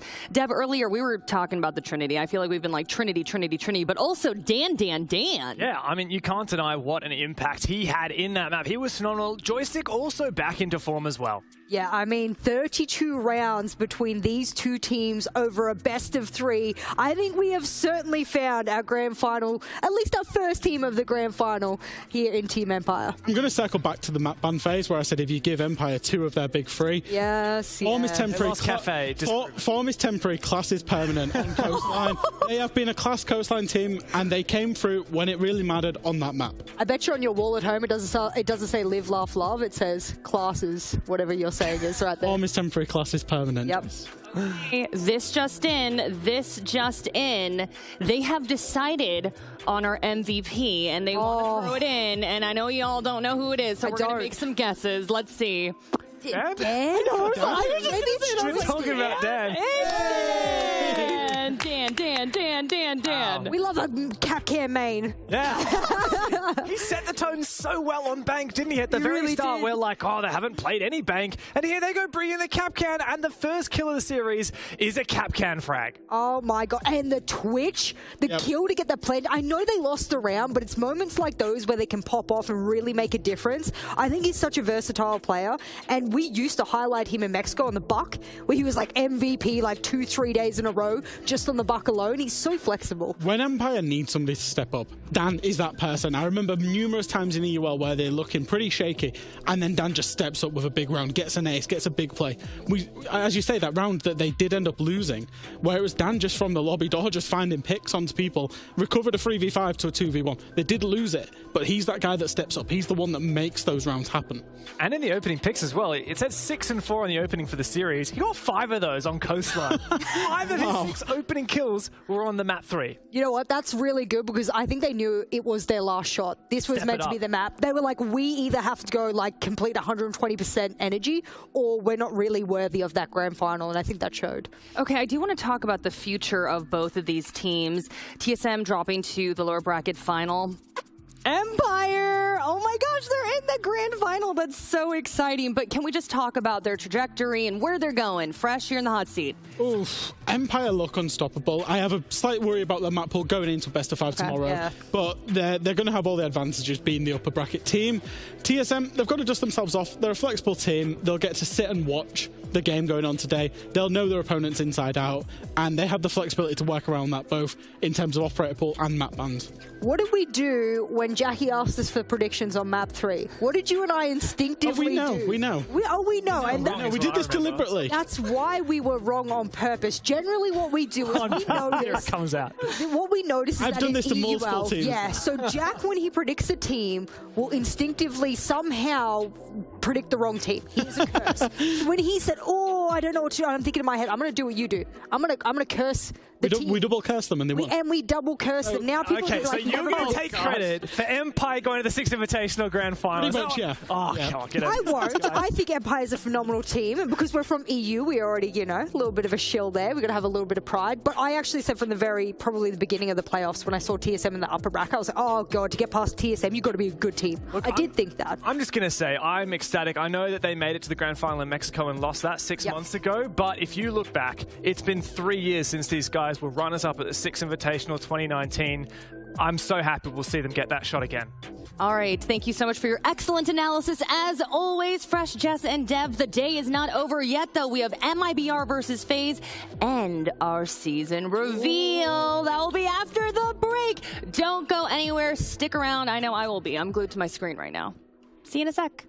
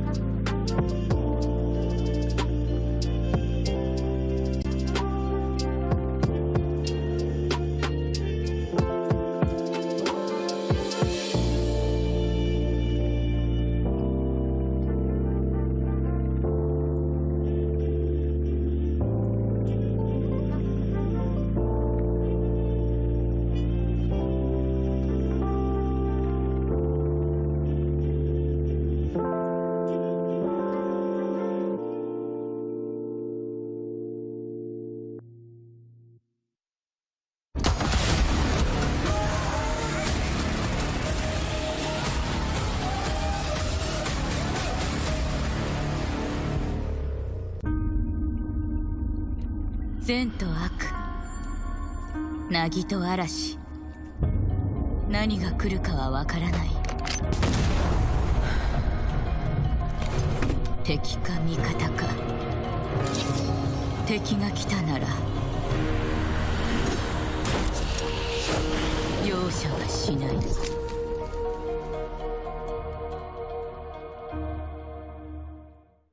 Osaimase, friends, and welcome to a final tease. We've been waiting for it for quite a while, and year 7 is upon us as always at the Invitational. It's new reveal, and it's new all over. I'm Milosh, and I'm very honored to be introducing the next bit, the future of Rainbow Six in year 7, with, of course, Demon Vale.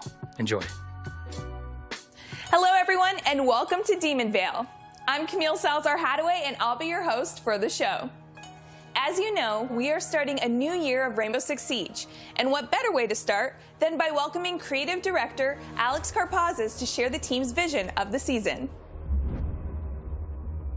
So year 7, season 1 is huge for us, and it's the season of game changers. We have Azami, one of the most complicated operators we've ever had to make.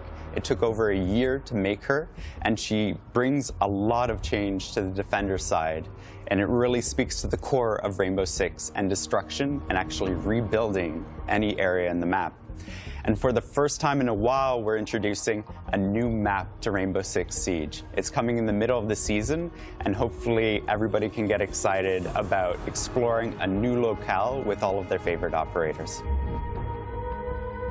You've heard about what's coming in Demon Vale.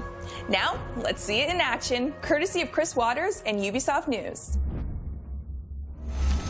Defenders, have you ever thought to yourself, what if I could patch that hole in my reinforced wall? How great would it be if I could just block off that one sight line?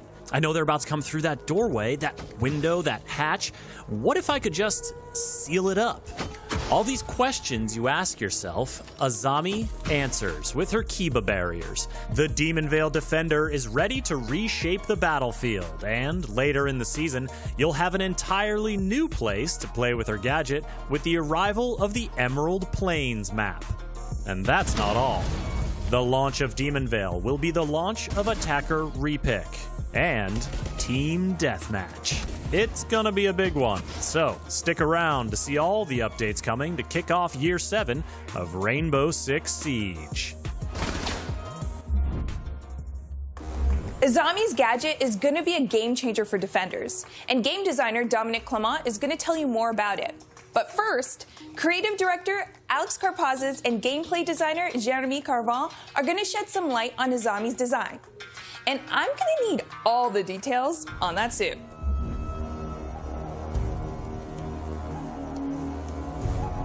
When we looked at Azami's visual identity, we actually looked towards the Japanese security police. So these are bodyguards that protect VIPs that are both domestic and international.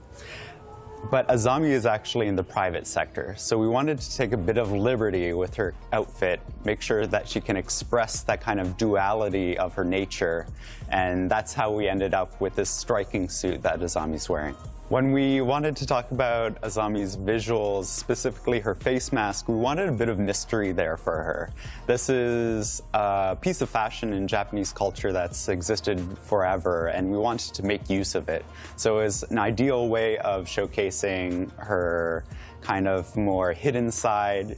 It's the first time in a while that we've actually hidden the face of a female operator, and this was kind of a unique opportunity for us to do that. We worked with our Japanese colleagues and poured through a bunch of kimono patterns and traditional patterns from the Japanese culture, and we actually settled on cranes because it was a nice kind of analogy for her gadget. The cranes are very powerful, and we kind of see that in her operator icon as well, where the crane kind of transforms into her gadget, which are the kunai. A big thing we're really happy to announce starting in Season 1 is a huge tech upgrade that we're bringing to the faces of our operators in the future. So this starts with Azami, where we've redone a whole bunch of things such as skin shaders, hair shaders, eye shaders. We've also upped the amount of poly count for the headgear and the face itself. And so you'll see a lot more life and a lot more detail in future operators.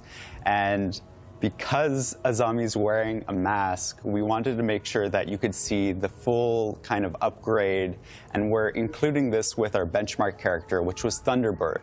So in Season 1, you're going to see Thunderbird and Azami both using this kind of new tech we've developed, and the team's worked incredibly hard to make sure we'll bring new life to our characters. So the main goal with this improvement of technology is not only to connect better with the characters, but also to make sure that we have all the tools necessary to have a diverse cast, that we're not held back by what kind of character designs we want. And so you're going to see this in our customization and our new operators that are coming in Year 7. I think the first part when we try to design a gadget is to really understand what is the gameplay mechanics behind it. What we were looking for was something super sharp, something that can stick into a wall, like pierce the wall and stay in place into it. The kunai came pretty naturally. That's a very, very iconic shape. And when we saw it, we knew that that was the thing we were looking for. The second part is the patch.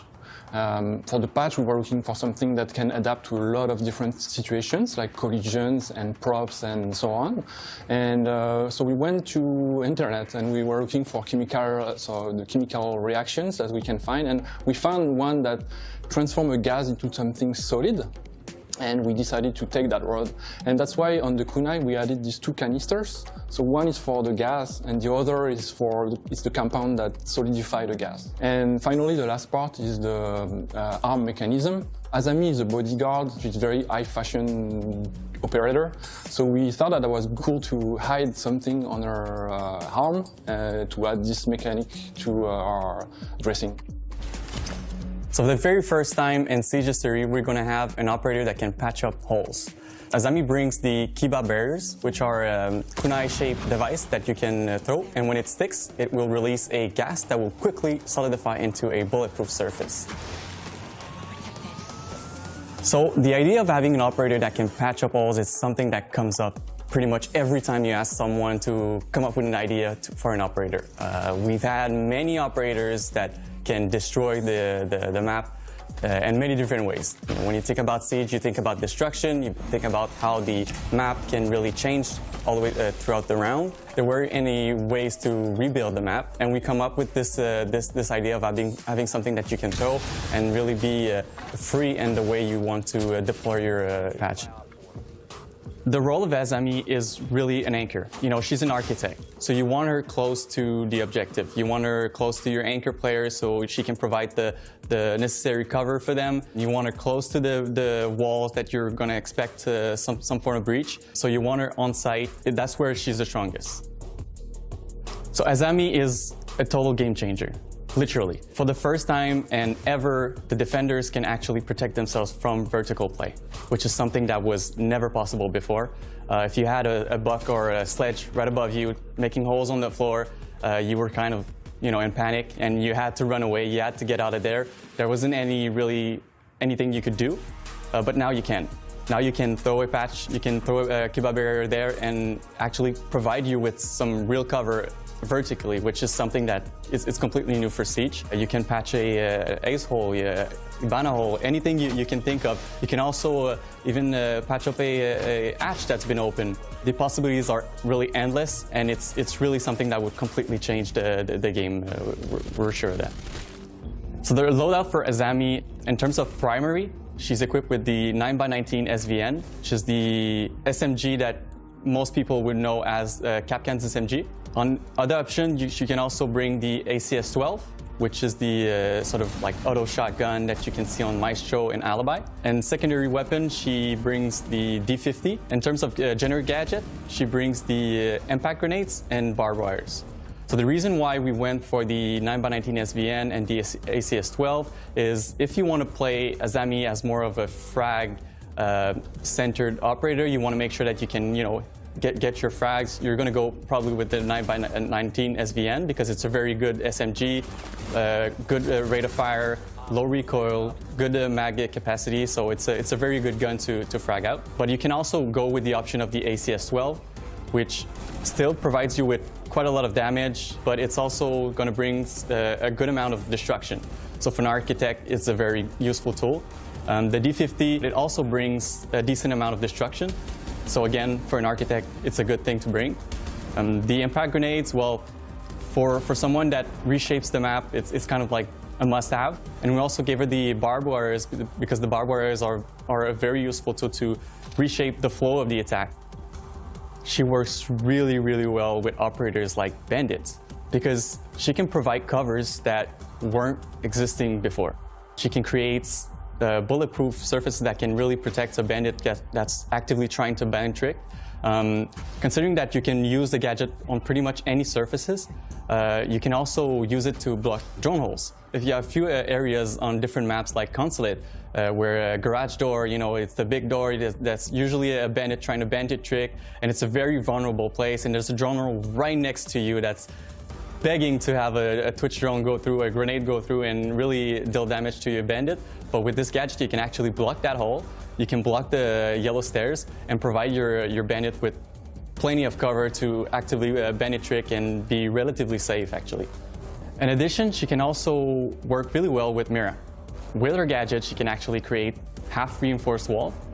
It's not the same as like an actual reinforced wall, but you can place it on the soft wall, so you can really create some really, really exciting new ways of setting your defense. Since the gadget is bulletproof, it's going to be a very good, useful tool to protect you, but you can't really rely too much on it because it's also very easy to deal with. Any explosive will destroy the gadget. It also can be destroyed by 3 melee hits if you don't have any explosives at your disposal. Your best bet to really deal with this gadget is to bring operators like Zofia, Ashe. These are very useful operators that can destroy the gadget from afar with their gadget. You can also bring Flores. Flores is also a very, very, very good operator for this gadget because with one RC drone, you can destroy a whole cluster of them. And otherwise, your classic, your grenade, and again, pretty much any form of explosives will destroy them really easily. So you can rely on the gadget to protect you from bullet, but you have to be careful that it's not going to be permanently on the map. Attackers will have a relatively easy way to deal with them. So it's a temporary fixture.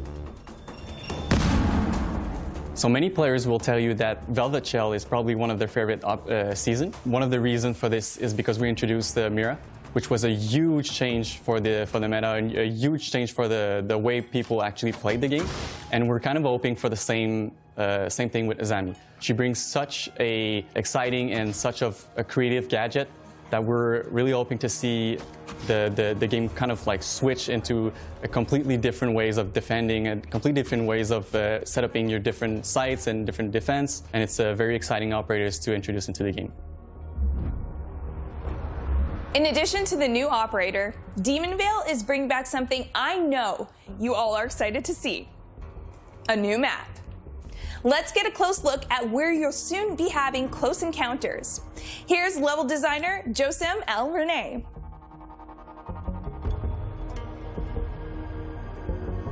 We're really excited to bring a new map at Year 7 for the players. It was a really big challenge to secure something that is fresh, that feels new, but also that keeps the same level of quality standard that we've accustomed our players to. So the map is set in Ireland.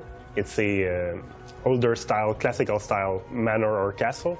It was made into a country club for the elites of the world. First floor was modernized for the enjoyment of the guests, but the second floor has still a more classical style for the private, the elites, and maybe the shady deals they do there.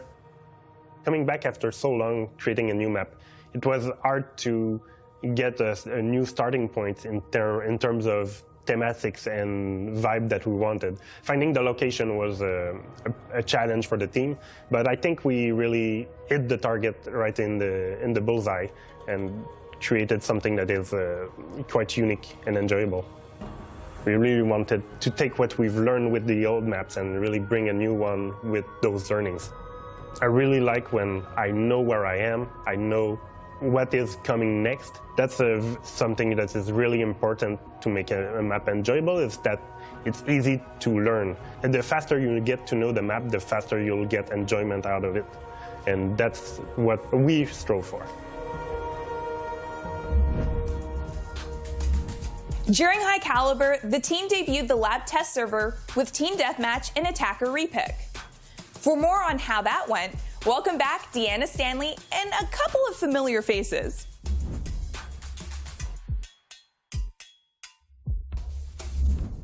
Our first lab test server was super successful for us. Our team really enjoyed watching our content creators and players discover these features for the first time, so it was really great. We showcased Team Deathmatch and Attacker Repick. The reaction we got from the community was really positive, so we're going to be able to announce today what's coming for those two features.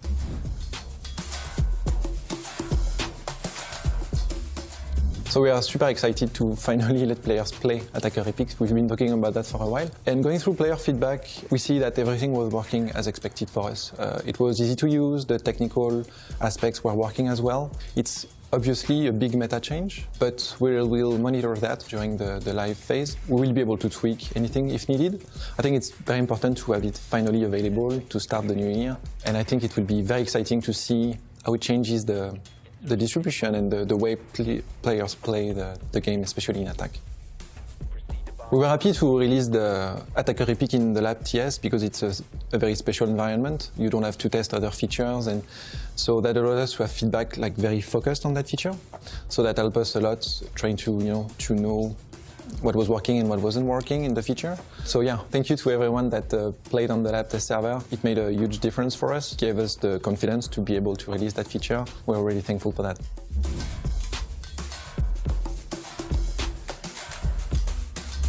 So last December, we had our first TS Lab in which we introduced Team Deathmatch game mode. We had a blast watching players run around the different maps with different operators and different combination of many of the same operators, and just have a blast on this game mode. And we collected a lot of feedback on this game mode. And it was super fun to read all the feedback. It was honestly overwhelmingly positive, which is why I'm super excited right now to announce that, well, this game mode is going to be coming in this season with all the awesome content that we've already announced. This is a permanent game mode, so this game mode is here to stay. And we're super excited for you to jump in and get more people to experience this awesome game mode that we worked on. We worked really hard to make sure that we could release it as soon as possible, so we're going to release it this season. But do expect more update following the release, such as we know that you want to see more maps to be added in the game mode. We're working on this. We're also looking at improving our spawning system, because that was also something that was said in the feedback that we could implement and we could maybe make better. So we're actively working on this. So expect more update following the release to make sure that the game mode is at the top tier.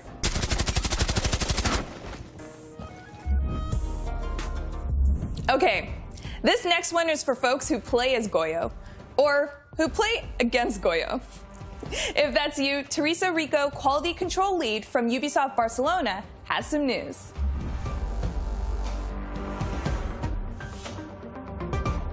Currently, Goyo's explosive canister is attached to a deployable shield, which allows defenders to use the gadget more aggressively and hold the strong positions from behind the shield. The main issue we've spotted with the current system was that Goyo was picked mainly because of the shield, and the meta evolved in a way that he became an issue for competitive, because attackers needed a lot of explosive and utility just to deal with him. Additionally, he was designed to be an alternative for smoke, but he wasn't used like that. The main change we are introducing in Goyo is removing the shield, so now the gadget will be only the explosive canister. This should encourage players to use it for what it was designed, time and area denial. We are also increasing the number of canisters, because you will need to replace them, so it is less reactive than a smoke, and maybe not all of them will be impactful during the round. Finally, we are tweaking the canister's fire. The area will be bigger and it will last longer to compensate the lack of adaptation during the action phase. Our objective is to bring Goyo back to his original role, area denial. With the new behavior, his role should be clearer, and it should be easier to understand how and where to place the device. As Goyo, you should share your resources by placing the gadget where your teammates can use it, because it will be hard to control all of them. You are kind of giving them the ability to slow down the enemy. With this new version, the strategy and ability to cooperate will determine who is a good Goyo player. We've got one exciting loadout update for you. For more details, here's Sébastien François, UX designer.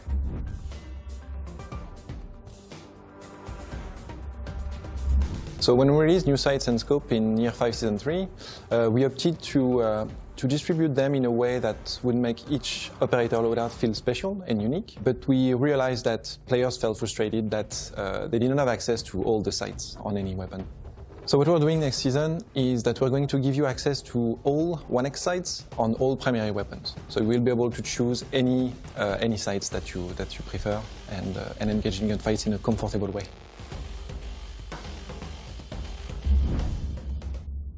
Our PC players have been using the match replay feature to analyze tactics and strategy, learn from their mistakes, and create content. And we're happy to announce that console players can now do the same. Here to introduce match replay on consoles is project manager Mihai Lakatush.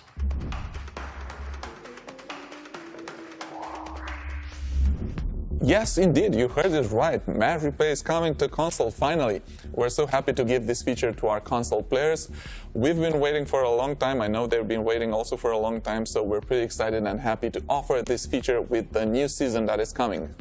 So first of all, I just want to let you know that our console players, they've always been in our focus. We always wanted to give this feature to them.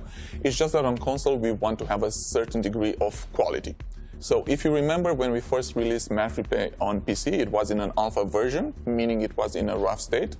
But since then, we improved a lot. We did a lot of optimizations and, we added new features to it. So we believe now we're in a better spot.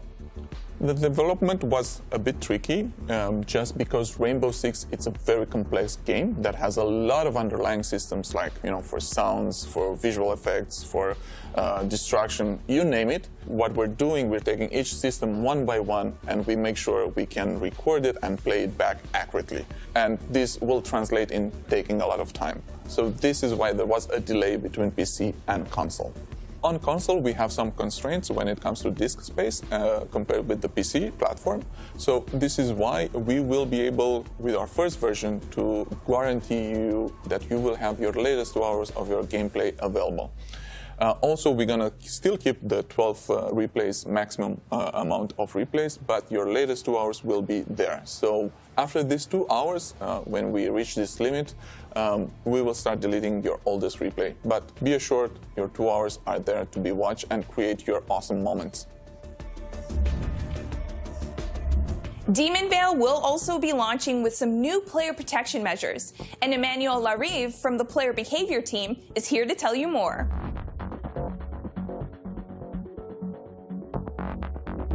Player protection is a subject that is really important for us at Ubisoft, but also at Rainbow Six Siege.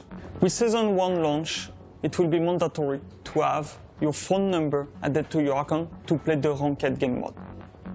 For that, it will help us to fight against smurfing and also alleviate some cheating cases.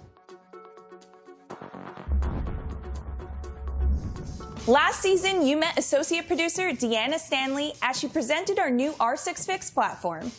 Now, she's back to sweeten the deal for everyone out there, making Siege a better game.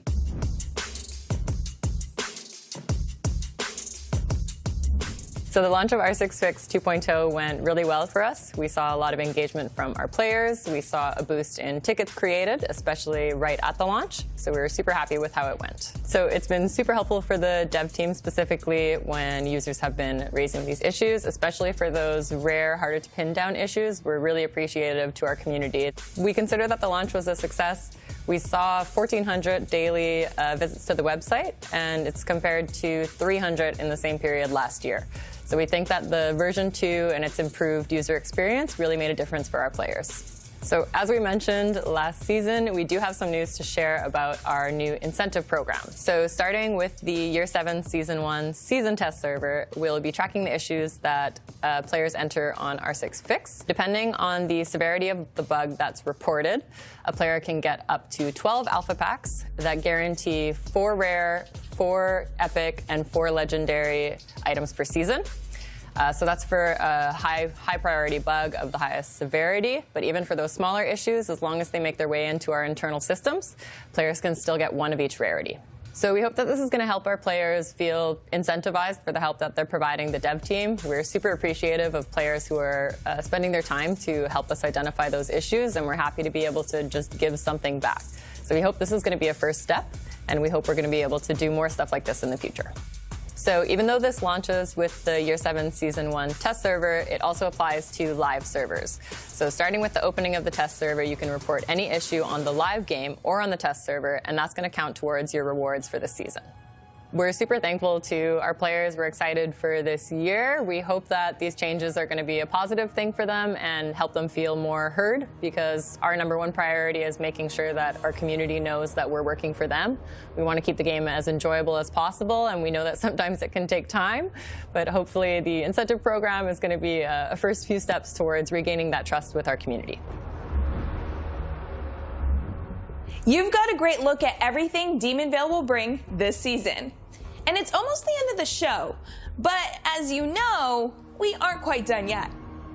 During the reveal of High Caliber, we introduced you to the camera loose signal update that disconnected defenders' cameras for a few seconds when placed outside.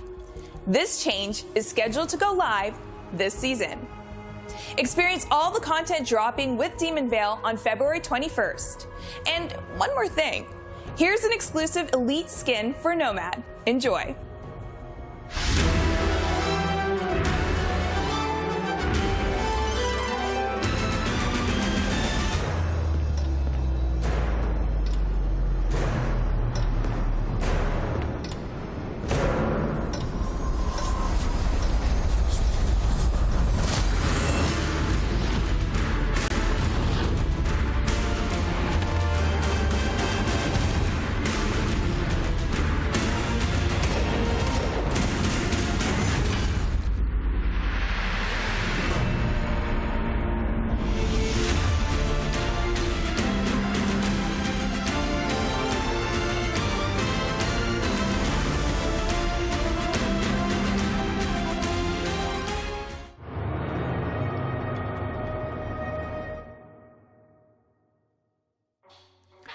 Hello, everyone. Welcome back. That is Demonvale coming to you on February 21st on the test server just on Monday. So make sure you're ready.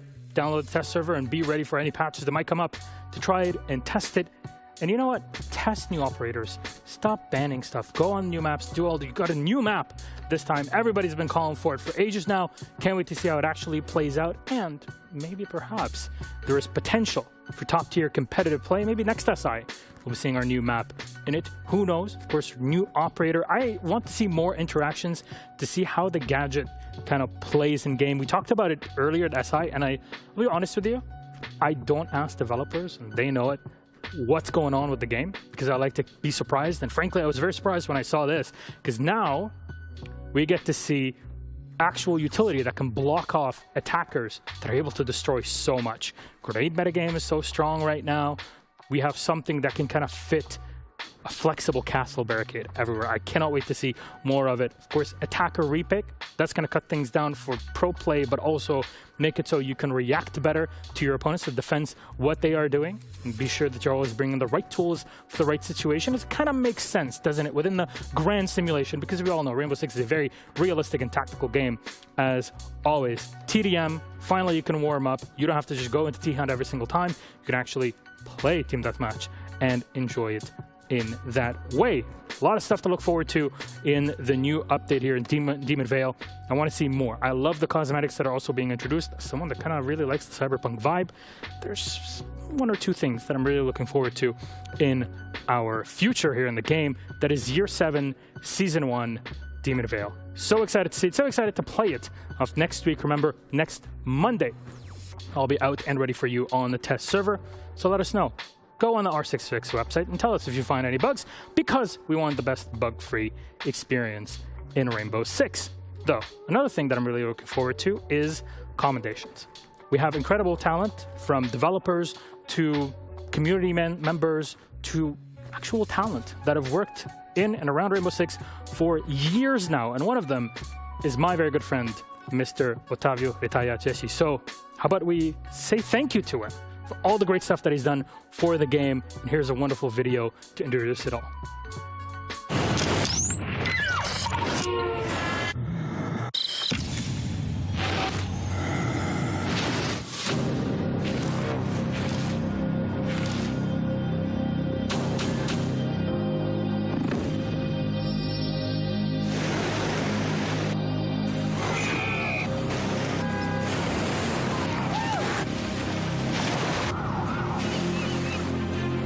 When the people are inside with you, when the people are enjoying that, it's a very grateful moment. It's a realization that we have. We are making a job and we are making entertainment for them. They are our viewers. They deserve to have the better of us. I am Otavio, known as Ritalia in Brazil. I am 29 years old. I'm the official caster and commentator of Rainbow Six Siege since 2016. I give details, I help my friend and co-caster Melly Jenny. We work together. He takes care of the narration. I work explaining what is happening on that match.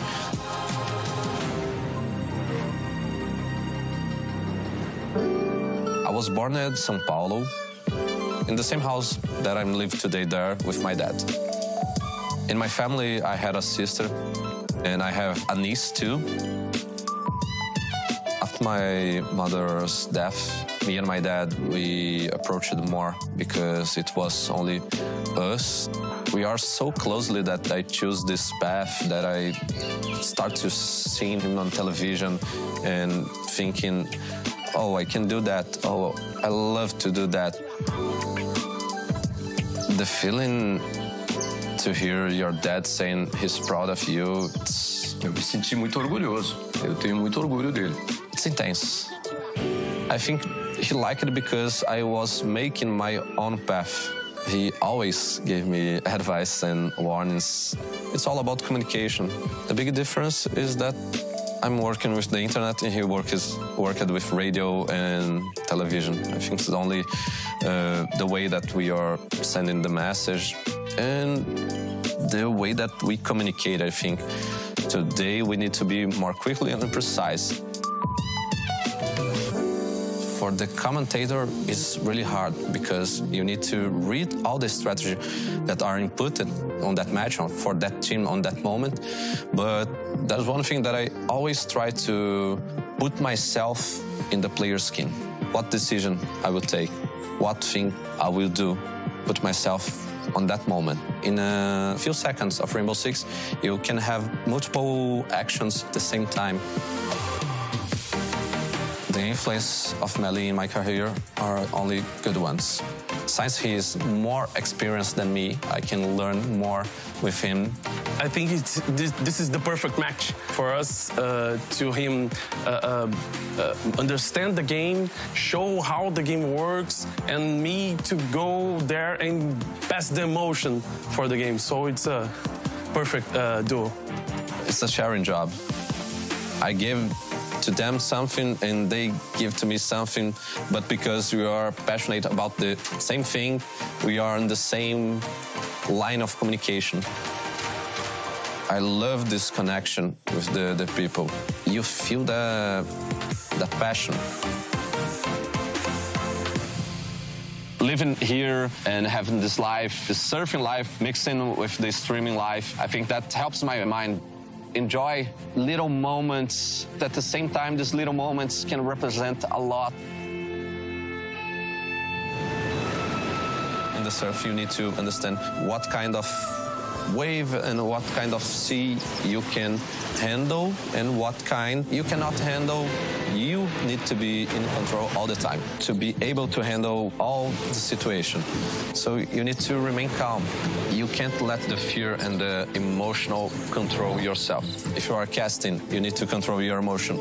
The big difference that Brazilian people are emotional. They are passionate and they can express this when they are cheered. Brazil has some very intense people. Like everything we showed up. It was insane. Like a lot of people, everyone was cheering. The noises was so loud. As a caster, I think all the matches are important. We are yelling. The Brazilian crowd is the craziest I ever seen, you know. Because the Brazilians are insane.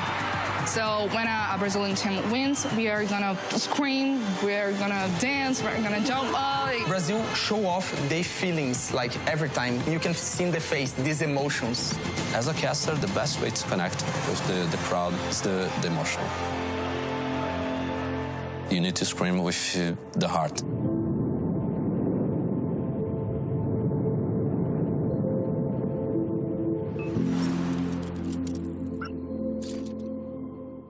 Congratulations to Otavio on this commendation. My friend, an old friend that I've known for so many years, and here he is, rewarded for all the great work that he's done for the Rainbow Six community at large, and specifically for the Brazilian esports scene for Rainbow Six Siege. And you know what? We have him on call with us, so let's bring him up. I haven't seen him in ages. Let's go. This is really taking it back. Here we go. Otavio. Parabéns. How are you doing? Oi, Milos. How are you? Oi, Milos. I'm fine, man. And you, how you doing? I'm feeling great. You know, it's good to finally see you getting the commendation here. You guys, you know, we've known one another, since 2014? And here we are, 8 years later. Yes. That's ages now in esports.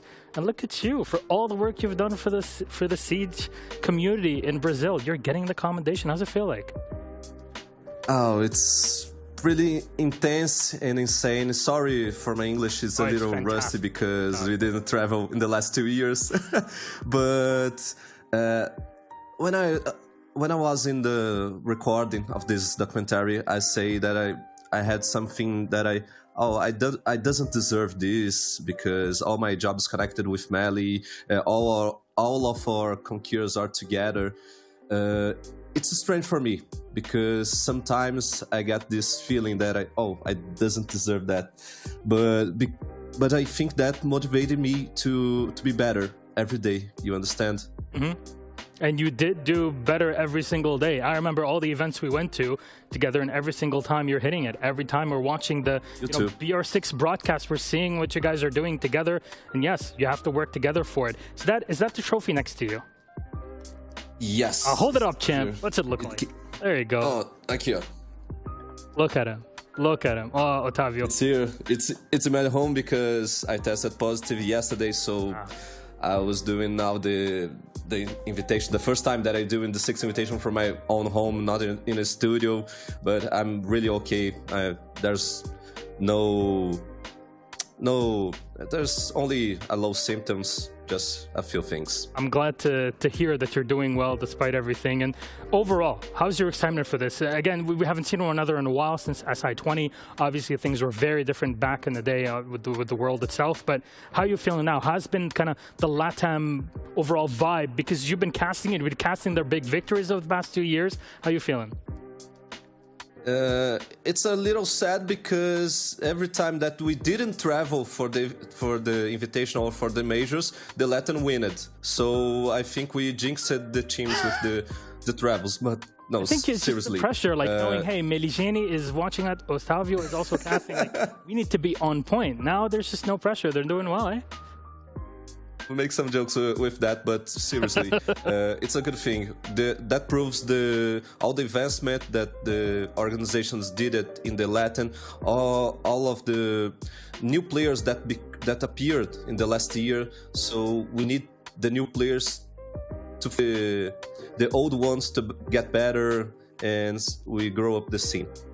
Well, anything you want to say to all the fans out there, to family itself? We heard it in the interview how close you are with your dad, with your niece. Do you want to say anything to him? In English, I would like to say thank you for Maxime, who chose me for this commendation. Thank you for my bosses, Marcio and Rob in Brazil. In português, valeu galera, muito obrigado. Isso daqui não é uma conquista só minha, eu acho que é uma conquista de todos e de toda a nossa equipe. Muito obrigado mesmo. Muito obrigado à minha família por tudo. Hey Milos, a big thank you for you too, because you are one of the biggest friends that we made during all of this journey since 2014, since before Rainbow Six scene. Thank you, Otavio. I mean, without you, Meligeni, and Winner, who I'm sure is watching to see, I wouldn't be here today. So I started with Brazil. Here we are having a chat, reminiscing about the old times. Honestly, I'm very happy. I'm very proud that you get the commendation that you deserve. You've done great things internationally. You've done great things in Brazil, and you hoisted the name of Brazil and LATAM very, very high in Rainbow Six and in many other games over your career. So, parabéns. And on top of it, like Meligeni would always be saying, impressionante retaya. So we have to always say that's the commendation that we should be getting. And congrats, Otavio. I hope to see you very soon in real life. It's been way too long, my friend, and me neither. I hope we'll all be in great health until then. So thank you very much. Muito obrigado and adeus. Bye-bye, Otavio. Thank you. Thank you, Milos. Bye-bye. And there he is, a great friend that we've had for so many years in Rainbow Six, and myself for 8 years now and more, hopefully to come. It's Otavio gets the commendation to add more at fantastic people that make Siege Esports what it is today, the great esport that it is. But to make the esport what it is, we need the game to function properly, and that means getting patches done and ready. So let's talk to the deployment cell and see what they have to say about their job. Very technical, might I add. I'm Deanna Stanley, and I'm an associate producer. I'm Christian. I'm a game deployment specialist. I'm Katrina Parker, and I'm a game deployment coordinator. I'm Amélie Bernard. I'm game deployment coordinator. Basically, with the closing team / the game deployment team, we're working with the production to make sure that our goals and the production's goal aligns to ship the best version possible for the players. We rely every information from the live, any live feedback to the production and make sure that when we're set on a goal to ship something, we ship it good. Just the point of working together on the same scope as the whole production worldwide and all the teams.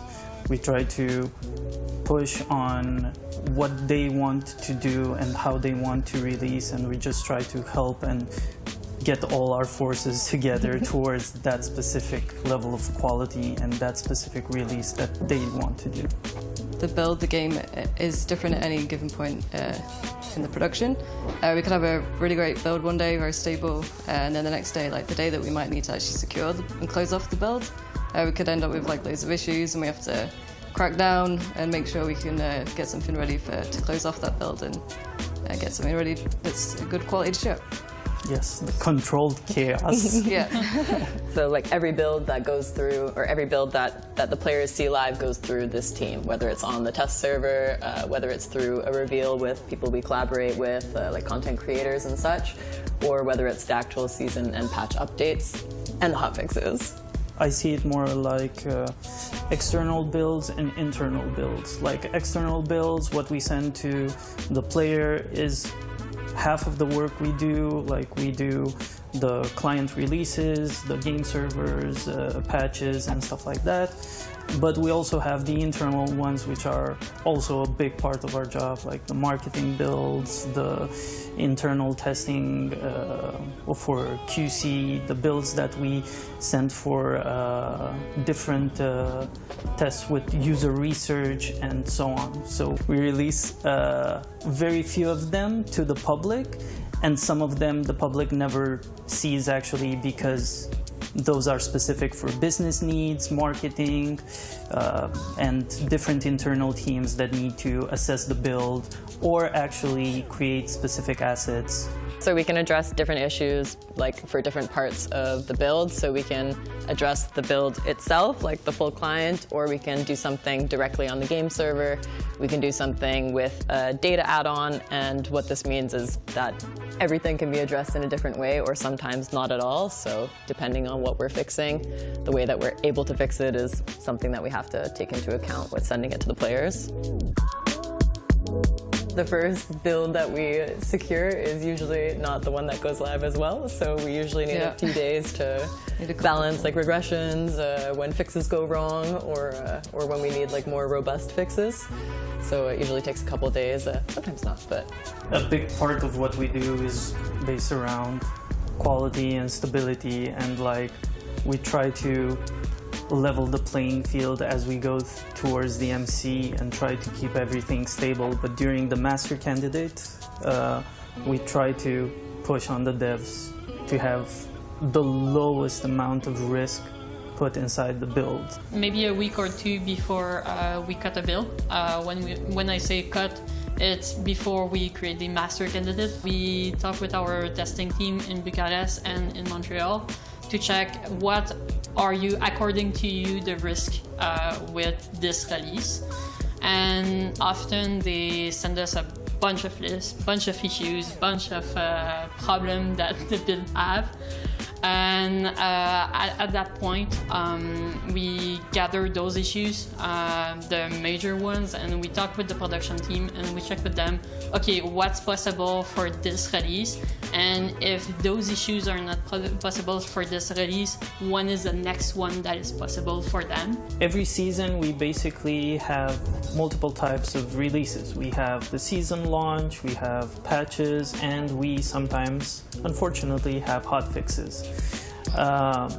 So taking it all into account, we also need to talk about how many platforms we have to release on. Right now, we are releasing on 7 platforms, which are PC, Luna, Stadia, Xbox Series X, Xbox One, PS4, and PS5. With our season, all of our patches, any emergency builds that are going on the test server in a season period, we have about 40 to 50 builds that are going live to the public in one way or another. That's the live builds, and then the offline builds for the esports, marketing events, the trailers that you see for the season reveal. The early access events, that's about, per season, it's about 5 or 6 in the just up towards the season launch, and after that 3 to 4 builds, so there's quite a lot that we push out on top of all our other tasks for securing the live builds. Internally too, we have to make builds every single day that have to send to QC. We have specific builds that need to be made on specific dates that have specific amounts of some kind of feature in development. So those are done on a daily basis too. Every day, we start our day where we sync together to see what are the current live topics. We make sure that all the stakeholders are there, so everyone, or at least someone representing esports, someone representing marketing, someone representing QC, the closing team, the teams that are doing the actual deployments, a lot of different people on the team to make sure they're all in the same room and look together at absolutely anything that happened the day before. It can be, like you mentioned, it can be stuff that happened live, it can be bugs or exploits, it can also be stuff that has nothing to do with us. It can be an update that happened from an external third party that we use in some way, shape, or form in our game. It can be a train that derailed and hit a data center. It can be something that's happening in the world that makes us not want to push any updates or change our plans. So that's the first kind of step of the day. And if there's an emergency that needs to be fixed, it's the closing team that figures out if we can fix it or not. We have like a million different teams who immediately jump on doing something differently as well. Like our QC teams jump on reproducing it internally. We have like a strike team of devs who will actually be able to be the ones who fix the issue. We have people on the communications side who need to see if we need to halt any communications. We have people on the esports side who need to see if there's any ongoing esports that where are we going to find our deployment window if we can eventually fix this, and all of that needs to be done at the exact same time. It's a very fine-tuned kind of situation, finding the exact spot where can we assume to fix this, and then can we actually release the fix. I think we had like 3 months ago a different version for Xbox just because there was an issue on Xbox specifically, and like it was found on the last day on DMC, so we had to contact compliance, have like one more day for submitting the build just to fix that platform. And like the other, we were able to like move forward with compliance, but like sometimes it's like trying to like negotiate with our external parties to have a bit more time. PC is the only platform we control, so for other first parties that we work with, we have to work by their compliance rules, and it's different for each one. So some of them work on the weekends, some of them don't work on the weekends, some of them close early for holidays, like depending on where they are in the world too. Yeah, and the way they work in terms of like how much testing they want to do on each specific patch or build that we want to release is different. Some take 2 days, some take 5, some take 0.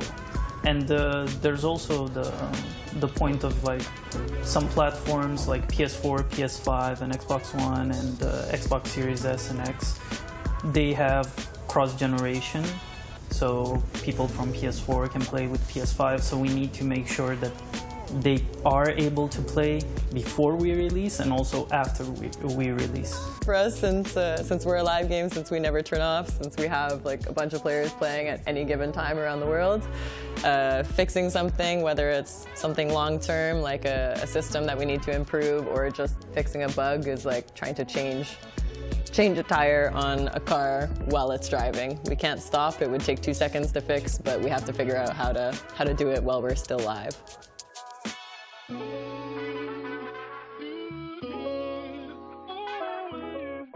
For all the troubleshooting they do at the deployment cell, you might think that you're watching the Red Bull F1 team as they're getting themselves ready for each and every single race. Who knows? This is what we got. This is the speed and action that the team has to work with.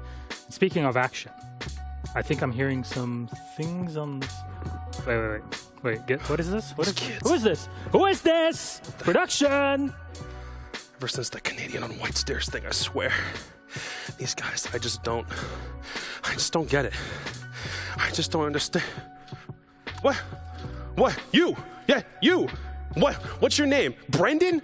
Who names their kid Brendan anymore? You're the one laying down right now at 6:30 p.m. watching the stream on your phone eating Doritos. Yeah, you. I know you. You were playing ranked for 6.5 hours last night, and I commend that effort. But you want to know the problem? A silver 1 placement? Silver 1! Who places there at Rainbow Six Siege? Again, nice try, but I have to give you an F. You want to know why?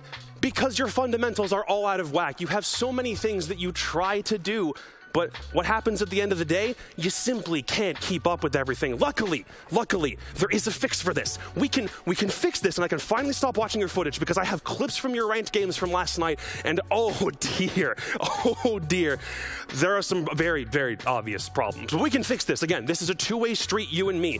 How we fix this is through the aim lab. So just watch this for a second and we'll figure this out. I have clips from your game from last night. You played on bank to start with. You were upstairs. You were playing IQ. Okay, your first problem is using the red dot, but we'll get back to that later. You decide to swing this angle. Look at how many people are over there. Watch how many people are in stock. You got 1, 2. There's a guy breakdancing over here on the end in 2 seconds. You can see it right there. What is your plan? You're going to peek an angle not knowing what intel is there? We have to stop this at the source, and we stop that through AimLab specifically. The Siege Lean Peak activity, there's a playlist for it. All you have to do is sit back for a little bit and play a little bit of Peak Understanding, because once you have this down, it will be infinitely easier for you to not walk into gunfights and scenarios that you absolutely know you cannot win. Second problem, you're over again playing IQ. Again, I love the spirit. You find everything on site. What's that?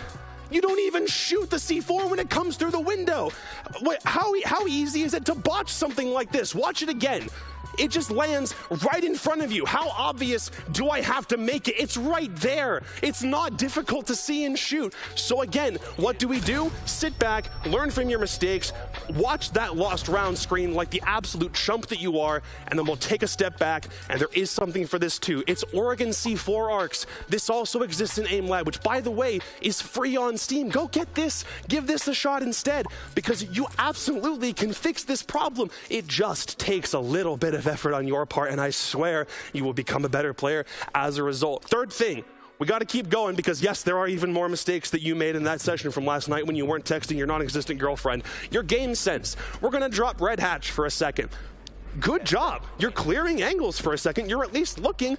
And then what happens? There's no drone work. You hit an LO mine. She blanks you from Cigar. You even get teabagged at the end of it. I don't know how you don't just uninstall. It's like Dan walking into frost mats from that game against TSM from earlier. I don't get it. But again, we can fix this. Cafe entry, this exact scenario that we've talked about already. This is correctable. Take a little bit of time. Understand where people might be before you even attempt to affect entry. Learn where you're supposed to be looking, because you know there are going to be people waiting for you on a Red Hatch drop, but take a second to understand where they are before actually making said effort. And the last thing that I noticed from this, we instead moved to Clubhouse. You're on I can't believe how much I'm sweating right now. You want to play somebody downstairs in basement. You know that there's somebody there. You don't even bother joining him, but what happens? You're shooting everything that's not the floor. Look at how many holes are open right here. There's no way you're gonna know, one, where the dude is in the first place, and two, how to get around all of the different metal beams. Again, you're doing a decent job of it, but he's gonna smoke you. Watch, he actually does. This is actually a pretty impressive shot. Homie just tracks you. Like, he's probably hacking or he's using AimLab. He did this task and you didn't. This is why you stink at this. It's totally possible. Again, I don't know how often I need to say that. And the best part about this is so many different things on AimLab are capable of helping you with so many things on AimLab can help you with your fundamentals. I applaud the effort. Everything you do, your heart is in the right place. I understand that when you're playing in the silver trenches, it seems impossible to get out of that situation. I get it. But I don't want to look at these clips anymore. I don't want to look at this letter and see an F constantly. It breaks my heart. It breaks your parents' heart because they're already disappointed in you. So we have to take this a step further. All you have to do is download AimLab. It's free on Steam. And there's a playlist that's about to hit AimLab that's got this whole face on it. I've given you core classes to be able to fix all of the problems you may or may not think you do or don't have with Rainbow Six. It's not that difficult. If you're looking for an aim trainer and you're looking for some way to up your game and perhaps even take you to the next level, so not an F, maybe like a C- or something, then we can do this together. But I need you to work with me. Go out there, shoot some blue balls, go download AimLab. It's free on Steam. Go! These kids are never gonna learn, I swear. I never want to do this again.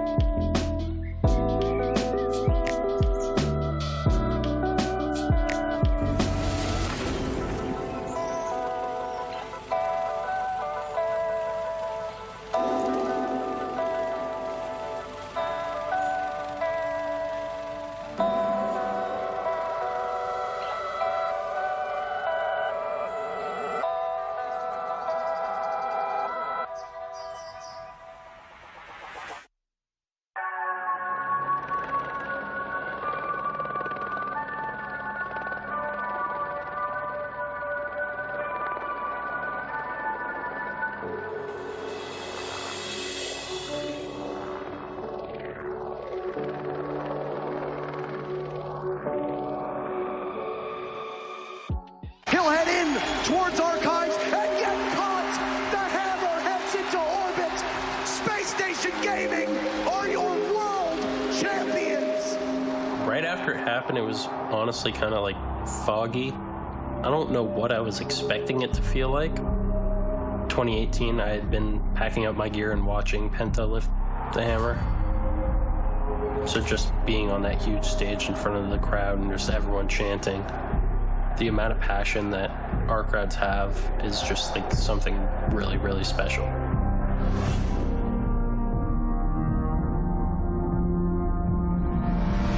None of the results prior really mattered to me. The one that mattered was Invitational. We go out there, we walk out on the stage before the game, and you see everyone in the crowd cheering for you. It's just truly surreal. Everyone's like energy was just higher than it has ever been. Randy, so far this entire tournament, is the highest rated player. We're going into the finals, that's the goal, you know, lift that hammer. On the back of the trophy stand, all the names of the teams that have ever won it are engraved in. Canadian, he can taste that, right? It's so close to getting there again. We had heard like a lot of things about like Nip being really strong. Pino, he's been doing insane. If you like look at their stats from the event, Pino's stats didn't get crazy until they started making that losers bracket run. It's really impressive because he ended up having like some of the best stats in the whole event. As we saw it happening, we're like, they're here to play. I just remember feeling very lucky to be there, just ready. Ready to win, ready to lose, just ready. We had a good first round, and then a couple rounds after that, it was just like small mistakes or like getting surprised or caught off guard by like small things. The biggest advantage that SSG had is now gone. Flawless round. Ninjas in pajamas take map 1. The second map, it felt like their momentum was hitting though. It felt like we couldn't do anything. And that's the map! We're down 2-0, about to face defeat, and we're coming up to our best map.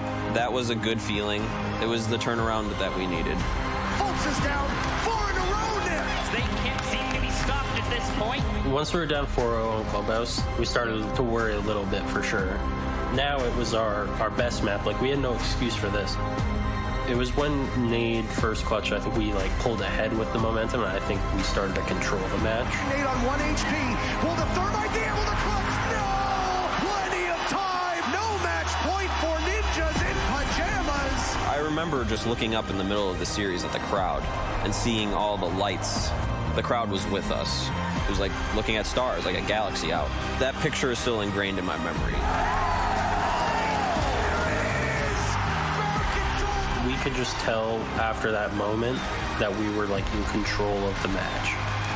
For me personally, the crowd was one of the main reasons why I personally was able to keep myself in it mentally, and I'm sure it was the same for the whole team. America, Space Station Gaming are your world champion. An absolutely massive win for SSG. I definitely feed off the energy. I feel like the crowd does the same with me. Like so many people like cheering for us and believing in us. I'm really glad I got to share that with the crowd that we did. Hey, my name is Jesse J. Chick, and I'm an analyst on the North American League and here at SI. First time I played Rainbow Six Siege was Operation Chimera after watching the 6th Invitational where EG lost and got swept in the grand finals. This is the best team in the world, never having that distinction. And I said, hey, this is a game I should check out, I should get involved with.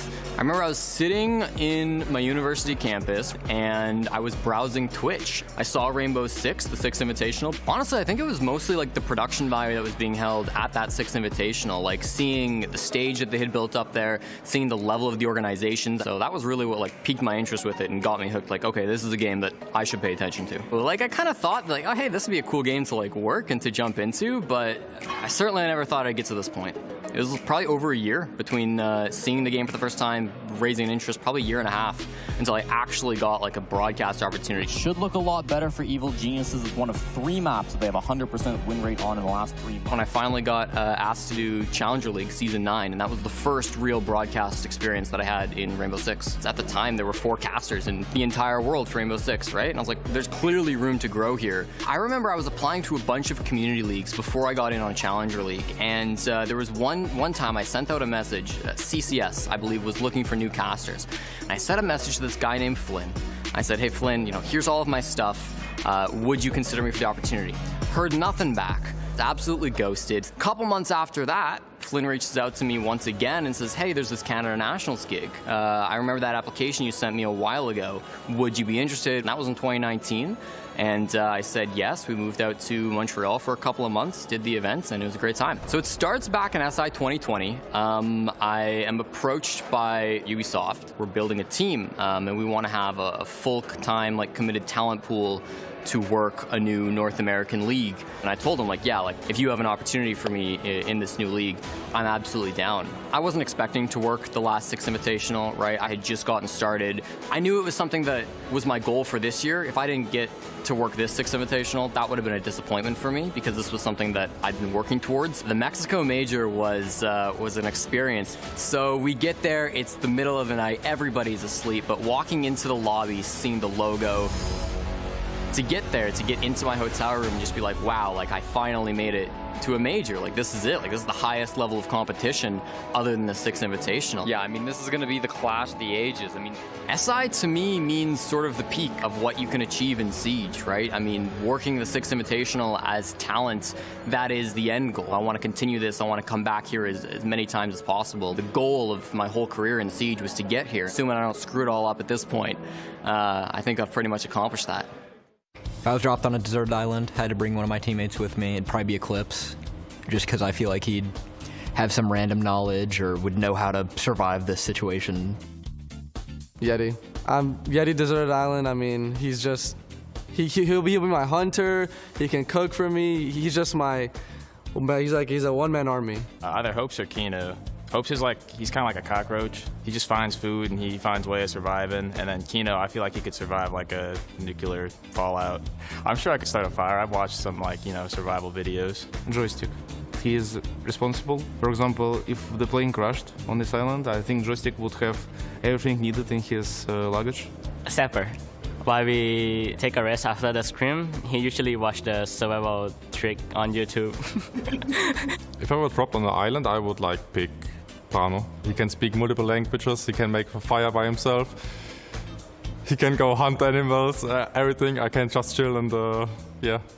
I think I will pick Muzi because he sleeps 12 hours a day, so he's not gonna bother me much. Are we implying that this deserted island has, is it a resort or something? But 포티드? 덜 먹고 열심히 살리려 할 것 같아서. Either Achieved or Geo, they're pretty resourceful. I need to think a little bit I've taken some biology courses in university, hey, don't eat that. Hey, that weird looking berry? No. Maybe Sensi, because he knows how to do this stuff, He always watching some crazy videos on YouTube. He read a lot of books. You don't want diarrhea on a deserted island. If there was a zombie apocalypse in my team, I think maybe Reps would be the first beaten. First of all, because he's the slowest, I think.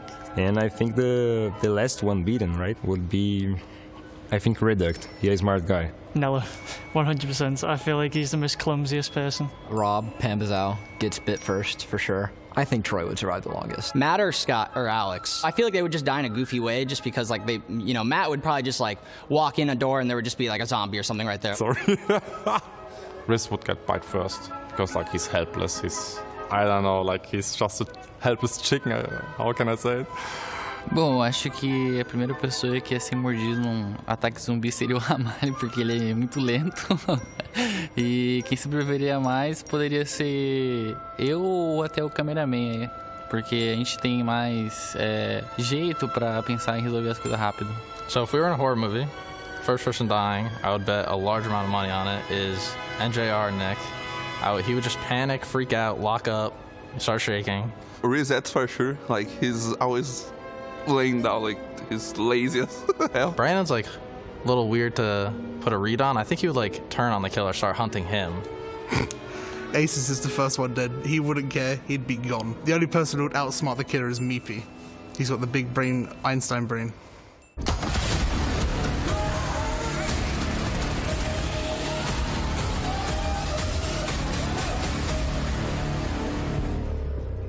Welcome back, friends, to the 6 Invitational. Ladies and gentlemen, MBs, it is time for our second matchup of the second to last day of the Invitational. Can you believe it? Tomorrow is the last day, and we're going to need to decide who survives still.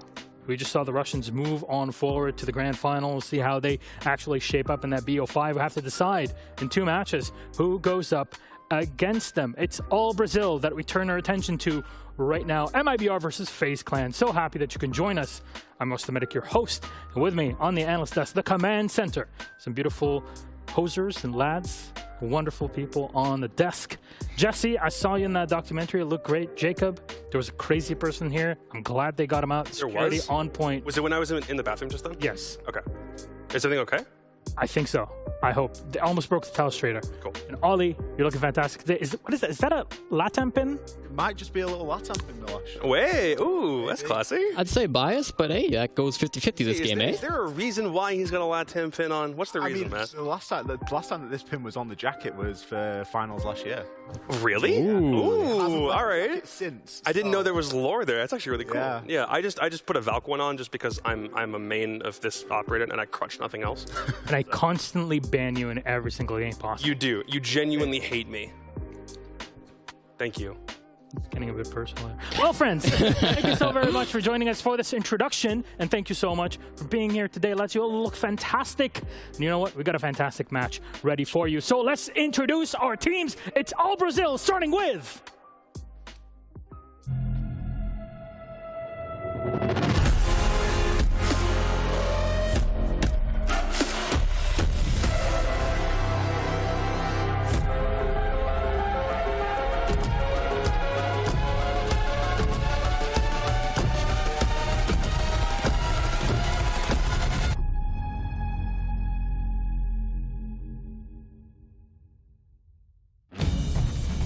Looking to push it to the lower bracket finals for the second year in a row. They've conquered NIP, SSG, Oxygen, and now Liquid. With only FaZe left in the way, they're vying to be Brazil's last hope for the Hammer. It's MIBR!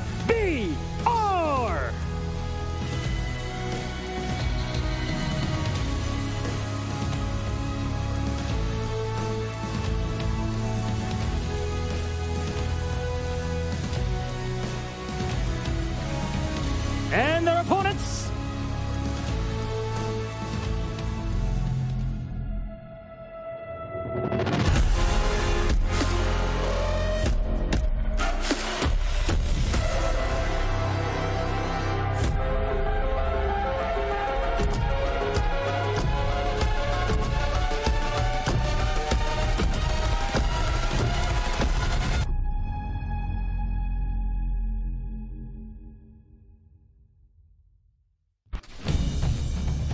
For the brand, it's their 5th consecutive 6 Invitational, but for 2 players on this team, it's their 6th attempt to lift the hammer. One more try, one game closer to the 6th Invitational Grand Final is on deck.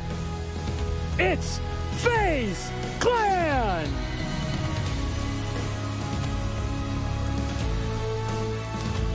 Beautiful glasses, beautiful styling. You see it on FaZe. You see the smile on their opponents of MIBR. These two have played against one another countless times in Brazil in every single tournament possible. And here, they're fighting for a shot at the big one. Can they go deeper? A major champion, a 3rd place finish last SI. MIBR v FaZe Clan. It's all Brazil, all on the line. You snooze, you lose, you're out. No 2 ways around it. Welcome back, my friends. Here we are, focusing on this matchup and seeing what these 2 teams have to offer, FaZe and MIBR. Jesse, I think it's time for us to have a chat about these squads and kind of introduce them to people that may have not watched them through the tournament, put them all up to speed, and get them ready for the rest of it. Let's put our rosters in check. Well, Milos, we already know we're going to have one European team in the finals, one North American team in the lower bracket finals, and one Brazilian team. We've got to figure out which one it's going to be. And for MIBR, they have worked hard to get here, barely scraping through the Latin American qualifier, finished 4th in Group D, and then they've won game after game after game. It's been the lower bracket run for these boys, and they have conquered some incredibly strong foes.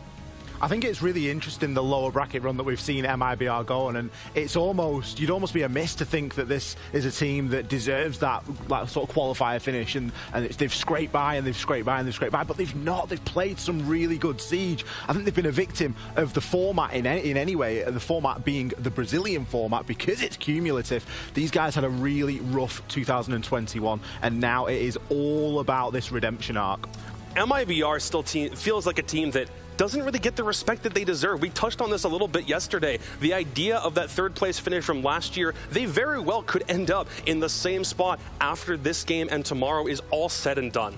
And their opponent's FaZe Clan. Let's put the roster up on the screen for those that have not seen. Don't you worry, these are your major champions from November. Are they not, Ollie? They certainly are, and they are the flashy guys in Siege. You see them there walking out with all the glasses on, looking like they're really up for the fight. And these guys they're incredibly exciting to watch. I think everybody can agree that FaZe, a lot of people's favourites coming into this tournament. So many people had them as their top pick, and the ones that were going to lift the hammer and take it all home, and there is still time for that. How they match up against MIBR today, though, is going to be a different story. Yeah, being a team that's been at the top flight of Brazil for such a long time, they missed the Mexico major, and then from that point on, they've been lights out. They've been stellar. Not a single time has it felt like they've really dropped the ball for any reason, aside from the reason they are in this lower bracket to begin with. That seemed like the one step, the one hurdle that they weren't able to get over, and yet they're still Sweden major champions looking to get another S-tier event dub under their belt. Yeah, and Jacob, you teased it in the intro. Astro and Cameraman, their 6th year in a row competing together at the 6th Invitational. Generally, it's been on FaZe. They've been a combo on every SI since the beginning, so it would mean a lot to these boys to come back now and win it. Does that mean that it is their 6th Invitational? That is indeed what it means. For the love of God, he's on to something. The 6th Invitational? What is this game about? Rainbow 7. When's that coming out, by the way? There we go. That's the sequel. If Rainbow 6 is so good, why is there no Rainbow 7? Well, it is, for this team, there are only, I believe, if memory serves, 7 players who have been able to compete at every single 6th Invitational, this one included. 5 of them are from North America. 1 of them is Canadian, 4 of them are American, 2 of them are Brazilian. Astro and Cameraman are the only 2.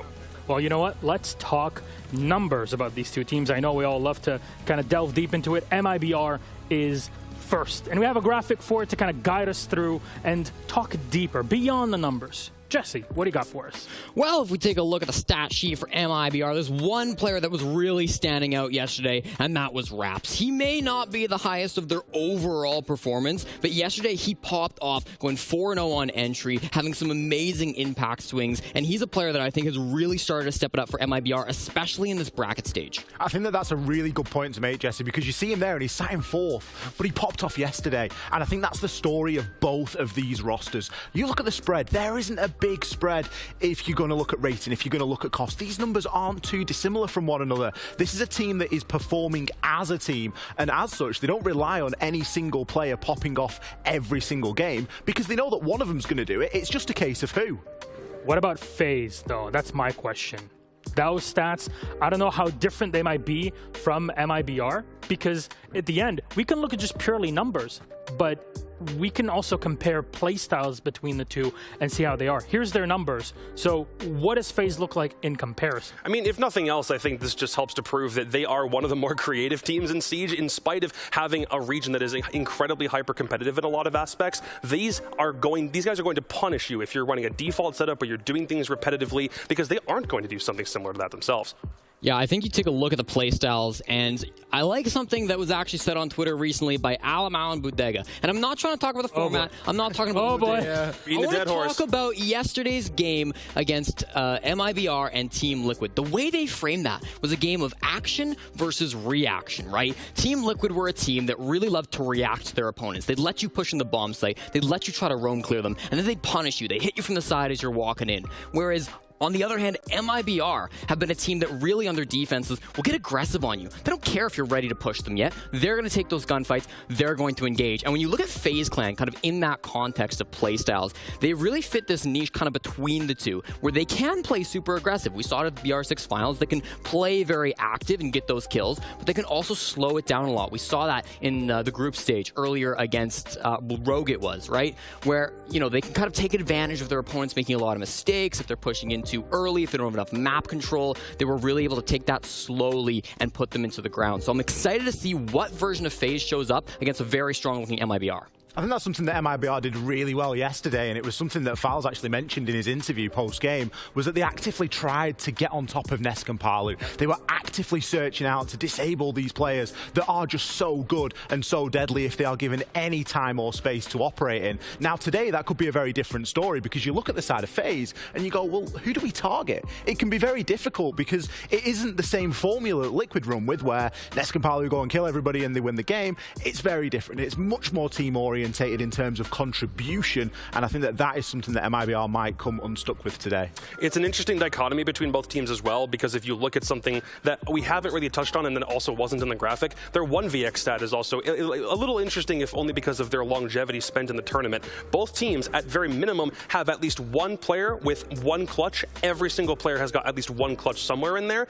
MIBR has 4 players with 3 clutches, which is something FaZe Clan themselves even can't necessarily say. So MIBR, if they're in trouble mode, they might be a little bit more well-rounded. It can adapt to whatever situation requires them to get out of a really tricky spot. For FaZe Clan, it might not be the same, in spite of both of them being at this point in the bracket. So despite the fact that the stats say that these two teams are very equal in a lot of ways, there's still always players that can pop off and save a round when it even looks unsavable. Yeah, I mean, this is the thing with MIBR, right? They've got so many good players in here, and they make such great decisions, right? We talked about Raps already, but he's really a player that I think can play that active playstyle so well, because a reactive playstyle, which FaZe may try to employ today, can really capitalize on mistakes, right? They don't have to be big mistakes, but you need your opponents to be making mistakes. For MIBR, when we saw them the other day playing against FaZe Clan, there were very few mistakes. The swings were perfectly timed. They were going exactly at the moments where Liquid didn't really have players in position to catch them, to the point where, like, if Liquid were to adapt to that, they'd have to go back maybe a minute into the round. They'd have to really change their whole push.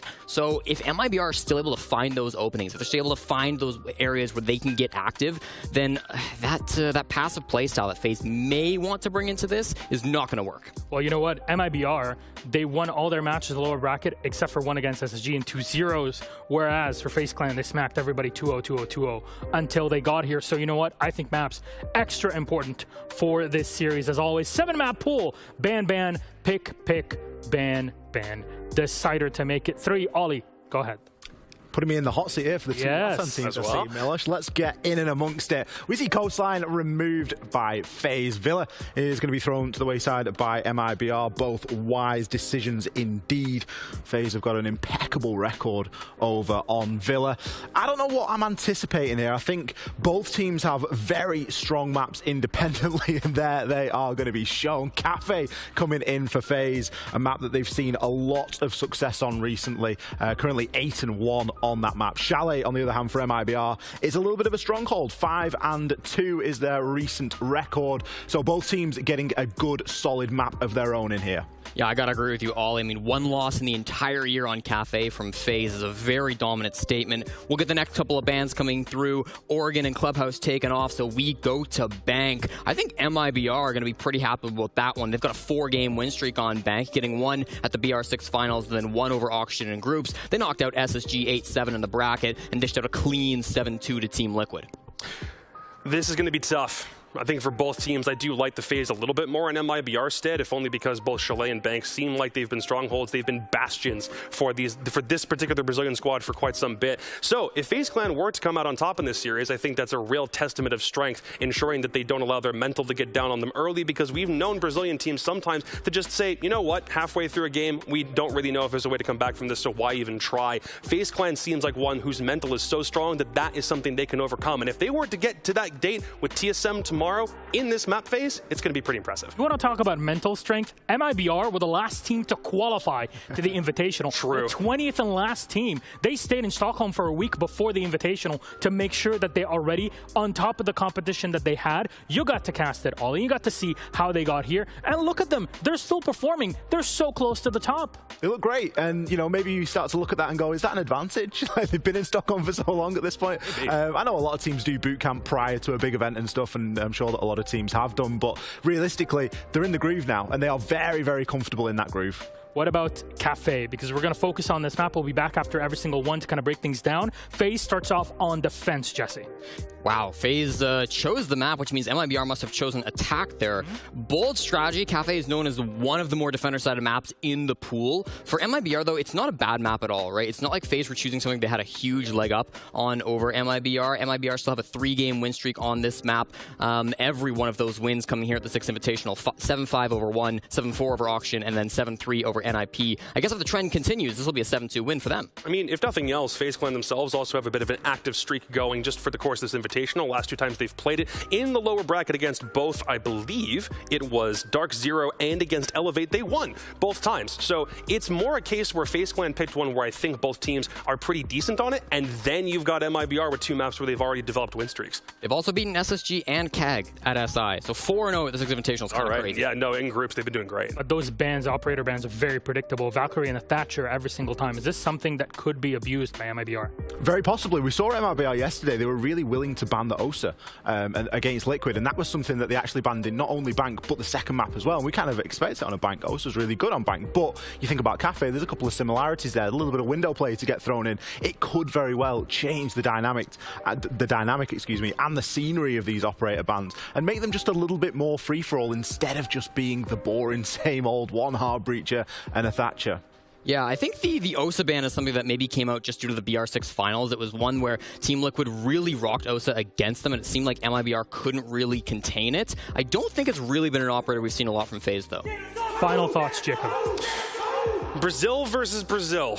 I like it only because there's not a chance for a guarantee of a Brazilian repeat this year. There's not 4 Brazilian teams in a row winning 4 major events. One of these guys is going back home to Sao Paulo, and the other one's facing TSM tomorrow. It's not the El Clasico we're expecting, Milosh, but I'm sure it is going to be a banger nonetheless. TSM watching their seats. Which Brazilian will they get in the lower bracket finals? Let's find out. Let's find out, shall we? TSM awaits MIBR FaZe. They're starting off on map 1 Cafe. FaZe on defense, and the attack for MIBR. Hap and Fluke, take it away.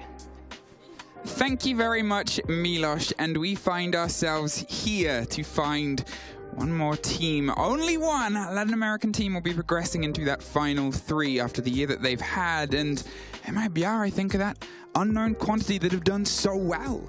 That's exactly it, right? MIBR is one of those teams where everybody was like, surely this is the match where they'll be knocked out.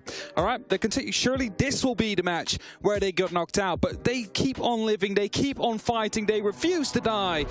And whereas FaZe is hoping to go for a back-to-back championship here with the Major, now the SI, they need to get over this hurdle first. Over MIBR, the team who have knocked out so many Titans here at the 6th Invitational 2022. And we're starting it off here at Cafe Dostoyevsky. The operator ban first. I think the way of looking at it for these 2 teams as well is every team that's beaten them, every team that they've gone up against is gone. Every single one that has put that pressure to them, they've been able to bounce back, whether it was a dispatching of Liquid as the vice versa removal for sending them and FaZe down to the lower bracket before by MIBR, or whether it's Titans like SSG and obviously OXG who've been able to have a really big fight and had a lot of momentum coming out of NA. Either way, we are left now, left in a situation of finding out who will be meeting TSM in the lower bracket final tomorrow morning. Only one of these teams can make it, and to have 3 representatives from the 3 different regions in the final 3, sorry APAC, not your year this year. Not quite yet, but the improvement that the APAC region have shown over the past couple of months has been noticeable. And if it isn't now, then surely next year they will be able to step up just a little bit more as well. But yeah, you mentioned it. It is not going to be a full-out all-attempt final. We have one team of each region in that top 3 at the end for the very last day. We just need to find out which Brazilian team it will be for the side of Latam. And that is what we are here to do right now as it starts. The operator ban phase has concluded. The Thatcher, the Nomad, Wamai, and Valkyrie all have been removed. And it's nothing out of the ordinary, we have to say.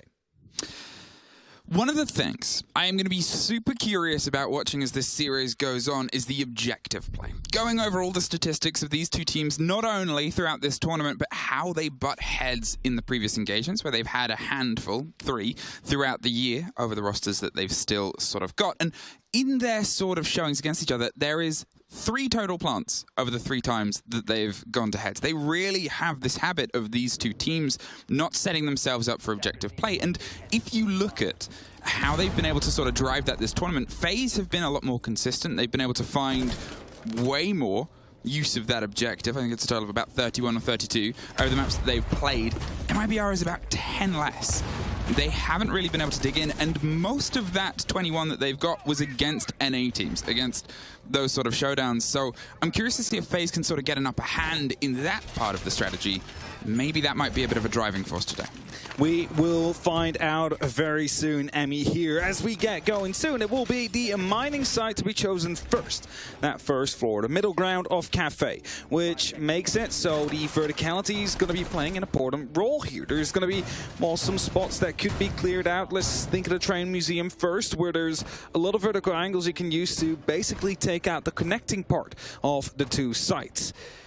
Next to that, of course, below, important potential C4 play to come around in some of these sites, especially into dining or fireplace, however you want to call it.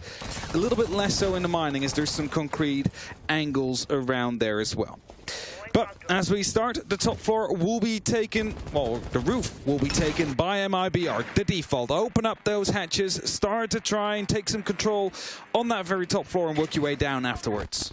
That's it. They're going to see if they can get a bit of a handle here and just clear that big bout across the top with obviously the piano room and everything that it might offer. Astro, he's dug in on the bottom, or around close to that red stair set. He's waiting to the potential of maybe swinging his way up, and MIBR, they're sort of funneling pressure from the opposite side, maybe towards the fight against Bullet buried inside Pixel, a big point of proponent that we've seen earlier on in the showdown today between the NA and EU teams.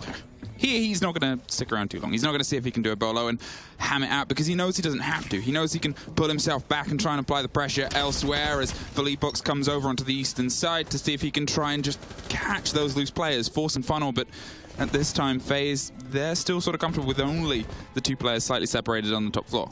Yeah, for now, FaZe, of course, have that advantage as well, where the timing works in their favor. It's MIBR that needs to set this pace, and they need to clear out this top floor as soon as they possibly can.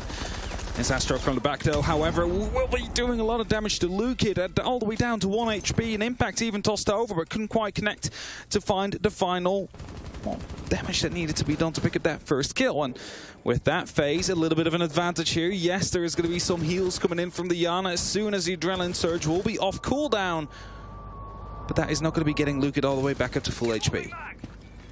It was sort of a missed opportunity. We highlighted what that could potentially do. You're looking at, obviously, a Nomad ban off the board by the choice of MIBR, and FaZe, they're going to lean into that. They're not going to sort of sit on their laurels. They've been huge in terms of getting into combat throughout this tournament so far. Generally, they've got a better KD than what is coming out from their opponents, but to be fair, the clutch factor of MIBR, as they talked about on the desk, is that consistent problem that FaZe might have a hand of dealing with, slipping their past the mining equipment, just getting himself stacked up behind 30 seconds. MIBR is starting a bit of a structure here, a spray round onto the stair set, but it doesn't quite have the full connection of Astro, who's somehow still slinking his way and dancing across it, pulls himself back towards the pillar side, and Souls is the first to open up this engagement. The Warden, an occasional ban that comes through from MIBR, is able to live free in here.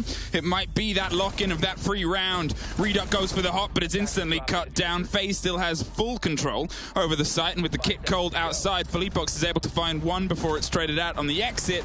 And this series opens up with a FaZe round. With a FaZe round, which was won by starving MIBR at a time. They didn't really have the timing in their favor there. It slowly started to slink, and they were forced to go for these pushes. They were forced to go for jump-ins that did not favor them at all, and all were picked up as a result.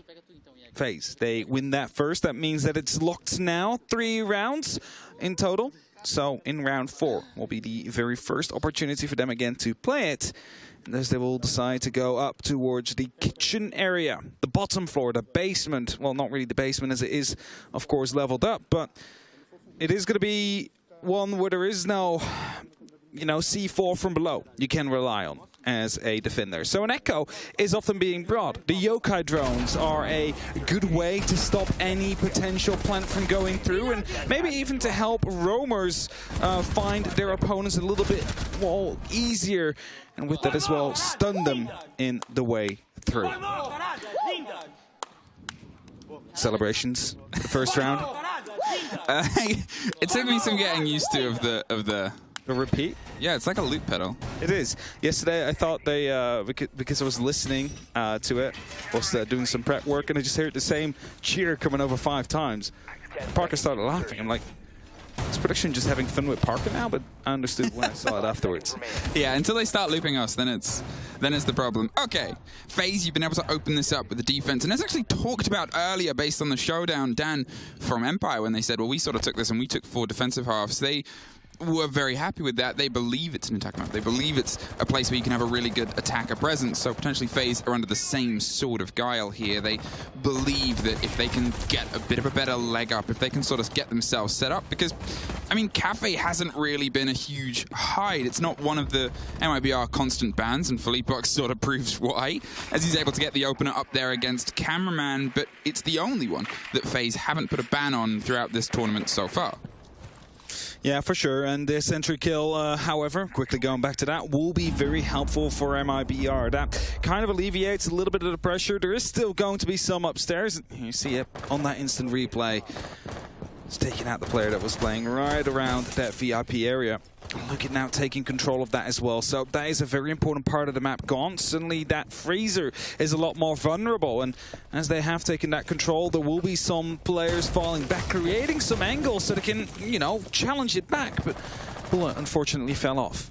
It was a clever idea of teamwork there, and obviously had that little bit extra of a hit from the teammate on the side, but they don't just have that angle. And this is something about MIBR, is they sometimes have a habit of knowing their opponents. They know when to pull back, they know when to not overextend and just sort of keep themselves set up ready for what is their best game, which is that trade game. Here, Astro, he's keeping those lines on, but just misses the sliver pass. They'll realize there's a fresh opener there and hope there's an angle, but it's another slink away. They're not quite falling for each other's game as of yet, and this buys, obviously, the Maverick time to start making his way in on the bakery side. Another attempt, another trick, and Maverick, he's still trying to work his way across here. Can't quite get the full use of it, and, well, it's sort of this prodding game. Who is going to be found first? Oh, he saw the feet there, but had to fall back. A grenade gets tossed in, and we'll be getting rid of the Mew Jammer, probably allowing the X-Kairos to start detonating now on the bakery wall. With that, there will be an opening soon. With that, there is going to be the opportunity to go for a plant as Philippbox takes a lot of damage through the same hole that has just been created. Afraid of the fact that he might be spotted around, so as he quickly goes for a quick 360 scan, doesn't find anything at this moment as Raps goes for a pre-fire. Its Souls a very crucial operator taking up the board. No more yokais to save the round here as Astro picks up one before he gets traded out himself. Huge swing back in there onto the bakery side, 30 seconds, and then knocking on the double door of the main kitchen. Bullet, he's on the back and takes almost everything, but they're able to just slipped by that one. Well, that definitely connects, leaves just Cyber as that loose player. He's able to not really do anything. MIBR with a quick catch there. They exploded themselves onto site as soon as they got rid of the trouble that was that Maverick, and that's what we're talking about by that hold. They make sure they're in a position to go for that multifaceted push when it needs to be pushed, and they try to keep that little bit of a safe distance before it hits the punch.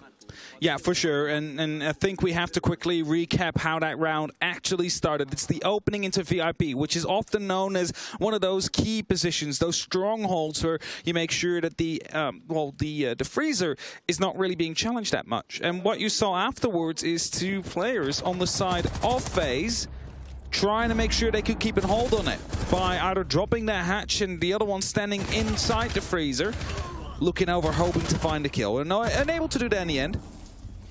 And as a result, it's MIBR that just clear out these remaining FaZe players one by one and secure the round for themselves. Now, if I'm going to talk about one of those things that I'm curious about, how it grows on into this game, it's also worth sort of highlighting how these two teams got here. And for my money, it's just been pretty good consistency. Sure, they've been able to take a lot of the maps pretty much primarily, and with a couple of knocks along the way. Not every team is entirely safe, but at the same time, the way that they've kept that sort of pressure on, the way that they've sort of kept themselves as five-sided teams, the way that they've sort of played against the game that's in front of them is the biggest compliment to give. Only one of these 10 players makes any of the top 5 lists on CGG, and it's Philippe Box for cost. Every single other player is outside the top 5, but just outside of that top 5 is so many of these players. So they're not having these huge stand-up sort of pop-off moments, but all 5 of them across the board have generally been really consistent, and consistency pays off. Practice, practice, practice. I mean, that is kind of what Jack said as well, right? The MIBR has been consistently good. Yeah. But not like the greatest team that has ever touched Siege at this moment in time. Which is fine. I mean, being consistently good is still going to be able to win your tournaments if you just have the better day than the opponent at that moment. Well, that's the main thing here, is when you have two consistently good to great teams, and they now have this consistency. They now have this pressure to put up against each other. We're going to start to see that turn into diamonds. We're going to start to see, hopefully, these huge moments and huge plays, and that's everything that you sort of want from a showdown of two teams that, to be fair, if you think of the classic games of Latin America and BR6, these aren't two of the names that you often have clubbing against each other. So they're trying to get some RCE. Rotero's in. Cyber Zero will be able to pick up the very first kills for the Epox, the man in top 5 who has been taken out first. And with that, FaZe have a little leg up. But more importantly as well, they're trying to get rid of that utility that has been placed by the defenders before, but the Mute Jammers are stopping that from happening, as Lucan will be picking up a kill as well. So we are continuously trading. It's just MIBR that is looking to find a way around the Mute Jammers to at least clear that utility, so they could go for a planned and execute in the end, because everything will slow them down, and the more you are slowed down, the more effective these Yokai drones will be, which are still in place and are still being driven around here by the side of Souls. The fight across the top here, and as you said, they're pinging this intel. They're making things a little bit uncomfortable for the players of MIBR, because you still have Cyber, you still have Cameraman underneath with the potential of causing problems. They obviously already utilized the C4 at this point. They're just going to see if they can try and wing into the potential of the firefights, but look at the far side here. Reduct, you've got him coming up onto the far balcony. They're pushing Astro out of that power position here. They're blinding him with everything, but it's Cyber that's able to strike. It's Cyber that's able to find that swing round and push that momentum. It forces the players inside. They know that there's pressure coming from behind them, and Falls is able to get one more. The rotation comes up to White, but it's the fight on the freezer door that starts to really get a face of this round. Falls, the last to finally find his way inside as Astro goes for a very bold spray, but they're limited on the far side. They're going to wait and see if they can go for the strike as soon as the plant comes through. 30 seconds. The two remaining MIBR players, they're weighing up the pressure they can apply, but Astro, he's gone for a huge rotate and is able to catch the diffuser, puts it down, and now it's all down to Luke, and you can see they have the idea. They've dropped the player. They've pulled themselves back down onto the white stairs. They're not going to overextend. They know there's only a handful of seconds. They waited for the moment, and FaZe took it. Well rotated around, they're able to drop that diffuser and both pull back at the same time. One hides inside the cigar shop, the other one descends those white stairs, and as the timer is slowly starting to run out there, one of them went to check. Maybe they picked up the diffuser, maybe they're still going to try and go for that plant, but the kill came through. And it's FaZe that takes the lead again after they shortly lost it due to the equalizer that MIBR put on the board in round 2. And now, an alt friend of them has been opened up. It's the mining room, but it decides to not go there. It will be the reading and fireplace that comes in after we see so many beautiful replays. It's good knowledge that is coming down from these teams, and Cyber as well, just playing below, able to just, sow havoc in between the MIBR members. That's it. That's what we talked about at that point. And if you don't have a C4, you still have pillars. You still have this idea of being able to swing into them. And as I called it, Reduct on that far balcony, and we called the pressure that was coming through. That was the response from FaZe, was to make sure that they had that position to stop that exact swing and that exact bad momentum where, if it went unchecked, it would have been a much easier take and kill onto that back bar and that back line of what is a hefty site control, and potentially paints a very different story of the round itself. Here, though, as you said, they're not going back to mining, which, to be fair, it's sort of a little bit hit and miss for a lot of teams. They'll run it once. Most of the time, they'll see if they can get something out of it and then opt for a sort of rotation. The only teams that don't are ones that don't like playing Kitchen. And I would say, generally, we've seen FaZe and MIBR both lean into Kitchen. Here and there, yes, for sure. But after that loss we have just seen, and mining being opened up, but maybe being a bit of a, a curveball that FaZe wanted to throw, they're looking to go back to reading. So continue a normal rotation that you would normally pull up as well. We're going to see how successful that is. At least they have these 2 rounds in, but they're looking for, well, let's say 3 to 4 to really feel secure about this half. The 5 is still available. However, MIBR, of course, plenty of rounds to come up close as well. And it isn't that these rounds have been absolute blowouts. They have been quite close to these last 20 seconds, except for maybe that first round we saw.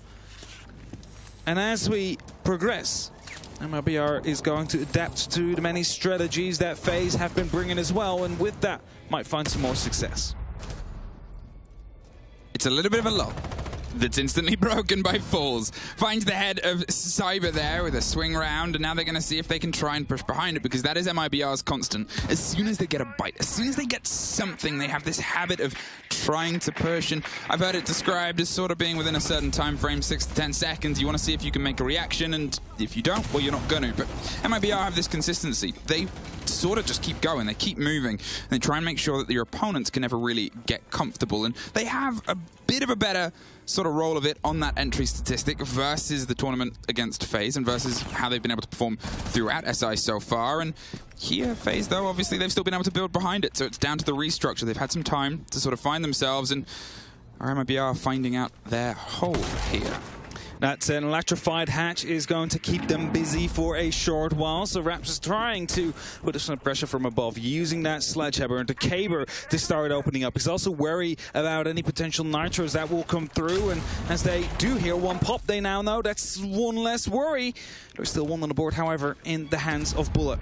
A flank on the rise as well. Souls is waiting right below these red stairs. Flank drones are being set up. It's just a question and a matter of will they be held at the moment that they strike? Because at any given moment now, FaZe will have to start pushing towards the side. And if they do that at the very same moment this flank is starting, it might end very badly for them. That's a great grenade from Raps as he picks up Astro. That is that Pillars player gone. That's that cheeky angle, that hiding spot out of commission. Now, Cameraman, he's going for a bit of a rotate up, just misses. That first pop on the Ashu is not going to try and face-to-face as the diffuser gets stuck. In the meantime, a handful of seconds, but with the verticality in their favor, MIBR are able to clean up. They made sure, as we said, they got themselves set up. They kept the pressure on after that first kill. It allowed them to get them into the positions that we see them absolutely punishing FaZe on this round. Souls has 5 players entirely set up across 2 different floors on the single site. He's the first in Zulu and gets a drop on them, but isn't quite able to connect. Almost finds the head of the second, but with the third pushing on them, it turns into a flawless MIBR 2 for 2. The flawless round coming in, and again we tie up the score here as they find that plant. They find the opening in the site, a double actually. And with that, go for that plant. Make sure that everything is going their way. Put all the pressure onto FaZe, who are now deciding to run it back to mining. So we see a full 4-side rotation coming out, of which 2 have been successful. And the mining has been one of those sites. It was a good start from them. Again, I'm curious to see if there's sort of lessons learned here from MIBR. They are a very good reactive team. They're very good at sort of piecing together when things are pulling away from them and how they might be able to adapt and change. We've seen it over this lower bracket run they've been able to do up to this point. We've seen it throughout the tournament before then as well. They're great at picking up these pieces and making sure that they can drive them home and bring them into the potential of more success. As it was stated before, Cafe does have this habit of leaning into a little bit of attack here, but it's also FaZe's map. And I think the thing about this map selection, as they sort of talked about it, on Cafe and Chalet, I mean, Chalet maybe a little bit more. It's been banned twice by FaZe throughout this, but it's their third most banned map. They have almost banned every single map. Cafe is the only map throughout this tournament they haven't. Yeah, and it's going to be key that FaZe is going to be able to pick it up. I mean, it was mentioned before as well, over this year they went 8-on-1 on this map. Only lost it once, where they've won it 8 times, for those of you who wondered what that meant. And that means that if MIBR is going to be able to at least push this map really close, let's just say in overtime, and maybe even take the win on it, it's going to be a bit of a hit towards the side of FaZe, especially if MIBR walks away with that map under their belts heading into Chalet next. Because then suddenly MIBR, they might be continuing their dream story where, you know, they went through that open qualifier. They were in Sweden before anybody else, any other team, and are looking to stay the longest as well. Okay, 2 for 2, and it's been back and forth every single step of the way. Will FaZe be able to do the first double down here on a site and see if they can keep the momentum into their favor, or can MIBR, as we said, prove lessons learned and see what else they can do? This seems to be one of them. They knew that the player was playing Pixel before. They've opted to get a little bit more control over his escape routes, as that sort of lean and Reduct himself is on a bit of a super solid snake mission. All the way down on the basement, but there it is. And that is entirely what we're talking about. This is how MIBR love to react to what their opponents are piecing together. They knew about that player, knew about the position he had, and worst of all, knew he had an escape. They got rid of that last bit.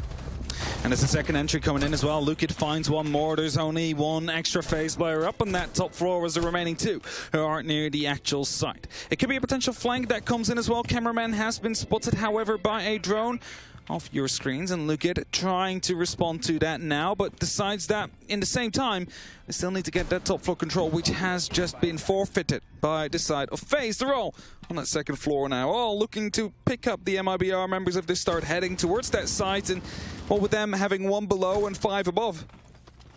1 below, 4 above, I have to say. It is going to be a easy pinch, you would only assume. They still have a couple of C4s, they still have a little bit of utility they might be able to try and work here. You could see that they were curious about going for a bite on a player. You want to try and isolate. You want to try and lean in. Cyber had a bit of a drift there, hoping he could pick one up from pillars, but couldn't because they didn't overextend. MIBR pulled themselves cautiously, as we said they're good at doing. Well, there's... should be almost there it is. Luka just had the lock in there from the vertical. Cyber, he's under a big bit of pressure here down red. Can't quite get the connection and has to rotate his way up brown, but look, it's being watched. Lukid is making sure he is in all these positions in this game that MIBR have done so well, which is, we know where you are, but more importantly, we know where you're going to be. A great first one there from Fleetbox, but in a 5 versus 1 in the middle of the map, it's not going to go too well. MIBR, the first team in the showdown to thread 2 rounds in a row. And for the first time in this series, they take the lead in a matchup here. It's just by a round. I mean, it's just round 5 as well on map number 1, so we aren't that far in, but at least it is something. They've managed to turn those tides of the trading rounds time and time again, and they found that 3rd attacking round. Now, if they manage to find one more, put this up to a 4-2 scoreline, FaZe is definitely going to be starting to sweat a little bit, and rightfully so. If you see Lukid just come in like that and just basically run you down, wherever you go, wherever you try to go back to the side to, doesn't matter. He was watching, he was there to pick you up. He could try and go for a bit of a clutch there, but at that moment in time, there was 3 players chasing him on the side of MIBR. And they have now that lead, that 3-2 lead, where we are headed back towards the top floor, towards the bar. The kitchen is being voided right now. FaZe is trying to refine success in places where they have found success before. Hence the mining that we saw in the previous round, hence the bar that will be played now. A bit of a change, however, as we do see the mirror coming through. We'll be providing some extra long angles towards the piano first of all. all, it allows you to keep a bit better control. They will be forced to use X-Skyros on that mirror window if you want to get rid of it. But due to the setup, it is easy to basically deny these. You can just run out on Pixel, shoot off the X-Skyros, get back behind your safe ground. At least if it wasn't castle barricaded off. So we have a completely castled little bathroom here, which has been set up with a serial laser gate as well. And they're going to be using that to defend themselves inside that bathroom. Safety first. Keep everything locked in. Oh, imagine this with set a new operator. Set a new operator. Set a new operator, as we saw earlier on today. Well, that's in the future. For now, it's down to see if FaZe can get a little bit of an even hand and a half here before they're onto their attack on their map. They're waiting for the pressure that might come around here. A bit of a drone ahead for Lukid, who's going to see if he can get a bite, but they're not actually playing. Cyber, he's watching for the potential drop there onto the hatch. He sees that it's open. He's sort of hoping to be able to bite, and that's why there's an attempt on pressure underneath to force him out of that player. There it is. They're going around to the bottom of Brown. They're making sure that they can have a little bit more control over the pillars, which, as we've said before, MIBR, they suffered from it, they learned from it, and they try and make sure that it doesn't happen again. The pings are continual. And this is another player that's now on the hunt for the potential middle floor. Cyber's, he's under a little bit more and more control, a little bit more and more pressure here, and Raps finds that swing, takes the head off. 3 MIBR players went on the hunt. 1 FaZe player was found within a minute 10. Now some verticalities are being created, and I think they have found out that the push doesn't really seem to be coming down here, as Bullet takes a couple as well here. Goes quite low, needs to be careful in this engagement, and he's trying to pull off, but the mirror window is not really working out too well for now. MIBR not really interested in pushing through that piano, and that forces FaZe to reposition themselves, find these secondary positions, and make sure that you're safe from these depth charges that are coming in from below. The grenades will not find anybody as of yet, but the man advantage is still there on MIBR. We have some repelled up, we have some right below, and it looks like they're trying to find an extra pick, an extra entry before they get to the side. It's a grenade that pops out, but Raps finds the kill first before Bullet trades him out. They now know one more is at that bottom floor, and if they do realize that in time, they might be able to just strike on that top floor. Look, it finds the Mirror Souls. What are you doing? Why did you come over there? They just did not know they had a player in Zulu caught absolutely unaware of sprint, and suddenly they have a much bigger upper hand because they know that there was just one player on the site itself. If they had any control over the opposite staircase, then, well, they'll know exactly where they're going to come from. Bullet is isolated, locked in, and well, maybe this will be a bit of success. He's just on the other slip there. On Zulu, you just saw the ping in the audio, and there it is. Lukid able to get one more, leaves just Astro buried inside that freezer box, takes the head off the first with a bit of a wide swing, but 2 different angles. That gun doesn't have a lot of bullets in. 4-2 is the half here for MIBR on their attack. Was already calling it brave there, pre-firing with the Roni, only 16 bullets. You're going to have to be really sure that he walks in at the very right timing there, and of course he picked up that first kill, but too many MIBR players around him there. He was never going to be able to pick up all of them with that same strategy in that same place. And now, after Raps opening up, and a good roam clear, I dare to say, even though we've seen a questionable decision about Souls dropping down, trying to go for a bit of support, maybe onto Bullet. But at the end, it just put them in a massive man disadvantage. It's a 1v3 on the side at that point, and that is exactly what MIBR made great use of and put themselves up onto 4-2. It seemed like they weren't entirely sure on how they could lean into it. It was a learning game here on Cafe for them, and as I said, it's not the most surprising map. It's not the most out there map for these two teams, as you see them leaning against each other on the amazing stage just behind us. That's it, right? I mean, they know each other through and through. They play each other so many times, so you gotta get a little bit more in the strategy. Sometimes you have to get into the opponent's head just a little bit, and that maybe counts even more in these regional matchups compared to the, you know, when you're NA versus EU, for example. Either way, MIBR, they are starting it off strong here at 4-2 half on the opponent's map pick, and now they need to find 3 defensive rounds against FaZe, who, well, were forced onto the defense to start off there. So who knows? Maybe FaZe favors the attacking side more here and will be able to make a comeback happen. Well, if it's related to anything that we heard from Dan from Empire earlier after their game against it, is generally teams see themselves as being better, depending on opinion. I'm not going to speak for every team, but it seems a consensus that attack has been a good bout for Cafe, which, to be honest, with the sort of nitty-gritty strategies that it has otherwise offered teams in defense, it's good to see. It's good to see it in what is obviously a very aggressive meta. There's a man prepping a window and potentially going for an angle a little bit later. Obviously, they have themselves a bit of a vertical hold, which we didn't see too much of from FaZe in terms of trying to hold on to dining. In fact, there was a lot of pressure on that hatch quite early from MIBR.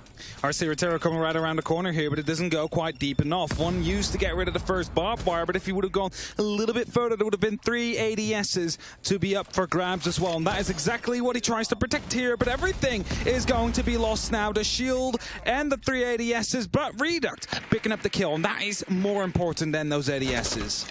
That's it. Obviously, you look at what they've lost there, and that is their generic hard destruction, those range of the Selmas. They still obviously have the tin openers in the pockets of Cameraman, and that will allow them a little bit more range, but he's got to play himself a little bit more protected now on that backside. Raps, however, is able to find the next, and here MIBR, they're heating up, but Soul's just going to try and cool things down for a second with some control over White Stairs. Still concerned of the jump out potential above, but as Cameraman takes the hot hop there in, it is absolutely torn apart by Raps on a swing round behind the bar. The only thing he is serving up is pain to pretty much every single FaZe member on this approach. The quick swing round there just goes into Souls' favor, waits for the potential pickup here, but now he has almost found himself stacked up with Bullet. They have just gone on a bit of an entrance, but you're looking at those 3 remaining MIBR players. They've fallen themselves back. They still have control of Bakery. They could go for a rotate on Small Bake if they want. It's up to FaZe now to see if they can clear themselves a funnel of space, and the intel that is otherwise being provided here popped in. Nobody's home, but it was a drop there on the Gemini. Now RC Rotero being used on the counter, hoping to see if there's any more utility. Not going to be the case. There's also no cameras and nothing that will be able to guide the side of MIBR directly in the site. So they need to rely on the entries here in the side of FaZe. They need to find an opening. But with the smoke canisters that are currently being applied and currently being detonated all around them, there's going to be one more left that's worth 15 seconds. So as that one gets popped now, they will need to force themselves through at some point. They've pulled themselves back into the kitchen. It's Bullet that's able to get the big opener. You saw ahead, but couldn't quite get the full connection. Goes back for a little bit more, but in this 2 versus 1 situation now, you got to see if you can drive yourself home. Still fighting the Slithers either side. The other hasn't decided he needs to rotate up, but as he drives on by, MIBR put their first in their pockets, 5-2. I'm going to count that one a little bit towards Raps, who was playing quite aggressively with the SMG-11 there. The smoke, nonetheless. He was swinging so many FaZe members and was able to pick up the kills here and there as well, but still live. That's the most important part, because you need those smoke canisters at the end of the day. You need to use those to stall that time, and that's exactly what he did. He forced them to enter the side under not very favorable circumstances, and as a result, managing to pick it up. Something that FaZe could have done better, however, was going to be to push in a little bit earlier. Get the VIP under control when they use all that utility. The RCE, the 3 flashbangs, they could have even used an incendiary bolt from the Capitao to basically force him into just a singular corner, which you could have gone for the pre-fire with. Either way, MIBR 2 rounds away from picking up that very first map, and they are starting to light up even more so on the stage behind us. And we're going back to the top floor. We're going to Bar, which was the last site. FaZe tried to defend, but failed to do so. Now they'll be on the attacking side of things. Will they find success here? FaZe still haven't called the tech time map. As far as they're considered, this is still plan a go. They're more than happy to let that first one slip. Okay, I say more than happy. They're probably not very happy, but at the same time, they believe right now this is still a plan that they can swing themselves back into momentum. Often you'll see some teams break that momentum here in this situation when they're one before that potential one left in terms of their play and defense, and that's 6-2. But here, they're confident now that they'll be able to try and put the pressure on outside of that site itself. Mirror window being set up, you just saw it there. It's going to get some support from utility wasting gadgets here, but Cyber wants to go really close, really fast, using that skeleton key, using some of the... Oh, what a shot that was! Finds Raps, that's the first. That is the mirror of the port. Not the smokes, and not the same, well, impact that it might otherwise have, but it's still the man advantage here for FaZe. Cyber, he's now underneath as the Buck. He's going to see if he can cause as much shepherding problems as possible and force the players into more uncomfortable situations, allow some space to be pulled. It's a very direct take to get himself in that situation, especially against a team like MIBR that love to be a little bit free range, regardless of what the shepherd's wishes are. They have themselves still stacked up intel. They're going to go for a bit of a wider take here with pressure coming in from the bottom of white, with pressure coming in all the way from the top. Not quite connection there, but you can see MIBR, they're sort of sitting, waiting there, a little bit curious about where this first break, or to be fair, the second after the entry's gone away from them, might just come from. Now, the surprising factor on the side of FaZe will be the Amaru. There is, of course, the opportunity to either pop up a hatch or a window and instantly put up some pressure here. Cameraman will be entering, will be heading up these white stairs, might be trying to find himself an entry point to either use the Gara hook or to just walk in with that G8, which is an incredible gun, of course, as well. But he needs to be careful because Philopox is descending these stairs. Has that DMR. We've seen how deadly it can be in the right hands. Hello, Inagiri, for example. And as he hears him sneaking around now in that laundry, we might just see him go for a bit of an aggressive fight here. Oh, no, do it. He's going up the hatch. He has the diffuser. He wants to go for a plant. Oh, do it. All the flashes in the world are going up there, but there's a man with special glasses. Cameraman is up, but not back down. Falls. Just another day at the office, says Warden as he pops those glasses up the bridge of his nose. He's instantly met with that pressure from the Buck underneath, but the swing on the door is caught from the top down. Souls makes sure he keeps a little bit of control here. The body balance is back balanced, and Lukit with a long arm watch is just going to be able to watch as Souls finds one more. You've still got a C4 in pocket, but barely. That player on 90 is massively isolated. It's a long-range firefight. They've got to see if they can go for a bit of a flat retake here. The pressure on the top of white pops round. It's Souls who is doing everything to drive them back in. FaZe, they find their third. They had some bad, well, luck in that round there as the Amaru went up. They didn't know the Warden was still up on the desk, able to shut the Amaru out. And with that, the diffuser gets dropped. Suddenly, you are in that race against the clock. You need to recover it. You need to go for that plant. And they did so perfectly well. Maybe a bit of over-aggression coming out from MIBR. Maybe not quite aware of the fact that the diffuser was down at that given moment in time. But FaZe able to quickly turn back the advantage MIBR had and bring it into their own way. Now, 5 on 3. FaZe is closing that gap just ever so slightly.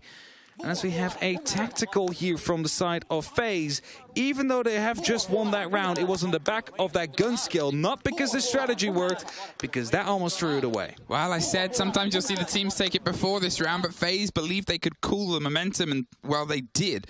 And that's the important factor, as he said. Being able to swing your guns and make those connections is one thing, but knowing that you have the stability, the control over a team like MIBR that are often lawless, well, that is that challenge. That is that tough sort of break. And here, well, they've got one, and they want to make sure that the next is into their favor as well. MIBR, they're showing those sparks of life and love that have gotten them to this point. They're so quick. Their moments of momentum of swing back into fights, of repositioning, and most importantly, pulling back. It's a skill that not a lot of teams have sort of fully demonstrated across this tournament, knowing when you have the advantage and when to actually press that advantage. And it's one of those things, one of those facets of MIBR's gameplay specifically that for me has really been a big force across the board. Occasionally we'll just hear them shout behind us. I don't know if our mics... Which team was it at that moment? Because I was writing it down in that. Probably both. Probably both. All right. We're getting underway again. The prep phase is starting, and we are headed towards the reading room. FaZe have just been able to find a successful attacking round, even though the strategy might not have really helped too much in it, which was the Amara trying to get her in, go for that plant, was quickly decimated by the Warden, who's immune to flashbangs as soon as those glasses are activated. And with that, it became a recovery mission. Try and get those swings. Try and get the diffusers. See if you can maybe turn the tides yet once again. And that is exactly what happened. FaZe was able to turn the tides and to pick up that round. And with that, the disadvantage is now just 2 rounds. That is what they're currently trailing onto MIBR. MIBR, they want to lock this out, of course, as soon as they possibly can, but they have that, little bit of comfortable lead. They are on the defense. They seem quite comfortable with it as well. It wasn't that they were struggling, maybe a bit of over-aggression in that last round, but that very first round was very convincing.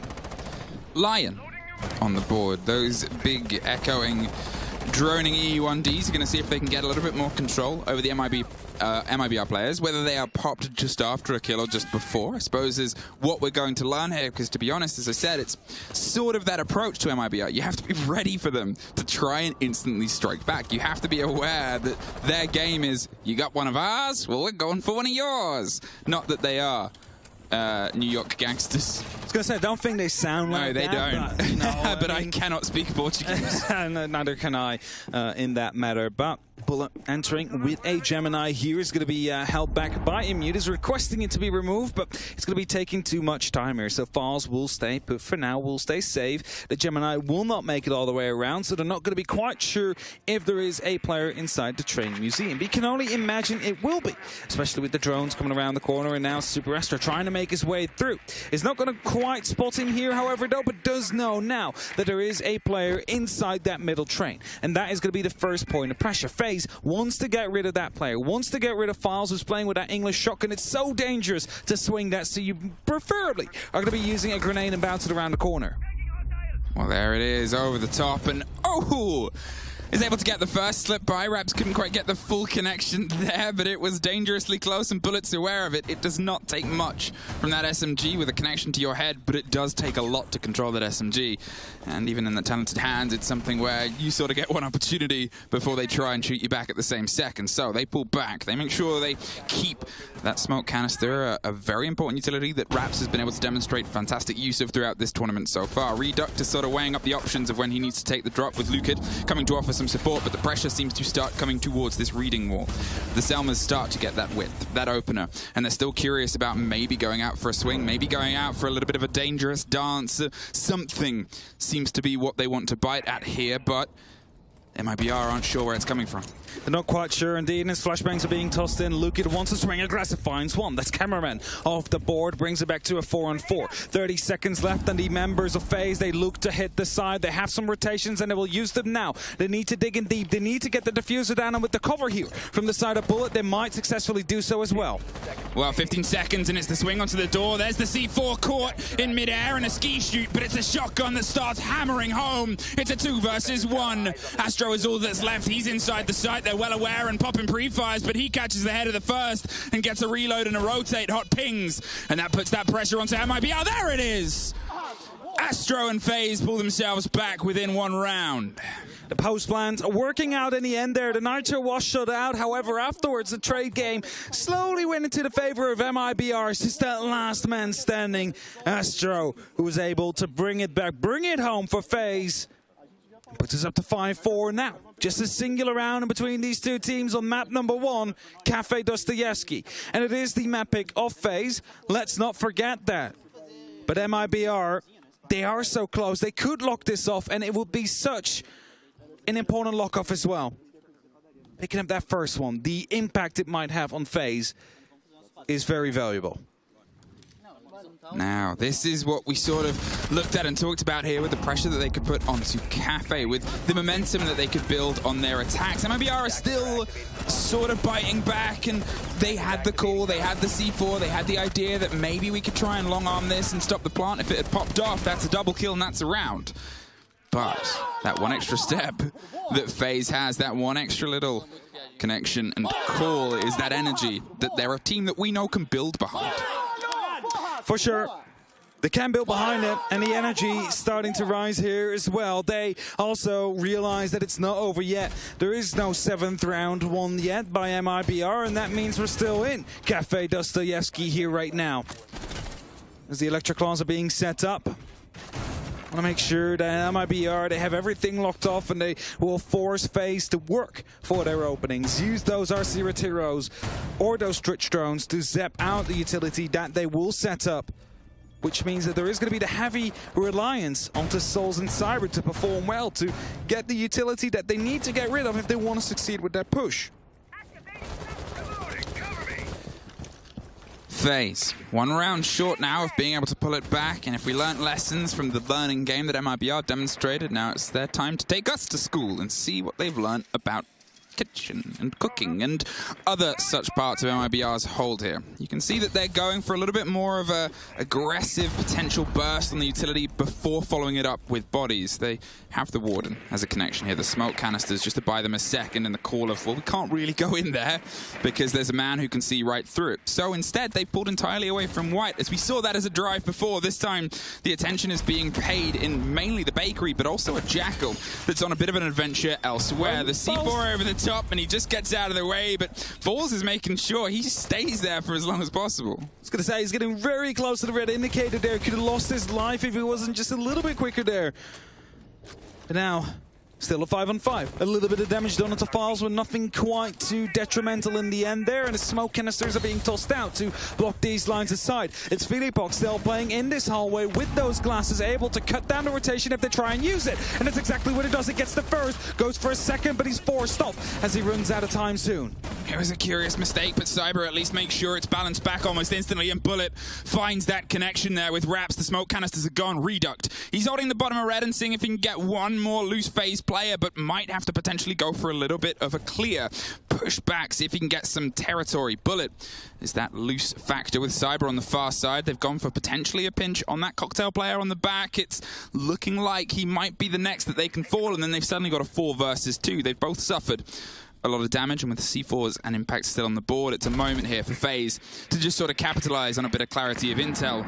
Lucy is found, dug in Harry Potter, and a little bit caught out there as Reduct suffers too, but no connection, no full kill, and that's the big part because they can pull away. But in the meantime, there's that bite I talked about on the other side. Lukid now, he's in the bar, he's got the next door, and he closes it right in the face of Cyber, but the diffuser is going down. They don't quite have the full angle from the verticality we said they might be able to get, and well, with another going off the board, suddenly it's a 2 versus 2, but a post plant. A very different momentum and an entirely set up for a retake. They're both separated. And with their MIBR try and stack up, they have an idea of where Cameraman is, and with the goggles on, he has a little bit of a slightly differed vision there, but they've pulled back and pushed them off. They still have a no man's land. They cannot quite get that clear crossing. They can't quite find the divider red because Soul says, this is my corridor, and knocks the first back out of it. Reduct. The long-awaited take back here of Bakery. The 2 players, 1 up, 1 down. 5-5. Well aware of the prone there in the end, but wasn't quite able to hit the shot in FaZe. They had to work with a post-plant situation where the wall hasn't really been opened up. They do not have the re-entries into the site covered at that moment in time. However, MIBR, you know, they didn't quite know exactly what was going on there. They needed to find these gunfights, and they tried to hold the angles to, well, stop them from re-peeking. As Philippok's there, he moved around a little bit too much in that gunfight, lost him his vision, wasn't able to pick up the second kill, cost him his life at the end there. But a 2-on-2 retake, not successful on the side of MIBR, and FaZe equalized the score 5-5. And that means whoever wins round 11 here right now is going to be up onto map point.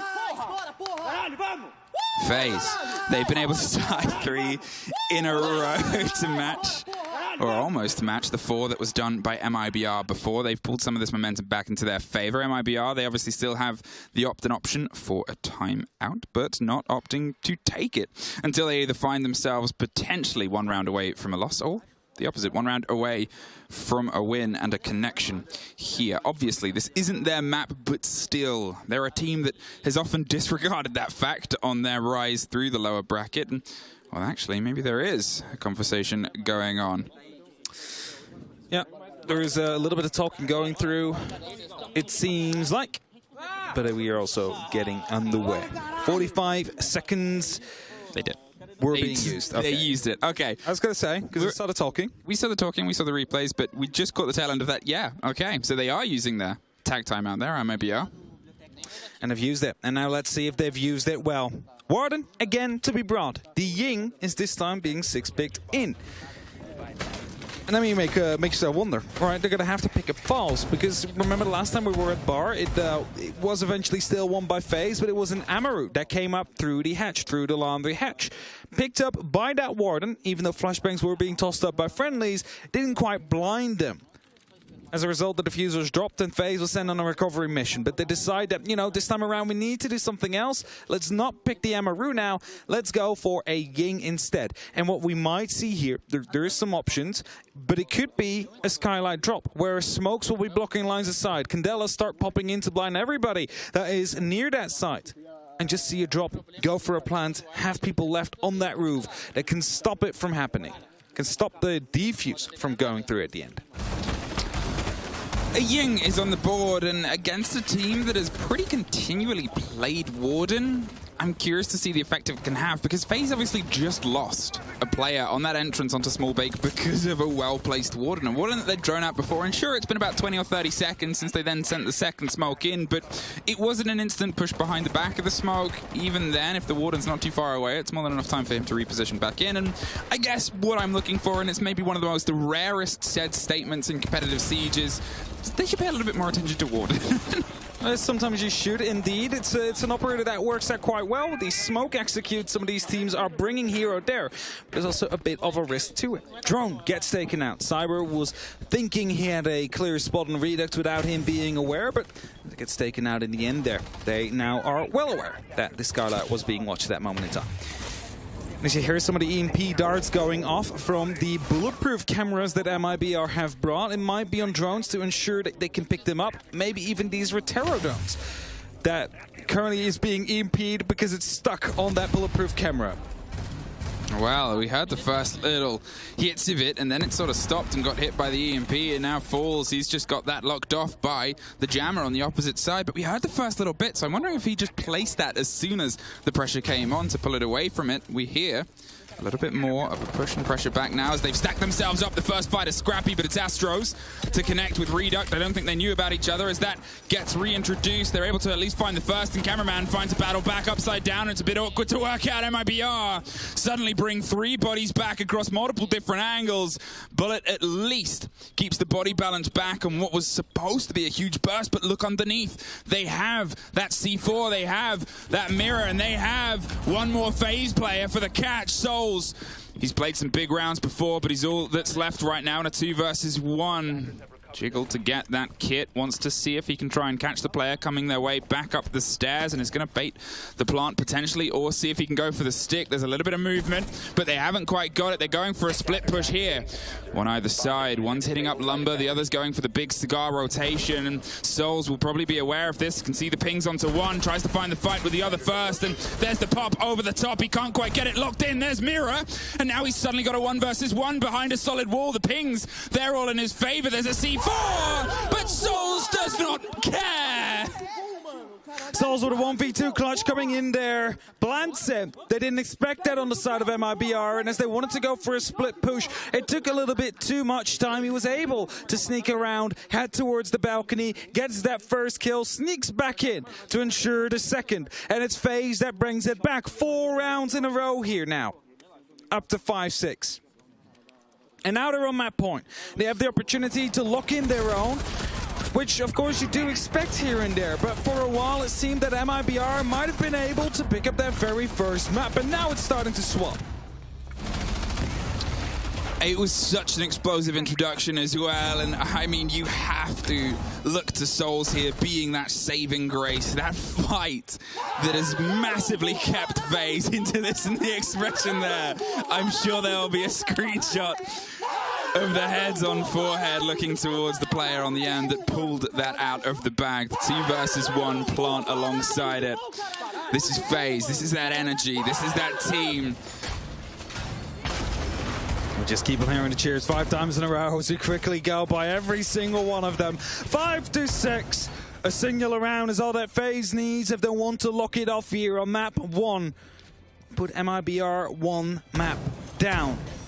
Headed over to their own chalet, it would be, where FaZe has an opportunity to lock it out. Now, we're headed back towards the reading. FaZe is still on the attack. That doesn't change up until potentially the next round. And the last time around here, they went for a bit of a panic push in the end. They had the openings made from the pillar side. They could dig themselves in deep behind the cabinet. And as they went for it, as they went for the plant, it was a Nitrocell that got shot out. And after that, the trades continued to go in favor of MIBR up until the last two, which then came back in favor of FaZe. It's not something they'll hope to repeat here. They want to get the win, don't get me wrong, but not in the same way, I would assume, as they did before. They want to do it with more conviction. And that starts with clearing out that top floor. They need to have that vertical control taken away from the defenders and used by yourselves. And with these mirror windows currently being deployed, Cyber has a... Oh, no, he misses the first! Did he get the second? No, he did not! Why do you knife it for the box? He opens it up instead, tries to help them there, but misses 2 shots there. That's a Candela used on the ground? I don't know what's going on here. Unless 2 Candelas used. Fading audio? I'm not entirely sure what they're trying to cover right now, but it is potentially that grenade. I can only assume it's the sound of audio, this swing in, and he makes sure it's punishment. There is Cyber able to get that, and yeah, that Candela, that was purely used for that irritating sound bullet. He takes out Lucan and Raps. Well, as soon as this smoke clears, there's 1, there's almost 2. But Bullet has the lockdown from the top. It is all down to Fools to see if they can take this first map away from them, keep the momentum in their favor. Hopped on the shield, and Bullet was spinning. But he had that lock-in on the end. 7-5. They come back from a 5-2 deficit. And we are looking towards Chalet next. 5 rounds in a row. What a strength shown here on the side of FaZe as they pick it the very first. And are rightfully happy about it. It seemed for a while that it could have been going MIBR's way, and as they called their tactical timeout after a 1 round, but it was a recovery round. They instantly became unstoppable afterwards. 4 rounds in a row. They managed to completely overwhelm MIBR. They brought some pace. Yes, it didn't always go their way, but they got the wins in the end. And with that, the first is theirs. It is that mounting pressure between these two teams. Obviously, they are the last 2 representatives of Latin America left in the tournament, with NA and then EU in that order ahead of them, and they want to make sure that they send their best. So you assume that MIBR are going to do that game that they do so well and send it with a lot of heat into the second map. Yeah, that's indeed what they want to go for. MIBR, they have got many Titans so far here on the 6th Invitational, and they're looking to find another one from their own region, FaZe. However, they're a singular map down now. They need to win the next 2 if they want to take on TSM tomorrow. Another open qualifier team who've managed to get into that top 3. It's intense. A 6-5 as the opener and a massive comeback. You wanted this. You wanted this experience and you wanted this pressure from these 2 teams because we know what they're capable of. Huge fraggers, huge potential, and huge damage that can be done across the board between the 2 sets of rosters that, I mean, I don't know if you hear all the energy that comes from the stage, but I guarantee you there's a lot. You can definitely see it in the round replays afterwards, where they were able to at least portray that, well, energy that comes out from these Latam teams every single time they win a round. And this is how it all started in the beginning of the end, the beginning of that 12th round. Reps was almost able to bring it back, 14 kills on him as well, but not able to close it in the end. I mean, you can see it. And I think, obviously, we get the other element of hearing it live in the room as well, and it's an energy where the teams are going to try and build that as the series goes on. You sort of want to see a map 3, I think, here, because it has the pointing at the screen on the final kill cam. Yeah, that is going to be that final one to come through, and FaZe, well, they've done it 5 rounds in a row. It is an absolute good performance from them. You cannot say more than that. It was a 5-2 lead from MIBR, which got turned around quite successfully. We're going to throw it to a quick break, and then we'll be back with a little bit more of info of this series.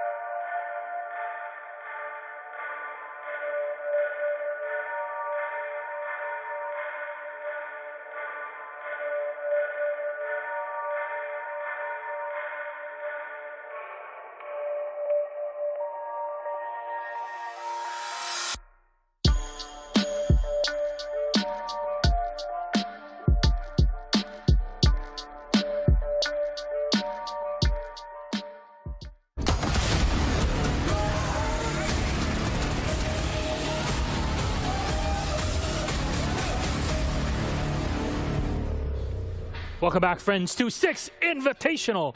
And we have our winner for our very first map in the second series of the day. It's FaZe Clan to take MIBR by storm on the comeback on Cafe Dostoevsky.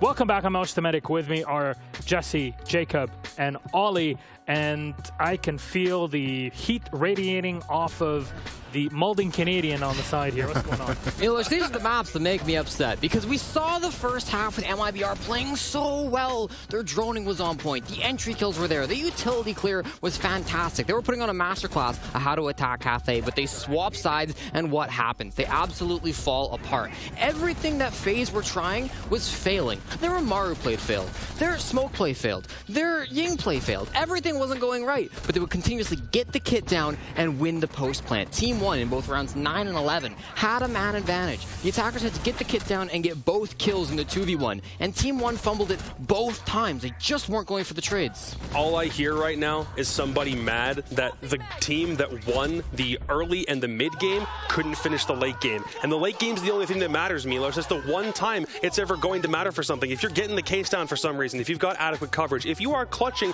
it means you were the one who hit your shots. You followed through with more steps in spite of whatever happened at the beginning of the round. Everything that he just said, completely null and void because FaZe just won the map. Jesse, just because you explain things this way, have you tried being an EU fan? I think that would fit you very nicely because here I am, as an expert myself on that. I can tell you it's a good career move. Ollie, let's take a look at what happened with our map summary. Here it is on the screen for everybody at home. Here's the numbers. What can you tell, X? Well, it was a good close game, wasn't it? I think Jesse summed it up quite beautifully there in that small little rant. To get 4 rounds on the attack on Cafe is no small feat at all. And MIBR did a cracking job there. But where they struggled was the defense. FaZe, on the other hand, they thrived and really built themselves into the fixture. Look at Souls there. The support player, double positive, 14-7. 7. The stat that really shines throughout this entire map, whether it be for MIBR or for FaZe, was that opening kill. Every single opening engagement led to the round win for the team that got that opening kill. That means if FaZe get the opening kill, they get the round. If MIBR get the opening kill, they won the round. That was the case in every single round bar 1, which was round number 10. Aside from that, it was a pretty picture-perfect game. Yeah, that was one of the stats we covered, and it's pretty synonymously kind of led into this game from what we talked about from yesterday. But the thing I do want to highlight, in spite of how potent that entry kill seems to be, again, is Souls, the guy who was at the top of the table specifically for FaZe Clan, hadn't really been given that many opportunities to get into those clutch scenarios or be the guy that for some reason needs to be in a 1vx. At the Sweden Major, need I remind you, 6 clutches. That was what he pulled out of the bag, out of his magic satchel. He had 6 chances in the post plant or at some point in a 1vx, and he win all of them. And now at this point, he's only had 2 until this game. Add that one to his third, because that round number 11 is about to live in infamy. Yeah, the stats are definitely painting a picture of a FaZe Clan victory, but there's one thing that the stats can't show you, and I want to show you a replay to highlight that instead. I've calmed down a little bit. Let's focus in on that first half on where MIBR were finding success, the drone play. Just look at this from Redux. Gets the drone inside a bathroom, and what MIBR were doing round after round after round, and our observers captured it here beautifully. The drone's in bathroom. Falls is going to be able to get down onto Repel. Raps is there as well, but he won't be needed for this one. We'll go to the top down and take a look again on the left side of your screen. Defender goes into bathroom. The drone is still on him, but from the window, who's there? Of course, it's Falls. And this was happening a lot on the top floor of Cafe here, because we were continuously seeing drones catching out roamers of FaZe Clan and the entries coming from those window plays. It was a beautiful little snippet of the opening round, but of course, didn't turn into much at the game. Yeah, FaZe were able to take it 7-5. That was Cafe Dostoevsky. We have a few minutes before game is ready, so how about we put Chalet, our second map, ready on the chopping block. MIBR start off on defense, which means a side for attack for FaZe Clan. Ollie, what are your thoughts on this map here? How does it shape up? I think out of all of the LATAM teams that were sort of early adopters to Chalet, it was a very popular map throughout any region really when it first came in. FaZe have never been one to me that have really screamed, we love this map and we can play it fantastically. They've got a very 50-50 record on there of late 4-3, so it really is a bit of a coin toss as to how it is going to play out. On the flip side, it's a great map for MIBR, particularly with the way that they like to roam. They love to get themselves out there on the roam. They love to play just fouls on site, and I think that could benefit them here a little bit.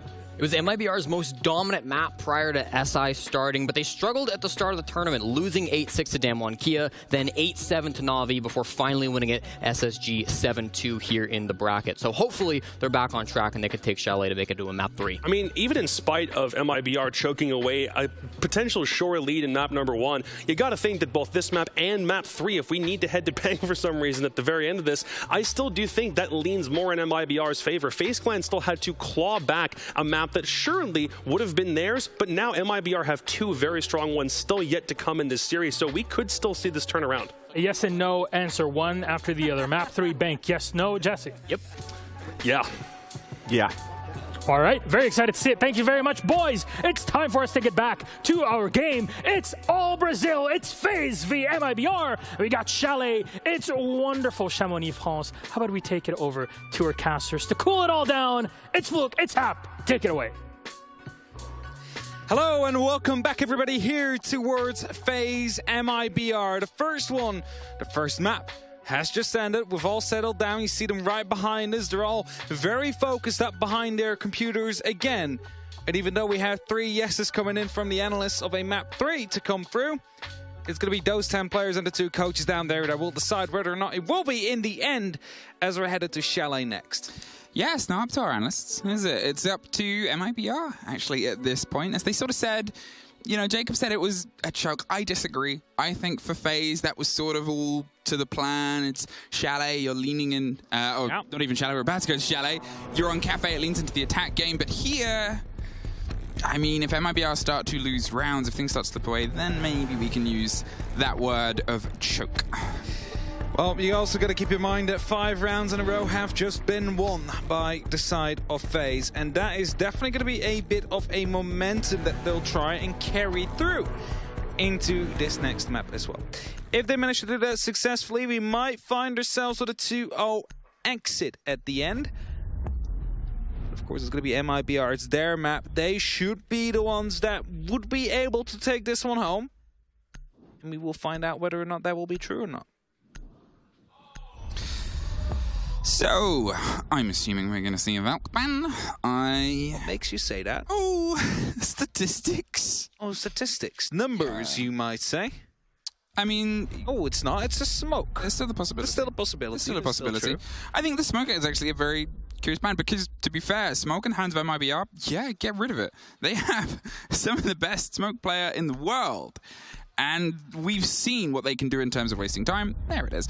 We've seen what it can do in terms of wasting time. We've seen how powerful that gun can be in the hands of that backline of MIBR. So get it off the board. Pull something away from them that might make them a little bit uncomfortable. I guess all we have to say is Raps, right? Yeah. Like smoke, Raps. The amount of aggression that he showed and still managed to come out alive and use those 3 smoke canisters in his advantage later on. Insane. But we are headed towards that bottom floor first and into the basement. It's Wine Cellar and the Snowmobile Garage that will be played. And when Chalet just first came out, I wasn't really a big fan of this side. We back then used to describe things as onion strategies, how there's multiple layers to it, how it's difficult to fall back on a side that just has a trench around it if you're going for a horizontal take. However, teams are starting to make it work. Teams are starting to play it more and more as in opposition really towards the bedroom side, for example. I think that's the thing about this site as well is, you know, it's the statistic I highlighted at the very beginning of this showdown was the plant statistic. MIBR, they don't always go for the objective against Latin America teams. They have got the diffuser down mainly against NA teams where maybe they just see a weakness in play or maybe they have a comfort in terms of playing that, but across the board and again across these previous showdowns, whereas the 3 plants that went down on the previous map just from the side of FaZe, not even counting the MIBR ones, that equals the total plants between the 3 maps that these 2 teams have hit heads against for the previous year. And I said that might be a statistic that becomes a little bit more curious, and here I guess we'll get more of a taste of that if they can hold off FaZe's approach or if they keep that pressure on. Now, the big danger is, of course, when you have that heavy top floor row on this basement side, that when an opening is made, they might just instantly be able to go for a plant and there's nothing really you can do about it. So you always have to find that balance because it's just falls now onto that side. And as the opening will be made by the Selmas, Souls is playing close with the kit. Lukid upstairs is going to be waiting to see whether or not there is going to be a push coming, whether or not there is a roam clear on the way, and Reduct is doing the exact same thing. They start closing off these doors to limit the push, limit the play that FaZe can make. But as the pressure is starting to come in, at least at that first floor, and it seems like the second one as well, they will stay at their places at least for now.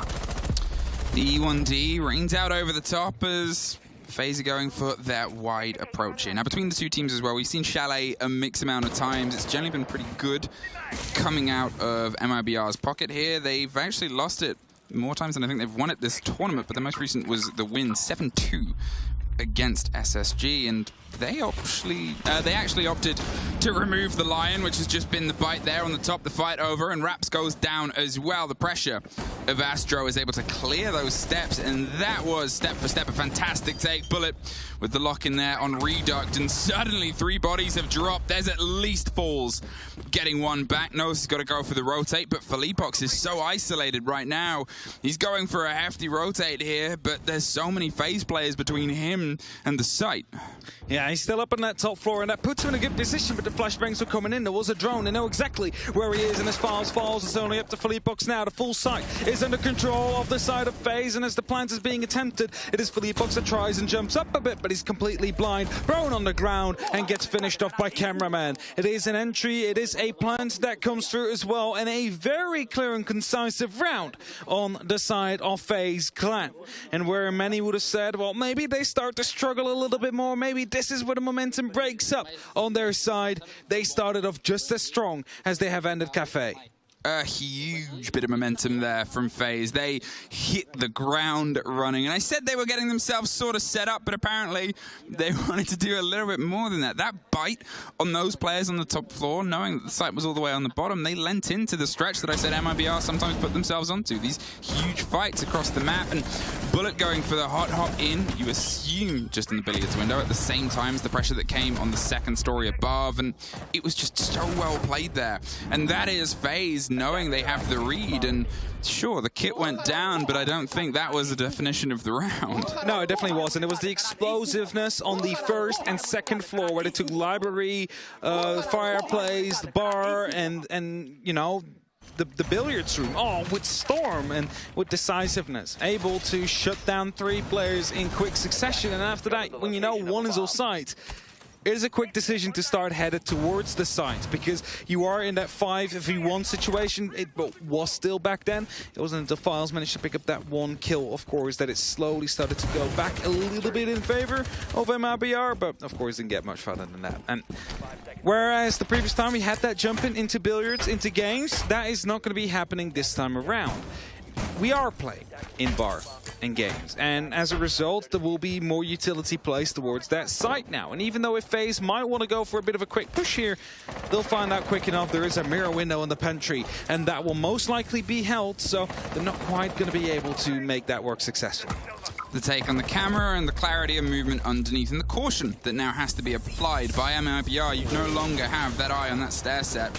And there goes that back line bar stock, and that is sort of the beating heart that keeps a lot of the solidity onto the site. It makes sure they don't just have that hop in, and the pace again from FaZe is so quick. They're hitting these objectives, they're hitting the site, and MIBR, they're sort of trying to keep pace, and they're sort of trying to get a handle on where this is all coming from. For Leapox, he wants to be the early engagement instead of being the last time round. Another E1D hops off, and there's a second of a pause. As Falls, he's potentially eyeing up stocking himself a little bit closer. He doesn't want to overextend. No one wants to be that loose thread that gets caught out, because FaZe, they're pulling at all of them. Now there's one inside that bar. It's Philipbox trying to hide there. Grenades are being tossed in, but will find no one as of yet. Falls trying to go quite closer, looking to go for a bit of a swing. It's going to be a jumping of a Gemini that gives away the game. He needs to fall back as soon as he possibly can, and as he makes his way near the pantry door, he's still trying to activate the serial laser gate. That is at least another piece of utility that now needs to be used. But FaZe have fallen off. They're deciding to go for a different kind of take, and it starts here in the mudroom. Flashbangs are coming in, and Lukin gets the first kill. Cameraman goes down, the kit's cold, and just on the double hop, but it's Astro that bites back, and with a fight on Reduct on the top, he's just going to pull himself away. He doesn't want to give his life up for what is an attempted retake. Raps, in the meantime, he's trying to find the same excuse and exit, but Astro's seeing if he can give him a little bit of a hotter one. But instead he pulls himself back. FaZe, they're knocking on the door of the site, but without the comfort of those 2 loose players, Bullet has to pick himself up. He has to go and watch the far side and the solarium stairs to make sure that rotate doesn't come back to haunt them a little bit later. They have time. They have plenty of it, but they just don't have the control. They're able to opt before Reduct with a slow creep finds the tail end of a player that just slips away. Those couple of bullets aren't going to be the full catch, but they are just still keeping this uncomfortable distance. How many times can 2 ships pass in the night? Well, hopefully for them a little bit closer before they get themselves inside the site. Falls drops, and it's a crucial kill there. That means they could go for a potential plant now. Raps trying to wrap around here as well. So is Redux. Both are low on HP. He gives away his position here, and as the plant will be attempted 45 seconds soon on the clock. If it's not for Redux, he gets one, but instantly traded out. Bullet goes down. It's a 2-on-1 situation. Astro healthy on hit points. Cyber not so much. Neither is Raps, and as the timer runs out, it's Cyber that picks up the kill. It's FaZe that wins round number 2. And we're in the previous matchup, we had 12 opening kills, of which 11 led to a round. We've only had 2 here so far, and already this second one not converted to a round win. That was so good from FaZe. For that reason I talked about before, is that objective play. They realized that the rotation was coming through, and they sent Iana off to see if they can be that other end of it. But then when they sort of had that conversation of, well, we still need to punch site. We still need to see if we can take the fight on those bodies that are inside. And yeah, sure, the Iana was 2 steps behind being absolutely pummeled with bullets on that attempted close down. But that conversation, that moment, is the reason that they were able to just take over the control of the site and take over control of what MIBR were attempting. Kitchen Dining, they're going to keep themselves onto different sites, see if they can find any sense of success so far, and even with the upper hand of the previous round of that entry, it just could not get that final connection. The final connection not there. FaZe able to get a 2-0 lead here on the attack, on the leading of the second map, where we expect them to struggle a little bit more, as the analysts are expecting a map 3 to be coming very soon. Now, if it's up to FaZe, that will not be happening. They want to lock it off as quickly as they can, whereas MIBR, of course, is looking to fight back. But if you just look at that bullet that was just slipping away 2 steps in front of the hunter behind him, he was able to get quite a big of an impact as well at that very final, 20-30 seconds when that diffuser went down by opening up that bar, providing a bit of extra support, which led to a plant. Now, imagine if it would have been picked up before. That means 2 players that were on his tail could instantly follow back and start headed towards the site against a weakened FaZe, which now wasn't the case. Windows are being opened up. Cyber using the LMG, 50 bullets used, 3 double doors / windows opened up. And that is going to be providing some lines of sight, but also a bit of worry in the heads of MIBR, because they now know as well that there could be someone up on the balcony, there could be someone outside the main door, and there could be someone out in the tower watching that big double window on the site. So you're going to have to be a very, a bit more careful about your rotations. You can see MIBR, they're keeping themselves a little bit at arm's length here. They don't want to get too intent, but it's Astro that finds the first fight, and once again, Lion screams across the sky. Cyber, he's been able to get himself right in deep here on this potential swing round, and there's a player completely caught unaware inside the site, and now the pressure's on Bullet on the second story.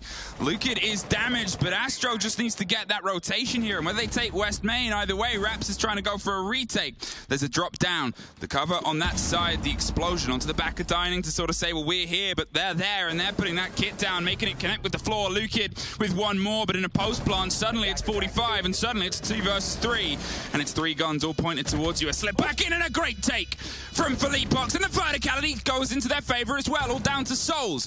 No grenades, but a big opening and a single player on the site cannot find it, and MIBR finally find a response, 3rd plant in a row, but this time MIBR have that defuse.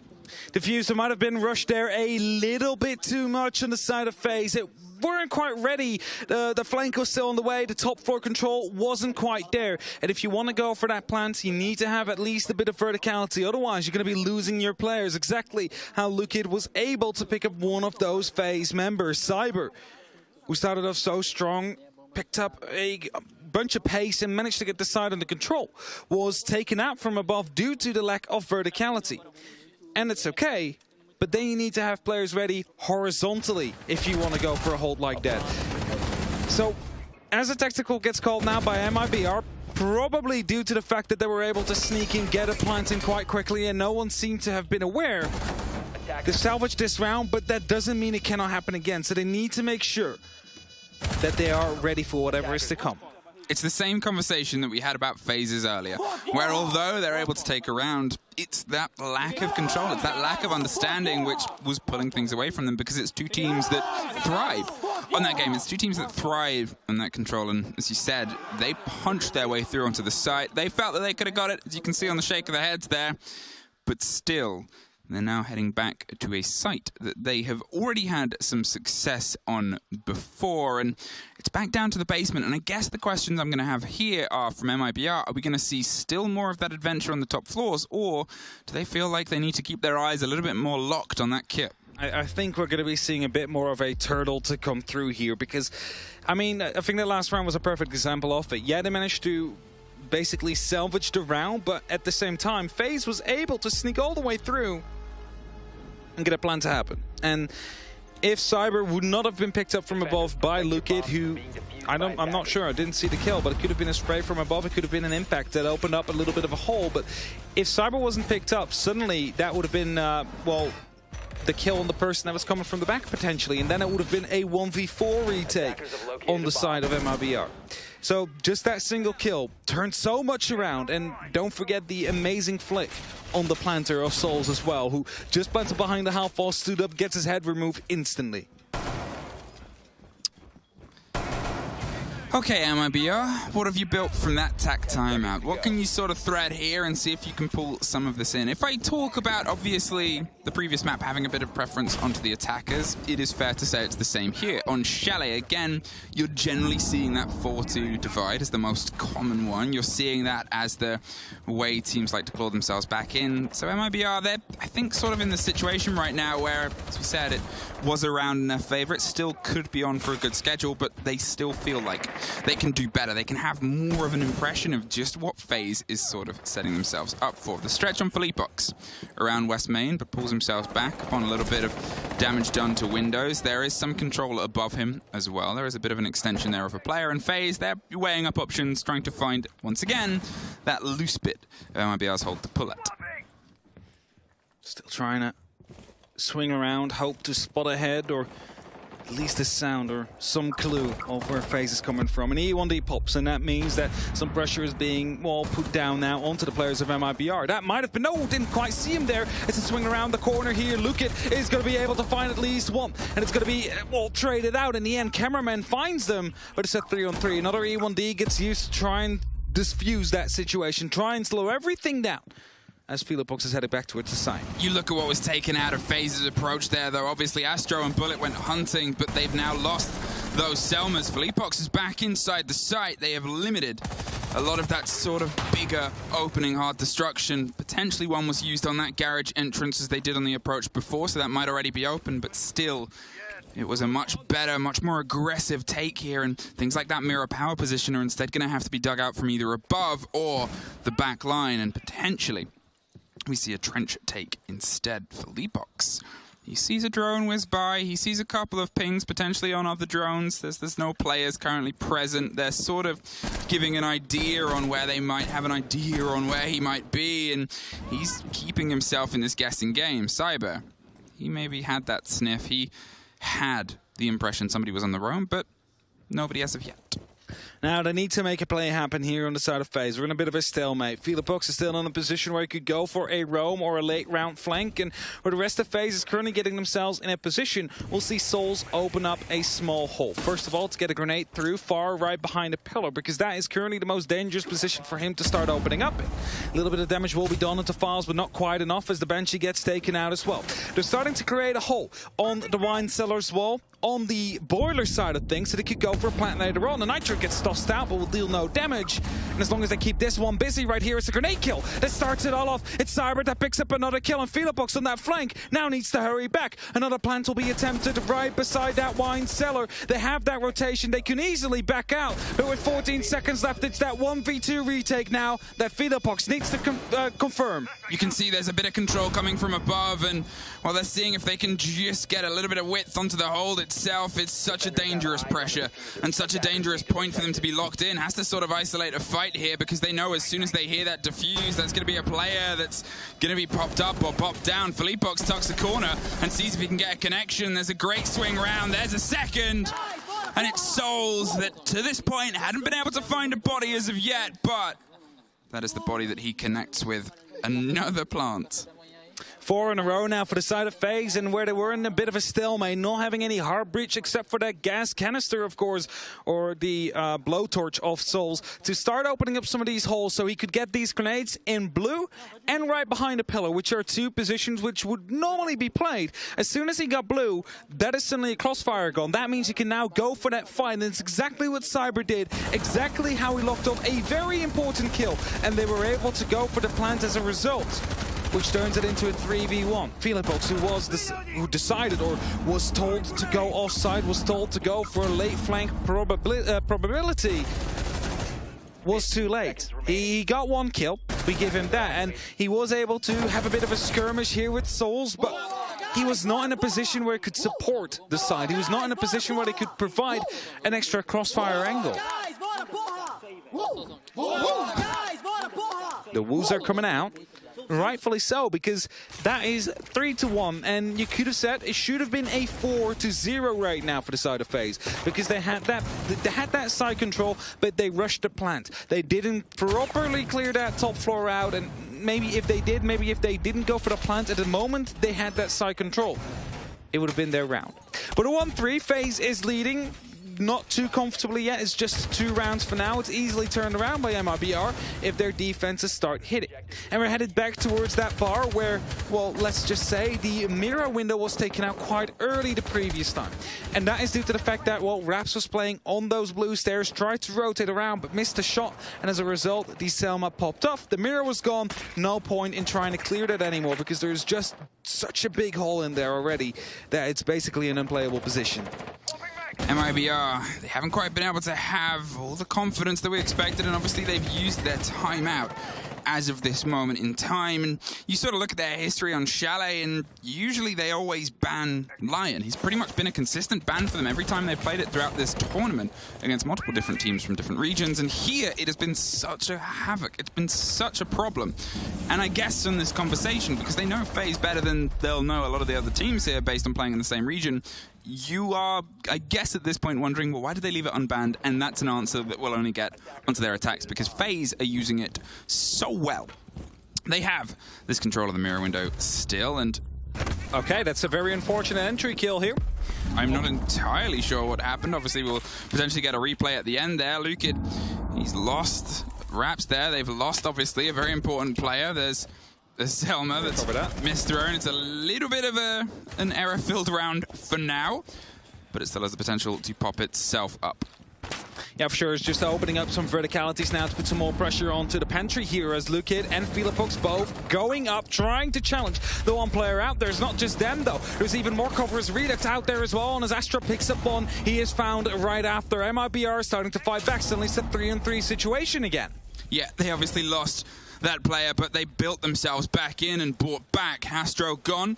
But at this point, there's not a huge amount more for the hard destruction to do. Probably the biggest cost is those grenades round at the back line. Iana has already used both of hers. They obviously might still be able to apply some pressure with flashes and see if they can drive behind it, but the bolts are also taken out of Capitão's bow, so it's just a matter of seeing if they can lock themselves in with the control of the gunfight and fire, and otherwise see if they can build behind it. There is a stretch here of FaZe. They're opening themselves up. A bit of rotation. Might try and push up the bottom side of blue. It is being watched by that single player, but if they do 2 tiers of fight, well, now it's only one. Philippox pops up, drops one. He's about to find a second, and he just maybe saw the side, and, well, now he definitely knows they're there, and I'm not entirely sure what the Philippox side of that looked like, but from the cameraman side, it looked a little bit easy. Reduct gets dropped, falls. Might be able to get the pick up here, but it's a spray through an open mirror window, and they're going to see if they can cement the kill. A great take by Falls, who is so consistently this last player, a 1 versus 1. They're trying to find the fight. He's going to pull himself a little bit out of sight. He knows the kit is elsewhere, gets this big stretch. He can play the verticality if he wants to, but he's waiting for this drive by the door, and there it is. Falls connects it for MIBR. The 1v2 clutch coming in the end there, and a bit of worry, you know. You knew one was on blue, that's why the flank was coming through, but at the moment that you started to push him, your cover wasn't quite there yet, so unable to assure themselves of an extra man count lead here on FaZe. Brought it back a little bit for MIBR. That could have been the one man they needed. Oh no, he was going to shoot a drone. That is very unfortunate there, but you know, in the end they still managed to get that round due to that triple man retake up onto that top floor, and Falls having an incredible round as well, going for that clutch in the end, and of course earlier taking out the diffuser as well. And 1v3 for him, working out quite well. You knew he had to go for the gunfight. He couldn't try and back out. And MIBR, to get their second round onto their defense, headed towards their 6th. The last one they have before they go over to the attack themselves. 3-3 split would be very good for them leading in to their attack here. Obviously, they've already demonstrated they can attack very well, and Chalet is a map that leads well for good teams that love to attack. Here, they've gone up to the bedroom. They're going to see if this can be that final connection for them, a site that they've avoided up until this point. They potentially think FaZe might be a little bit sharper on it in terms of putting it together. It is a lot of teams' first pick. It is a lot of teams' first defensive pick at that, so you have a lot of experience of going up against it. And here, they're just going to hope that they can keep some of that structure, the castle, the extensions there with the mute jammers and the potential for Luka to go on a roam again. It's down to see if they don't kill each other at the start. It was a great shot. I mean, it was still an entry kill for MIBR. It's just in favor of FaZe, but, you know. it translated to MIBR in the end. That's all what matters. Yeah, the entry get the round. They had the entry kill, managed to translate it, and as a result, they find themselves to the 3 now. Drones are still being taken out here by FaZe, however, and as he's quickly taking care of some phases as well, it's just making sure there's not these default hiding spots they could hide behind. RC Retiro moving in.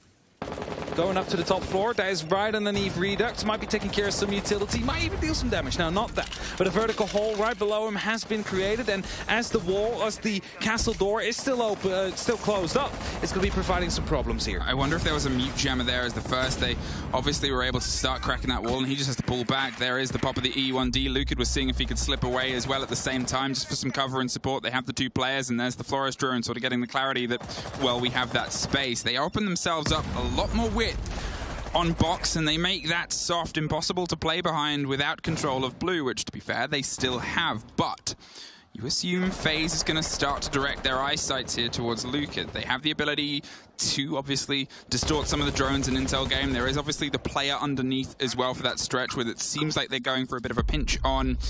And here now with that pulse, with that next step and setup, it's the spray down from the main door. Cyber finds the opener. Finds the opener yet once again, and now Luca tries to go aggressive, deals a little bit of damage. Astro will be dropped. That's a hard bridge gone, and the diffuser on the ground as well, but the instant trade comes through. Bullet from below is going to be able to clear it up. Files will fall as well, and that is a 2-on-4 situation with FaZe once again far off the site. This time, however, they're unaware of that situation. He is going to be able to rotate all the way back up through the Solarium side of things and try and provide some support towards that site this time around, which they lacked on that wine cellar in round number 4. And as FaZe moves up, they will recover that diffuser. They will start and push for a potential plant, but with the lack of a heart breach, they're now forced to run through the giant open hole that they've created themselves. And that's a run out from Rabs, finding cameraman up on that top floor, onto the ceiling, on the roof.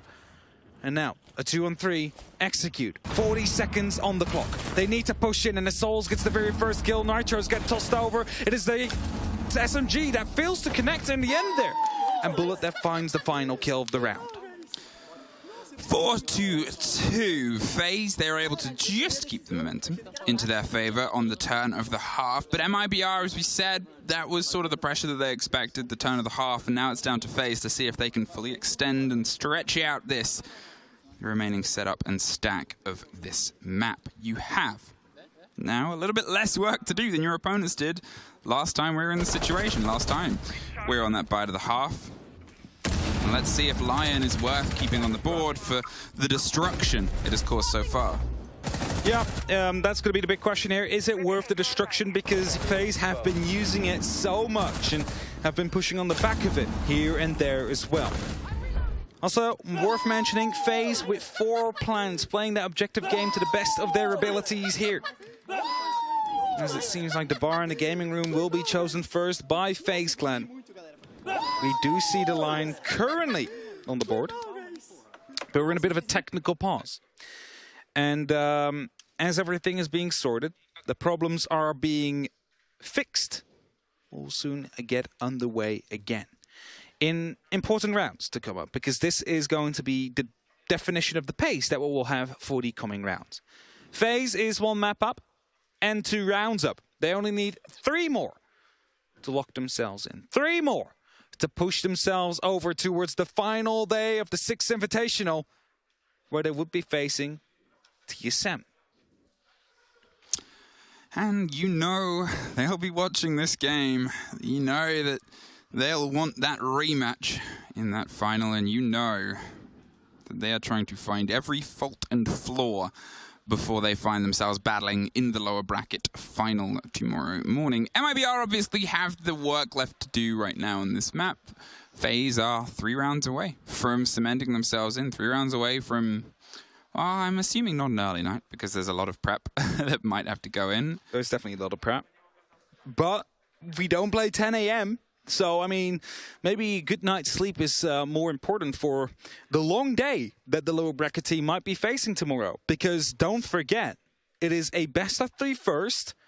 If you win that, you'll be headed over towards that best-of-5 grand final. That's a potential of 8 maps in a row.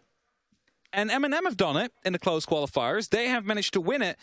But it's definitely going to be an interesting end to a 6 Invitational here if it happens on that final day with the best teams in the world, the final best 2 teams in the world. Imagine going through all 8 maps and winning it. I mean, we cast M&M. We did. They didn't win SI, but they won the SI quals, 8 maps. That counts as something. That counts. It can be done. You just got to do it against Empire.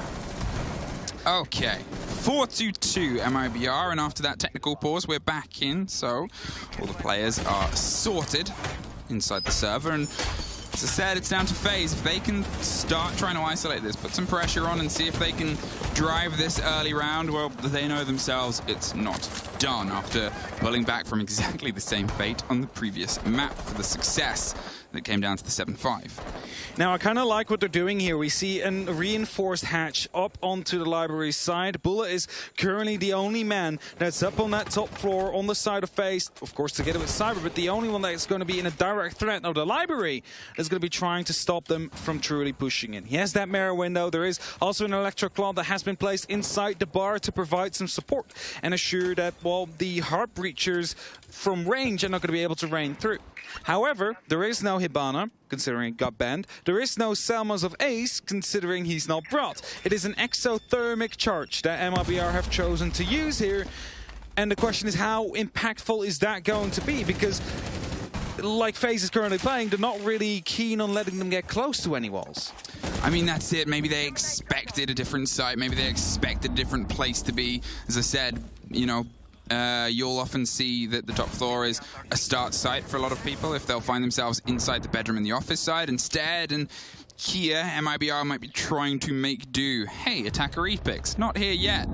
And Luca definitely is. Soul's taken off the board, and Fool's going to see if he can try and get the diffuser in. They've hopped in, and they've got themselves that big bat of control without going directly for the verticals. Suddenly, they've been able to entirely shift this round into their favor. A slip through after getting control of that pantry player on the backside and the stock line. And here with Bullet, he's going to have to go for a retake over the verticality. They saw how much was here, and they saw a locked hatch, and they said, well, there's nothing they can do.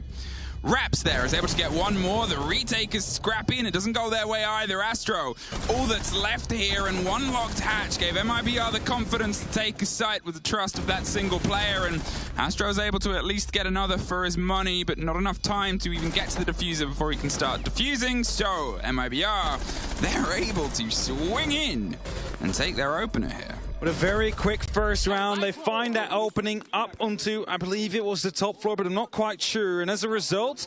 No, it was actually stock. on the side itself. It wasn't stock. There was one player on stock, and they'd locked the hatch. So as soon as they got that player, they went, site's ours, lads. And this is the issue with it. I said before, okay, I kind of like how they lock off that hatch so you cannot really go from top to down. But it really starts relying then on the player in stock, and you need to make sure that they cannot jump into the window as free as they did. Due to the lack of verticality that had been created before, and just look at that, it's a jump-in opening kill that comes through.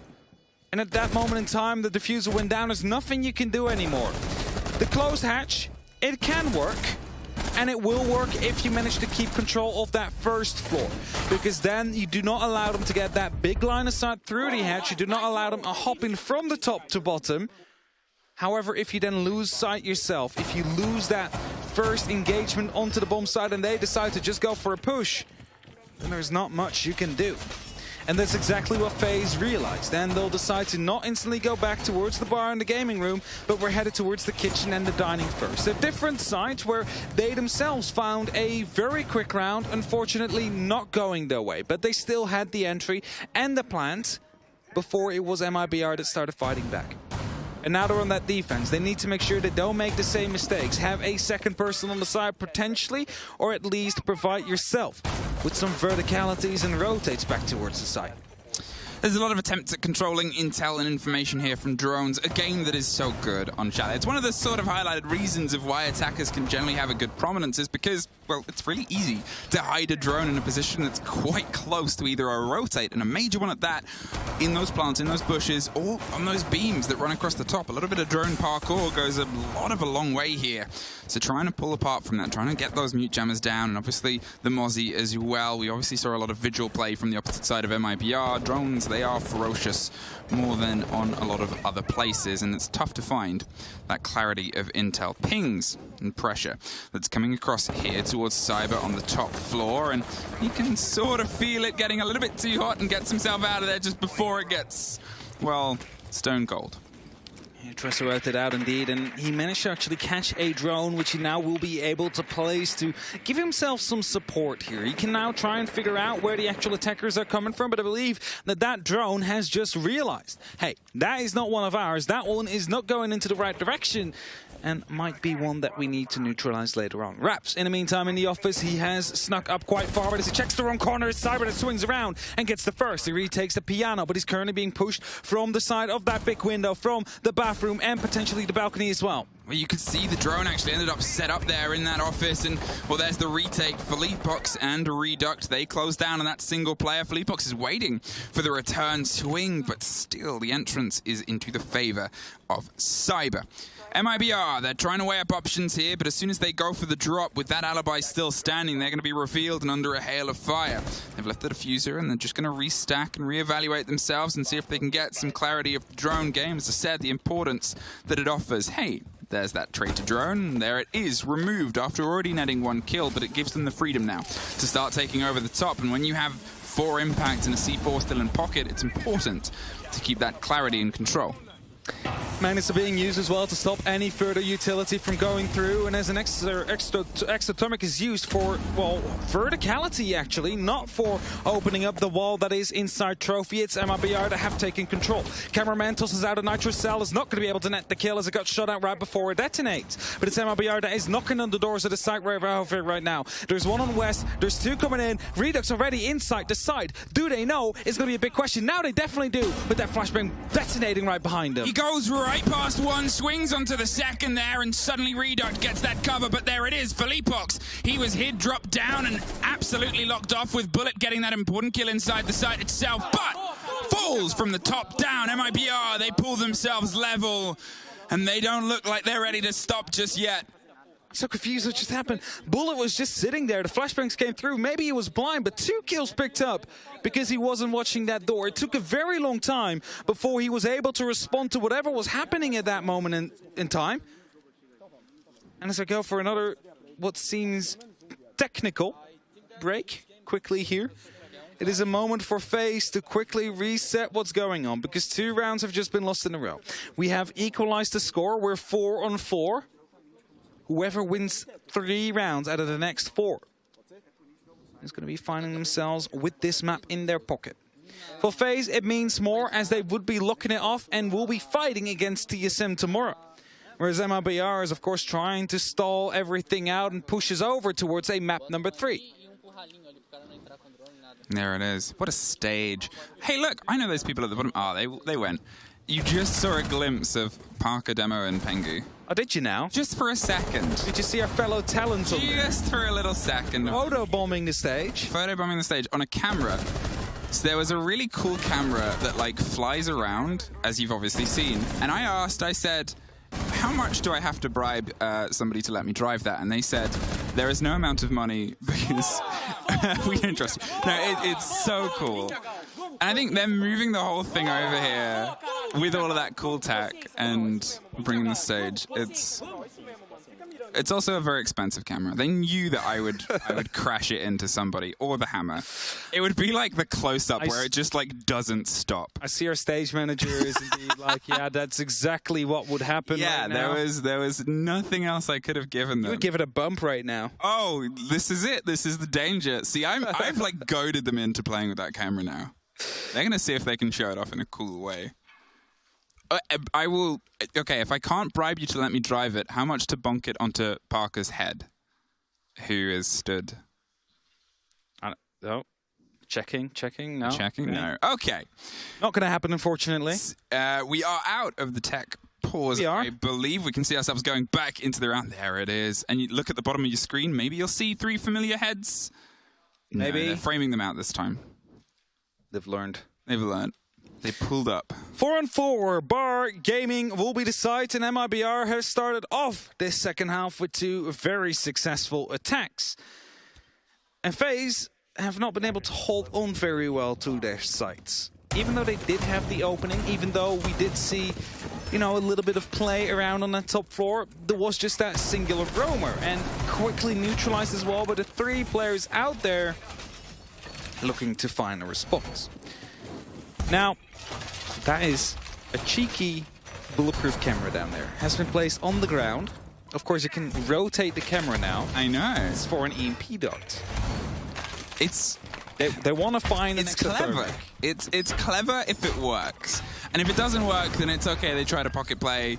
But I love seeing little ingenuity ideas. Hey, that hatch is locked again. Hey, remember what happened last time they locked the hatch? Someone just jumped in and got the kill onto the bar player, and suddenly the stock was open as well. So FaZe really need to make sure they have at least 2 players on the site this time, or someone ready to retake top floor control. But if you're then looking at it, Cameraman is the only one that currently carries a shotgun as well. So if they don't open up these default angles, these, you know, the floor right above the default plants, there's going to be no way of stopping another rush plant like that. Well, Raps makes sure that they take out a Snowmo camera. Cameraman suffers just from a spray through the softs and is able to escape, but now has to pay a lot of caution to the potential of somebody hitting up Snowmo's stairs and maybe seeing if they can put some pressure onto that hard reinforced wall. They obviously have the thermite, and I don't think he's able to reach with the exothermics. Usually, occasionally, you'll see a Selma or Habana pellets pop that open if she was allowed. But still, it's that cautious backline, which is the only true backline of the site. MIBR, they're going for a different take. Wider, bigger, they're making sure that they can get the full stretch of the map. And Cyber, as he's droned out, he's going to see if he can just slink away. He's able to. It's a game where FaZe are just sort of keeping them at arm's length for now. That's it, 2 minutes. FaZe need to make sure to waste as much time of MIBR's attack as possible, because MIBR have just been so good in these 2 previous rounds. They were able to insert themselves into the side on one occasion and get found for the plants. Philippux gets the first kill. Astro is caught off on the rotate on the roam here, and that is 1 man less. That makes sure that MIBR yet again has a man advantage. Now, as I see us going for a little bit of this drive, the control of the push here onto the site. Sorry, I was distracted by a certain camera that decided to have a journey over towards us. It is suddenly MIBR that pop its way over. The shotgun underneath the C4 is a bit of a Hail Mary, but she's not listening now, and Cameraman is going to see if he can try and keep some control over the stair set. The pressure is building. They're going to see if they can try and find a little bit of freedom, but they don't find it. Falls instead gets that lock-in. A minute left, and Souls is doing everything he can to see if he can keep some control here. It sprays and dropped, but it's a flawless for MIBR to push themselves 1 round ahead. And there it is, MIBR able to bring it back just slightly here as FaZe, they started us so strong on that first half, a 4-2 split. And now MIBR in the lead. 3 in a row they've managed to pick up. And that leaves us in this situation now where they are looking to bring us to a map number 3 if they get the opportunity to. 2 more rounds is all they need, as the camera we were talking about before is going to be welcoming us here on the caster desk. Oh, wow! It actually did cut to us. I was going to get a photo of just us and it. All right, there we go. We quickly had to see it later. Sorry for the quiet. It was so funny because I just like turn around and I just see it looming. It was like, it was. You make a joke for production, and production of course tends to lean into it. Great camera shot. There he goes. Bye bye, camera. It was lovely to have you. See you later again.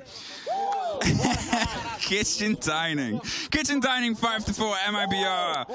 We said on their attacks is where they're going to be sharp, and they are proving it themselves. They are making sure they stay this step ahead consistently, and it has been that entire return to form. We said Chalet can offer this, but at the same time we've seen obviously 2 different sites and 3 different losses, because the plant was on the first swing round on that first trip onto bar, and the second was the flawless take, and they took everything but the site itself. They are more than happy to fully extend and stretch their legs over the whole of this site.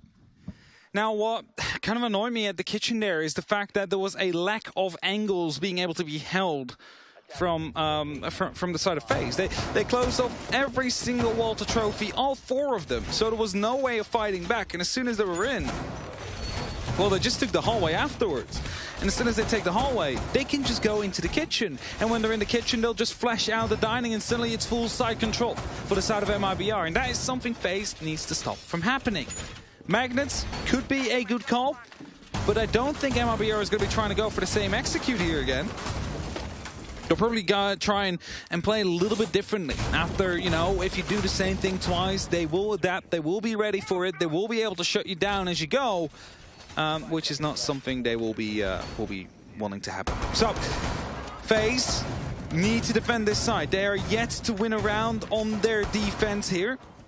And MIBR is one away from reaching a map point. MIBR, can they thread their fourth in a row here? Can they keep that pressure going? Obviously, when you're looking at Bank as the decider here between these two teams, it adds such a big element of excitement. And well, we said that they're going to want to send their best in for the fight against NA and EU in future, and they're making sure that it's the full stretch and test of it so far. 2 rounds. As you said, 2 rounds separate them, but it's the same with FaZe. If they can get that 2, if they can just find something out, suddenly they're only 1 round away from map point. Suddenly they're only 2 rounds away from map 2. All they need. As a fall of silence sort of spreads itself across the top, only punctuated by pre-fires through barricades there, trying to cut down this rotation. It's a lot of sprays onto a couple of players that are a little bit loose. A minute has passed and FaZe still holding on for now. There is some electrified hatches that will be crucial to their hold. However, if MIBR just decide to hit the side again, is FaZe going to be ready? The last time, 3 members close and around the side. 3 members picked up as someone just snuck into the kitchen there. No one able to reply, no one able to respond. And as it seems like, again, a take will be made towards the trophy site. There is, again, a full reinforcement here. This time, however, will be opened up, I think, as FaZe is playing quite close. An extra thermic will be placed. There's a mute jammer on the other side, though. They need to get rid of that one, but they'll just shoot a hole right above it. And as Bullet tries to challenge, he has those 2 impacts he could use to try an impact trick successfully. No, it goes all the way through. And an opening is here, and that might be the decisive factor here for this site. You went too far, too long. It's an awkward angle to get when you have to be a little bit further away from it, because the further you are into basic physics, the longer the arc is going to be. You can't get the sharpness to hit the roof and catch the charge here. Bullet is going to see if he can stick himself in as the drones come rolling in. FaZe haven't handed a player over as of yet. MIBR is still sort of pushing and shepherding. They're going for a little pocket of space, a little bit of clarity to see if they can try and stick the diffuser in and amongst it. A bit of a wide swing doesn't stop the grenade from locking in that opener. Bullet goes down, 30 seconds, and Souls has to step in once again to be that mantle pressure player. You can see Astro's going for a retake over the top here of Solarium, but it's starting to pop off against them. There's a swing round, Reduct caught out and dropped off by cameraman underneath. No C4 in pocket. Souls has done big bits inside the site. 15 seconds stuck behind the chassis. There is no kit in pocket. They're concerned. And, well, there's Lukin getting one more. There's a fight. It's Cameraman to get the connection. Lukin is going to see if he can get himself into the side and stick it. Cameraman's pulled himself far away. Holding. F holding that stick. 2 seconds and a bit of an overhang. It's a sprint. It's just a little bit of a misconnection now. And over the breach, he knows where Cameraman is. Trying to pop and sing with a gun that screams when it's in the right hand right now. And Cameraman, he's able to just see the tail end of the kit. Lukin, he's stacked in, holding himself behind the half wall. He has that safety, that clarity. He knows time is on his side. Cameraman has to be the force that pushes up close. He has a rough idea on where the player is, but this gun doesn't work well on rough. It is a surgeon's instrument, and he cannot quite get the right idea of where he wants to make the first incision. Lukin pops up, and MIBR have map point. Again, they managed to push through here in the end. It was a 2-on-2 retake. That was somewhat successful. They had the side under control, but afterwards, it's MIBR that managed to win the gunfights and turn away that round into their own advantage. And now a map point, not just 1 but 2 in their hands. 2 opportunities for them to maybe close out this map and push it up to a map number 3, but it starts off with that grenade. Magnets not really in the right position to catch these off. Again, the reinforcement into the trophy instead of a line of sight that could have been created prevents them from challenging it. You just give free rein out to MIBR to play from right next to the side. As you said, they can just do whatever they want from there on. They open up the wall, they decide when they push, they can throw in all the utility they want. There's nothing you have to stop them at that position. and that puts them onto 6-4. And we're again heading back towards the bar for a third time here under FaZe's control. Are they going to be able to finally hold off on it? Are they going to be able to finally figure out a way to stop MIBR's attacks here on Chalet? Will the hatch be hard or soft? That is a big part to it. But the previous round was also hard, but it didn't really go for that take. So, well, yeah, maybe it doesn't matter. Maybe it doesn't really matter. Maybe they just need to hold the right angles at the right time. I mean, it has been much more electric here from MIBR. Obviously, they got off to a good attack start on Cafe, but it's the defense where they've sort of found themselves stressed and connecting to. It was enough, and enough is what you need to do, and enough is the game that we talked about both these two teams being so adept at throughout this tournament. As we said, it's not that they were statistically lighting up the boards as screaming their way here, but the consistency of good to great gameplay has ensured their positioning here, and MIBR, they are one round from trying to ensure this third map. MIBR need to stay patient here, not go into a bit of a hurry, into a bit of a rush to try and make sure that they lock this off as quickly as possible. It is okay to take some time here, as long as they do find the opening and the closer in the end. 6-4, current scoreline. FaZe one map up, which was won by a 5-7. Redux holding off some of these rotations here. If Cyber moves up a little bit too far through, he could lose his life. He starts opening up, and Bulla is the first to fall. Redux gets an important opening kill here. It's actually a second one as well. They're again exploding towards the entirety of Chalet, and as they are starting to gather some more information as well, Cyber is forced to play in a position that just lost him one of his teammates here. 2 grenades roll underneath his feet. He needs to rotate back towards the side, but that gets him killed as well. The cameraman is at least able to find one. He went for a bit of an aggressive retake over the top there and an against Reduct, who is removed from the board, but knows that he is isolated. Souls is trying his best to see if he can stack up some support, but loses the engagement. Cameraman is all that's left, keeping the map into something where they can look it out on just 2. Finds the first, but Fools is looking for the stick here. The swing up Snowmo stairs doesn't quite net them the full fight, and now a post plant. Doesn't get it though. MIBR find Chalet and ensure a third map in this showdown. We are going to map number 3 very soon here, as MIBR completely decimated FaZe on the attack here. Not a single defensive round was even close to being won here, and MIBR making sure that we will be going all the way. And they were celebrating. FaZe quickly needs to reconvene, see what they can do to quickly, well, get a hold of the situation here.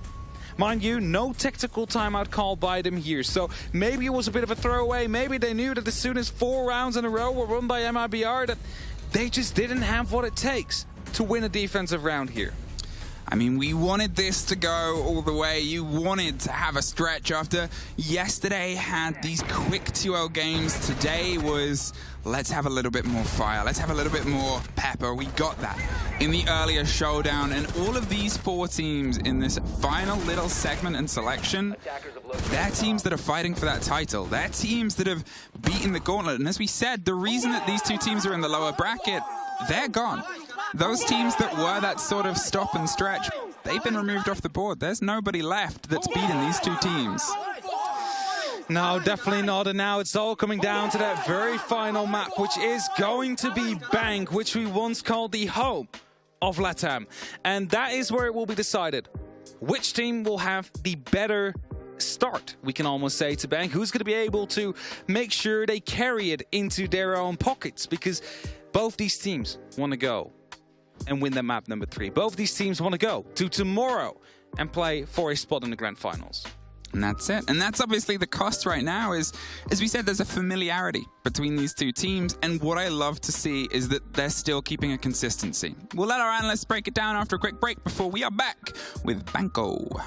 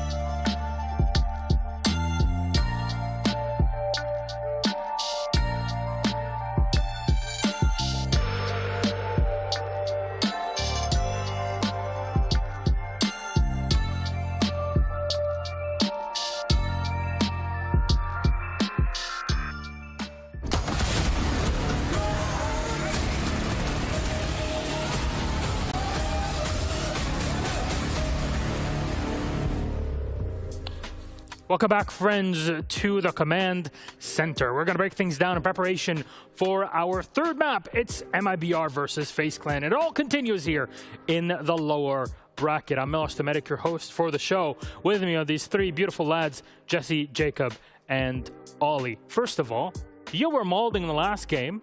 Turns out anger converts into victory with that comeback. Yeah, I'm a lot happier this time. I think both teams played pretty well. I think this was obviously very attacker-sided Chalet, and we can get into the whys of that in a moment. But obviously we saw Team FaZe Clan going up 4-2 at the half. Then every single attacking round that MIBR had, they were able to clutch out and win. That was huge. That's kind of a problem heading into Bank 2, just because both of them have been relatively attacker-sided so far this tournament. But if only for the context of this map, yeah, that's a problem. It's like FaZe on attack, the one thing they were capable of doing on Cafe was clutching up. That was nice. They were able to get a win off the back of it. And then we have this whole saga where, yeah, they had a nice attacking half, but MIBR's was simply too potent, and there was no real method for MIBR or for FaZe Clan to really come back from something like that. I think you want to talk about attacker-sided. We can maybe even look at the operator ban. We got smoke ban here. Yep, true. Like, that was something that we saw. We were in the green room, like, damn, these guys banning smoke. Like, that's not something you see every day. That's been on like targeted. Coastline yesterday, but on Chalet of all maps, that was a weird one. It's very targeted and it's very specific, and I think it all sort of snowballs into MIBR having a very concise idea of how they then wanted to deal with that smoke ban that FaZe proposed. I think I really liked it from FaZe when I first saw it, right? Because you talk about that first map on Cafe, and the thing that MIBR really struggled with was denying plants. So if you take another tool away from the arsenal of MIBR, no smoke grenades means it's really hard to deny plants. And we saw FaZe get a lot of plants down. They were very successful in their attacking half. The problem is when that came back around. I think both teams were trying to make up for it by having a really aggressive roam game, by trying to put a lot of people up on the roam. But the problem with Chalet is you can go for so many direct takes where you almost just ignore the roamers that it didn't end up being a huge factor when teams would focus the roam that hard. And I think there was like that specific catalyst. It was MIBR's very first attack. FaZe Clan decides to play upstairs. They're in library. They're looking for a way to really try to control games from upstairs. What happens? Reinforce the hatch. No way for them to easily drop down in. So it's an easy like horizontal take. MIBR just smoke right in, ensure they've got bar stock control. Luka gets in there. Then what happens? Plant goes down. MIBR have control. They just sprint out the window, and FaZe Clan just like walk into crosshairs at that point. And that was where the downfall for FaZe Clan really started on map number 2. All right, you know what? Let's take a look at our map summary. And Ollie, I'm going to put you on the spot for this here, trying to figure out and find out the top performers of this game. 4 rounds for FaZe. MIBR could only get 2, and then they fire back in the second half. So it was a dangerous map for MIBR when you got Fowls sitting at the top of the tree, I think. I got a lot of time for Fowls. I think he's a great guy and a great player, and he's one of the main reasons why MIBR are here. He clutched up throughout the qualifiers against Black Dragons to even get MIBR into the tournament, and since then he has been present and correct. Bit of a quieter game across the board, but again, it wasn't very frag heavy. This was really focused on the objective play. We saw so many plants going down, and that's one of the things that I think FaZe really struggled to wake up to.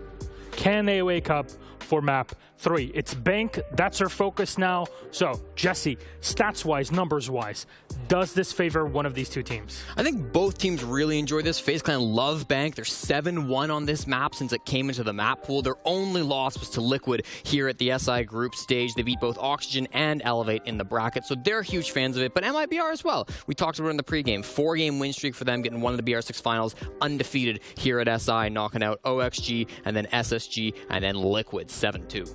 Still giving a little bit of an edge, I think, to MIBR, if only because there's got to be some momentum from 5 straight wins on map number 2 to even get us to this point. And again, it is a map that MIBR themselves, even if it's not like one that they favor above everything else, it's going to be a close contest because we know FaZe likes it. MIBR still, though, appear to be in the driver's seat after map 2. I think MIBR have got a good position in the hands. You know, they're a very momentum-based team. We see them shouting before the pre-game. They've got like that 3-way chant, and then, you know, mid-round, at the end of the game, like, they're very vocal, they're very up for it. And I think FaZe, on the other hand, today have been a little bit more subdued. Sure, there's been a couple of whoops and a couple of hollers here and there, but it hasn't been what we've really looked for and what we've seen in the past from FaZe. That's not really indicative of anything. It's just more to say that MIBR now have that momentum. What we don't want is a washout. And MIBR, they washed over Liquid. No pun intended. 7-2 on Bank. That's pretty impressive. Come on, you were proud of that pun. Admit it. That was a good one. It was a good pun, and it was a good game from MIBR. Their attacks on Bank were so strong. They were going for so many pinch plays that Liquid just didn't expect. I believe they started on defense, so they didn't get a lot of attacking rounds in. But like there was a CEO attack where they were able to hit it like both from the windows and coming up main stairs to the front office, which was really cool. And then there was a bottom floor attack where Liquid were sure they were in security. We had a guy security stairs like the entire round, and then they just run down main stairs, get in, drop gold with the defuse kit, caused a lot of chaos. Liquid didn't seem to know what was happening. So I'm a big fan of MIBR's attacks. And for FaZe Clan, I mean, if their defenses are supposed to sharpen up, Bank is a really tough map to do that on. Oh, well, FaZe, they played Elevate on Bank 7-2 on the 15th, only a few days ago. Pretty much a similar result to what you had with MIBR versus Team Liquid. So genuinely could go either way. We talked about the smoke ban, how creative that was. We saw it earlier today in the first game. We see it again in this one. Any kind of oddities that we might see? I mean, I'd look toward an OSA ban, honestly, for both teams. I think that's something that they can both do in pretty equal spades. Anything for additional window denial, especially for those top floor like clears, especially back, like from janitor back to the window. I'm looking at OSA. If it doesn't get banned, it will get played a lot.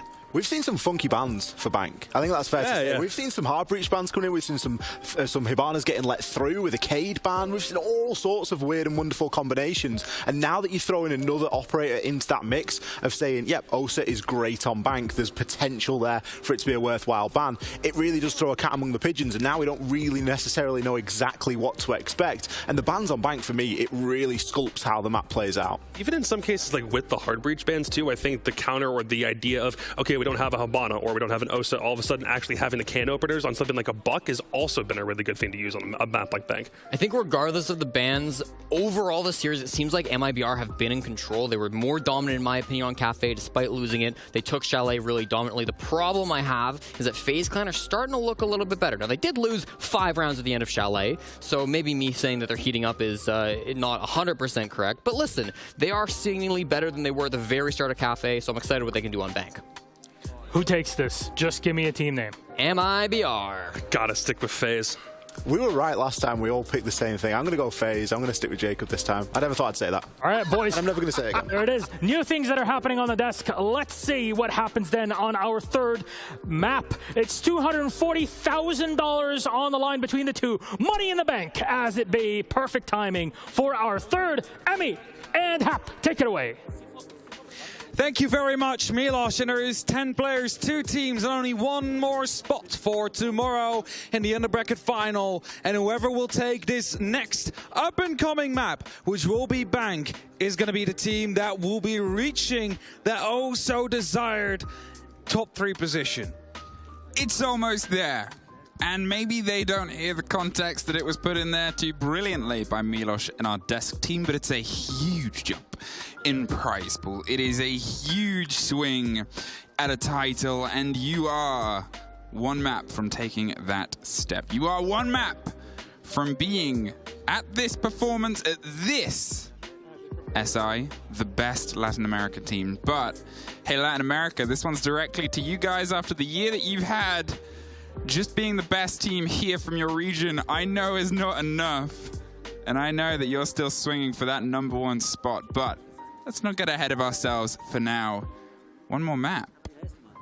One more map indeed, and it is Bank, which was back in the day dubbed as the home turf of the Latin America region here. And these two teams, they know each other through and through. They have played each other so many times over the course of this last year, 2 years even. And that is going to be providing us with a hell of a matchup here as we are getting on the way. It's not all about the hammer yet. That will be tomorrow around this time. But both these teams, they still have a shot. But first, they need to win this map here. And after that, they need to beat TSM in the lower bracket finals. Here it is. Latin America on Bank. Name things you love to see. There's plenty of them. Do you want me to make a list now? Well, no, that's me naming a thing I love to see. Hey, they talked about bans on the table and the board, but Nook is, I don't think, on anybody's prediction sheet here for a removal in terms of expected. This indicates an information-heavy playstyle from MIBR. expect lots of bulletproof cameras to come through. Valkyrie, if she is available, let's say, you know, let's put a Maestro into the mix as well. There is plenty of operators that do have these cameras and can be used, and bringing that Nuke could be an easy way around it. That's to the surprise of nobody, the Hibana Valkyrie, a pretty consistent ban record from FaZe. They know what they like to remove, and they know that it's those two. But here, the Mirror as the last, the only real stretch that I think we're getting is the Nuke. But again, when you have two teams that are very familiar, and you have two teams with an idea of how they like to attack, you're gonna see those sort of interesting pullouts. But otherwise, this is a pretty familiar set of removals. It definitely is. I mean, the Valkyrie is, of course, default at this point. You do not want to be dealing with those cameras on a map as big as Bank. And Hibana, of course, thinking about those hatches, a crucial operator to remove. Now, luckily with the Heartbreach gadgets that have been introduced a while ago now, it becomes a lot easier to actually start opening up. And there's, you know, plenty of operators that have access to them. And Buck, for example, is one of them who could open up these hatches. Zero as well, but has been 6-picked out to the Ossa, which, of course, provides some extra security if you want to go for these plans. That is what I like to see her being used for the most.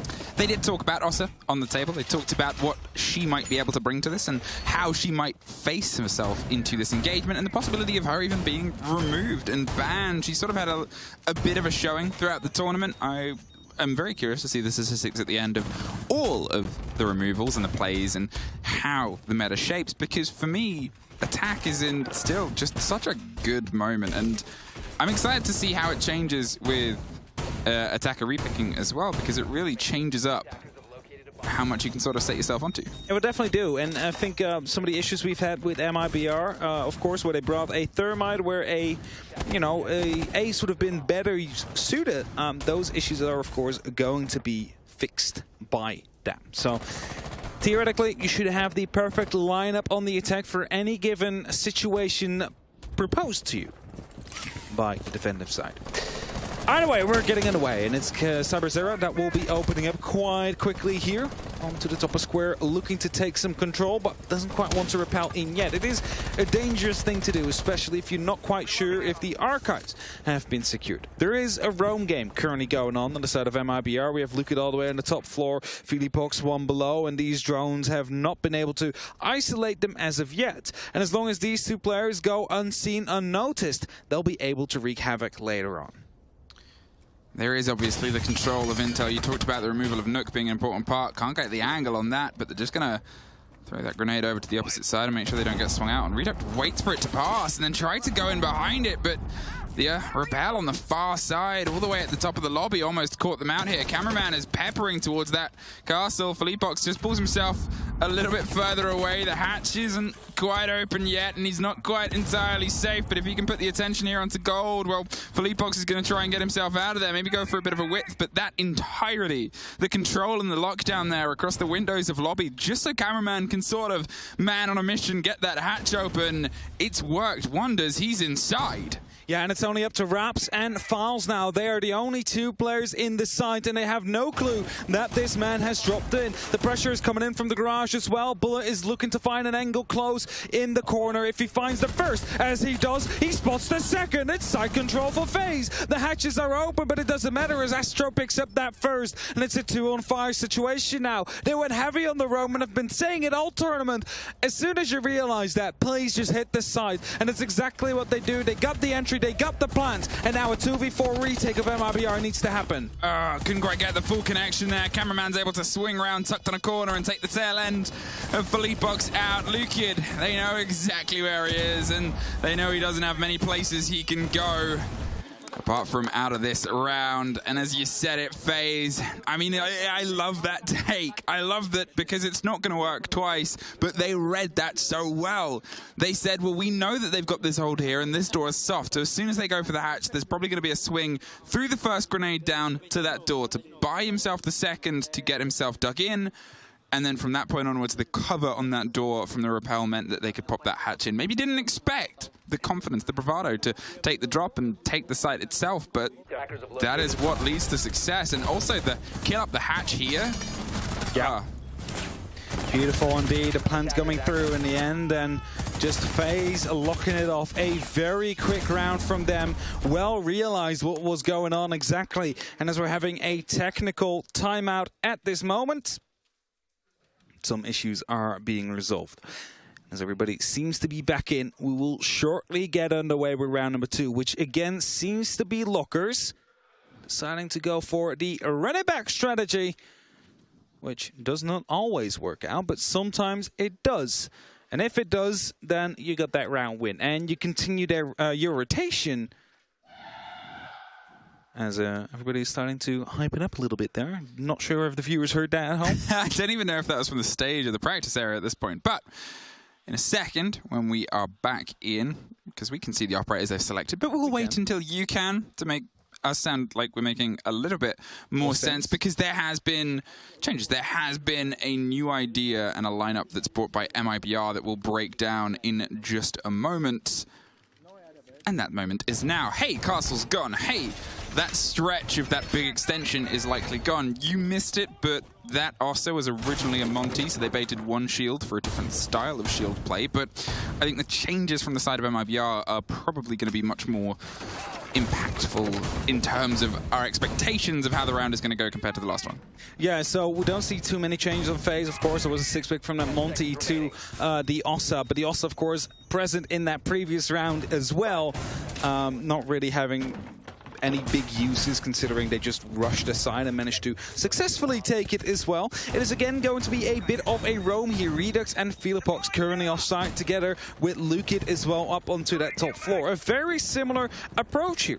And as FaZe drops down into the tunnel this time with 2 members, they might be able to quickly push through if they find Fowls, who is currently playing near the server stack. It is a shield, it is drones that come through as well, and a shotgun on the other side of it, together with 3 or 2 more smoke canisters to stop this from happening. I was going to say it's a pre-placed here, and they're waiting for that swing round. And there it goes. Ossa is stopped on the door. They maybe expected somebody to swing around on the shoulder, but it's Bullet on the stairs. The drone goes ahead, and there is an easy pickup for Bullet. Reduct bites back, drops Cameraman, keeps a little bit of control, but you lose the smoke that early. You lose control of that side of the site, and now it's just Raps seeing if they can keep that door locked. And, well, Ossa has a different idea. They've been able to get the shield all the way in, and the diffuser's not with her for now, but still, if they can somehow get a second one down, it just takes Souls being able to breach that soft potentially in a delicate way so they don't pop the shield, and they have a free sort of extension outside of an Echo drone and 2 C4s.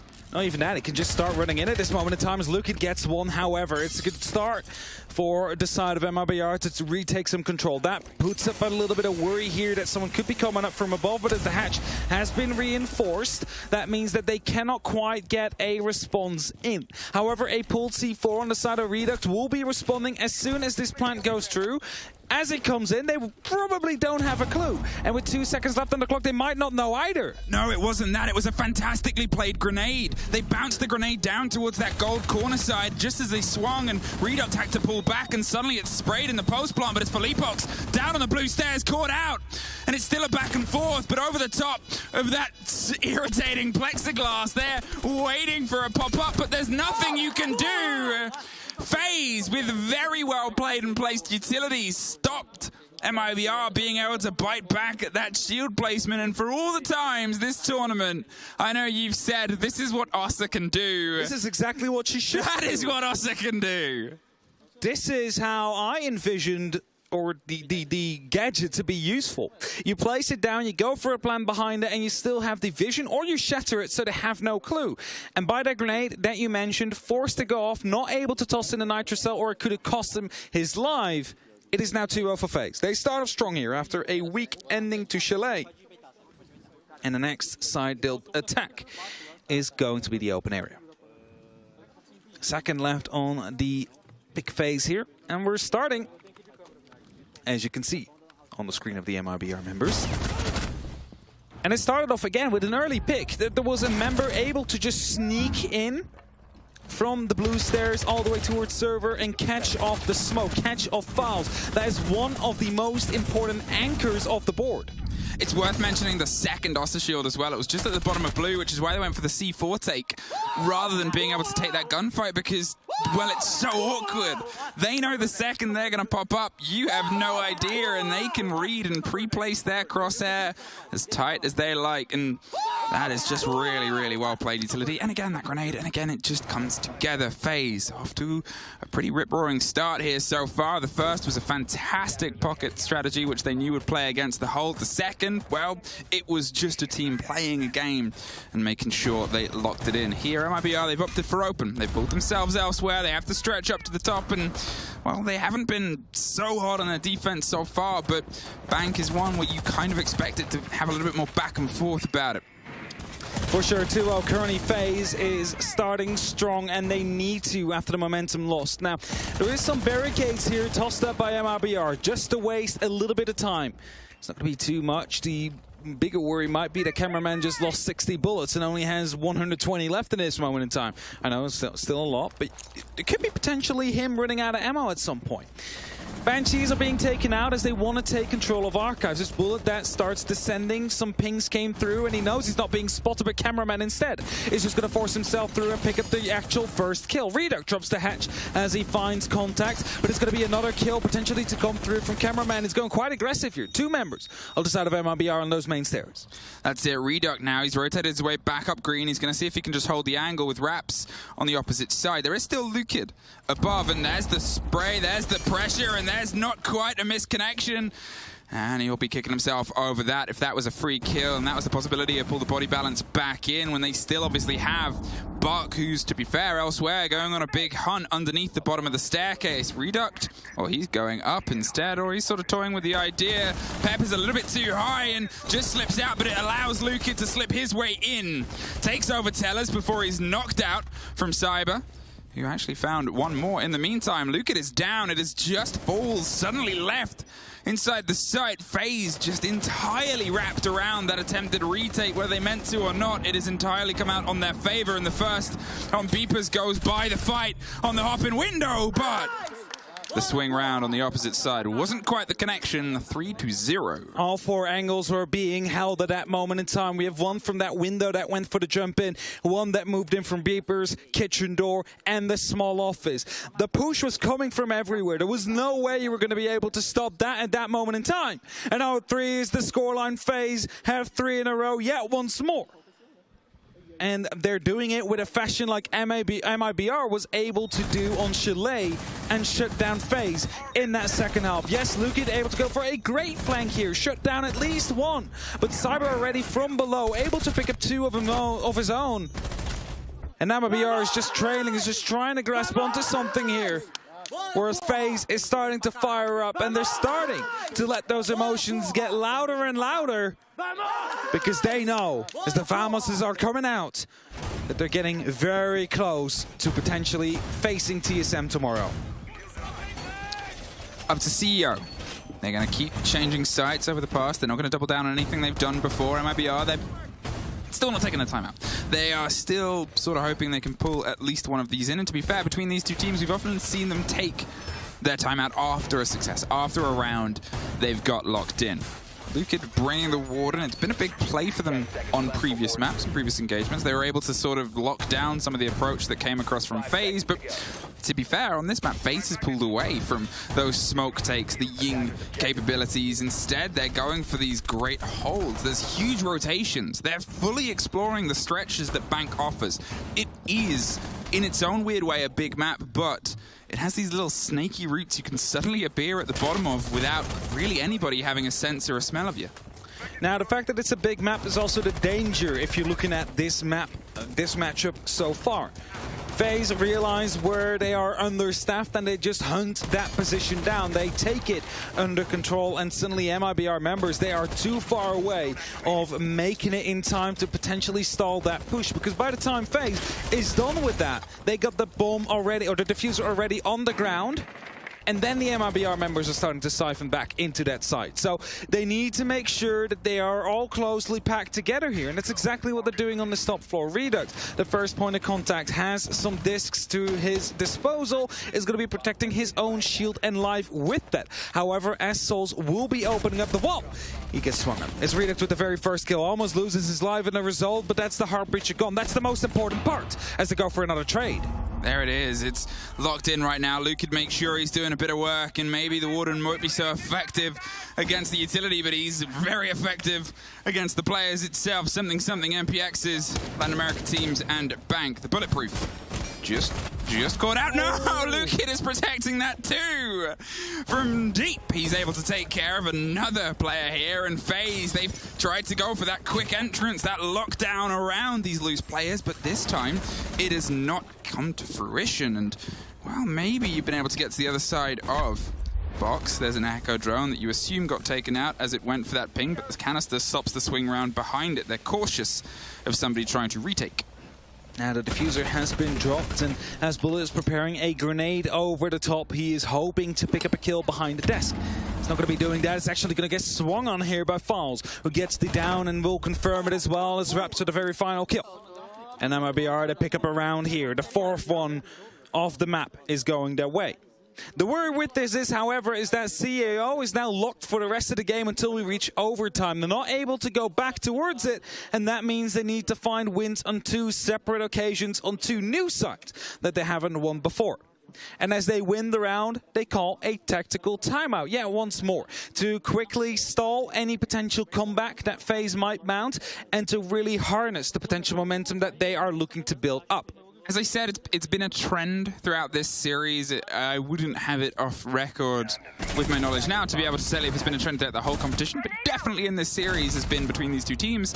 They get success and then they talk about how they can build behind it. They ensure that they can go over what they believe potentially was what let it in, or how they can ensure that the pace of the game is theirs. It could be on that sort of break where they say, well, listen, we now have a bit of control. Let's let them stew in that for a second, and let's sit in this moment and say, well, it's ours now, and this is how we're going to lock it out. And obviously, as you said, they cannot go back to the top floor. They have every other site available to them, based on only being able to pull 1 defense. And if I'm going to quote map statistics for the others, I believe Bank is still one where if you're on the 4-2 split once again, you're not looking too shabby. No, you definitely won't be looking too shabby here, and maybe they use that tactical timeout as well. Okay, boys, we lost these next 2 signs that we need to play. We need to win.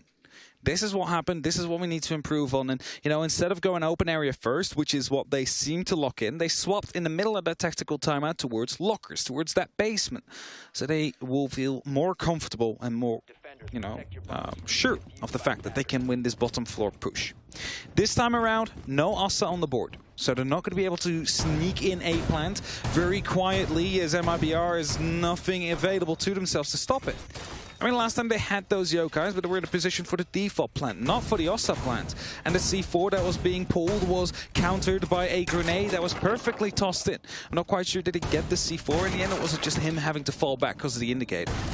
I believe he had to fall back. I don't remember it being ripped and torn, to my knowledge. It was a grenade that took half of his health. Yeah. And it was sort of bounced into the corner, so he probably swung into it as it was about to go and saw the red and pulled himself back off the step. But that's the sort of stuff that you'd have to go back and see the replays on to get the full taste of just out of the thread. All I know is that is exactly where it went, because that Mozzie could not get that clarity that he wanted to here.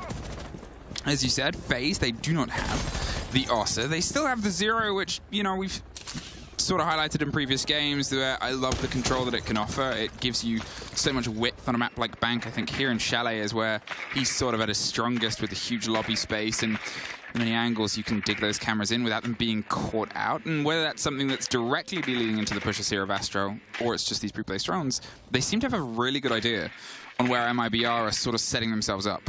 He really snuck himself into the printer window there, just crawling next to it, droning out the main stairs, looking if he can find himself an entry towards the site, but also looking if he can cut off any of the roamers. Of course, currently none on the board. MIBR is playing it close to the site, as that brought them success on CEO. They start dropping, they start preparing, the hatches are being opened up, and as we have 2 players inside of the server area, if the hatch will be opened up onto the actual A bomb site, suddenly they are stuck. But that does open up a potential for a flank for them, as that might be more successful. Trying to get this hatch open, obviously, with the Kaid on the board. The Thermite isn't going to have the truest taste of what he can do here, but the Maverick, he's at least able to show up. A little bit more needs to be done onto this, and then it will drop and give them the chance of a swing round of utility. A minute 28 left, and now they're going to see if they can get the second. But there's only so much in those canisters, so the grenade clarity is what's going to hopefully get this claw, and then from that on, the Thermite can show up. They want to use at least some form of utility on opening up that hatch so they can force Lukid out of his current position.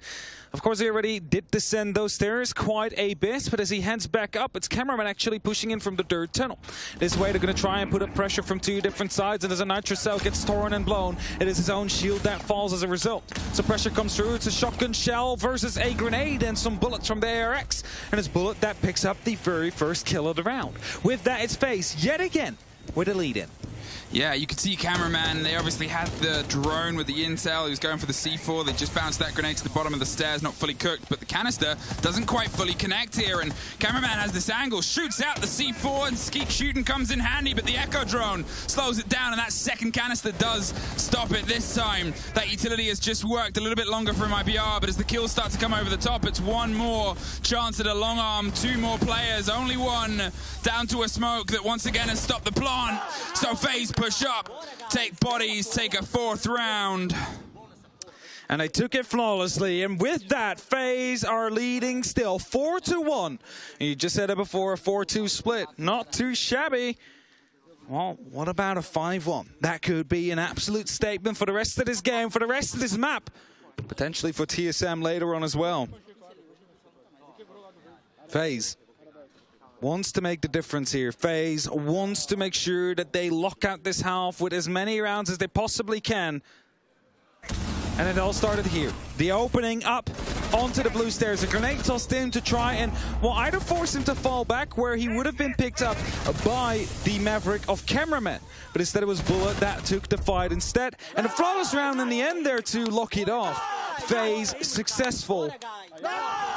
So what a guy is being called out. What a guy. What a guy it was indeed. Cyber with a multi-kill to land the round.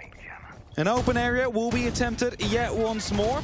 A side that was also won by the side of FaZe. It came down to an aggressive take of Archives where a lot of gunfights went either way, but in the end FaZe came out on top. Managed to isolate the last player on the side and shut him down as a result as well. And that gives MIBR something to think about here. Of course, Lukid jumped down. He's probably not going to be allowed to do that again as they realize that the hard way on the side of FaZe. So they might go for a top-down approach here. But they need to make sure it doesn't cost them too much time because you still need it at the end of it. If there is going to be a Yokai on the board, if there is going to be Nitro cells on the board, you need to waste that utility. Amaru, what are you gonna do? There are obviously hatches that lead straight into the site, and those hatches can be quite protected based on either that already opened one that's tucked in on the small box or the one that's just on the corner. They might try and break some audio, as we've seen them push before, and cover the sound of an Amaru that decides to hop up. That breaching charge, the reason it's there, if you're confused, is it will get that soft on the door as well and give you that range and rotation. And again, you can activate it from anywhere, so again, it might be something to cover a sound. Oh, Cameraman, what are we about to see from you? Is that big question mark on the top here? There it is. There's the exthermic. There's the drone up and caught on a drone, but no! Falls just off, but Astro has that trade back.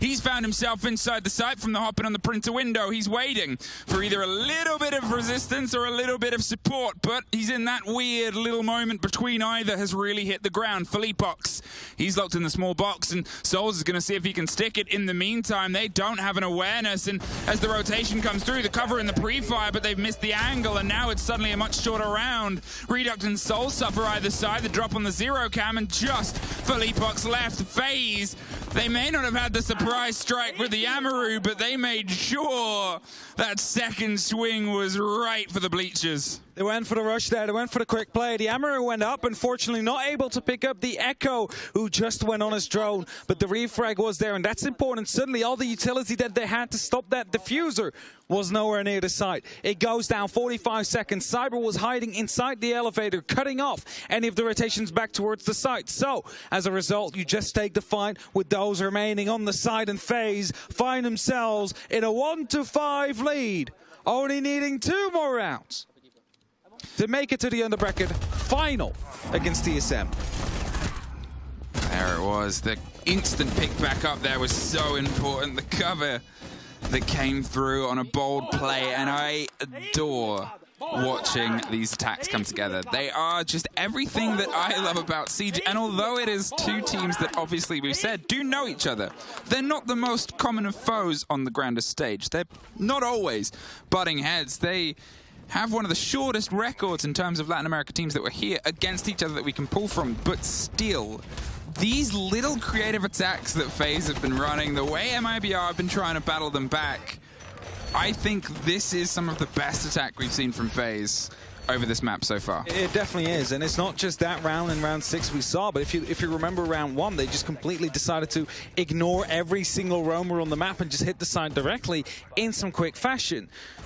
Second round, they decided to also ignore all the roamers, head for CCTV, take down the control, go for an offset plan. FaZe decided and saw that MIBR is kind of weak against their quick pushes, and that's exactly what they managed to successfully pull off. However, now they need to be wary of the fact that they're on defense, and when they were on Chalet, that didn't go well at all. They did win none at the end, and Lukid gets the first kill. It's an opening onto Cyber. I'm not quite sure if he went for a jump out. He did.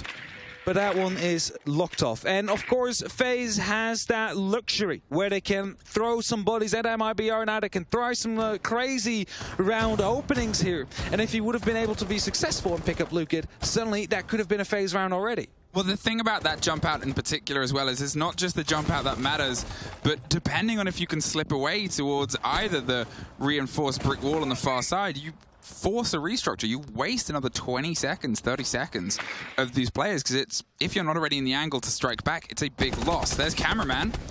He's able to find Felipox on the entrance and keep Felipox entirely out of this game so far. Has not been able to have an impact, and as the player with his caliber, well, this is the moment where he needs things like this. Raps, bites back, strikes with the Finker, is able to take a little bit of revenge, and Cameraman's dropped himself back towards the site. Now, no one is currently up on the Archives side, as Raps is still trying to figure out if there's a roamer.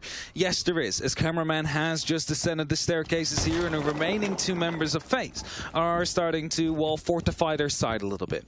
Drones are active at this moment in time, and FaZe is starting to open up into the small side office as well. That will be heard, and Astro is looking to go quite aggressive through the hole that has just been made.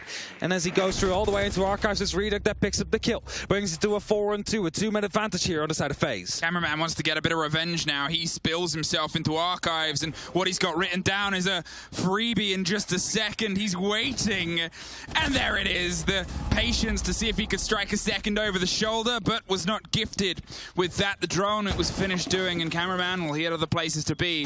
Now has to pop a super shorty angle and see if he can lock down Souls inside the site, and they know roughly where he is, but the hot pings push that pressure back onto MIBR. Doesn't have the confidence to go for that full confident swing, and you can see the stack up that's coming otherwise on the back of the chassis. Either side of Souls is Cameraman round on Beeper's door with a huge spray just to stop them being able to have the confidence to stick that kit down, and they are doing everything to make these doors, these entrances as uncomfortable. Cameraman's gone above.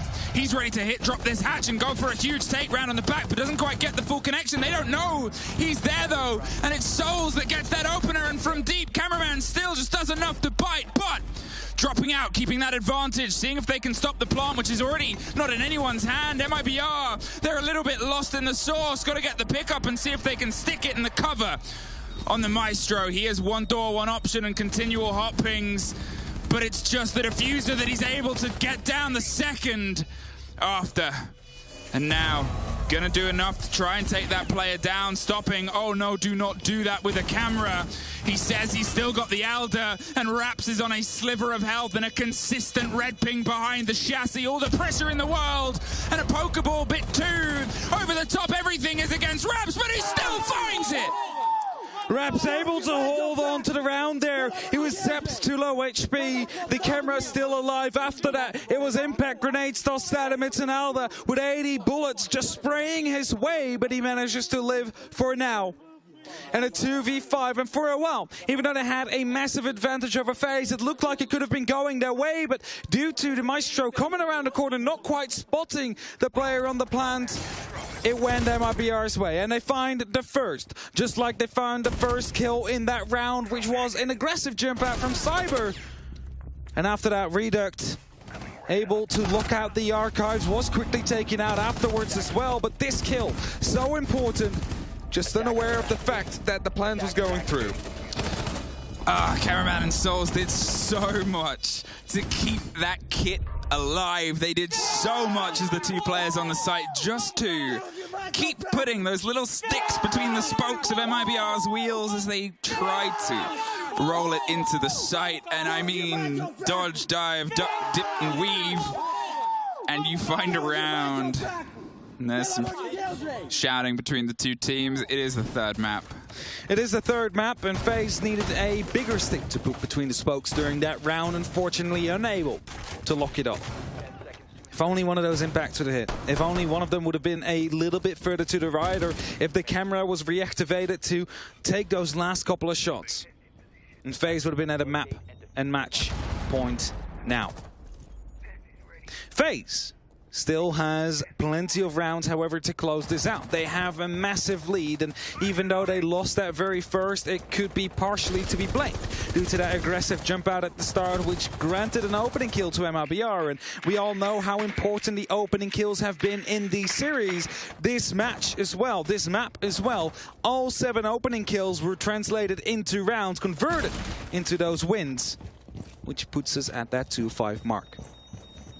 FaZe looking to find that first kill. Thus, as MIBR is trying to get some information with these drones so they know where they need to strike from. The top floor is slowly being taken under control as a hatch gets opened up. No one in that open area, however, as most of the FaZe members have fallen back towards the side. They're just trying to waste some time. They got spotted on drones. They start falling back after they take them out, and that means everything needs to be redroned again. Well, Luca, he's getting himself down on those white stairs. He's seeing if he can put some presence in, but here's the Maverick that might start rolling some grenades that, as you can see, instantly forces a couple of FaZe players to fall to new positions. They were kind of aggressive on the door there, but they've realized that aggression is probably going to cost them sooner rather than later, apart from Cameraman, who was looking for a fight, angling from the verticality, or the reverse of it. But here, MIBR, they're free across these top floors to start their setup here, and FaZe, they're just being pushed a little bit further back into the site. They're waiting for the engagement, but otherwise it's just a long wait. It's going to be a long wait indeed. 80 seconds left. There's a little bit of damage done on elsewhere on the Maverick as the hatch that now gets opened up. One of them, at least. The second one is still being worked on, and with those 70 seconds on that clock, there is not much time. MIBR, they need to decide if they want to go for just a full-out take and force into the site here. If you look at the utility they have available to themselves, there is going to be 3 flashbangs and 6 grenades they could try and, first of all, dislocate Cameraman with, because he is in a crucial position here behind the server stack. If he manages to hold on for just a little bit longer, he can definitely change this round. And as the drones are coming through, and so does the adrenaline surge, as Raps that wants to go for this very first gunfight, but the flashbangs, they need to lead in. A grenade gets tossed in right after. If you don't need to take the fight, you won't take it, but it's going to be the shield that gets removed instead. The second one will, however, down him, and FaZe will confirm the kill. But 30 seconds, he did a huge amount to waste some time there, and Cameraman has been this consistent problem. Now it's seeing if they can actually get the lock-in on the site, but look, canisters and C4s, the door is locked, and a man is hopped up on a table, making sure that you get anywhere close, you're in danger. You've got to go for a huge pickup, but you got 15 seconds in the kit, mate. You have to try and force this door in the fight on the far side. Reduct goes for a swing, Lukin with one more. No diffuser in pocket. It has to be the kill on the final players. Will he be able to make the distance count? Picked up and held F just in time.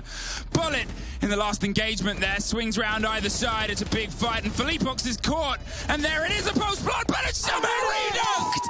How does he find that with nothing other than the plucky idea of I'm gonna kate this? It took a little bit too much time there in the end to get that final 1v1 in the garage, and so it just continues to develop. MIBR getting back into this game one round at a time. And here we find ourselves at a 3-5 scoreline, which was supposed to be a little bit of a clear-cut game. And now a tactical timeout is being called by the side of FaZe, because this is 2 rounds now that slip away from them. 2 rounds where they were able to at least put themselves in a good position, and 2 rounds where they weren't able to close. And all they need is 2 rounds. Oh, it was so close. It was so close, but it's been, as you said, the story of the past 2 rounds. So close does not a round make. And it is those little slivers, that plucky attitude MIBR has had this entire tournament of refusing to lose. They refuse to admit a round is done. And that drive of we can still make this has just netted them 2 rounds in a row. Now, if you're a FaZe fan, do not be worried yet. We all know how Chalet went, but they looked absolutely lost on Chalet. FaZe, that was. MIBR completely shut them out, decimated them over there. These rounds are a lot closer, coming down to these last 2v2s, 1v1s in the end, where, you know, in the end, it is just MIBR pulling it out. But it's starting to irritate you at some point. That's the second 1v1 that should have been won, but was lost in the end.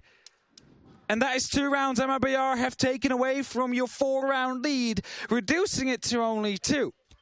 And again, I will tell you, the only rounds that FaZe need is 2. 1 more, and they're on match series points. 2 more, and they managed to confirm it. And MIBR, again, refusing to die. Philippebox found his first that round as well, and if it's the spark that starts a player that's otherwise been missing in this map, at least in terms of getting aggression, but getting on the attack, it's a different drive, it's a different part rather than being on the defense. It could be a factor for MIBR to build it behind here. Otherwise, as I said, I mean, the game isn't done, it isn't over, it feels like it's just starting somehow. And this has been every map. This has been everything that we wanted from this series, because it's 2 teams that have shown up, and they're still showing up. And at the start, I said I wanted to see them turn into diamonds, and we're getting that. We are starting to get there indeed. MIBR again wondering if there will be another jump out coming through from any of the FaZe Clan players, but they've tried that before and it didn't quite work out. And they saw their lead of 4 rounds turn into 2. It's got halved. And MIBR on a bit of a roll now. A tactical timeout called, and this is the Twitch drone that we have seen so much about on the socials. It does so much damage. If there's things there. If there's things there to get rid of. Yeah, they've picked it back up. Maybe they're going to throw it on a different location there to see if they can take out that disc, that cover of anything long range. But look at this, Reduct. Already in on the door of Janitors, seeing if he can find a fight, but one was not to be found, so tucks himself in and goes on the drone. Once again, MIBR are doing this big, wide control game. They're making sure that they have an idea of where they want to take and put pressure in. Yeah, okay, the past 2 rounds, the total time left when they go for that diffuser plant is still together under 30 seconds, but it's 2 successes and they can build behind that phase. They've obviously taken their time out. It's the first time this series we've seen a team take theirs off of the back of a loss.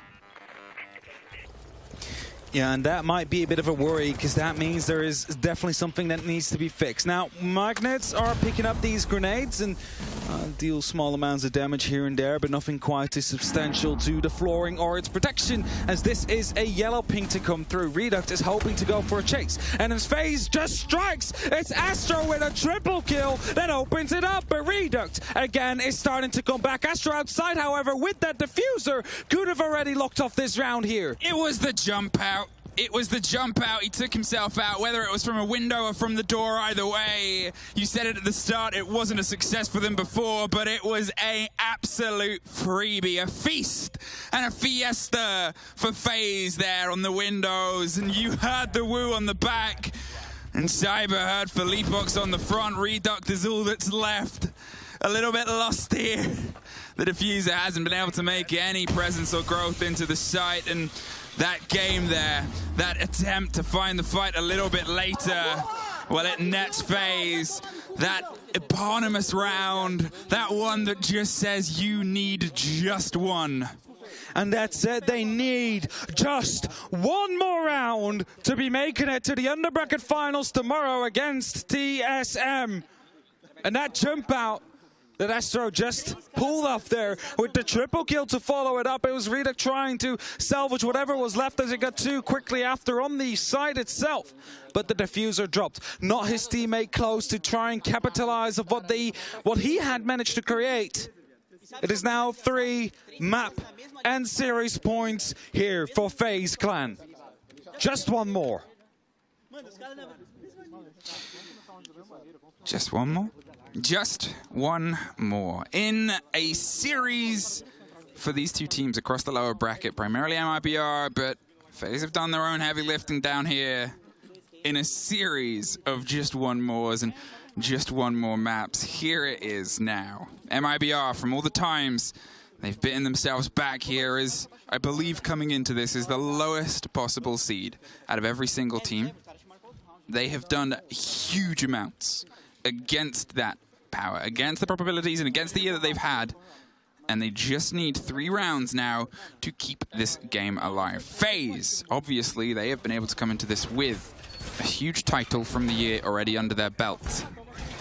Yeah, they have won the previous major here in Sweden, so I guess they might just really like the air around here. Love a bit of Sweden, FaZe, don't they? Play even better than they normally do. And now they need an extra round to make top 3 of the 6th Invitational 2022.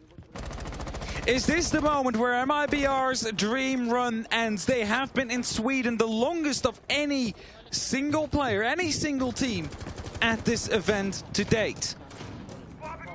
Is this where their dream ends? Is this where FaZe comes in victorious and takes away that win and top 3 placement in the SI?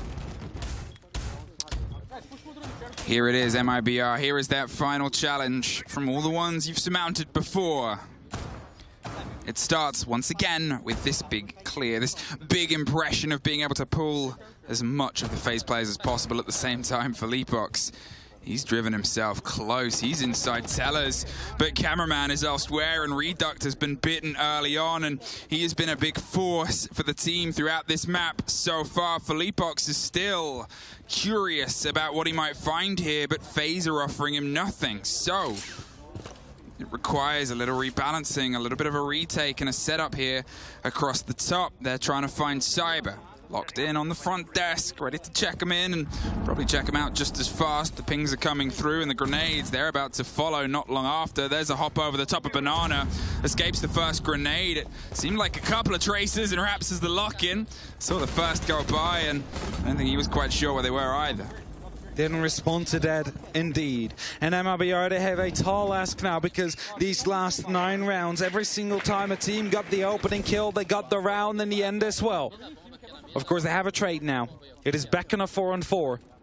But FaZe need to hold them for 70 more seconds if they want to lock this off. The castle barricade gets opened up here. Astra will be receiving some pressure here. Souls and Cameraman are on the backside, whereas Bullet is protecting the bottom of the square area.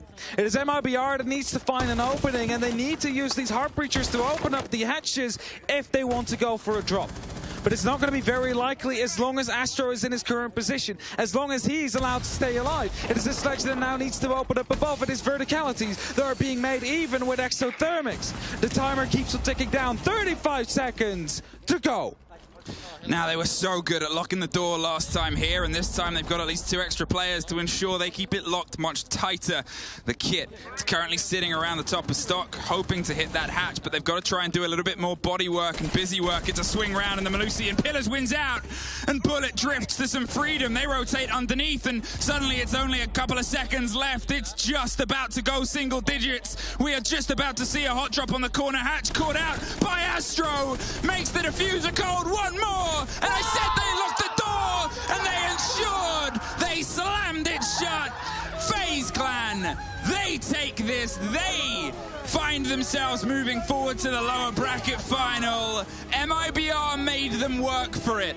And they may have come into this as the lowest seed, but they are leaving with their heads held so high and a massive promise for the next year. But FaZe, one title in Sweden before, 2 more games separate you from 1 more, and this one is the biggest you can win.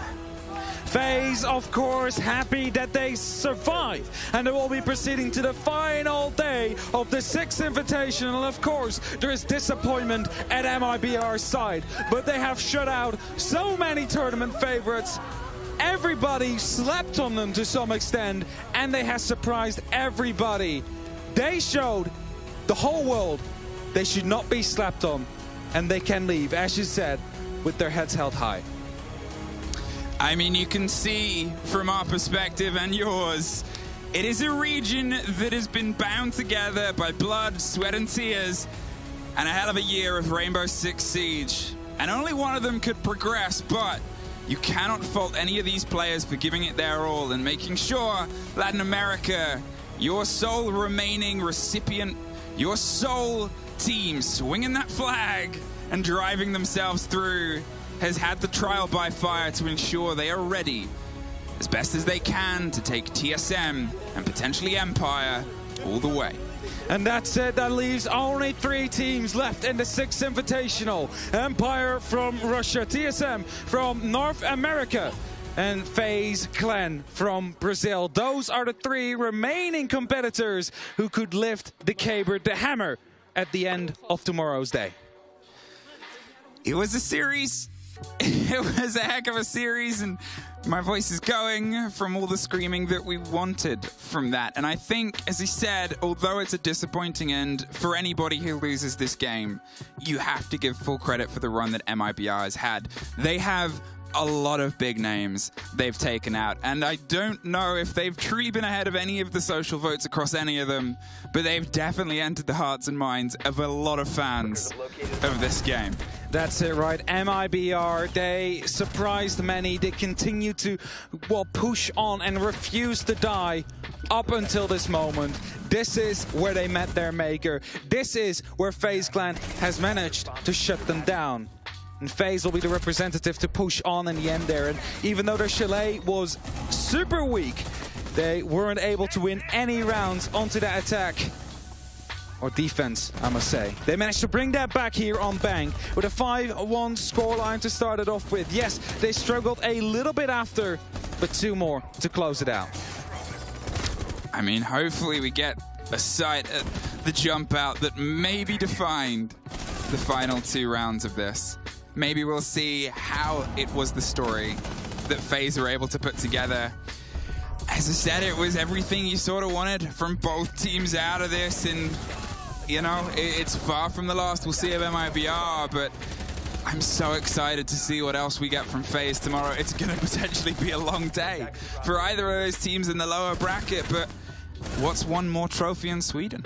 What's 1 more trophy in Sweden indeed, and if FaZe continue to play like the 8-1 or like their Cafe, and if they continue to play like Bank, then surely they have a good shot at making the grand finals. Now, this was the last Hap and I have been on this, and it has been an absolute joy and a blessing to be here bringing you some hot, intense games of SI.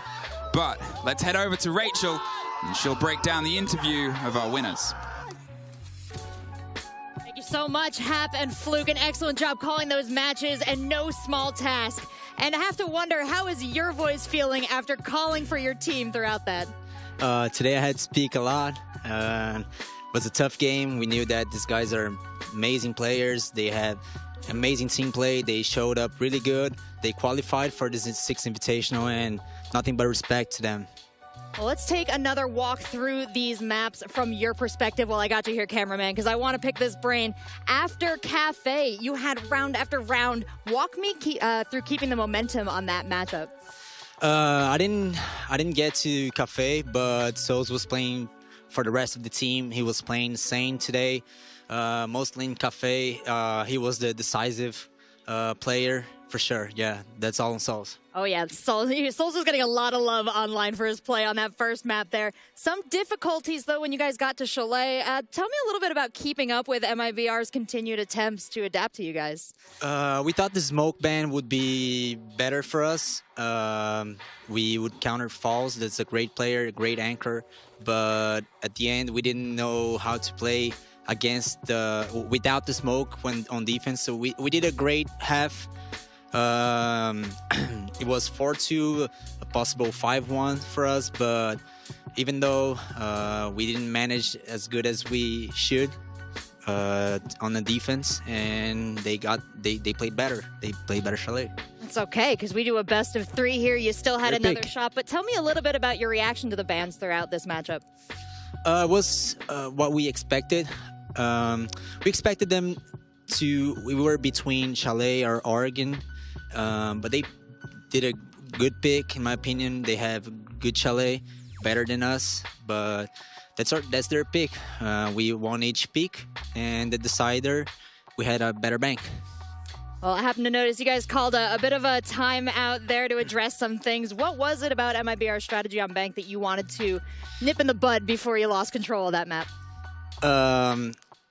Like, it's a short period between a game and the other, so we delegate a lot the maps, me, Dark, and Ramalho, and I got in charge in bank, and I was just countering them really hard. I was pretty sure when we started that Astra would jump that window and kill 3 guys, and it was amazing to see these things works. For me, it's like win 5 clutches. Like, it's an amazing feeling. Well, it's interesting that you say that, because I know, cameraman, that you have been so close so many times to snatching up that hammer here at SI. Now only 2 other teams are contending against it. How do you feel about your chances this time? To be honest, I don't see the image of me lifting this hammer. It's been a long time. I've been trying to, but step by step, we are on the right path. And I didn't realize yet that we are going to the next 6 invitational, the last 6 invitational day. Like, this is amazing for me to be on the last day on stage and being within the 3 best teams in the world. So nothing but I'm just thankful. Yeah. There's a lot to be said to putting your head down and hitting this each matchup at a time. It's worked out phenomenally for FaZe throughout this tournament so far. I know you've got a great shot tomorrow, and I know a lot of people are looking forward to your potential success. What do you want to say to them?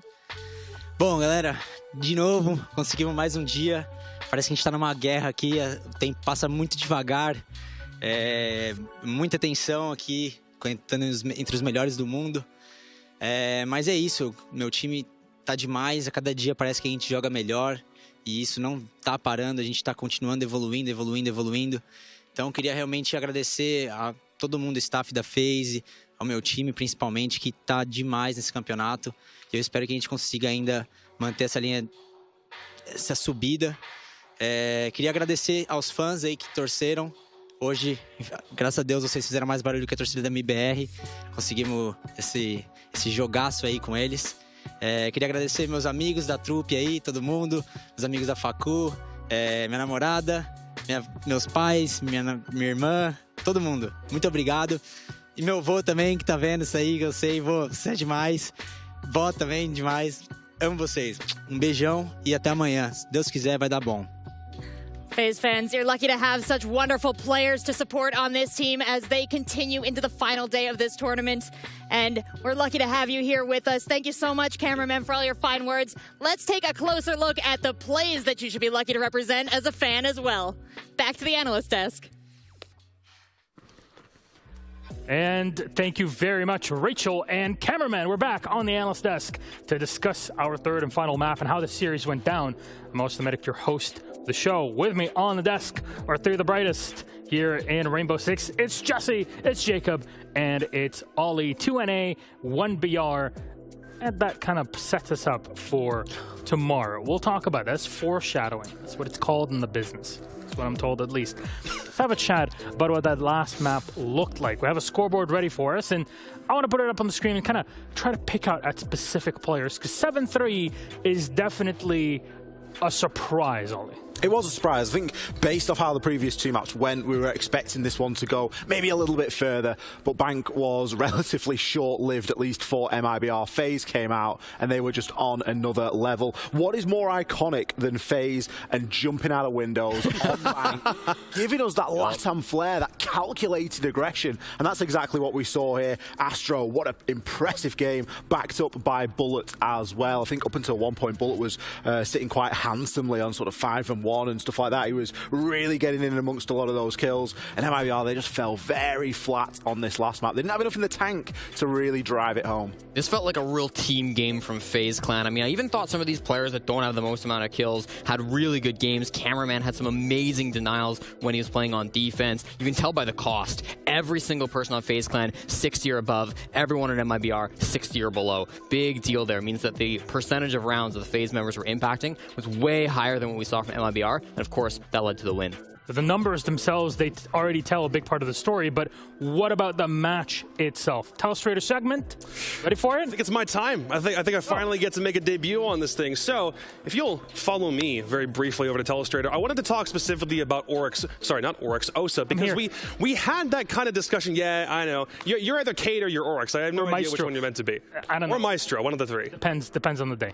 True. Well, the Osa was the thing I thought was super interesting. We had a little discussion about it before this match got underway, and it's more specific to how she's played. I thought it would be really impactful on a CEO plant of some kind, but instead we saw her used incredibly effectively downstairs. So the thing that I want us to pay attention to the most is where Super Astro is playing inside server more specifically. He's about to go and put 2 different shields downstairs, and it's going to work out pretty effectively because everywhere that MIBR have a roamer is not in position to really stop this entire execute. This is what Osa is meant to be used for. Drop shields down and ensure adequate plant coverage. So we'll go and take a look at where he opts to plant these. Now, you'll notice that the wall on this side of server has already been, it's unreinforced. So this is something that they very clearly had to have practiced. It gets put inside server with enough space between it and the wall to ensure that it doesn't get blown up when Souls moves in, because he'll put an exothermic charge on that wall, specifically right there. It's already been pinged out by ping 5. They're beginning to set this execute up,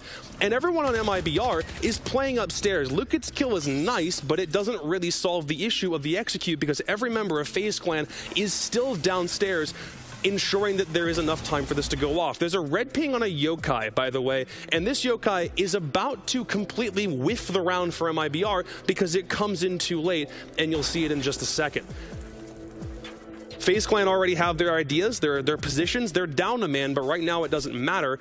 So Souls can just plant right here, but something you're gonna see in about 2 seconds is where Astro decided to put the other shield, because you'll see it on the roam cam in just a second. That's the yokai. The yokai whiffs this entire execute for MIBR, and it means FaZe Clan can just go back and play behind it. Here's that second shield. If you look at it, right there, it's going to prevent anyone coming down blue stairs from having the proper flank in the right angle, and it's 2 different positions that MIBR don't really have the ability to clear because all they've got left at this point is 1 impact nade in Vigil's pocket. He's the one pushing down blue, and he's going to get murked right there. So both shields now are essentially confirmed to remain in place for the remainder of the round. It's FaZe Clan finding trades. Raps will try, if nothing else, to contest the shield, and this is why it's incredibly ridiculous to try and play around it. At the end of the day, it's an incredibly tall task and an impossibility for the members of MIBR to really deal with. So I just love the way that he was utilized in this round, and it should be this kind of consistent play over and over again, unless it's window play. So if you wanted a nice ranked strat, I think that's a pretty good one, assuming you have a good coordinated team that can work around it. Which kind of throws the whole thing out the window. I mean, some people are really good at it. I'll give them credit for that. But yes, the EU 5-stack here at 6 Invitational that carried some people out of silver. That said, I wasn't in silver, to be fair. Come on, man. Give me some credit. Wait, did I just throw myself under the bus by saying it might have been me? And nobody knew it was you at that point. I'm just going to leave again. Well, you know what? It's an incredible play. I love seeing new operators. I mean, new in terms of added into the esports rotation for our matches. Osa really got shown here. Yes, a bit of BR6, but this is the one where we really get to see more of the operator. Beautiful to see. Now we understand why she gets banned on Coast, why she gets banned on Bank, and hey, who knows what would happen in other maps as well. Though, one important thing for this match is our MVP. Went to 3 maps. We haven't seen a lot of those now in the past few days. It is Souls from FaZe Clan.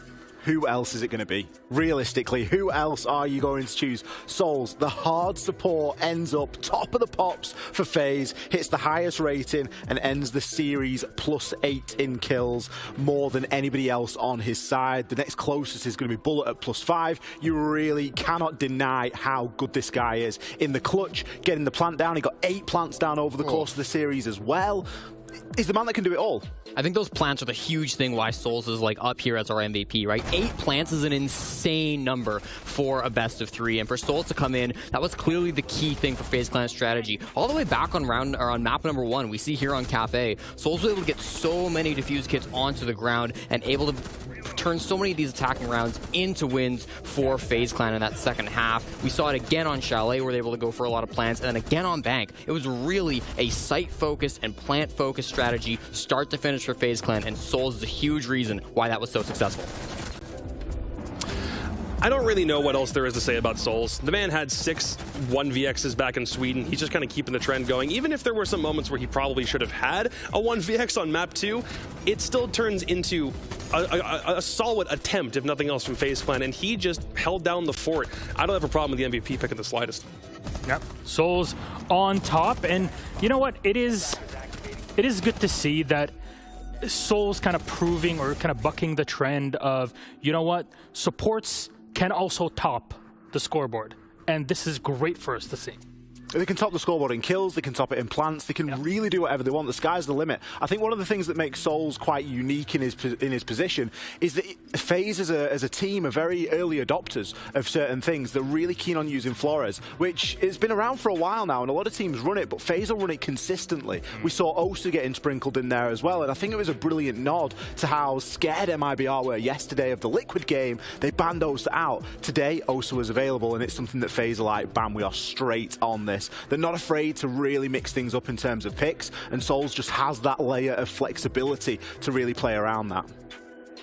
Mr. Jesse, Mr. Chick. Yes, Mr. Milosh. Would you like to head on out back to the telestrator station and talk to us about more replays now for the opponents? Well, I love Jacob's segment because Jacob was able to highlight us an attacking round from FaZe Clan on the basement floor. But they're not the only team that had strong attacks on the map 3 in the basement. I thought MIBR also had a fantastic attacking half. The attacking teams in this game had a 76% win rate overall between the two. So let's go take another look at one of these attacking rounds. So we're looking at round 8, and we're going to go pretty deep. The reason why we want to go so deep into this round is because of how much time the man that just died on our screen has been able to waste. Let's take a look at him. We can see just down below, right there, Astro is playing, not Astro, here, Cameraman is playing so deep inside of security, and he's already wasted 2 minutes and 40 seconds. That's pretty nuts, and if we go forward, we'll see he's wasting more and more time.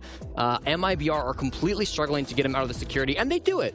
They're having a great time. Like, finally, we got the man advantage, but it's not all about the man advantage, because as we see, as we go towards the basement, MIBR are going to realize this very, very quickly, that it's not going to be enough just to be pushing from security, because look at the defender utility that they've already got on the side of FaZe Clan. They've got Toxic Babe still in the hands of Souls. He's about to throw it a second. They've got C4 is being rocked here by, I believe, Cyber and Bullet, each having one as well. So they've got a lot of utility to open to stop this plant from going down. And what MIBR do is they realize this fact right about here. Falls running back up the security stairs because he knows that this is not where the push is going to be able to come through and be successful. And then boom, you just saw it. Reduck drops into gold. Felipox on the main stairs. These are going to be the key players as we go through the rest of this round. That currently 13 seconds looks so bad for MIBR. There's still 4 players in sight they got to find. They collapse in through getting into the site. We see the pinch in from Reduck. We see Felipox coming in around the end. It's a 2v2, winning the fight security, and it's just bullet left alone. Beautiful from Redux to start that plant in the smoke. Knows that it's not going to last long enough to get the kill on him. And Bullet plays it well. I mean, he does his best there, but ultimately it's just not enough. And I love that last-minute decision to rotate back around to the main stairs and rotate for that gold drop. It was a beautiful thing to see. Fortunately, it wasn't enough for MIBR to take the win, but still, I thought both teams today had amazing attacks. Thank you very much, Jesse. And just to remind everybody, because we've said it multiple times, we really have to put it out there. MIBR lost to FaZe, but first they took them to map 3. MIBR were the last team to qualify to the Invitational 2022. They couldn't do it through normal means, as just through SI points. They had to go through actual open quals to get to close quals, and then actually make it here to the Invitational, playing the final stage in Sweden itself only a couple weeks ago. That's a lot for them to do. The last team to qualify to the event. Last year they were top 3, had an abysmal time because 2 of their players were basically knocked out because of injuries, which is a rarity to happen in esports, especially physical injuries, but they happen nonetheless, which kind of explains a thing or two about what went down with the team. Despite all of that, they play incredibly well here at SI. They bring it back. They make it to top 4. That is incredible for them to do as an achievement. I think you've got to be really impressed with this roster. You know, the core of this roster has been together for a long time now. You're looking toward maybe the back end of sort of 2018, which is quite a good deal of time, especially if you think about in esports terms. You know, teams are making changes all the time, and you'll be lucky some teams to have the same team for a couple of consistent stages. So MIBR are really willing to put that work in, and I think it goes with that LATAM ethos as well. As you know, if they make a roster change, it's usually a whole roster move. It's very seldom that you see 1 or 2 players getting traded out, especially when you start talking about the bigger teams. So for MIBR, they can hold their heads high. They've done a fantastic job here. I guess the only question is now, we've seen them make top 4 at 2 consecutive invitationals at this point, which is an achievement I think most people, like, they wouldn't scoff at. They'd love it if they could get to that point. But now we're sitting in a spot where, in spite of having results like that, they still haven't been able to like climb the mountaintop, break through that glass ceiling. So do they, in fact, you know, if there's another like Brazilian shuffle or something down the road, do they decide maybe it's time to shuffle things up? Because this roster, in spite of like what brand they've been representing, have been together for quite some time, but something just doesn't seem like it's clicking as well.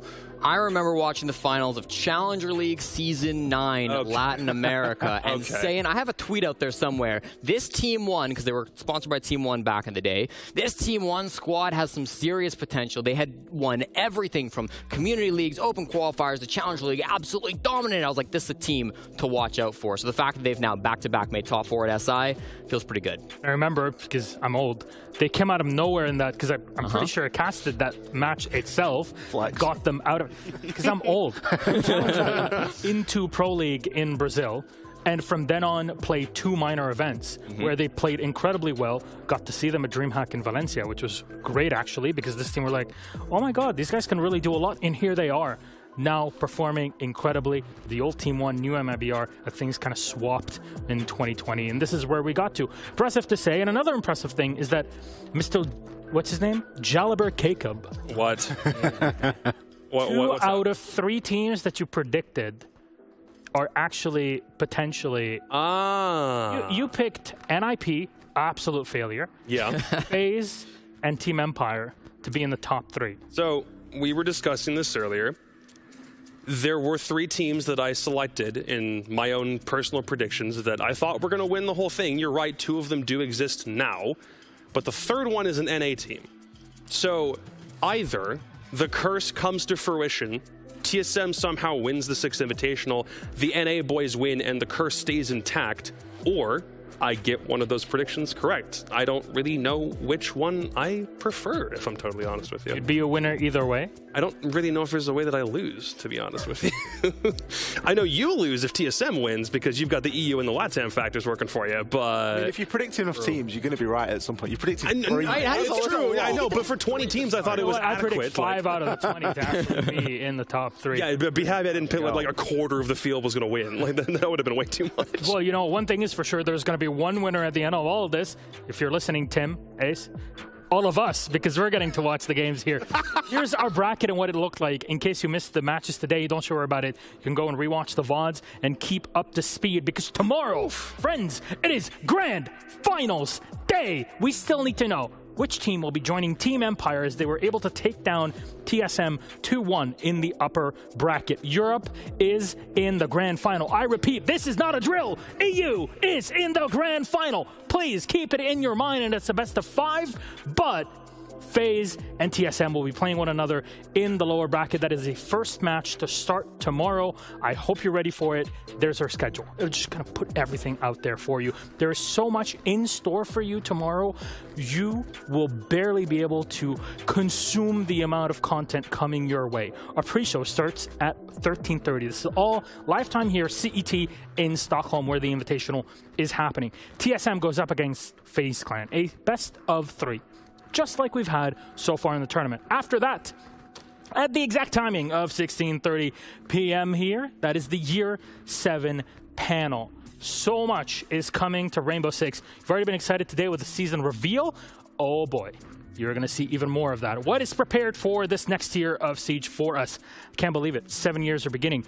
And finally, our grand final at 1900 CET, 7 p.m. for us here in Stockholm. It's Team Empire versus the winner of TSM versus FaZe. The OG 3 regions are going up against one another. APAC got close, but not close enough.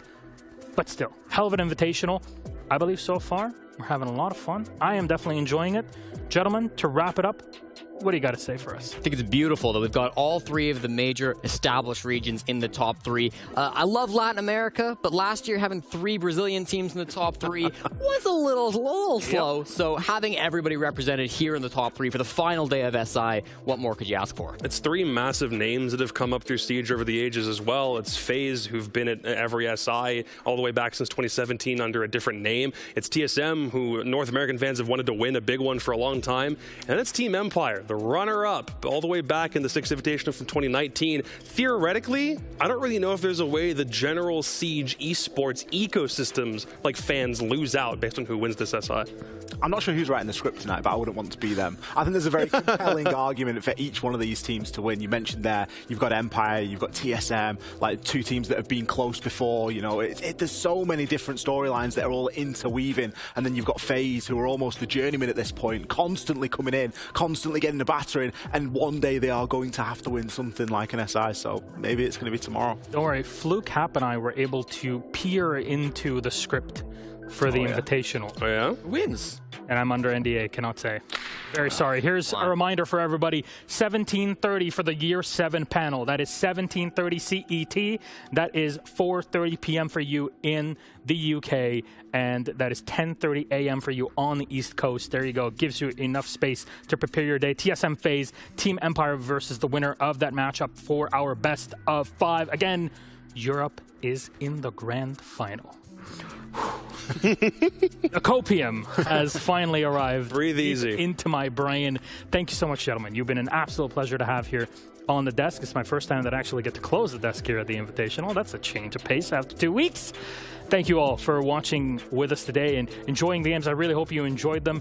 Big thanks from our analyst crew, or well, both of us hosts, I guess, all of our casters and the entire crew here at ESL, Ubisoft, and everybody else involved at the Invitational. We're not done just yet. We have a very special post-day show for you with a special host.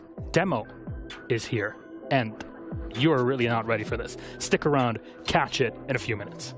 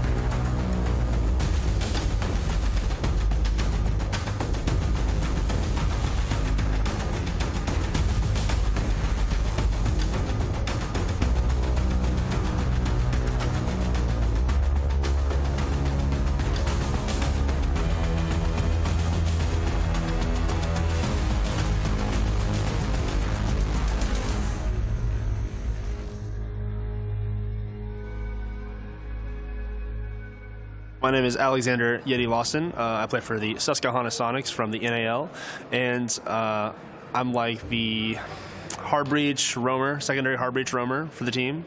I started playing Rainbow Six Siege in the closed beta on Xbox, so I grew up playing Battlefield, Call of Duty, all the other, Halo, the normal FPS shooters that everyone played, and I just kind of got tired, and I was looking for something with some depth, something that I could play, and it was not the same thing over and over again.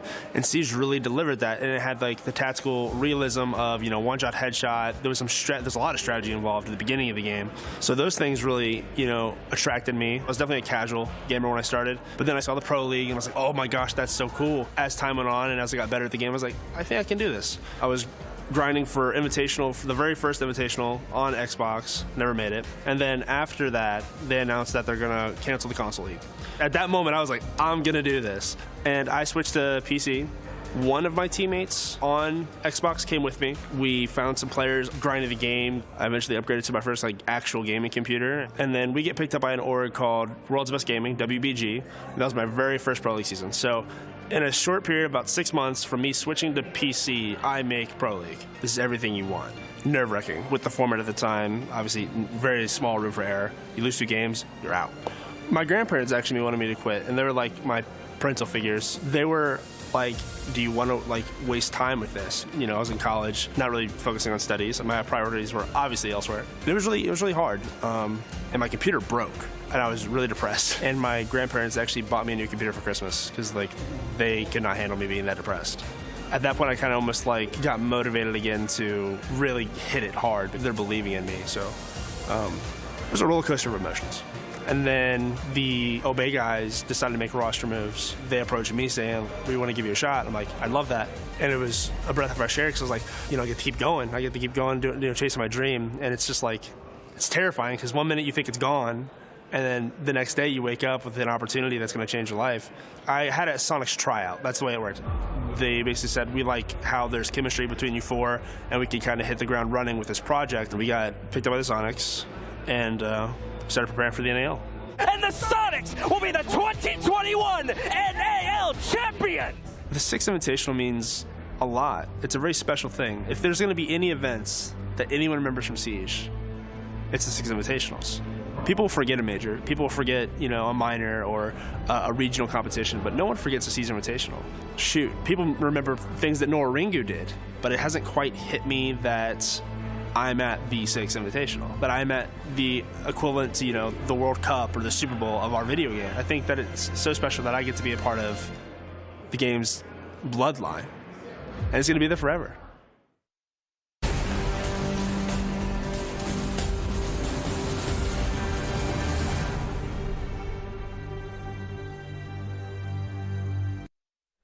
Hello everyone and welcome to the post show for day number 5 here at the 6th Invitational. And yes, it's not Rachel, it's me. I've hijacked the couch with these 3 wonderful gentlemen and they have no idea what I'm doing here and what they've gotten themselves into. What have you done with Rachel? Basically, that's question number 1, Demo. Yeah, we need to sort this out. I've distracted Rachel. I've left a lot. I've sent her on a scavenger hunt. So just go around and find a lot of things. That should buy us enough time before she gets back for me to finish my little game. That's what we're going to do. We're going to play a game tonight, guys. I mean, I'm from the UK. Demos references right now. I don't know if I like this. Demo's well known in the UK for enjoying a good game show. So honestly, I could not be proud of him right now. But are we walking into a trap is more my question. No, probably not. Bringing a game show to the SI. Okay. Demo was made for be this. fine. You'll be trust fine. you. I'll trust you. If you guys trust me, if everyone trusts me, we'll get along swimmingly. Okay? If you don't, well, we'll see where the night takes us. I don't know if he's giving me enough reason to trust him yet. It's going to be interesting. Right. Here we go. Here is what the game is going to be. We have surveyed 100 Siege fanatics, and they have given us some answers to some very simple questions. And all you guys have to do is try and figure out what they are. Okay? Okay. You're all going to be working by yourself. No teams, no nothing. It's all 1 versus 1 versus 1. It's going to go down the line, and we'll see who's going to take all the points. Okay? How are we scoring it? Is it just 1 point per person? I feel this is where there's going to be a problem, Jacob. Oh, no, God. You'll find out, okay? So we're going to be keeping scores. We're going to be keeping everything for these 3 fine gentlemen, and we'll see how things go, okay? So what I first need everyone to do is give me a buzzer noise. Hap, give me a buzzer noise. Sorry, Des, but it's going to be Nina. Nino, is that yours? You got to do your best, Des Nino. Nino. Okay, there we go. He was much more energetic than that. As somebody who's not a European that flew over my head, what's the reference? Des, in the middle of a Kavana rush, decided they were going in like a train and got very excited and just went, Nino! over the top of it. As if that's what a train does. According to Des, that's what the trains sound like at midnight. Oh, it was funny. But he's never been able to get a recording. Are you all right, sir? Don't worry about Des. Jacob, what I need from you is a buzzer noise. Well, there were a few different options. It was a hard choice. I was under a lot of pressure because I just came from the other desk. But for me, I have to meme it up a little bit for Reddit, I suppose. Mine's going to be sheesh. Okay. There we go. We've got the sheesh. No other creativity involved. Just the word. We're good. Dem, give me it. I'm going to go for the classic horn demo. Yep, the old. There we go. We've got a clown on the desk, everyone, on the couch. I could do the nose at the same time. The nose. Where's it going? Okay, so everyone remember their noises, okay? Because that's going to be their buzzers for how we move on to the game show. Okay. All right, so is everyone ready? What we're going to do first is a little bit fastest buzzer first. So whoever makes the noise quickest, they'll get to go first. All right, so is everyone ready? Ready to go? Absolutely. All right. Edge of my seat, Demo. Edge of my seat. Here we go. First question. So we asked 100 people. Top 6 answers on the board. Which operator would you call if your car broke down? No. Oh, I think Tim got that right, Tim. It's a tough one. I've got two in mind. I'm not going to say the other because I might need to guess more. I'm going to start with Bandit because he's got spare parts. He's got batteries. He has car batteries. It's got to be a good one. Is he only allowed to do the one answer, or can we just... It depends. If he gets the top answer, then he can choose to either play it or pass it. So, yeah, that's what I'm saying. You have to be quick. And there is Bandit, number 1 on the board, Tim. So would you like to play this round, or do you want to pass it to the other two? Operators to fix you. Do I have to get all of them, then, if I play the round? You have to run the gauntlet. You get 2 chances. If you get 2 wrong, then you're going to be crossed out, and these 2... And I get no points for any of it? You don't get any points unless these 2 cannot steal. So the 2 players who are not playing in the round, they get a chance to steal your points if you don't get them all right. Right. I'll go for it. I'll go for it. Right, Tim? I'm not sure, but yeah, why not? Which operator would you call if your car broke down? My next choice, my second choice, had to be Gridlock. Gridlock.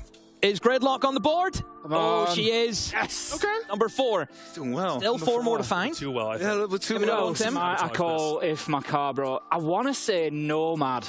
Nomad? She was on a motorbike and stuff at some point. I'm going to go Nomad. Is Nomad on the board? Somehow I doubt this one, actually. Is there an X? Is there an X? No, it's not on the board. There you go. So I've got one more. You got one more chance, and then the other 2 thinking, because all you guys need to do is answer 1, and you get to steal all the points that Tim's already got. I got one idea already. As well. Fix your car. Right, come on, Tim. I'm going to go next. I'm going to go for Thatcher. Thatcher. He's very against the electronic technology. I think he'd get in there. Oh, Tim. It's wrong. Okay. Mike Baker. Who on earth is fixing cars? Now, we're in a good predicament where both of you are going to give an answer. All right? Okay. And we're going to again do the fastest finger first. So whenever I say bananas, so anytime I can say bananas, you guys need to buzz. Okay? So, I think you're bananas. I think he beat you. I think he did.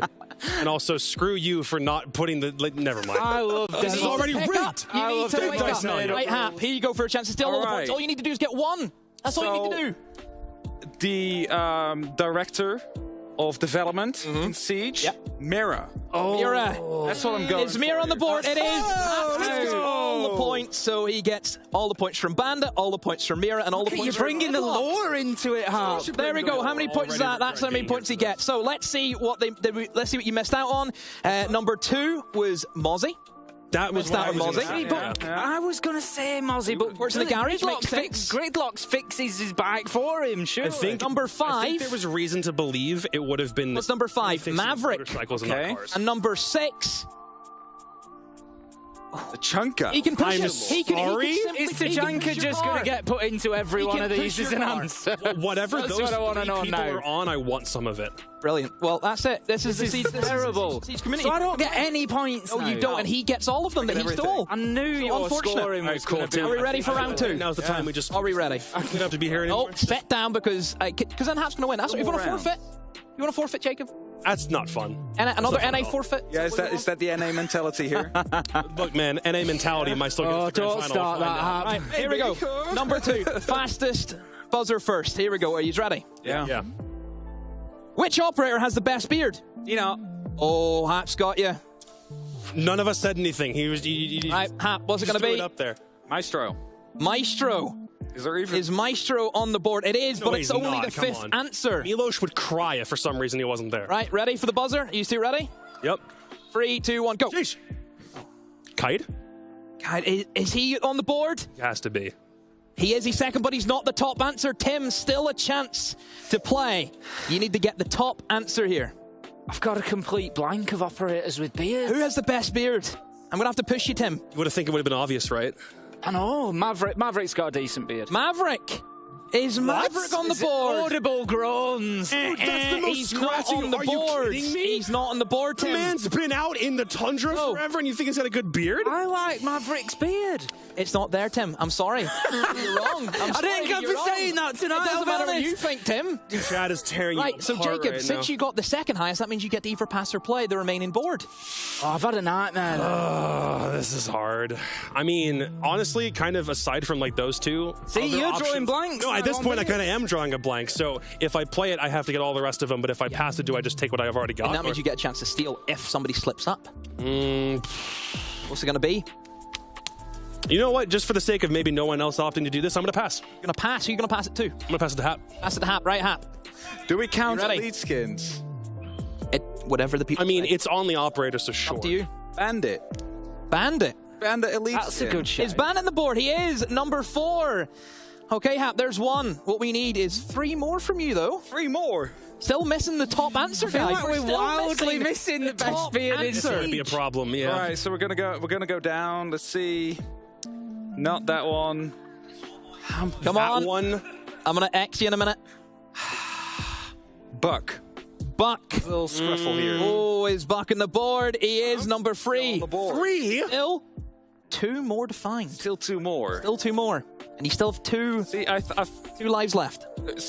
I'm being looked at here like I'm Still the number 1 answer. Still the It's number 1 only answer. easy if you know the answer. I had an ID, but I forgot it, and I went for Maestro instead back then. I'm actively like running through my repository. 5, 4, 3, 2, 1.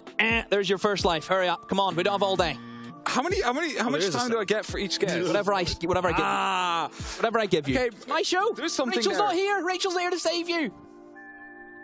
What are you going to say? Blackbeard. Blackbeard. For the love of God! Wow. He's There it is. right! Of course, it has beard He's in the name. right. That's the first one I actually. I'm so disappointed in myself. I'm disappointed. I'm I feel disgusted. I apologize for these two. I really do. Hap, still 1 more to find to get all the points. I'm not a true American. 1 more to find. Honestly. All right, 1 more. I've betrayed my country. One more. Okay, so we're going. Say it to Chonka because somehow I made it on the other list. In his name. No, he doesn't have a beard though. 5, 4, 3. Mozzie. I don't know. Mozzie. Is Mozzie in the board? Oh, but that's stash. Absolutely Not no. there. No, that Okay. stash is god awful. Are you ready? So the word we're going to go for is train. All right, so as soon as you guys hear me say the word train, you're going to pause. He's beat you to There it. we go. What happened with all the points, I by the hate. way? Right, Tim. I've a been chance to on. steal. Never mind. Thatcher's got a good beard on his Thatcher. Is Thatcher on the board? Thatcher elite, maybe. Oh yes, that's actually. Not there. Right, Jacob, here you go. Moment. We are really is having to dig deep for beards. Let's get now. big, Jacob. It's not even that I'm scraping All the the bottom of points. the barrel. I'm just not cognizant currently. That's the problem. Oh, sheesh. What happens with the points if he doesn't get it? Then you get all the points. Oh, Well, not the ones that you haven't last one to guessed. get one Only the right. ones that you've of course, guessed. but that's just one that I haven't guessed. 5, 4. Shout operator Jacob. 3, Do it. Just shout something, 2. Jacob. Anybody who Jacob. might have a beard. I have no idea. Is it on there? Oh. He gets it. No, it's not there. Oh, okay. No, you've been trolled. Did production just debate me? That means Hap, you get all the points that you guessed that round. So I got the right noise in my ears. Right, he's pulling away. I got the right sound. Right, what did they miss? What is number 6?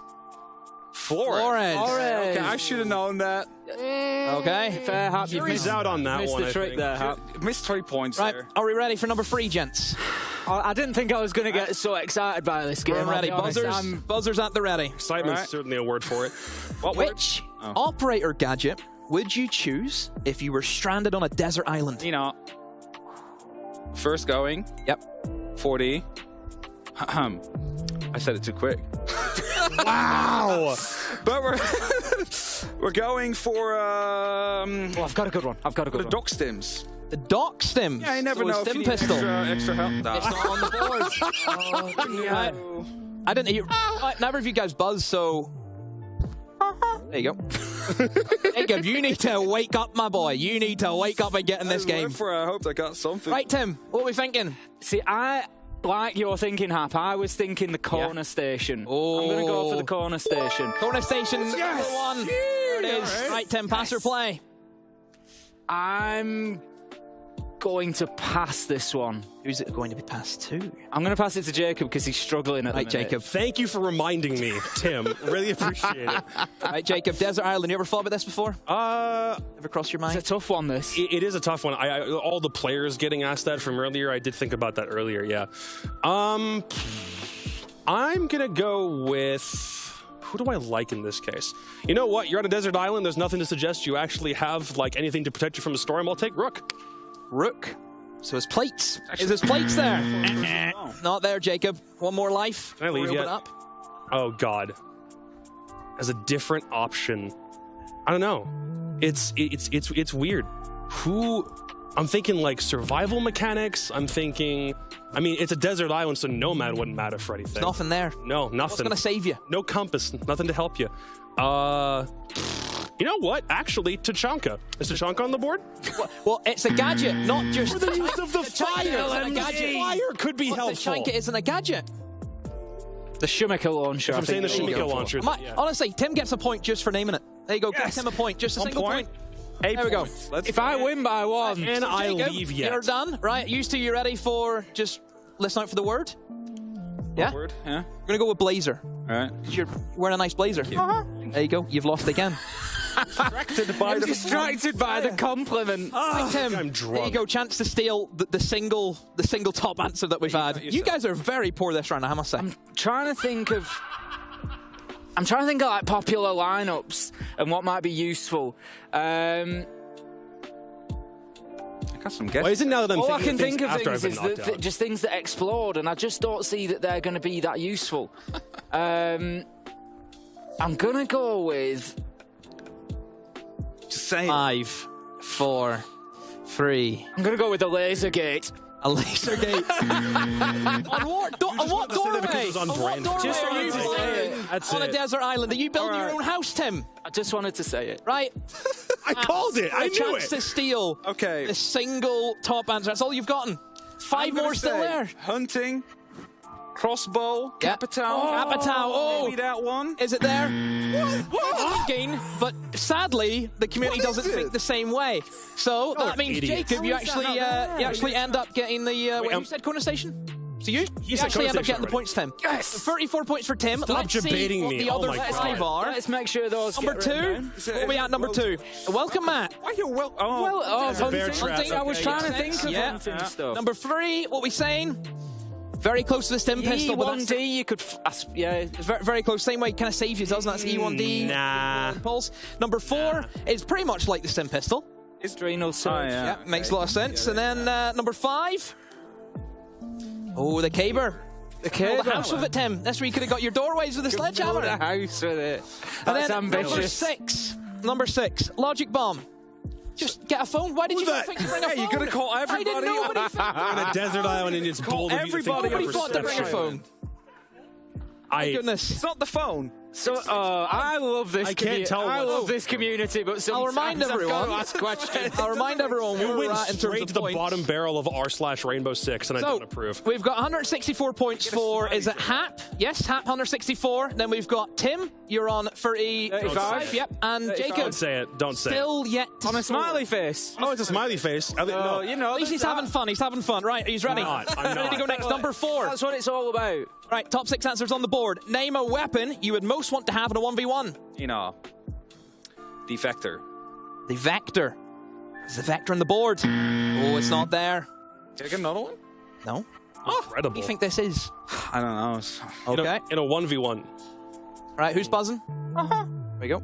Wait, you didn't give us a keyword. Jacob, honestly, asked. he asked very clearly. Buzz, Jacob, I'm ready to take pity on you, Jacob. I feel sorry for you. I just want to give you something. I want Right, to go Tim? to bed. I'm going to go with the... I'm not always good with the numbers. Is it the M90, the SAS shotgun? Oh, the shotgun. Is it on the board? Oh, it's not there. Right, Jacob, here you go. All right, I'll take one. SMG-11. SMG-11. Is the SMG-11 on the board? It is. Well done, Jacob. Come You want on. to pass or play? I'll play this one. Screw Okay. it. All right, here we go. 5 on the board. Name a weapon you most want to have in a 1v1. I'll take the German shotgun, the M870. M870. Is it on the board? No, it's not there. Kane! One You more guys life. don't know how to Houston, get 1v1. ready to steal, because I think that's going to happen. Right, Jacob. so much trust in you, so much faith. Just get ready. No, honestly, I think the key to this might just be picking out like popular weapons as opposed to think like so as well. something super obscure. So the L85. L85. Oh, it's not a there. good shout. It's not a good shout, that one. Okay, right. I hate my Tables life. is the word for this round. Yep. Tim, how's your day been? It's been pretty good, Tables. Demo. A blunder. A blunder from Tim, right, Hap? Here we go. So easy to get dragged into No, that. you don't. You get one chance. If you get the top answer, you steal all the points. LMGE. 150 rounds. LMGE at second. You know what? You're going to get the points, Hap. He's going to get the points. Is he? Yeah, he is. Yes, I am. Oh, is it that bad? He's going to get the points. So I've got one that I feel would be a good... So I feel like the that means you've got the SMG 11 points and the LMGE. That brings 38 for his total this round. Okay, let's roll off to see the rest of the answers. Number 1. Alda. Yalda. All right. Number 4. The PDW somewhere in here. F2. A classic gun. Number 5. AK-12.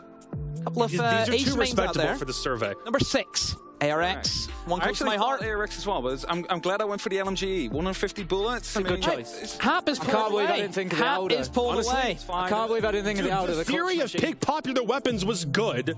Never Just mind. went for the wrong one. Right.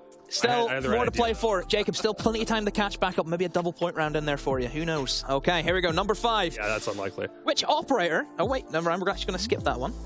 Oh. Okay. Don't worry about that one. Come back to that. Okay, Don't cool. worry about it. That'll be So bonus nothing. round. You heard nothing. That one's a little bit out of date. That's why. Where is the worst place to walk into a Capcom trap? Capcom. Oh, there we go. Location Where's the or worst map? place? Like, what the hell? The worst place. Would you, that's quite vague. The worst place to walk into a Capcan trap. I'm gonna say service door. On specific. coastline. Oh, it's not there. All right, I'm going to give you a hint. Oh, thanks. That's brilliant. Yeah, really. Okay. That's fantastic. After I've given my answer, thanks to that demo. Buzzer, 3, 2, 1.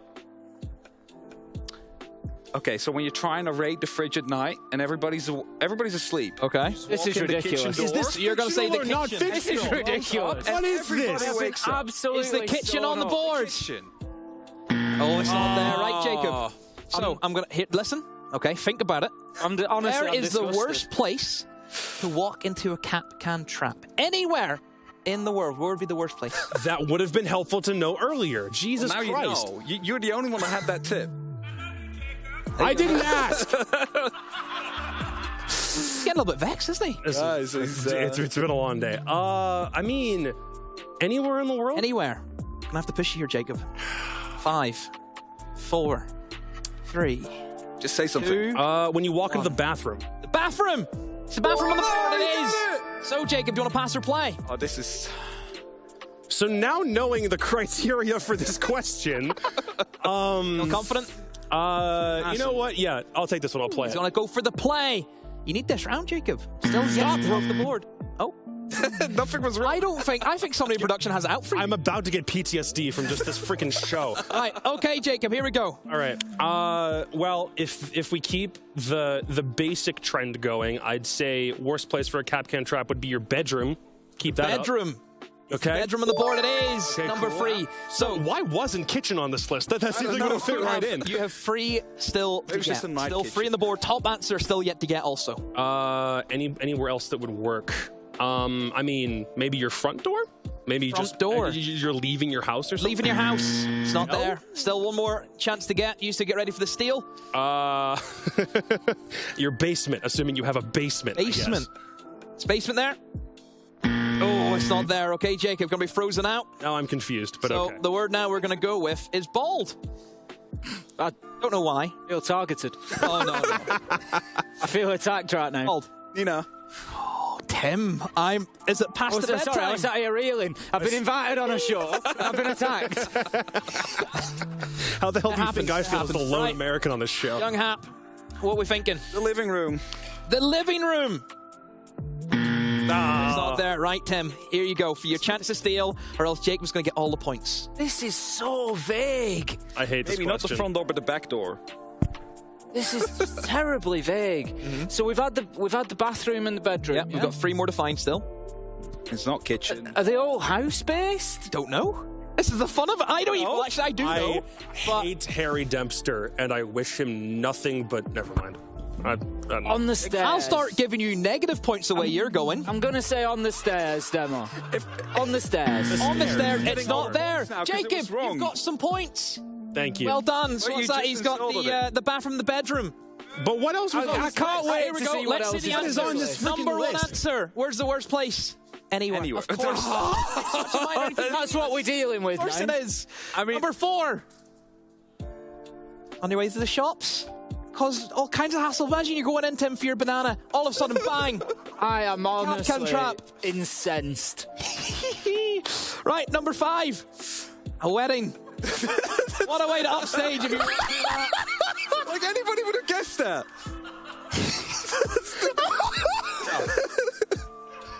What's wrong, Tim? No. No. I'm not having this. This is ridiculous. I don't think in the history I've known you, Tim, I don't think I've ever seen you this broken. Ever. I've never seen you this broken. This is just... Come on, get on with it. Okay, we still moving through. Here we go. All right, Jacob, compose. Do I have Compose points yourself. yet? You do. 47. 47. We've got Hap still in the Imagine lead me with being in last 200 with points. with such obvious answers at Jacob, the wedding. Jacob at 47 for Jacob, and then 35 for Ace. Okay, Imagine me being here in is the last question, and this is points for for double this? points. Double points. Okay. All right. You're just hearing Here we Here go. Comes the bride, Here we and all go. of a sudden Capcan trap. Which operator makes the best food? Oh, I think Tim's got that one. Got it. I'm gonna go with Kaid. Oh, is Kaid on the board? I think he'll be a bit of a No, it's chef. not. Buzz, who's buzzing? Sheesh. Jacob. It's kind of a toss-up between two people who I think would have, I guess, like a motherly, so to speak. Like, I guess. Okay. I mean, isn't like Amaru kind of like that kind of fixture? Amaru. I'd say Amaru. Oh, it's not there. This is weird. So what happens if I get it wrong now? If you get it wrong, then you're hopeless. Yeah, but does that mean there's no points given away? No, it means we go again, right? All right. If you try to troll this round, I'm going to make sure you lose and they win. So All right. Pick your battles. Okay. Now he Sophia, enforces 'cause the rules. she's Sophia. Soph? It's not even there. It's not there. Right. You know what? We're just going to have another go. Jacob, have another go. All right. So Tim, actually. Tim, have another go. We're just going around We're just gonna go around the ring at until this somebody gets it. Somebody gets one. Right, I'm gonna say... I feel like there's a really obvious answer here. Like There's 5 obvious answers in a way. 5? I feel like there's one that's 5 questions, really, really 5 obvious. As in like a super obvious Oh, look at one? Des. Des, don't you give him hints. They're making stuff. Don't you Can we give get a him screen? hints. Can we get a screen? I'm thinking of the theories, but if you got one, go ahead. I don't have one. Don't have one. I'm gonna... I think... maybe Mirror. Mira. Is Mira on the board? It is. Tim, do you want to pass or play? That's the baseline. That's 5. Oh, no. Only go up from here. I'm gonna... Or you can pass it? I'm gonna pass it. Going to pass it to who? Okay. I'm gonna pass it to Hap. You give the leader a chance to get more points. I don't think he's gonna. This is double points as well.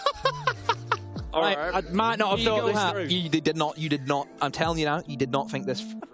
Chanka. Chanka. Sure. Is it there? They love him. Community loves him. No. Not there. Apparently Right. not. Still another chance. Still got Hap. another- No idea what Another Maestro life. likes, Hap. Maestro. He's going straight with the Maestro. Didn't even think about that. Maestro. Of course. The Italian. Italians. Loves a pizza. Our Maestro. Alibi? Alibi. You're pushing your luck. You pushed it. Oh, Chance to I steal. think I might know a good one. Chance to steal. Right. So the word we're going to go with. What's a good word? Light. Right, Jacob. Sure. How goes it? Tim. Hap. How are you? Light. Can we get a replay on that? I don't know. I'm going to go with Tim. You just hate me. You just hate. Well, you're in front of Tim. All right, Tim, here you go. I'm going to go with Mozzie. Mozzie. I'm thinking that was a weird one. He has a skin that's Jacob. that was a weird one. Jacob, right? Yeah. If you get the top answer, you get one guess. If you get the top answer, you win the whole thing. And I'm sure he's barbecuing at some point. See, okay. that was my line of thought, Tim. I'm sure Mozzie's on a grill at some point. I heard food, I thought barbecue, and I figured which of the Americans would have the best barbecue.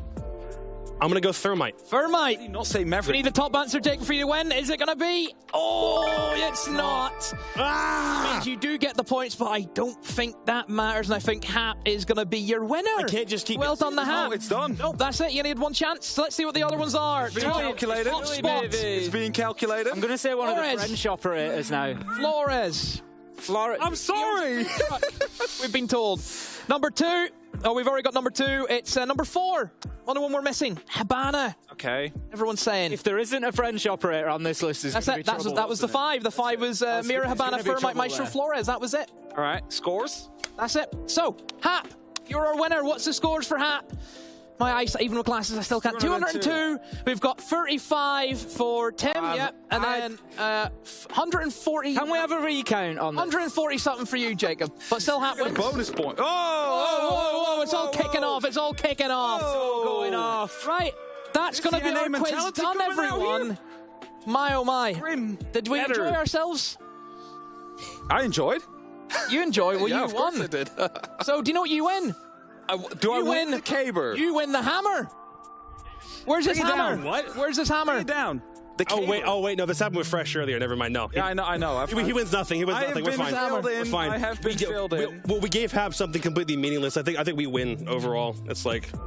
I think the content. I think the viewers want won. No reason to I won participate. nothing, to be fair. I had a nightmare there. There's going to be someone in production who's missing his hammer. Yeah, I think I just blacked out for about a half hour. Why am I here? Why are you here to talk about Siege? About Siege? You love Siege. What's that? Okay. And I've just given Reddit all the fodder they need. We're good. Unlucky. So, gents, that's me done with the show. Hope everyone enjoyed. And yeah, Wait. However, round of applause. Round of applause. Sadly, no. Oh dear. Didn't give criteria or requirements. Keep clapping. It would have Are you guys doing the post show? We're starting now. I mean, You told me to go get you the hammer and said you want a the scavenger. stock of pro player bags, but this is not. We'll talk about it later. You know, you could stay. Do you want to stay? You know what? Actually, Demo, why don't you stay? I just had a couple things that I wanted to get done. Did you? I'm wanted the hammer? I'll take that. Yeah. Okay. I'm not sitting next to this. Here you go. Thank you. Well done. Oh, that's a lot of savagery right there. Okay, I'm just going to pass these out. Got it. This is actually the culmination of our long-running... Yeah, I can have one too. Wow, thank you. Our long-running show and... Visibly shook. What's going on? Okay. I have Oh. owned this chair for a long time, and then Demo was here, and his butt was in it, and it's very warm. Am I allowed to check what's underneath? Or? So no checking, no looking through. Okay. Oh, I've already done that. Was that a cheat? I got it. I did that already too, yeah. All right, what I'm going to need you to do is we're going to go down the line here. Your talent over the course of the week has been drawing a picture, writing a sentence off that picture, then drawing a picture off that sentence, then going back and forth, and we have gotten to a final set of pictures. So what I'm going to have you do is take turns, turn that around, tell the audience what you think is a picture of, and then we're going to go back on that journey of cards in your hand there. And Ace, why don't you start us out here? Show us this first picture you've got. There we go. Can we see that? Can we see these pictures? There we go. Can we zoom? And just recall, these are all your lovely talent. This and is drawn by Pengu. some of your team owners that have drawn these. I'm about to roast some of these people. Drawn by Pengu. So what do you think Pengu's trying to convey here? I think Pengu's conveying the Siege community. Okay, actually. All right, well, let's flip it over, see if you're right. Pengu is drawing off a phrase that says, if you read it, Happy family. Happy family. That's the same. Okay. Okay, well then, you guys are nailing it so far. Not the Turn it same. around. There should be another picture in that lineup there. As good as. Happy family. All right, that's True that. That's pretty good. all right. That looks like a happy family. And where do we start out, phrase-wise? Started out with the phrase community and family gamers. All right. Well, I got to say, our talent did a lovely job on that I one. got towards community. Yeah, you nailed that. I'm very proud of you. You guys have Demo put you in the quiz mood, so Indeed. clearly doing great. Really, honestly. I actually put you off quizzes for life now. Yeah, I'm about to have Vietnam flashbacks. You came in second. This was only the tip of the iceberg, Jacob. More to come. Am I showing the first one and then going from there? You are showing the first one. You're telling me your guess on what that says. Well, it's a scoreboard of some kind. It says OXG and LOL, but I'm not sure which one this is. Pengu, what were you going for here? LOL, Keck, Omega LOL? I think it's NA. OXG, Sonics, SSG. Ah. Pengu, is this anti-NA rhetoric? I don't approve of it. What is this? On our post-show couch? I have no idea. More likely than you think. Have you been the only, like, NA representative on this couch for a couple of times in a row? Like, Have I? I kind of, like, that's... I don't see regions. I just see good games. Yeah, whatever. Yank. All right, well, let's see how Pengu got to that lovely drawing of that scoreboard there, if he truly meant to convey that. Watching teams choke a 6-3 lead. Well, it is kind of a magic number in Siege, which was then gotten to by... What? Why is he celebrating this? I think I wrote the team's choke in 6-3. I think I might have ruined this. There's a lot of projection there. My Really? fault. Yeah. So what you're saying, the original was... I like to see good... I like to see good games. To be fair, I like to see good games. Watching teams choke 6-3, that's a great game in my books. That's a great game. You and I have a very different definition of the word great, my friend. Why did I call him my friend? That was out of character. Yeah, I thought there was an enemy here. I'm sorry. Right. I don't even want to know what Milosh just drew. Somebody's holding chalky milk. Is that what it is? That just looks like some... Of all the detail he chose to put in the picture. Milk. That's it. All right. So what does that mean? I think I know what this is. It's me and Ollie ballet dancing. But why don't...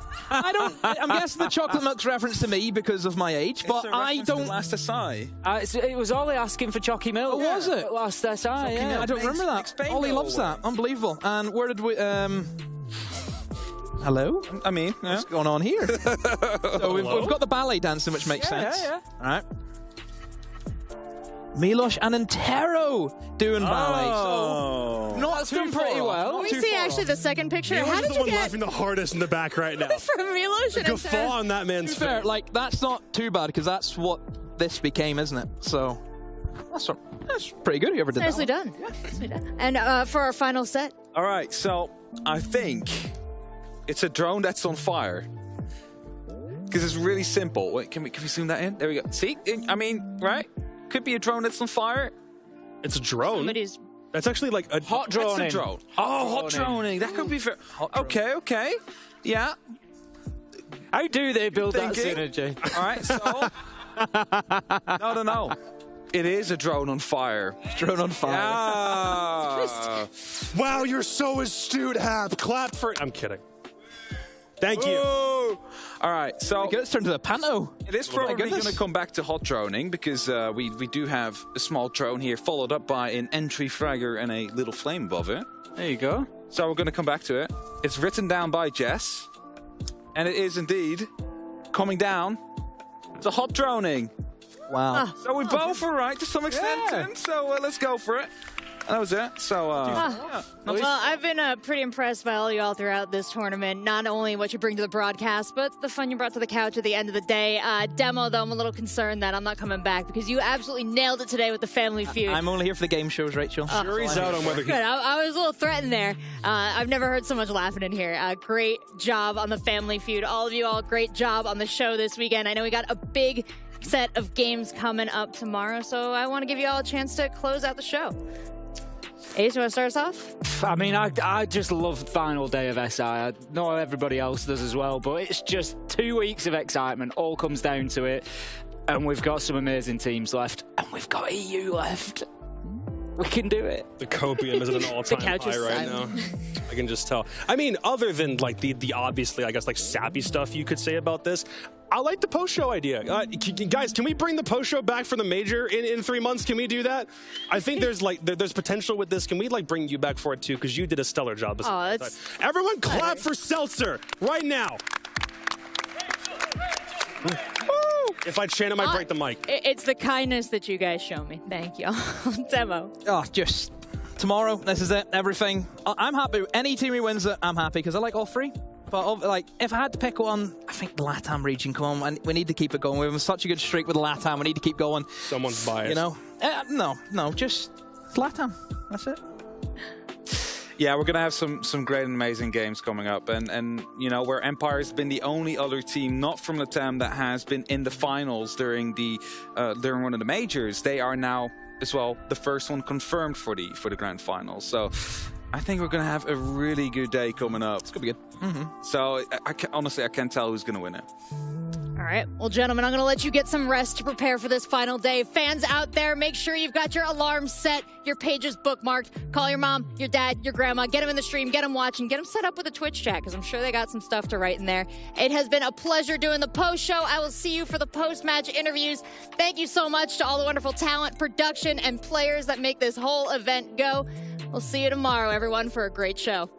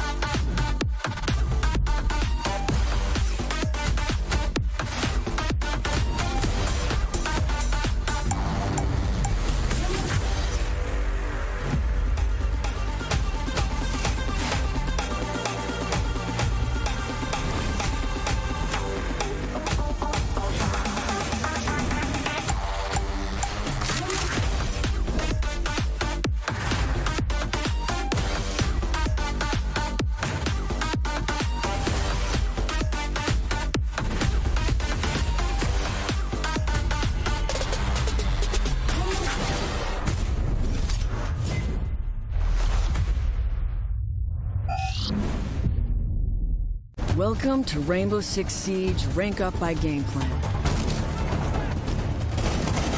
This strategic training video series was built for you to push your boundaries and breach into the next level. With some of the world's top players like Pengu, Jesgoat, and Zeronic guiding you, your next rank increase is only a victory away. Not sure what operator best fits your team? There's a lesson for that.